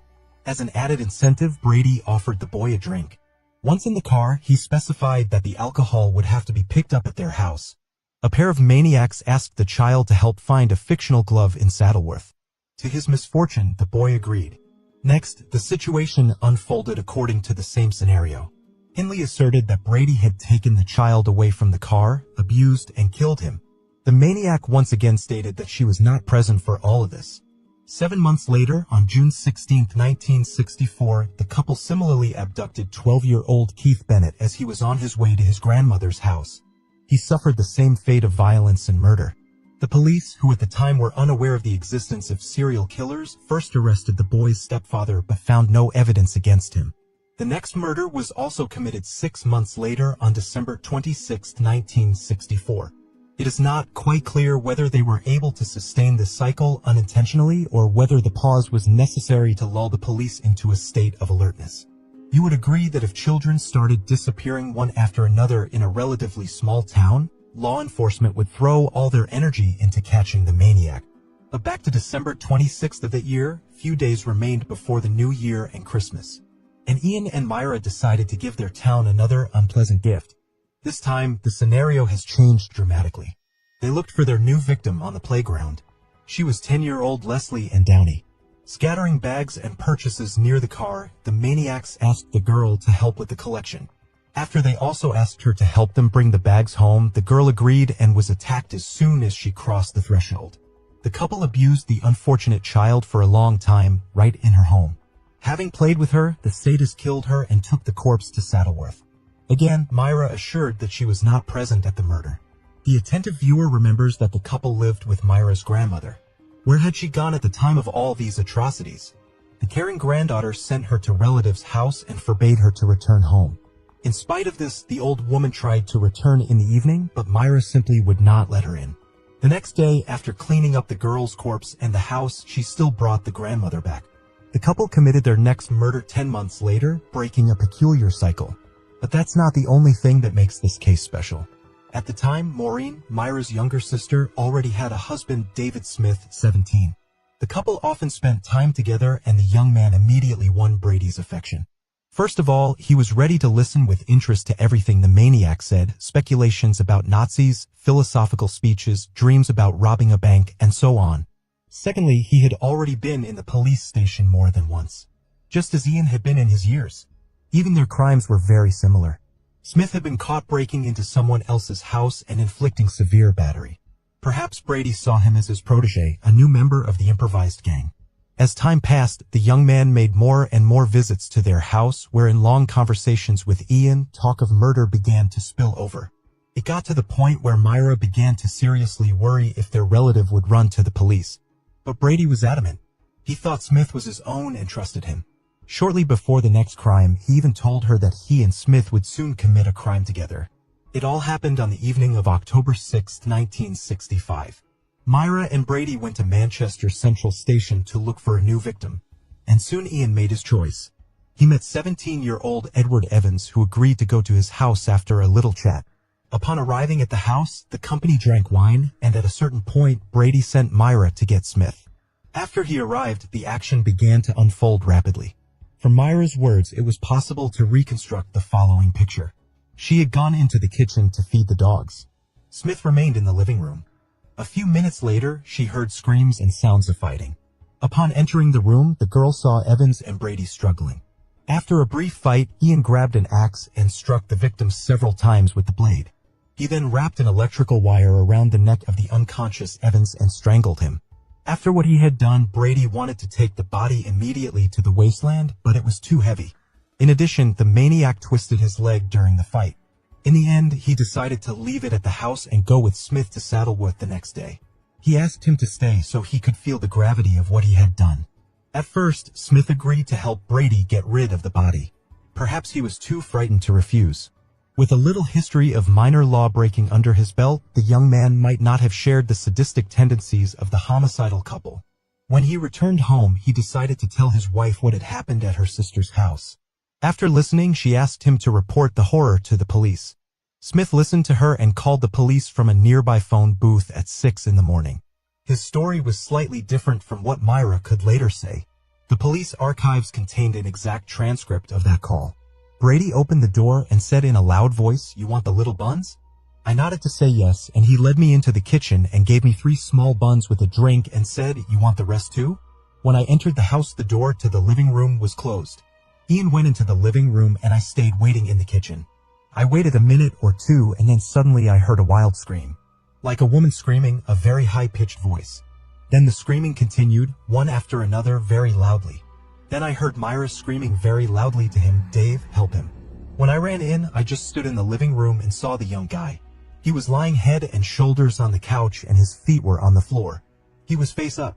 Ian was standing over him, facing him. The guy was still screaming. Ian had an axe in his hand. He held it over his head and hit the guy on the left side of his head with the axe. I heard the blow. It was a terribly hard blow. It was a horrible sound. Although Smith told it all in his usual monotone voice, the abundance of detail made the police take the call as seriously as possible. They decided to proceed carefully to get into the house without a court order. A policeman drove up to the scene and picked up a local baker who delivers bread in the morning. Wearing his apron, he took a couple of loaves from him and knocked on the maniac's door.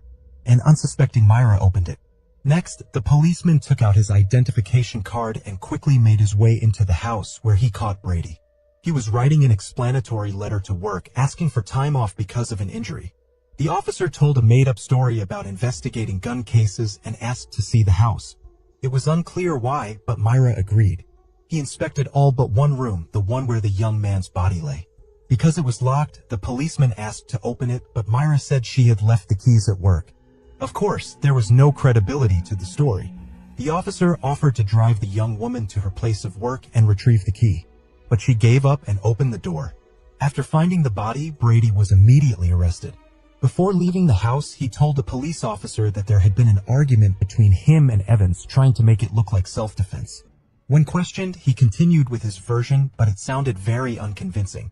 Brady allegedly met Evans in a bar, a fight ensued, and somehow the boy came to his house where the fight ensued. Smith had also testified against Brady at the time, and the police believed his testimony much more. Ian later insisted that Smith had been directly involved in the murder. The young man described how Ian bragged about killing 3 or 4 children and even gave the approximate locations of their burial. He also revealed the presence of 2 evidence suitcases in which the killers kept various trophies. The problem was that these suitcases were stored in some unknown lost and found office in Manchester. It took the police several days to find them. The arrest of the maniacs was followed by a search of their home. There, the police found many interesting finds: notebooks, lists of names, photographs of Brady and Myris Saddleworth, and explicit pictures of them. The notebooks contained lists of coded words which the police were quickly able to decipher. It turned out that Brady kept records of burial sites, weapons, and methods of killing. Alas, it was impossible to ascertain the exact location of all the victims on the basis of this information, as it was rather superficial. Another book contained a list of names, including all the victims of the couple.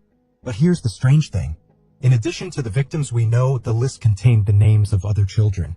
With all this information, the investigators questioned Brady again, and his story was once again very weak. Allegedly, the list contained the names of his friends, and he had joked about killing children in his conversation with Smith. At the same time, the police managed to find the very suitcases, the contents of which shocked everyone. There were photographs of a naked girl. Also found in them were audio tapes, one of which would soon become perhaps the most damning evidence in history. They contained cries and pleas for help. Other tapes contained recordings of Nazi plays. After listening to the tape, one of the mothers recognized the voice of her daughter, Leslie and Downey. It is frightening to imagine how difficult all this was for the poor woman. In addition, the suitcases contained many photographs of the backdrop of the marshland, various batons and lashes, and erotic magazines. All of this, including a recording of the girl screaming and a photograph of her, would have been enough to press charges. But the police had yet to read Saddleworth. They faced the daunting task of identifying the victims' burial sites from the many photos. They were also assisted in this by a 12-year-old neighbor, Myra, who had once gone with them to the swamp to pick peat. It is not known why, but the maniacs left the girl alive. Perhaps Myra and Brady's guilt in such a case would have been obvious. 150 officers were involved in the search for bodies in the swamps. Initially, they focused on the area near Route A628, but later, based on witness statements, they moved to Route A635. That's where their first find awaited them. On October 10th, police noticed a hand sticking out of the ground. Because of the degree of decomposition of the body, the identity of the child could not be confirmed until after the examination. She turned out to be Leslie and Downey. 11 days later, police discovered the body of John Kilbride. At the same time, Brady and Myra were charged with Leslie's murder, extending their custody. Despite this baggage of evidence, Ian continued to try to feed the police flimsy tales in an effort to avoid punishment. When asked about the origin of the nude photographs of the little girl taken at the Hindley house, he did not deny that he had taken them. However, he insisted that the girl had been brought to their home by 2 men and then taken away to an unknown destination. Because of the onset of winter, the police temporarily halted their search of the swamps, but a virtually win-win case had already formed against Myra and Brady. On April 19, 1966, one of the most high-profile trials in British history began. Both lovers were charged with the murder of Edward Evans, Leslie Downey, and John Kilbride. The turning point was the very recording of little Leslie's last words. The case hurt her from the first to the last second. The reporters in attendance called the tape the most damning evidence ever put on the judge's desk. The trial lasted more than 2 weeks, and on May 6th, the court found the maniacs guilty, sentencing them to life in different prisons.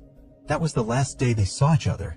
The couple kept up an active correspondence, but over the years, their fervor waned, and their letters came less and less frequently. The trial was remembered for another interesting moment.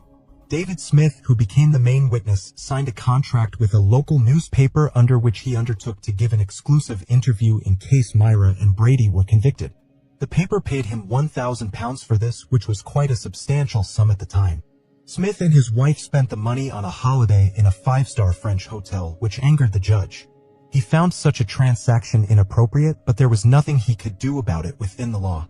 Since then, the story of Myra and Brady split into 2 lines, but it was not over. In 1974, Ian managed to change several prisons until he finally stayed at Wormwood Scrubs. Here began the most interesting part. The maniac managed to abuse children while in prison.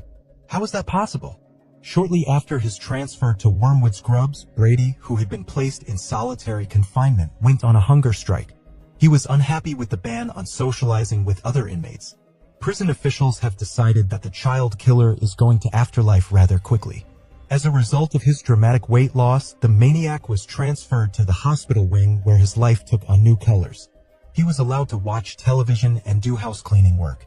At the same time, juvenile delinquents with mental disabilities were admitted to the hospital wing of the prison. In 1981, one of these teenagers said that Brady had forced him into intimate contact. Later, similar statements by the victims surfaced repeatedly. Taking advantage of access to secluded corners of the prison as a janitor, Ian led his victims there. When prison officials learned of this, he was banned from cleaning, but no further charges were filed. More interestingly, he was left in the hospital wing, next to the same teenagers. It would seem how such a thing is possible, but there was nothing the chief medical officer of the prison could do about it. British law mandates that prisoners be assisted, and Brady used this skillfully. He threatened to resume his hunger strike every time he talked about being transferred back to a cell.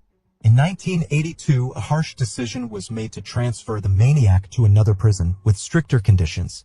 However, 3 years later, in 1985, Brady was declared insane. Thanks to this, another transfer awaited him to Ashworth Psychiatric Hospital. Many of you may have wondered how such a violent sadist managed not only to establish a comfortable life in prison, but also to do his dirty work with teenagers. The answer might surprise you. He was helped by the Earl of Longford, Frank Pakenham, one of the leading politicians of the time, to get favors and privileges. Brady approached him while in prison, and soon the Earl actually sided with him. Of course, there was no talk of helping to get the charges dropped, but Ian didn't count on that. Pakenham helped him stay in hospital by appealing to Britain's Home Security himself. After that, the politician repeatedly bailed out his newly minted friend by pulling the right strings in the British upper echelons. But the main request of Brady he could not fulfill. The maniac dreamed of a date with Myra. On that note, let's move back a bit to Hindley's story. Her life behind bars was much less intense, but not without interesting moments. While in prison, she managed to have a mistress, but more interestingly, she was able to get out of there for a while. Not long after beginning her sentence, Hindley began a toward affair with the warden, Patricia Cairns. Together, they planned an escape, but were caught by the police in the preparation stage. As a result, Cairns went from a prison employee to a prisoner for 6 years. In November 1986, Keith Bennett's mother wrote her a letter begging her to tell her about her son's fate. Pain and despair, and the last lines made clear. I am a simple woman working in the kitchens of Christie's Hospital. It took me 5 weeks to write this letter because it is very important to me that it be accepted by you as it is a plea for help. Please, Miss Hindley, help me. It is impossible to say for certain whether Hindley was moved by this or whether there were other motives, but she agreed to take part in the investigative experiment.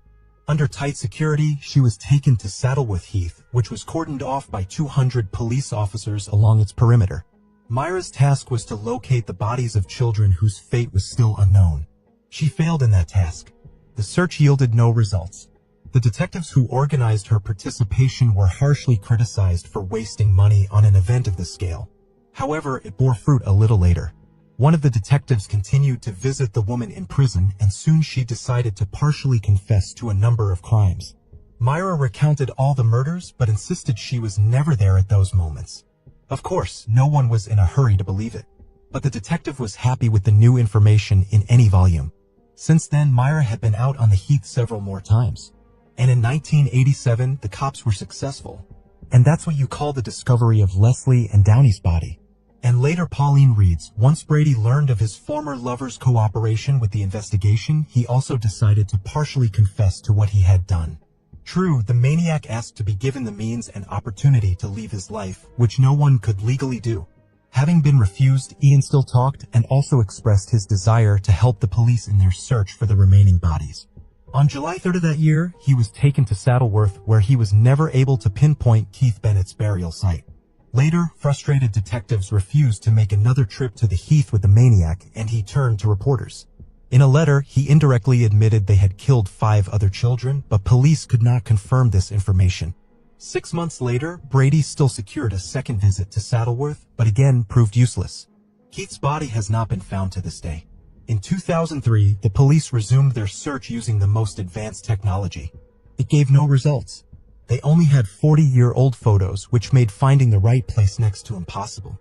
Myra made a long attempt to obtain an early release. She wrote appeals, secured Lord Longford's support, and by the early noughties, almost everyone was convinced that her release was inevitable. Unfortunately for her, life decided otherwise. Hindley died on November 15, 2002, at the age of 60. The cause was complications from a heart condition. The rest of Brady's life was less rosy. While Myra's release was seriously considered, Ian's release from the asylum was being given the go-ahead by senior British officials.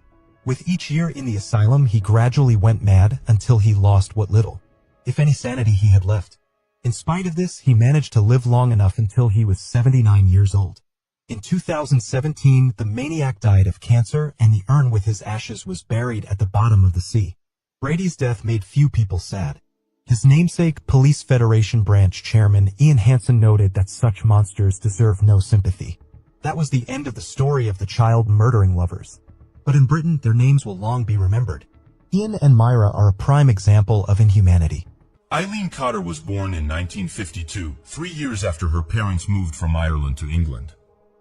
Her father, Patrick Cotter, was a laborer. In 1967, 15-year-old Eileen found the body of her mother, who sadly took her own life. Eileen left school at 16 and worked at a holiday camp in Berry Island in Wales. Later on, she found work at a care home in Ireland.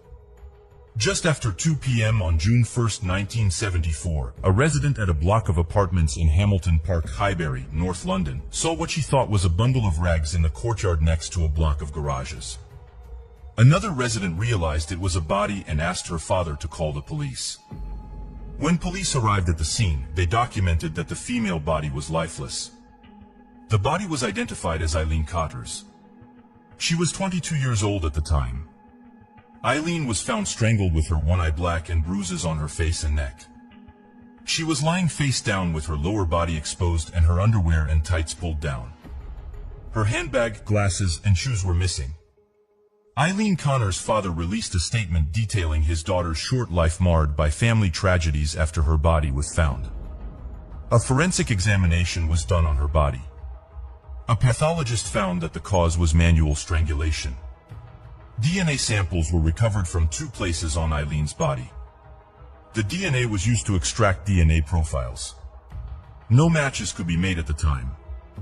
Police interviewed 92 potential suspects and carried out an extensive operation to identify local curb crawlers in their effort to find the attacker. Unfortunately, he was not identified and her case went unsolved. In 2012, 37 years after Eileen's body was found, the investigation was reopened. Following advances in DNA profiling, the trail went cold for 7 more years until 2019, when John Applegren came to the attention of police for attacking his wife, Anne Smythe Applegren. He lived in the same area as Eileen when the crime was committed. John Applegren is an 80-year-old pensioner who was formerly a minicab driver and a bricklayer. He is from South Africa and had previously been married in South Africa to a woman with whom he had 2 children. It is not clear if Anne Smythe Applegren is his second or third wife, as there are no details of a second wife, although many sources call Anne his third wife. It was in February 2019 that he was arrested for domestic assault by his then-wife Anne Applegren. There was a breakthrough when police took Applegren's DNA for the first time. The sample was a 1,000,000,000 to 1 probability of a match to the DNA collected from Eileen Cotter's body. When interviewed, he claimed that he did not know Eileen, but accepted he had relations with other women during his marriage. On June 22, 2022, John Applegren was arrested and charged with the slaying of Eileen Cotter. The arrest was made after investigators concluded that Applegren is 100% responsible for what happened to Eileen. Detective Chief Inspector Lawrence Smith said that if someone knocked on his door and arrested him for a crime of almost 50 years ago, he would repeatedly plead his innocence until he could no longer speak. That was not him. He was very calm about it. He had an aura of, dare I say, evilness about him. Applegren appeared at the Bromley Magistrates Court on Thursday, June 23, 2022, where he was remanded into custody. The judge fixed a trial of up to 4 weeks from June 6, 2023. Opening the prosecution's case, Prosecutor Alexandra Healy said that DNA samples taken from Eileen's body in 1975 matched those of John Applegreen of Brighton Close in Sydenham, southeast London. During the trial, she told jurors that in 2019, Applegreen had come to the attention of police for attacking his wife. The court heard Applegreen was seen on the night of the slaying in 1975 at a Finsbury Park hot dog stall where Eileen would often go. Ms. Healy also told the jury that it appeared Eileen had been pushed out of a car after she and Applegreen had intercourse. She described to the court, without shoes and with her tights and underwear still around her right leg. Applegreen hit Eileen in the face and throttled her before throwing her body out of his car. The defendant was 31 at the time. This happened just 6 weeks after the birth of his first child with his then-wife, Anne.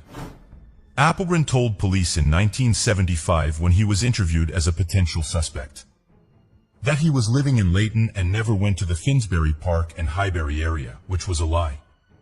Ms. Healy also said Eileen did not have the defendant's DNA on her underwear and tights because she never pulled them up after they were together. She never pulled them up because she was not alive anymore. During the court case, it was revealed that Eileen and Anne were most definitely not Applegreen's only victims. Applegreen assaulted an 18-year-old female guest at his own wedding in Applegreen on October 14, 1972. Ms. Healy told jurors the incident only came to light years later when police interviewed Anne Applegreen as part of the reinvestigation into Eileen's case in 2012. Ms. Healy told jurors that Applegreen had pushed the 18-year-old woman against a wall after she left the toilet at his wedding reception and assaulted her. The victim had not told anyone about the incident as she was afraid she would be blamed. The teenager told Anne Applegreen about the assault after the pair later divorced. Anne Applegreen, mother of 2, also revealed that she had been mistreated and that Applegreen had once grabbed her neck with both hands. She added that she believed he was cheating on her just months after their 1972 marriage and later found out he was sleeping with her brother's wife. After 11 hours of jury deliberation, Mrs. Justice May announced the jury's final decision. She told Applegreen that putting your hands around a young woman's neck and squeezing hard carried a high risk which ought to have been obvious. The judge added Eileen must have been terrified. The jury found Applegreen guilty on Friday, June 16, 2023, following a 2-week trial.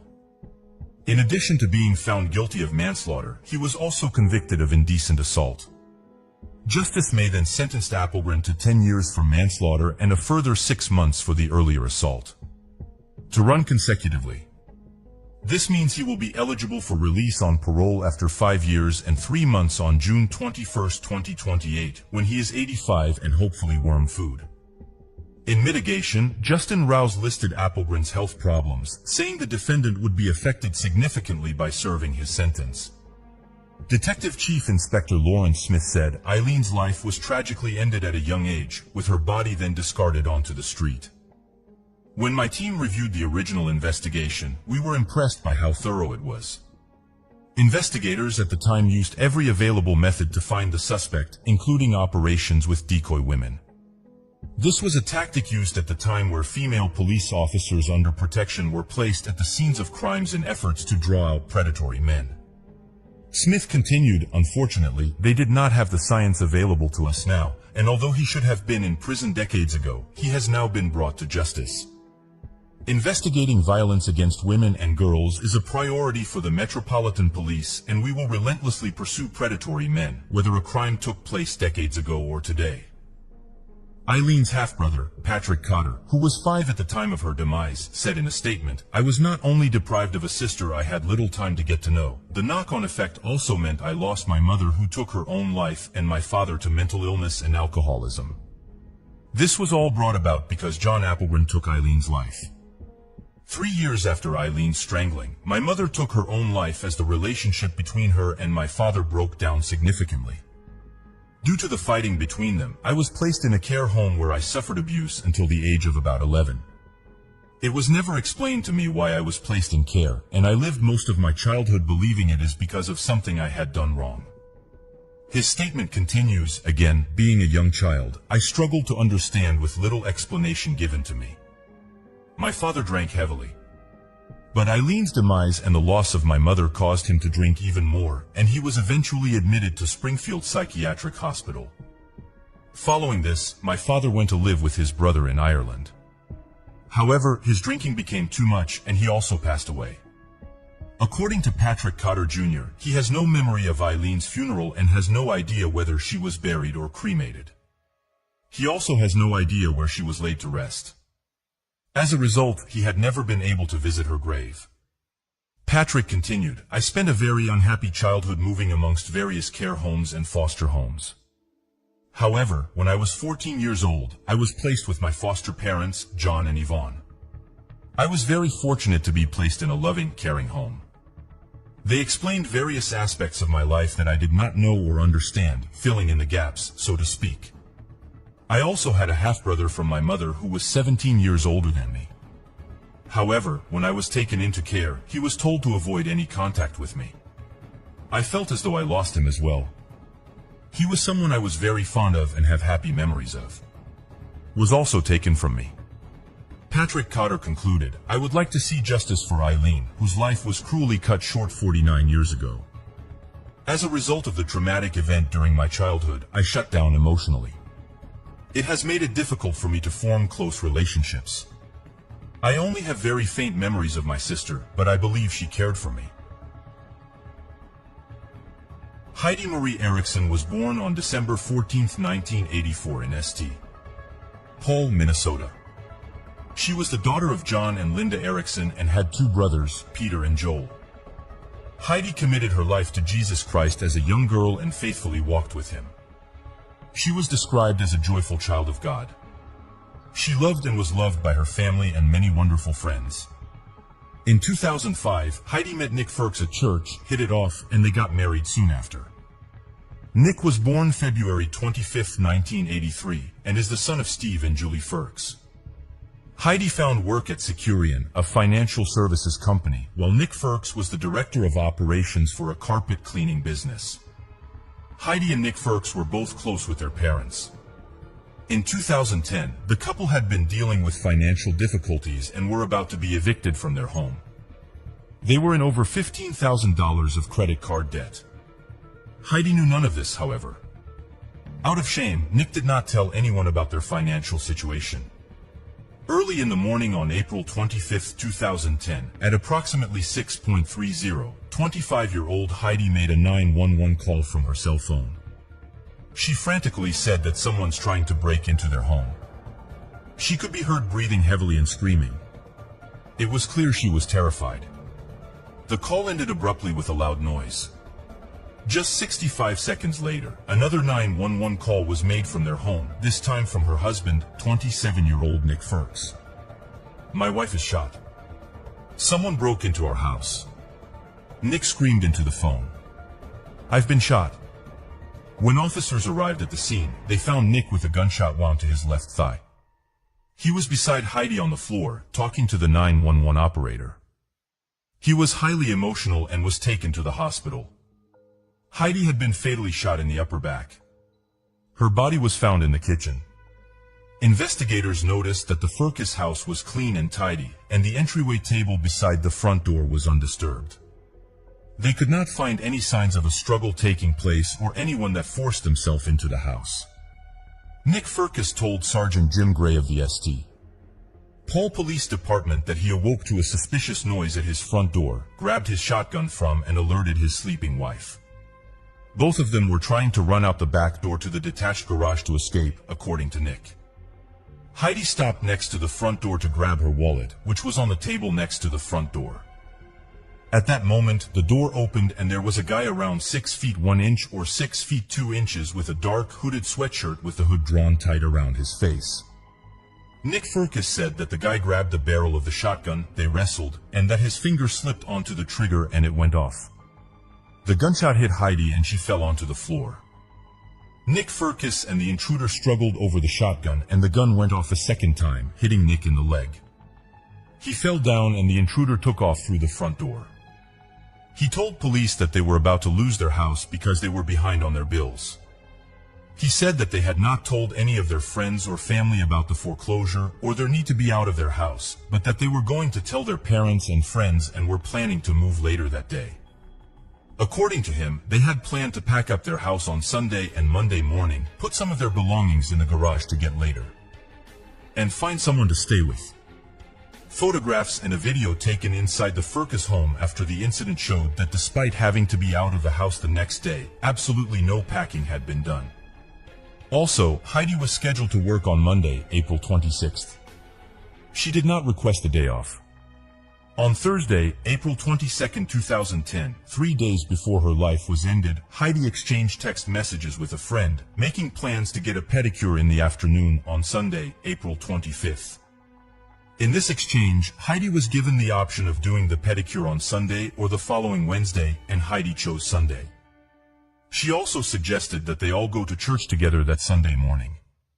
It was evident that Heidi knew nothing about the eviction or that they had to move to a new place. Heidi's funeral took place at the Calvary Church in Roseville, Minnesota, a week after she lost her life. Many messages sympathizing with her parents, Nick, and their family streamed in. She was remembered as a beautiful young woman, and the community was deeply saddened.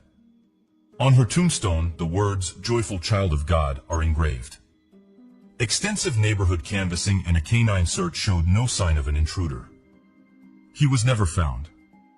Investigators did note that Nick Furcus perpetuated several false accounts to them during interviews. He became a suspect in the case when the police found no signs of a forced break-in or any missing items. There were also no background noises that indicated there was an intruder or a struggle taking place when investigators looked into the audio of the 2 911 calls made. Investigators also found only Nick Furcus' DNA on the gun, and several witnesses testified there were no signs of a break-in. Nick Furcus' attorneys claimed the intruder was wearing gloves and was in the home for only a couple of seconds, so he could not have left DNA evidence. Nick Furcus retained the services of a defense attorney, Joe Friedberg, who recommended he cease contact with the St. Paul Police Department. At the advice of his lawyer, Nick Furcus declined investigators' requests to sit down with a police sketch artist to create a composite of the alleged intruder. I knew they had used that as a lever to try interrogating him more, so I said, "No, we won't do that. But we'll hire an artist and do it," Friedberg told ABC News. Nick Furcus and Joe Friedberg returned to the St. Paul's Police Department with their own sketch of the alleged intruder, who Nick Furcus said was a male in his late 30s and wearing a hoodie. The police released the sketch through the media to see if any tips would come in. A woman identified Michael P. to police as a potential match. Investigators started researching him immediately, and they learned that he was engaged in a pattern of breaking into homes in St. Paul around 6 in the morning. However, Michael P. was incarcerated on the day of Heidi's slaying. Authorities subsequently cleared him of having any involvement in this case. A few months after Heidi's demise, Nick Furcus met with a man, Rachel Watson. She believed he was the man of her dreams. Rachel is described as a loving, caring, and generous individual who is always ready to extend a helping hand. She is also known for her kind and amicable behavior, which helps her maintain positive relationships with everyone around her. Also born in Minnesota, Rachel got to know Nick Furcus on a personal level through her sister Sarah and her brother-in-law, David Olson, who were both close friends of Heidi. In fact, Sarah considered herself one of Heidi's best friends, and she was the one to insist that Nick Furcus was a wonderful man who loved and took care of his first wife without fail. Neither Sarah nor David minded when Rachel fell in love with him. Before deciding to tie the knot, the two got married in August 2012 and moved into a house purchased for them by Nick Furcus' parents. They welcomed their first child just a few months later. Neighbors who were acquainted with the couple claimed they appeared utterly in love, and they even went on to become proud parents of 2 more wonderful children. Yet with time, Rachel began doubting her husband's involvement in Heidi's case. Her suspicion about her husband's involvement with what happened to Heidi were raised when she found a notice that they might lose their home to foreclosure due to unpaid property taxes. Nick and Rachel Furcus had an arrangement where they would pay the mortgage amount to Nick Furcus' parents and he would pay the property taxes directly to the county. She immediately thought of what she had heard about Heidi's demise. According to Rachel, I didn't know that this was happening and I'm living with this person. I have children with this person, and the last time he had problems with finances, a lot of things went wrong, she said in an interview. She decided to confront him about it. Because she feared for her life as well, she sent their children away and even decided to the whole conversation before talking to Nick. Although Nick Firk said nothing incriminating while talking to his spouse, it was apparent he was hiding something. In one recording, Rachel said, "The fact that you're lying was so easy for you to do in front of me over and over and over makes me think that I could end my wife's life?" He responded. She replied yes. This worry kept nagging Rachel until she could not take it anymore and divorced him in 2019. Rachel told ABC's 20 to 20 that catching Nick Firkus in a substantially similar lie was what led her to see the 2010 event in an entirely new light. In 2019, Sergeant Nicole Sipes of the St. Paul Police Department took a new look at Heidi. "The case always bothered me because the circumstances did not seem to fit what happened," Sipes said. Once Sipes learned of Nick Firk's recent divorce from his second wife, she reached out to Rachel, who shared her suspicions. She could have also been a victim, Sipes said. In May 2021, Nick Firks was arrested and for the first time officially charged with taking his first wife's life. The investigation showed Nick Firkus was served with foreclosure in June 2009, and their house was sold at a sheriff's auction in the same month, 10 months before Heidi was slayed. Eviction proceedings had been filed in February, and an eviction hearing was held on March 8, 2010, which Nick Firkus attended alone. The lockout date was originally set for April 9, 2010. Nick Firks called the attorneys and stated his grandmother was in hospice and asked to move it to April 26. However, investigators found no evidence either of his grandmothers were in hospice or passed away in 2010. In a review of correspondence between the couple and financial documents found in the home, investigators were unable to find any proof that Heidi knew of the impending eviction. Nick Firk's trial started in February 2022. Defense attorneys argued Heidi knew about the foreclosure and impending eviction. Prosecutors, on the other hand, said she did not know, and her husband was desperate. Nick Firks, the complaint said, had done absolutely no packing and kept Heidi completely in the dark about the fact that they were about to be evicted on April 26, 2010, which was one day after the slaying. Investigators have reviewed the text messages and emails sent to and from Heidi and Nick Firkus' cell phones and email accounts. There is not a single message that references foreclosure or eviction proceedings or gives any indication that they would need to move out of their house imminently. On the contrary, on March 11, 2010, "Wish we weren't tied down to our house so we could move somewhere fun." The law firm handling the foreclosure and eviction has no documentation signed by Heidi, and their representatives never had any contact with Heidi. All their contacts were with Nick Firkus. Investigators have spoken with Heidi's family, friends, and co-workers, and not one person said that Heidi ever said anything about foreclosure, eviction, or needing a place to stay or store their belongings. In April 2010, Heidi emailed Nick Firks multiple times regarding scheduling a meeting with a realtor who helped them buy their house and who was referred to as JS and also a friend from church. Nick Firks responded by saying that he had been in contact with JS on April 23, 2010. Heidi sent Nick Firks an email asking whether he had heard from JS. Nick Firks responded, "JS said that he's ready to meet when we are. I told him Monday should be good." Police interviewed JS, who said that he had not spoken to Nick Firks in over a year and that there was no meeting scheduled for any Monday. The FBI also combined their ballistics testing and a virtual model of Heidi and Nick Firkus' house to prove that the shots were most likely not accidental in the middle of the struggle, but deliberate. However, Nick Firkus' attorney countered that these findings did not necessarily disprove his version of the events. Finally, the prosecutor asked the big question. "Did you have anything to do with the incident in which Heidi lost her life?" "No," Nick Firkus said. "Absolutely not." Ramsey County prosecutors argued that Nick Firkus hid details of their financial troubles from his wife and took her life due to the shame of their impending eviction. It wasn't just going to be the loss of his house. It was going to be the realization that he had lied to his wife. And he had lied to his friends. He had lied to the community for many years, Ramsey County Assistant District Attorney Elizabeth Lamon said. He took Heidi's life and saved his reputation. Senior Assistant Hennepin County Attorney Rachel Craker said at the trial where she aided Ramsey County prosecutors in securing the conviction. The trial lasted 11 days. On February 10, 2023, after 4 hours of deliberation, the jury found Nick Firkus guilty of slaying Heidi. Robert Richmond, Nick Firkus' defense attorney, refuted these allegations, but nevertheless, he was found guilty on all the charges against him. In April 2023, Firkus was sentenced to life in prison without the chance of parole. It took more than a decade for this case to be solved, and it could very well have still been unsolved if Firkus was not caught in a big lie by his second wife, Rachel.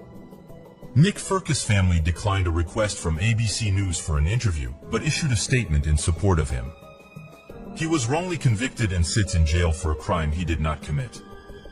This is not just the belief of heartbroken parents, a part of the statement reads, after 13 years, Heidi's family and friends found some sort of closure. They had this to say in a statement: because of the lies we were told as early as the day after her life was ended, along with the pressures to believe them, it has been virtually impossible to find closure to our grief as the shock begins after what happened to Heidi. The realization quickly set in that everything Nick Firkus was telling us betrayed who I knew my sister to be, Heidi's brother, Peter Erickson said. The fact that he had the audacity to peddle a story that was so obviously inconsistent with Heidi's character was, and still is, very much insulting and offensive to me and everyone else who actually knew and loved her. I really miss my sister, he added. Heidi's mom, Linda Erickson, holding back tears, said Nick Firkus' unthinkable actions robbed her daughter and loved ones of participating in that adventure of life with her. She looked forward to being a mother, she said of Heidi. Because of Nick Firkus, I never get to see my friend again, Jesse Bain added. Because of him, Heidi is missing out on so much. At present, Rachel still resides in St. Paul, Minnesota, where she owns and operates her own cosmetics company, Be Lovely. On top of it, she is also a vocal advocate for victims of human trafficking. In fact, reports indicate that Be Lovely donates 10% of each sale to organizations that work for victims of trafficking and other social injustices. It honestly is great to witness Rachel's success. Nick Firkus is serving his life sentence without parole at the Minnesota Correctional Facility in St. Cloud, Minnesota. Morgan Bauer was born on April 13, 1996 in Memphis, Tennessee. She was the only child of Sherry Keenan and an unknown father. Morgan grew up in Aberdeen, South Dakota and graduated from Central High School in 2014. She was a pretty girl with blue eyes and brown hair. Morgan had a passion for music and art, and aspired to become a tattoo artist. She had a number of tattoos herself. One of those tattoos was a butterfly that symbolized her freedom and transformation. Her other tattoos were a sun-moon near her right shoulder inside a Celtic design, an anchor with the words, "Whatever you love can be taken away, so live like it's your last day," on her left wrist. A blue and orange jellyfish on her arm from her inner wrist to elbow, and a black tree and flowers on the back of her neck. She also had her ears gauged and her lip pierced twice. Morgan was an avid reader and writer, enjoying books from all different genres. She also wrote poems and stories on her blog, and had been dancing since she was 3 years old. She participated in various competitions and shows. She started dating Jose Rodriguez when she turned 18. The two of them met online. Morgan also had a dream of becoming a journalist or photographer. She always carried her camera with her. Morgan was active on different social media platforms. She posted photos of herself and her friends, as well as inspirational quotes and memes, especially on Facebook, Instagram, and Twitter. She had thousands of followers who admired her beauty and personality. Morgan loved to travel and explore new places. She had visited 13 states in the U.S. and had plans to visit more. She decided to leave the small town of Aberdeen in South Dakota and move to Atlanta, Georgia in search of a new independent life. She left on February 12, 2016. Morgan had a pet cat named Luna whom she adored. She adopted Luna from a shelter and left the cat with her mother when she moved. She stayed with a man she had met on Craigslist for the first night in Atlanta. Their arrangement included that Morgan clean the house until she managed to find a job. Unfortunately, this agreement did not work out between the two roommates.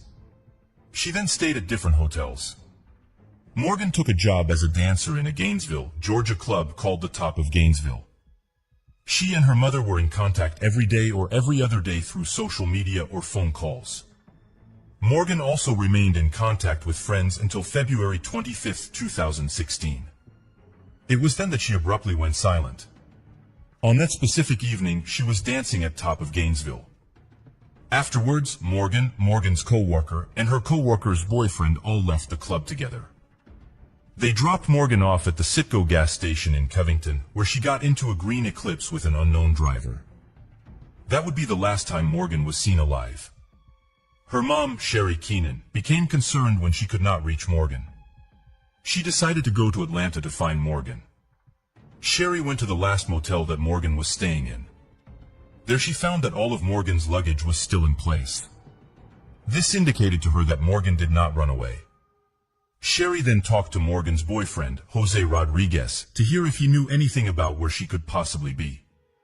Jose told her that he loved Morgan and was worried about her safety as well. He also said that he had not seen her or heard from her. On March 8, 2016, after not hearing from Morgan for over a week, Sherry Keenan reported her daughter as missing to the Atlanta Police Department. According to her cell phone records, officers determined that Morgan's last phone call was made to Jose on February 25, 2016. In Morgan's last Instagram video, she was seen walking in the Yellow River Park in Newton County, Georgia. An unidentified man could be seen walking behind her. Morgan's Instagram was private, but Sherry Keenan said a friend of her daughter sent her a screenshot of Morgan's last post. It showed that it was posted on February 26, 2016. A day after she was seen climbing into the green Eclipse. That meant police were looking in the wrong places based on an incorrect timeline. Investigators tried to identify the man in the video to gather information, but they were unable to do so. Multiple law enforcement agencies got involved in the attempt to locate Morgan. Family members spoke to news outlets to share more information about the missing teen. Her disappearance sparked a massive online search due to the huge following she had. She had moved to the Atlanta area only about 2 weeks before she went missing, leaving nothing but unanswered questions in her absence. Despite investigators' best efforts, they were unable to locate Morgan. They did not know if she left willingly or if foul play was involved. Sherry Keenan said in 2019, "There is not a lot of information out there. Morgan is a cold case, but an active cold case with the Atlanta Police Department." Family and friends held a vigil on February 25, 2023, where they remembered the young woman who went missing when she was only 19 years old. Sherry Keenan said, "I am not ready to say goodbye until she is found." She organized the Saturday vigil at the Yellow River Park in Newton County. This was the same park as the one where Morgan was last seen. The next update on the case came on July 27, 2023. It was then that police said they wish they could not make public. The information had prompted investigators to go back and review the case from the beginning. It then led to a search warrant for a property on 2 South Broad Street in Atlanta. Based on the new information, it was suspected that Morgan's remains might be buried there. Police reported that the current owner of the house cooperated with the investigation and was not considered a suspect. The location of 2 South Broad Street is about a 10-minute walk from the park where Morgan was last seen.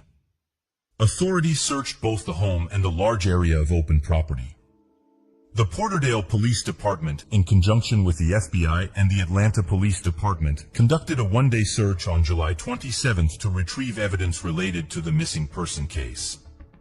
There were several tents set up in a wooded area near a large home. Police released videos of FBI agents slowly combing the property in grid formation. Police said after the search that they believe Morgan's life was taken and her body was dumped. Police did not specify what they found that led to this conclusion, since they did not find Morgan's body. Sergeant Michael Walden gave feedback and said that their search led to the location of items of evidentiary interest. However, they could not reveal additional information. Morgan's mom, Sherry, had this to say during the search. I believe Morgan, if she was still here, she would have reached out. Even if she did not want to talk to me, she would have reached out to her grandma. She added that the last time she saw her baby girl, she gave her something to keep her safe. We did not really talk. I gave her a penny though.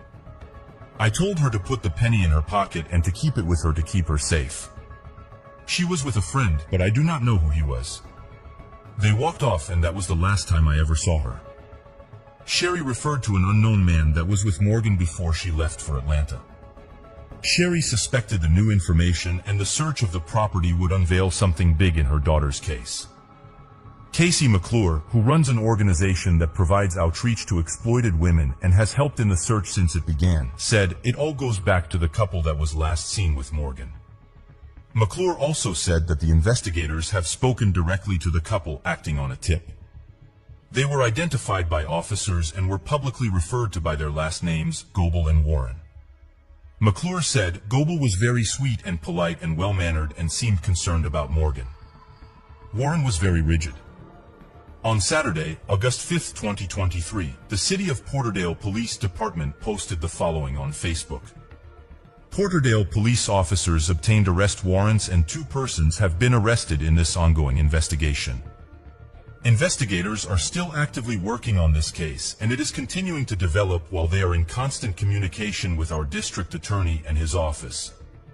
Police Chief Jason Cripps said in the arrest announcement that he was grateful for the help of the other agencies. This was finally a new update in the over 7-year disappearance of Morgan. 27-year-old Jonathan Alexander Warren was arrested in Los Angeles in connection to Morgan's case. He was charged with 4 felonies, taking Morgan's life, hiding that fact, and being aggravated assault and tampering with evidence. In accordance with California law, Warren's mugshot was not released. He apparently lived in the area where Morgan was last seen at the time that she disappeared. Warren has a long list of previous offenses. He has charges of fleeing or attempting to elude, driving without headlights in the dark, and reckless driving. He was 22 years old when he committed these crimes. Most importantly, his address was listed as 2 South Broad Street, Porterdale. This is the same address where the latest search for evidence was done. 27-year-old Caitlin Goebel was arrested in Peoria, Illinois, also in connection to Morgan's case. She was charged with 2 felonies. Concealing the fact that she assisted in taking Morgan's life, as well as tampering with evidence. She is currently being held in Peoria County Jail. Her mugshot was also not released. The nature of the relationship between Morgan and the couple was not confirmed by police. Newton County District Attorney Randy McGinley said his office is hopeful that Morgan's family will soon see justice. I always look at it from the victim's perspective, or in this case, the victim's family. This family has been waiting for years, not knowing what has happened. He also said that right now they were still waiting on Warren and Goebel to be extradited back to Newton County, so they can begin to review the case files. We do not usually have the entire case file until the arrest is made, so we need time to review the case file, McKinley added. On Monday, August 7, 2023, Morgan's mother was not ready to speak on camera about the news of the arrests, but instead posted an update on the massive Missing Morgan Facebook page. Sherry Keenan described Morgan as charismatic, gentle-hearted, beautiful and funny. She also said that Morgan was her best friend and that she missed her terribly. What we cannot share is speculation, she wrote. Please understand, legally and currently, Morgan is still considered a missing person. While we are so grateful that arrests have been made, this is an ongoing investigation. Paxton Gilbert, a friend of Morgan, had this to say after the arrests. It is a big shock. They would last 2 people to be seen with my friend Morgan. I just want to know what happened, you know. They told investigators. They even told her mom. They dropped her off at a gas station, and that is the last they saw of her. The new information that investigators received was an informant that said investigators should take a new look at Warren and Goebel. The evidentiary items found at the couple's home confirmed to investigators that they were responsible for taking Morgan's life. The hope is that the couple will admit to what they did and tell investigators where Morgan's body can be found, can start the healing process. Destiny Renee Pittman was born in Kokomo, Indiana, on January 9, 1992, to parents Melvin Douglas and Carla Pittman McCombs. Destiny was one of 5 children and had 2 brothers and 2 sisters. In 2013, at the age of 21, Destiny was staying with her 2 young children, her boyfriend, a female roommate, and her husband, and 3 dogs in 815 James Drive, Kokomo. On the evening of February 7, 2013, 2 armed intruders forced their way into Destiny's home. Destiny stepped out from her bedroom into the hallway to confront the intruders. She was then fatally shot by one of the attackers. The bullet went through her chest and struck a wall at the end of the hall. Renee's boyfriend, roommate, children and dogs were at home at the time, but hid away out of fear and were unharmed. At approximately 9:33 p.m., officers from the Kokomo Police Department were dispatched to 815 James Drive when they were notified about shots being fired at the residence. When officers arrived at the crime scene, Destiny was already gone, and there was nothing they could do to revive her. A single .40 caliber shell casing was recovered. Neither her boyfriend, whose name was never disclosed, or roommate saw the intruders and could thus not give investigators any description. It was suspected that the perpetrators may have been looking to rob Destiny and her boyfriend of marijuana and cash they had from selling weed. Destiny's boyfriend reportedly admitted to police that he sold marijuana and had taken a bag containing weed and over $2,000 in cash to another house just days prior to the home invasion. Both the boyfriend and the roommate also admitted to police that Destiny, too, was involved in selling, but had not as much since she inherited money. Unfortunately, investigators were unable to identify the attackers, and the case went cold. For more than 10 years, Destiny's case remained unsolved without a single suspect ever being identified. Destiny's demise left her surviving family and friends devastated. Even years after, her mom stayed depressed and cried a lot. "My life has turned absolutely upside down.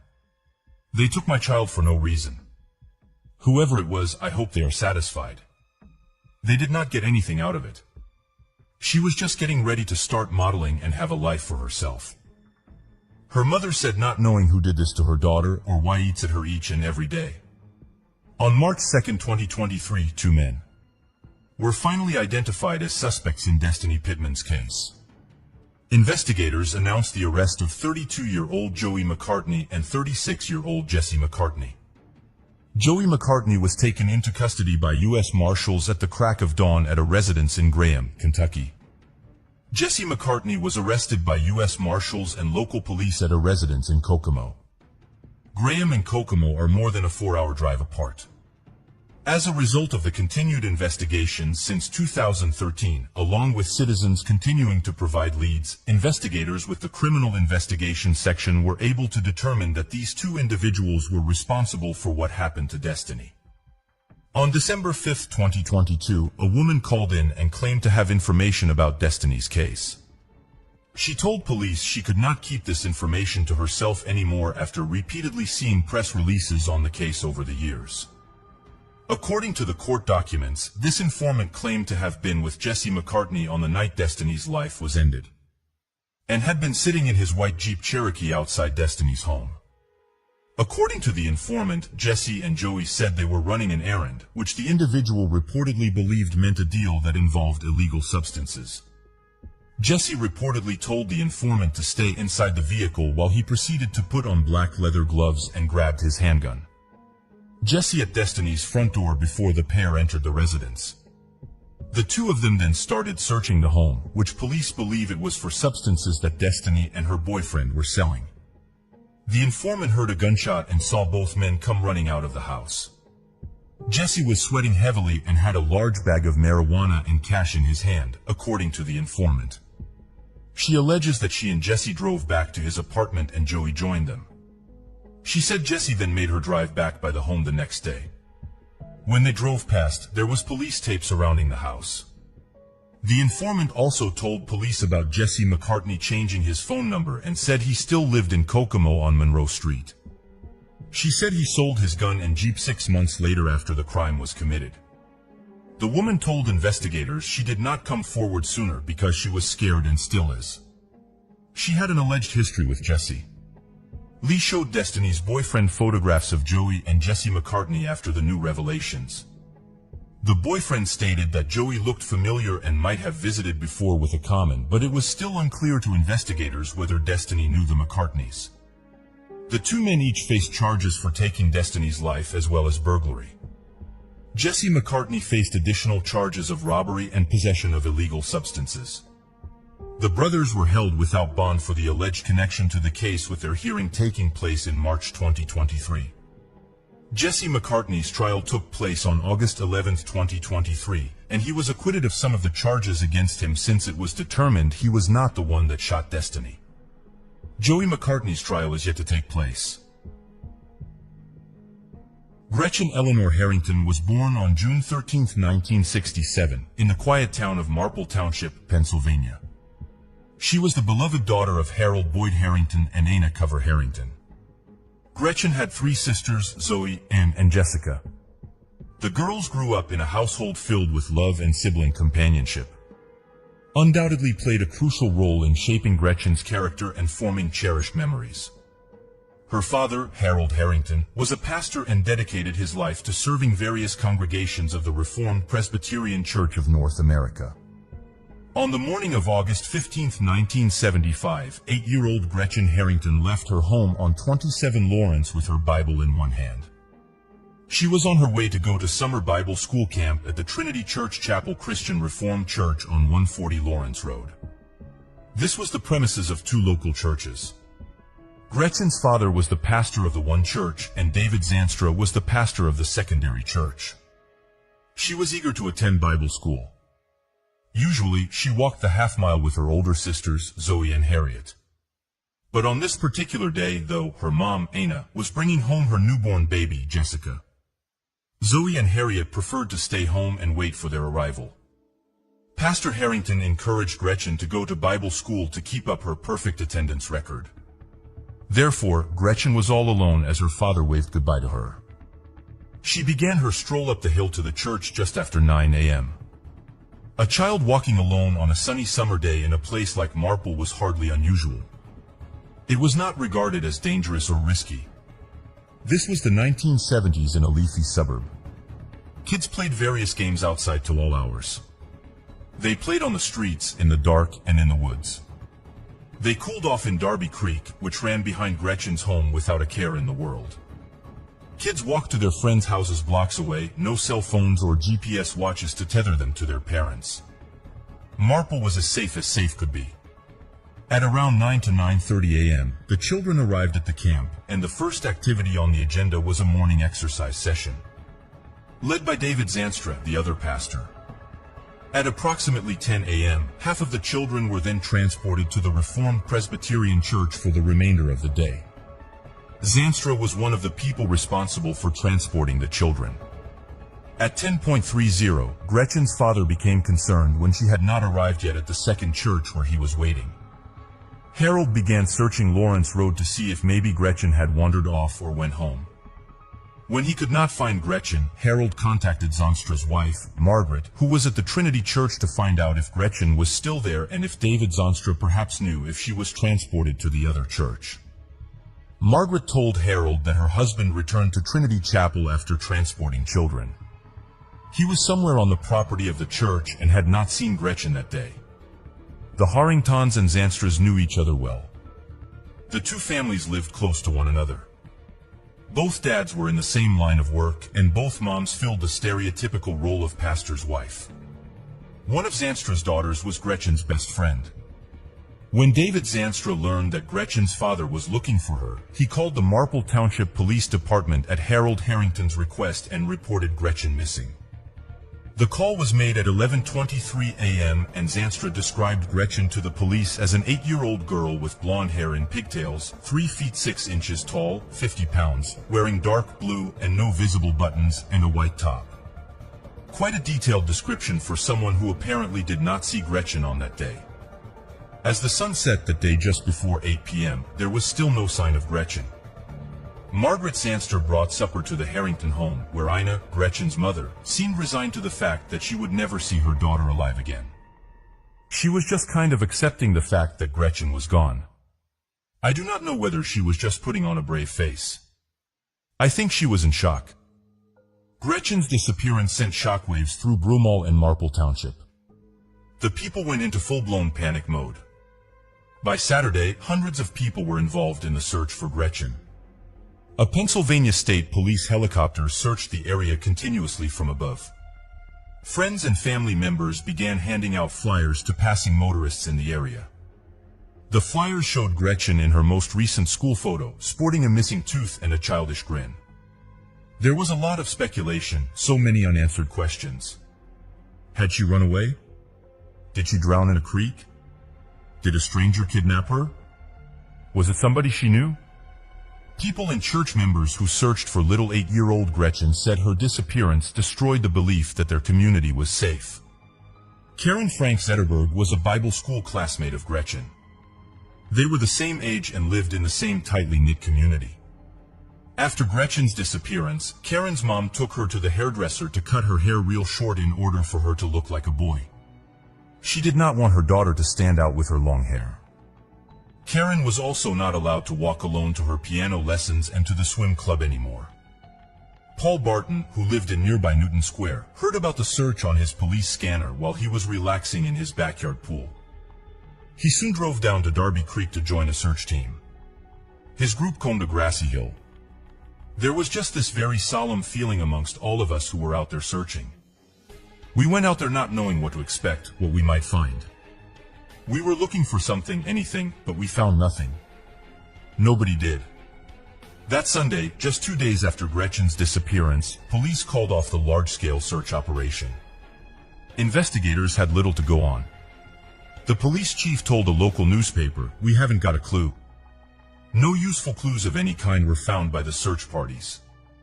In the weeks that followed, the police spoke with several people to piece together what had happened to Gretchen. On August 17, 1975, the interviews began for the investigation. Witnesses, camp teachers, students, and parents were interviewed by police, providing various important facts for the case. Crucial pieces of information were the observation of either a green station wagon or light-top, dark-bottom Cadillac stopping to talk to a girl near the church. Another fact that was brought up was that the camp's daily routine was broken on August 15th because the group at Trinity Church stayed 45 to 50 minutes longer than usual. The investigation took a turn on August 19th, when a small pair of shorts were found on a fence post in Westchester, Pennsylvania.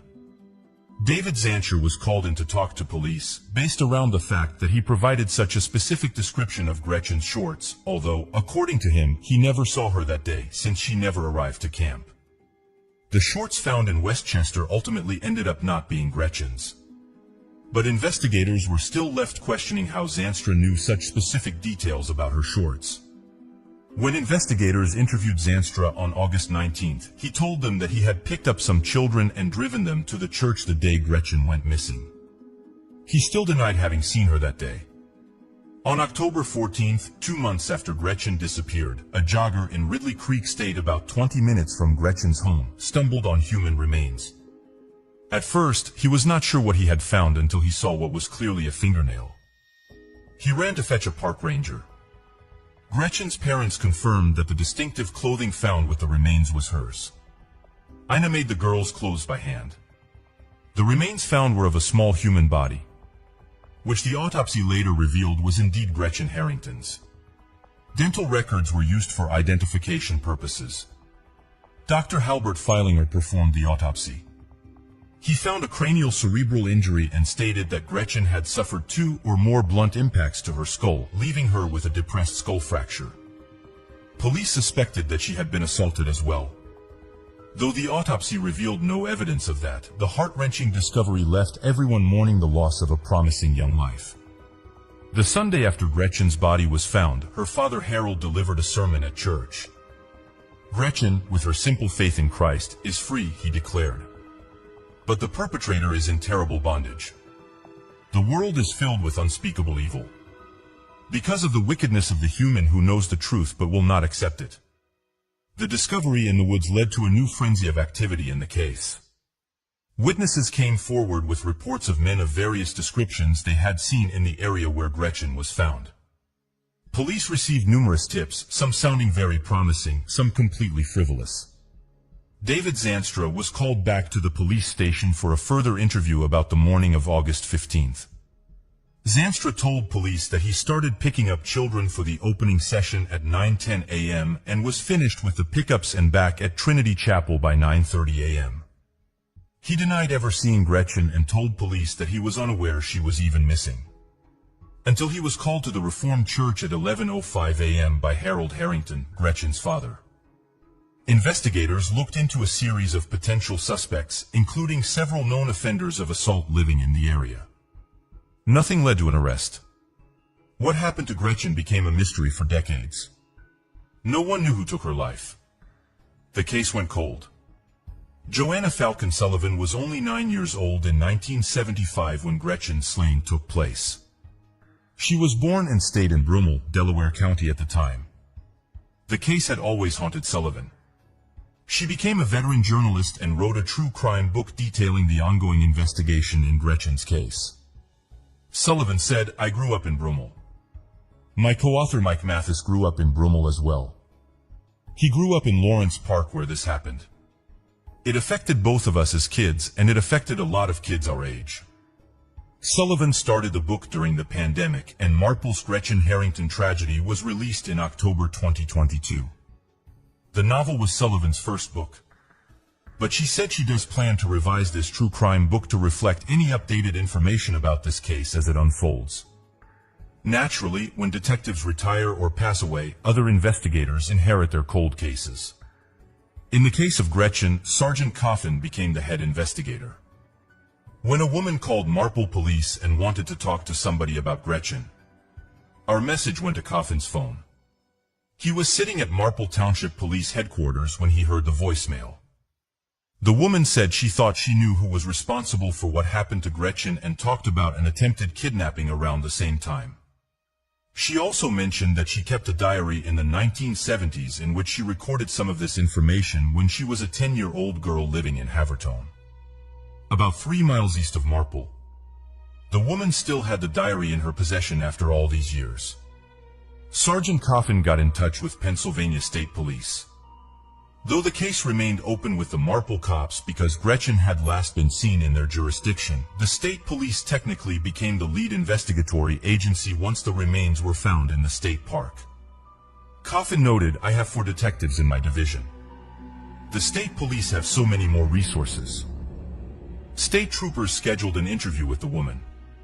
She is designated in court documents only by her initials, SF and CI number 1, the terminology used for confidential informant. The interview would turn out to be a monumental development in a cold case that had been unsolved for nearly half a century. And monumental developments in decades-old cold cases do not happen that often. The woman told the state on January 2, 2023, that she had been childhood friends with Gretchen and Zoe Harrington, one of Gretchen's sisters. She was also friends with David Zanstra's daughters, Mara and Kristen, and that she would often play at the Zanstra home. She frequently slept over at their house. During one of these sleepovers, when she was 10, she told the troopers she awoke in the middle of the night to find Pastor Zanstra touching her inappropriately. She shifted her position and he immediately hurried from the room. The next night, he touched her again, she said. When the girls woke up the following morning, the woman said, she mentioned David Zanstra's odd behavior to Mara, his one daughter, and then Mara told her something to the effect of, "He does that sometimes. And sometimes I hear my sister crying in the middle of the night." When the girl related the incidents to her parents, they told her she was not allowed to sleep over at the Zanstra house anymore. Notably, police believe the incident in question occurred exactly 1 week before Gretchen vanished.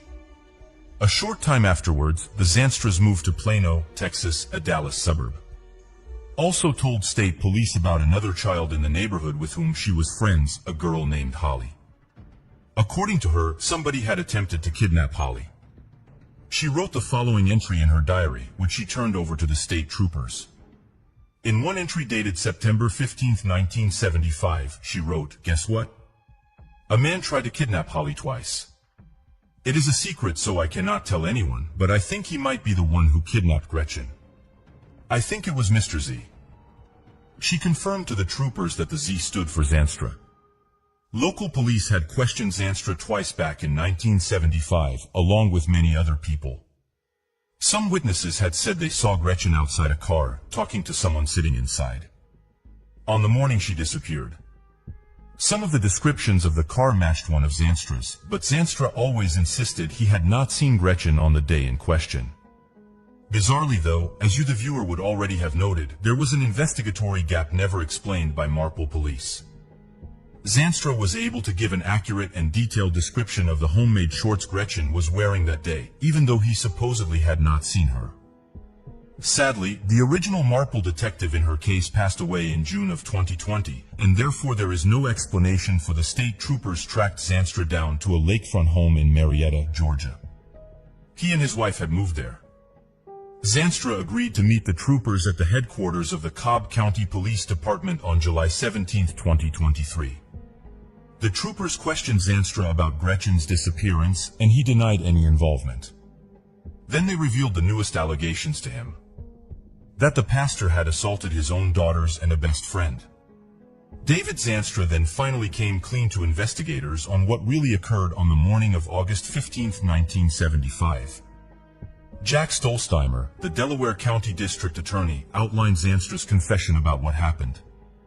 Once Gretchen was out of her father's view, Zanstra then invited her into his green AMC Rambler station wagon.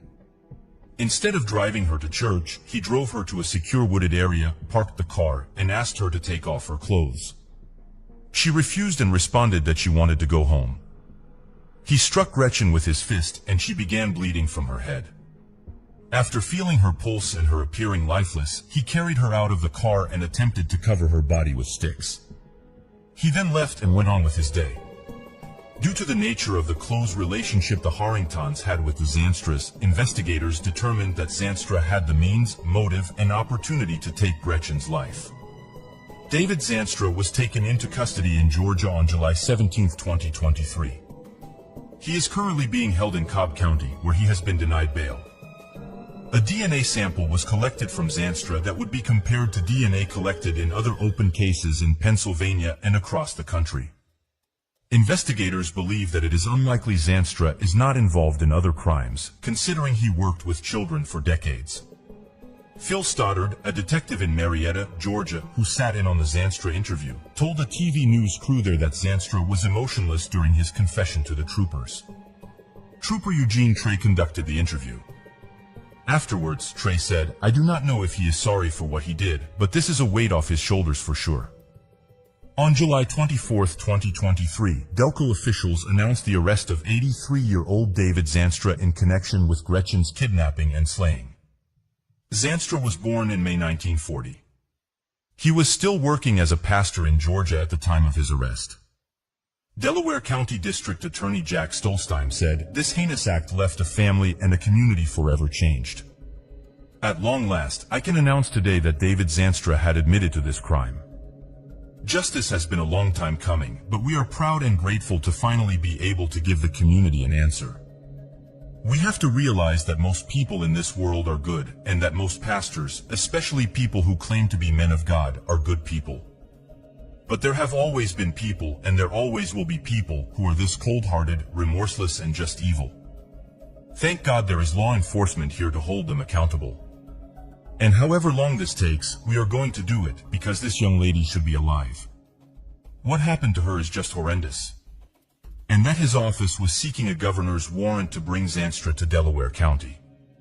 The district attorney's office will submit a petition for requisition. Once approved, arrangements will be made to have representatives from the Delaware County Sheriff's Office pick up Zanstra and bring him to Pennsylvania. The process could take as long as 2 months. Stolzheimer added, "We are going to try him. We are going to convict him, and he is going to stay in jail for the rest of his life. Then he is going to have to find out what the God he professes to believe in holds for those who are this evil to our children. He slayed with his bare hands this poor young girl and then lied about it for 48 years. He ended this girl's life that he knew and who trusted him. And then he acted as if he was a family friend, not only during her burial and funeral, but for years. Chief Graf of the police department in Marple Township said during Monday's press conference, "If you're a praying person, you can certainly pray for Gretchen, and I do not think she needs it. She is in God's hands. You can certainly pray for the evil man responsible for this, because he is going to need it." The charges filed against Zandstra have brought a sense of closure to Brummel, Pennsylvania, which has been haunted by Gretchen's case for nearly 48 years. Gretchen's demise had transformed this community. Pre-August 1975, it was Anytown, USA. Post that day, it changed everything for the kids. For the parents, for the families, for everybody, because nobody could do anything anymore in the innocence that they used to do it before this happened. Jim Cristaldi, who as a youth delivered newspapers to the Harringtons, spoke fondly of a pre-disappearance childhood in which he and his friends would spend countless hours building forts in the woods with only the light of the moon. But right after Gretchen vanished, Crystal, a teenager at the time, found himself in search parties in those same woods looking for Gretchen or anything that might have led to her whereabouts. We were innocent, and this absolutely shattered our innocence. Pennsylvania State Police Lieutenant Jonathan Sunderland said in a statement, "The residents of the Commonwealth can have confidence that law enforcement will not rest until justice is served. This case has been investigated by generations of detectives, and they all are owed a debt of gratitude for never giving up." Particular recognition is due today to Corporal Andrew Martin of the Criminal Investigation. His determination to build upon the work of his predecessors and his belief that the case could still be solved have been instrumental in getting us to today's announcement. Michel Delon, President and CEO of the National Center for Missing and Exploited Children, said, "Today's announcement is a testament to the power of perseverance and a family and community's commitment to justice. Regardless of how much time has passed, we know answers can be found."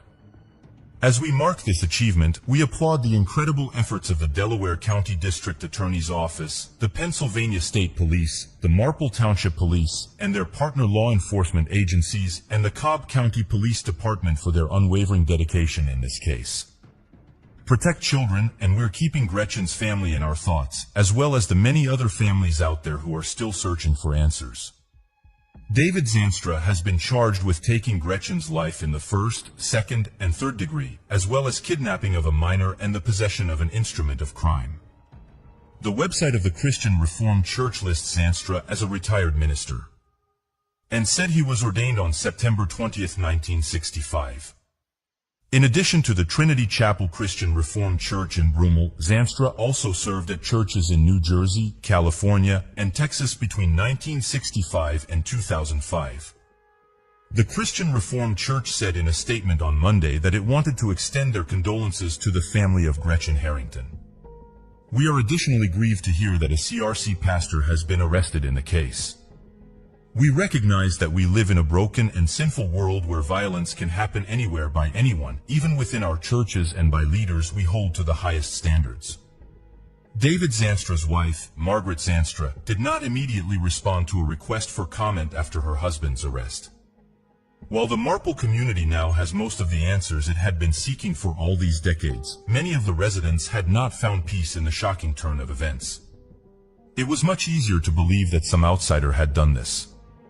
Some deranged, itinerant offender who had somehow wandered into town, snatched up a young girl, and then disappeared just as quickly, taking his evil with him to whatever unfortunate place he landed next. Instead, it was a respected member of their community, a religious leader with a wife and young girls of his own, a wife who had brought supper to the family of the girl he's confessed to slay. Karen Frank Zetterberg, Gretchen's Bible school classmate, observed, "Back then, everybody was surprised that Gretchen would get into a car with a stranger, and now to find out that this monster was hiding amongst us in plain sight all the time, it is just sickening.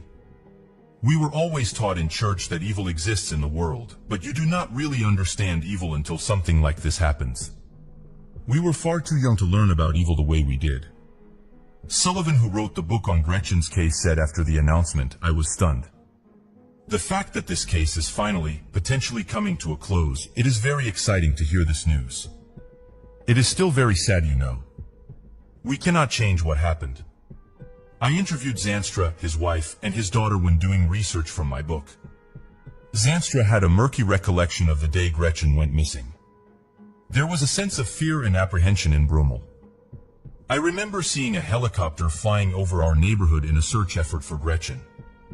That image stayed with me for the rest of my life. Sullivan's book was just released last year, and CBS News Philadelphia talked to her about whether she believed it may have led to a break in this case.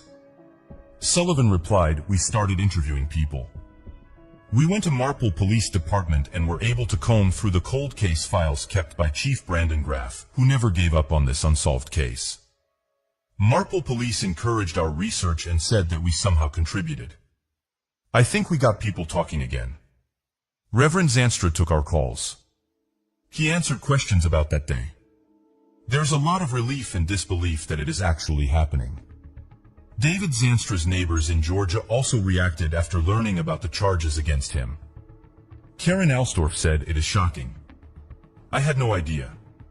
They have just always been very nice people." Aaron Christian said, "Friendly guy, I talked to him a few times. I see him walking around with his cane." The family of Gretchen Harrington released the following statement. "With today's announcement of an arrest, we are extremely hopeful that the person who is responsible for the heinous crime that was committed against our Gretchen will be held accountable. It is difficult to express the emotions that we are feeling as we take one step closer to justice. Gretchen was only 8 years old when she was suddenly taken away from us on her way to church on Friday, August 15, 1975. If you met Gretchen, you were instantly her friend. She exuded kindness to all and was sweet and gentle. Even now, when people share their memories of her, the first thing they talk about is how amazing she was and still is. At just 8 years old, she had a lifelong impact on those around her. The kidnapping and demise of Gretchen has forever altered our family, and we miss her every single day. We are grateful for the continual pursuit of justice by law enforcement, and we want to thank the Pennsylvania State Police for never stopping in their constant search for answers. We would not be here today if it was not for them. As a family, we ask for privacy at this time as we continue to digest this information. Thank you for your understanding, love, and continued support. It means the world to us." Gretchen's parents were married for an impressive 59 years. Her father passed away in 2021 at the remarkable age of 94. Officials said Zanstra moved around quite a few times to different churches during his 40-year tenure. He lived in California, Texas, and Georgia. Stolzheimer said, "We are concerned that there may be more victims who might have been assaulted by this man. We want to hold him accountable for everything he did. We need to be diligent. If anyone has any information about that. If David Zanstra ever committed an act against you, please reach out to District Attorney Geoffrey Payne or the Pennsylvania State Police." From what should have been a 10-minute walk down the road, turned into a cold case that gripped a whole community for nearly 50 years. Sandy Point is a coastal town located in Victoria, Australia. It is situated on the southeastern coast of the country, near the entrance to the Gippsland Lakes. Sandy Point is known for its beautiful sandy beaches, making it a popular destination for beachgoers and water sports enthusiasts. The area also offers opportunities for fishing, bird watching, and other outdoor activities. On Christmas Day in 2017, a snorkeler made a startling discovery at Shallow Inlet in Sandy Point. The snorkeler found human remains on the ocean floor. The remains were devoid of tissue, clothing, or personal effects. Almost the entire skeleton was uncovered in a near-perfect condition beneath the sand. With no context or clues to the man's identity, Victoria Police reported the finding to the coroner and transferred the remains to the Victorian Institute for Forensic Medicine. As the team of experts began their scientific tests, they were able to infer some characteristics of the unknown person. The forensic anthropologist determined that the remains belonged to a Caucasian male aged between 21 and 37 years, who stood at approximately 170 centimeters tall. The forensic odontologist who delved into the dental restorations noticed that work done on the teeth hinted at the fact that the person lost their life a very long time ago or were not from Australia. The man's upper jaw was recovered, but not the lower jaw. Radiocarbon testing was not able to illuminate the timeline. It indicated a 95% probability that the individual lived between 1666 and 1942, which is hardly specific. A nuclear DNA profile and a mitochondrial DNA profile were obtained from the remains. The DNA profile information was compared to the Victorian Missing Persons DNA database, but no match was found. The DNA profile was also uploaded to the National Criminal Investigation DNA database for identification purposes, with no match. Since he could not be identified, the man was named the Sandy Point John Doe. At one point, there was speculation that the remains could have been those of Martin Weiberg. Martin was a ship's carpenter aboard the SS Avoca, who in 1877 managed to steal 5,000 gold sovereigns that would be worth millions of dollars today. Martin was caught and arrested on October 29, 1878. He spent 6 weeks in custody and went to the Tarwin River to show police where the rest of the gold sovereigns were hidden. During the search, Weiberg punched one of the officers in the stomach and ran into nearby bushes. He managed to evade police capture for 5 more months. Weiberg met up with police again on a bush track near Eagle Point in Paynesville, Australia. He was arrested, taken to Melbourne and sentenced to 5 years of hard labor. Once released, Weiberg traveled to Hobart and purchased a yacht. He sailed the yacht back to Waratah Bay in Gippsland, parked the yacht, and rowed a small boat to shore to collect supplies. But when he tried to row back to the yacht, the weather turned bad. His small boat was found washed ashore the next day, and Weiberg is presumed to have drowned. But his body was never found. Of course, the only way of finding out if the remains belonged to Martin Weiberg would be modern DNA technology. The Victorian Institute for Forensic Medicine was determined to discover the identity of this unknown man. Recently, they embarked on a program to explore the use of forensic genetic genealogy to solve several Australian cold cases, including this cold case. Forensic evidence was sent to Othram's laboratory in the Woodlands. Texas and Othram scientists used forensic-grade genome sequencing to develop a comprehensive DNA profile. Once Othram developed the DNA profile, it was returned to investigators, who then uploaded the profile to genealogical databases. The investigative research resulted in a compelling lead that Sandy Point John Doe was Mr. Christopher Luke Moore, a Gippsland farmer and World War I veteran who was thought to have drowned in Waratah Bay in 1928. He enlisted for the war, aged 18, serving for more than 18 months for the 10th Field Artillery Brigade. Police and coronial documents reveal that Christopher was at Waratah Bay with his parents, Cornelius and Charlotte, brother Francis, wife Elizabeth, and toddler Mary when he got into difficulty in the waves on December 30, 1928. A beachgoer tried to save him, but the tide was too strong. Cornelius Moore spent 10 long days searching the coastline for his son, without success. Unearthed historical records unveiled an interesting twist. Mere weeks after Christopher's potential drowning, a local Sandy Point farmer discovered a mandible at Shallow Inlet. Christopher's father, recognizing the distinct dental work, confirmed the mandible as his son's. The coronial inquest held on January 24, 1929, officially validated this identification. Recently, the Victorian Institute for Forensic Medicine's findings were shared with the state coroner. A possible grandniece of Christopher Luke Moore was identified, residing in Gippsland, Australia. Police contacted this vital link to history, and she graciously cooperated, confirming the family's account of Christopher's drowning and the subsequent recovery and burial of his mandible. To establish an irrefutable familial connection, the grandniece provided a DNA sample. Through confirmatory DNA analysis, the truth was confirmed. Sandy Point John Doe was indeed Christopher Luke Moore. The discovery was made in July 2023. It is confirmed that Christopher accidentally drowned and no foul play was involved. Thanks to the effort of the Victorian Institute for Forensic Medicine and Othram, a 95-year-old case has finally been solved. 12-year-old Jennifer Renee Odom was a 7th grader at Thomas E. Waitman Middle School in Wesley Chapel, Florida, in 1993. She played the clarinet in a school band, and she was also a barefoot water skier who placed high in tournaments. Often she was the skier who climbed to the top of the human pyramid gliding atop the water. Jennifer was born on August 25, 1980. She was the eldest daughter of Renee Converse and stepdad Clark Converse. She had a 9-year-old sister, Jessica Ann Odom, and was the granddaughter of Jim and Margie Denny. They lived in St. Joseph, a small community near Dade City, Florida. Jennifer and Jessica had a rabbit called Beanie.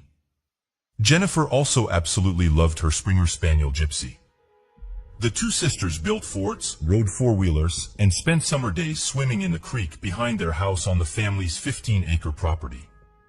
It was a crisp morning on Friday, February 19, 1993, when Jennifer Odom put on her white jeans and white turtleneck in order to get ready for school. She put a red cashmere sweater, a gift from her grandmother, over her shoulder-length chestnut-colored hair. She was slim and tan due to spending a lot of time outdoors. On that same morning, after lacing up her pair of black boots, she got into the car with her mother. The two drove 200 yards up the winding lime rock driveway to wait for the school bus near their mailbox. Jennifer climbed onto the bus and took her usual spot on the back seat, so she and her mother could see each other until Renee, following behind, turned left to head to work. After school, at around 3 p.m., Jennifer stepped off her school bus, waved goodbye to her friends, and started walking the short 200 yards to her home. At about 4 p.m., Jennifer's sister arrived at their home from school to find it locked and unable to enter. She then called their mother to tell her that her big sister was not home yet. Renee conversed and realized Jennifer must not have made it home. She called Jennifer's best friend Michelle, who stated that she saw Jennifer exit the bus and begin walking home. Within hours, deputies launched a wide-scale search. A search party of about 400 volunteers was formed to help scour about 60 square miles of countryside. Family, friends, neighbors, and other volunteers searched for Jennifer. Law enforcement was equipped with police dogs to comb the rolling groves, pastures, and woods surrounding the tiny Pasco County town of Dade City. Every law enforcement agency in the Bay Area was looking for a blue truck that was seen in the area by some of her classmates. Children riding the school bus with Jennifer remembered seeing an older light blue, unknown model pickup truck slowly following Jennifer down the road in the direction in which she was walking. The children described it as having a silver-painted rear bumper, not chrome, and a trailer hitch with wires hanging in pipes or a ladder in the back. The driver was described by the children as a white male in his 40s with shoulder-length brown hair. The blue truck was the focus of the search parties as investigators believed that the driver may have been involved in the disappearance of Jennifer. As a last resort to find the truck, the FBI, as well as Hernando and Pasco County Sheriff's personnel, worked from a dock and boathouse as drivers searched Lake Jovita for the vehicle. 6 days after Jennifer vanished, on Thursday, February 25th, a man and a woman searching an abandoned orange grove about 10 miles north of Jennifer's school bus stop found her badly decomposed nude body. Her body was found near a horse trail off Powell Road south of Brooksville, amid a cluster of pine trees in the orange grove. She was found viciously assaulted and suffered blunt force trauma to her head. Detectives said she likely lost her life there in the woods, not long after her disappearance. We are not exactly sure how long her abductor kept her captive or when exactly the slaying took place, but we are relatively confident it took place in that field. He added, "Every one of us, including those in law enforcement, can look at Jennifer as our niece, our sister, our granddaughter, and realize that it is a tragedy beyond tragedy, neither the blue truck nor its driver." While Jennifer's family was still busy with her funeral arrangements, country music star Vince Gill was scheduled to sing at the local Strawberry Festival on Monday, March 1, 1993. Jennifer's stepfather, Clark Converse, said the girls had looked forward to Gill's performance for weeks, hoping they could get him to autograph photos. Before the concert, Clark Converse and Jessica went to the festival to fulfill Jennifer's wish that Gill autograph a photo in which Jennifer and her sister had posed with the singer at a previous concert on January 10th.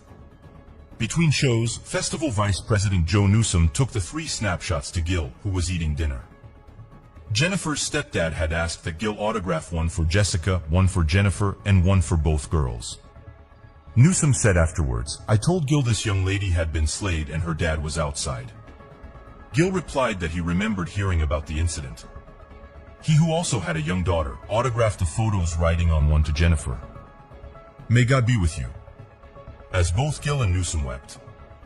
Before singing the last song, he told the audience about Jennifer. "I'm going to try to get through this the best I can," he said, his voice cracking. Gil sang his Grammy-winning hit, I Still Believe in You, and dedicated it to Jennifer, who was tragically robbed of her life. Midway through the song, with tears running down his face, Gil asked the crowd to help him finish. Nearly 15,000 voices joined in. Radio personality Jeff Moore stood backstage and looked out at thousands of tear-stained faces. It was heart-ripping, he said afterwards. Unfortunately, with no one in the community providing investigators with useful information, her case went unsolved. 13 months before Jennifer was abducted, on January 16, 1992, a 17-year-old girl was kidnapped as she got off a school bus in north-central Pasco County. She was found in a pool of blood behind an abandoned house, brutally attacked, assaulted, and beaten. Sheriff Neenhuis said she suffered injuries to her head and skull that were very significant. She survived. But her life was forever changed as she was paralyzed on her left side. Neenhuis said she was a former honor roll student and track and field participant and was a true victim. She was not engaged in a high-risk lifestyle. Law enforcement was able to collect DNA from the crime scene at the time. Since there were similarities between what happened to Jennifer and the unnamed girl, detectives believed the cases may be related. Both victims were adolescent girls who were abducted after getting off of the school bus in Pasco County, taken to a remote field, assaulted, and abandoned with the belief they will succumb to their injuries. The other victim was found just a few miles from where Jennifer's body was found. After a series of blind alleys, the police called upon psychic Nancy Meyer 16 months after the incident to assist in finding the person responsible for what happened.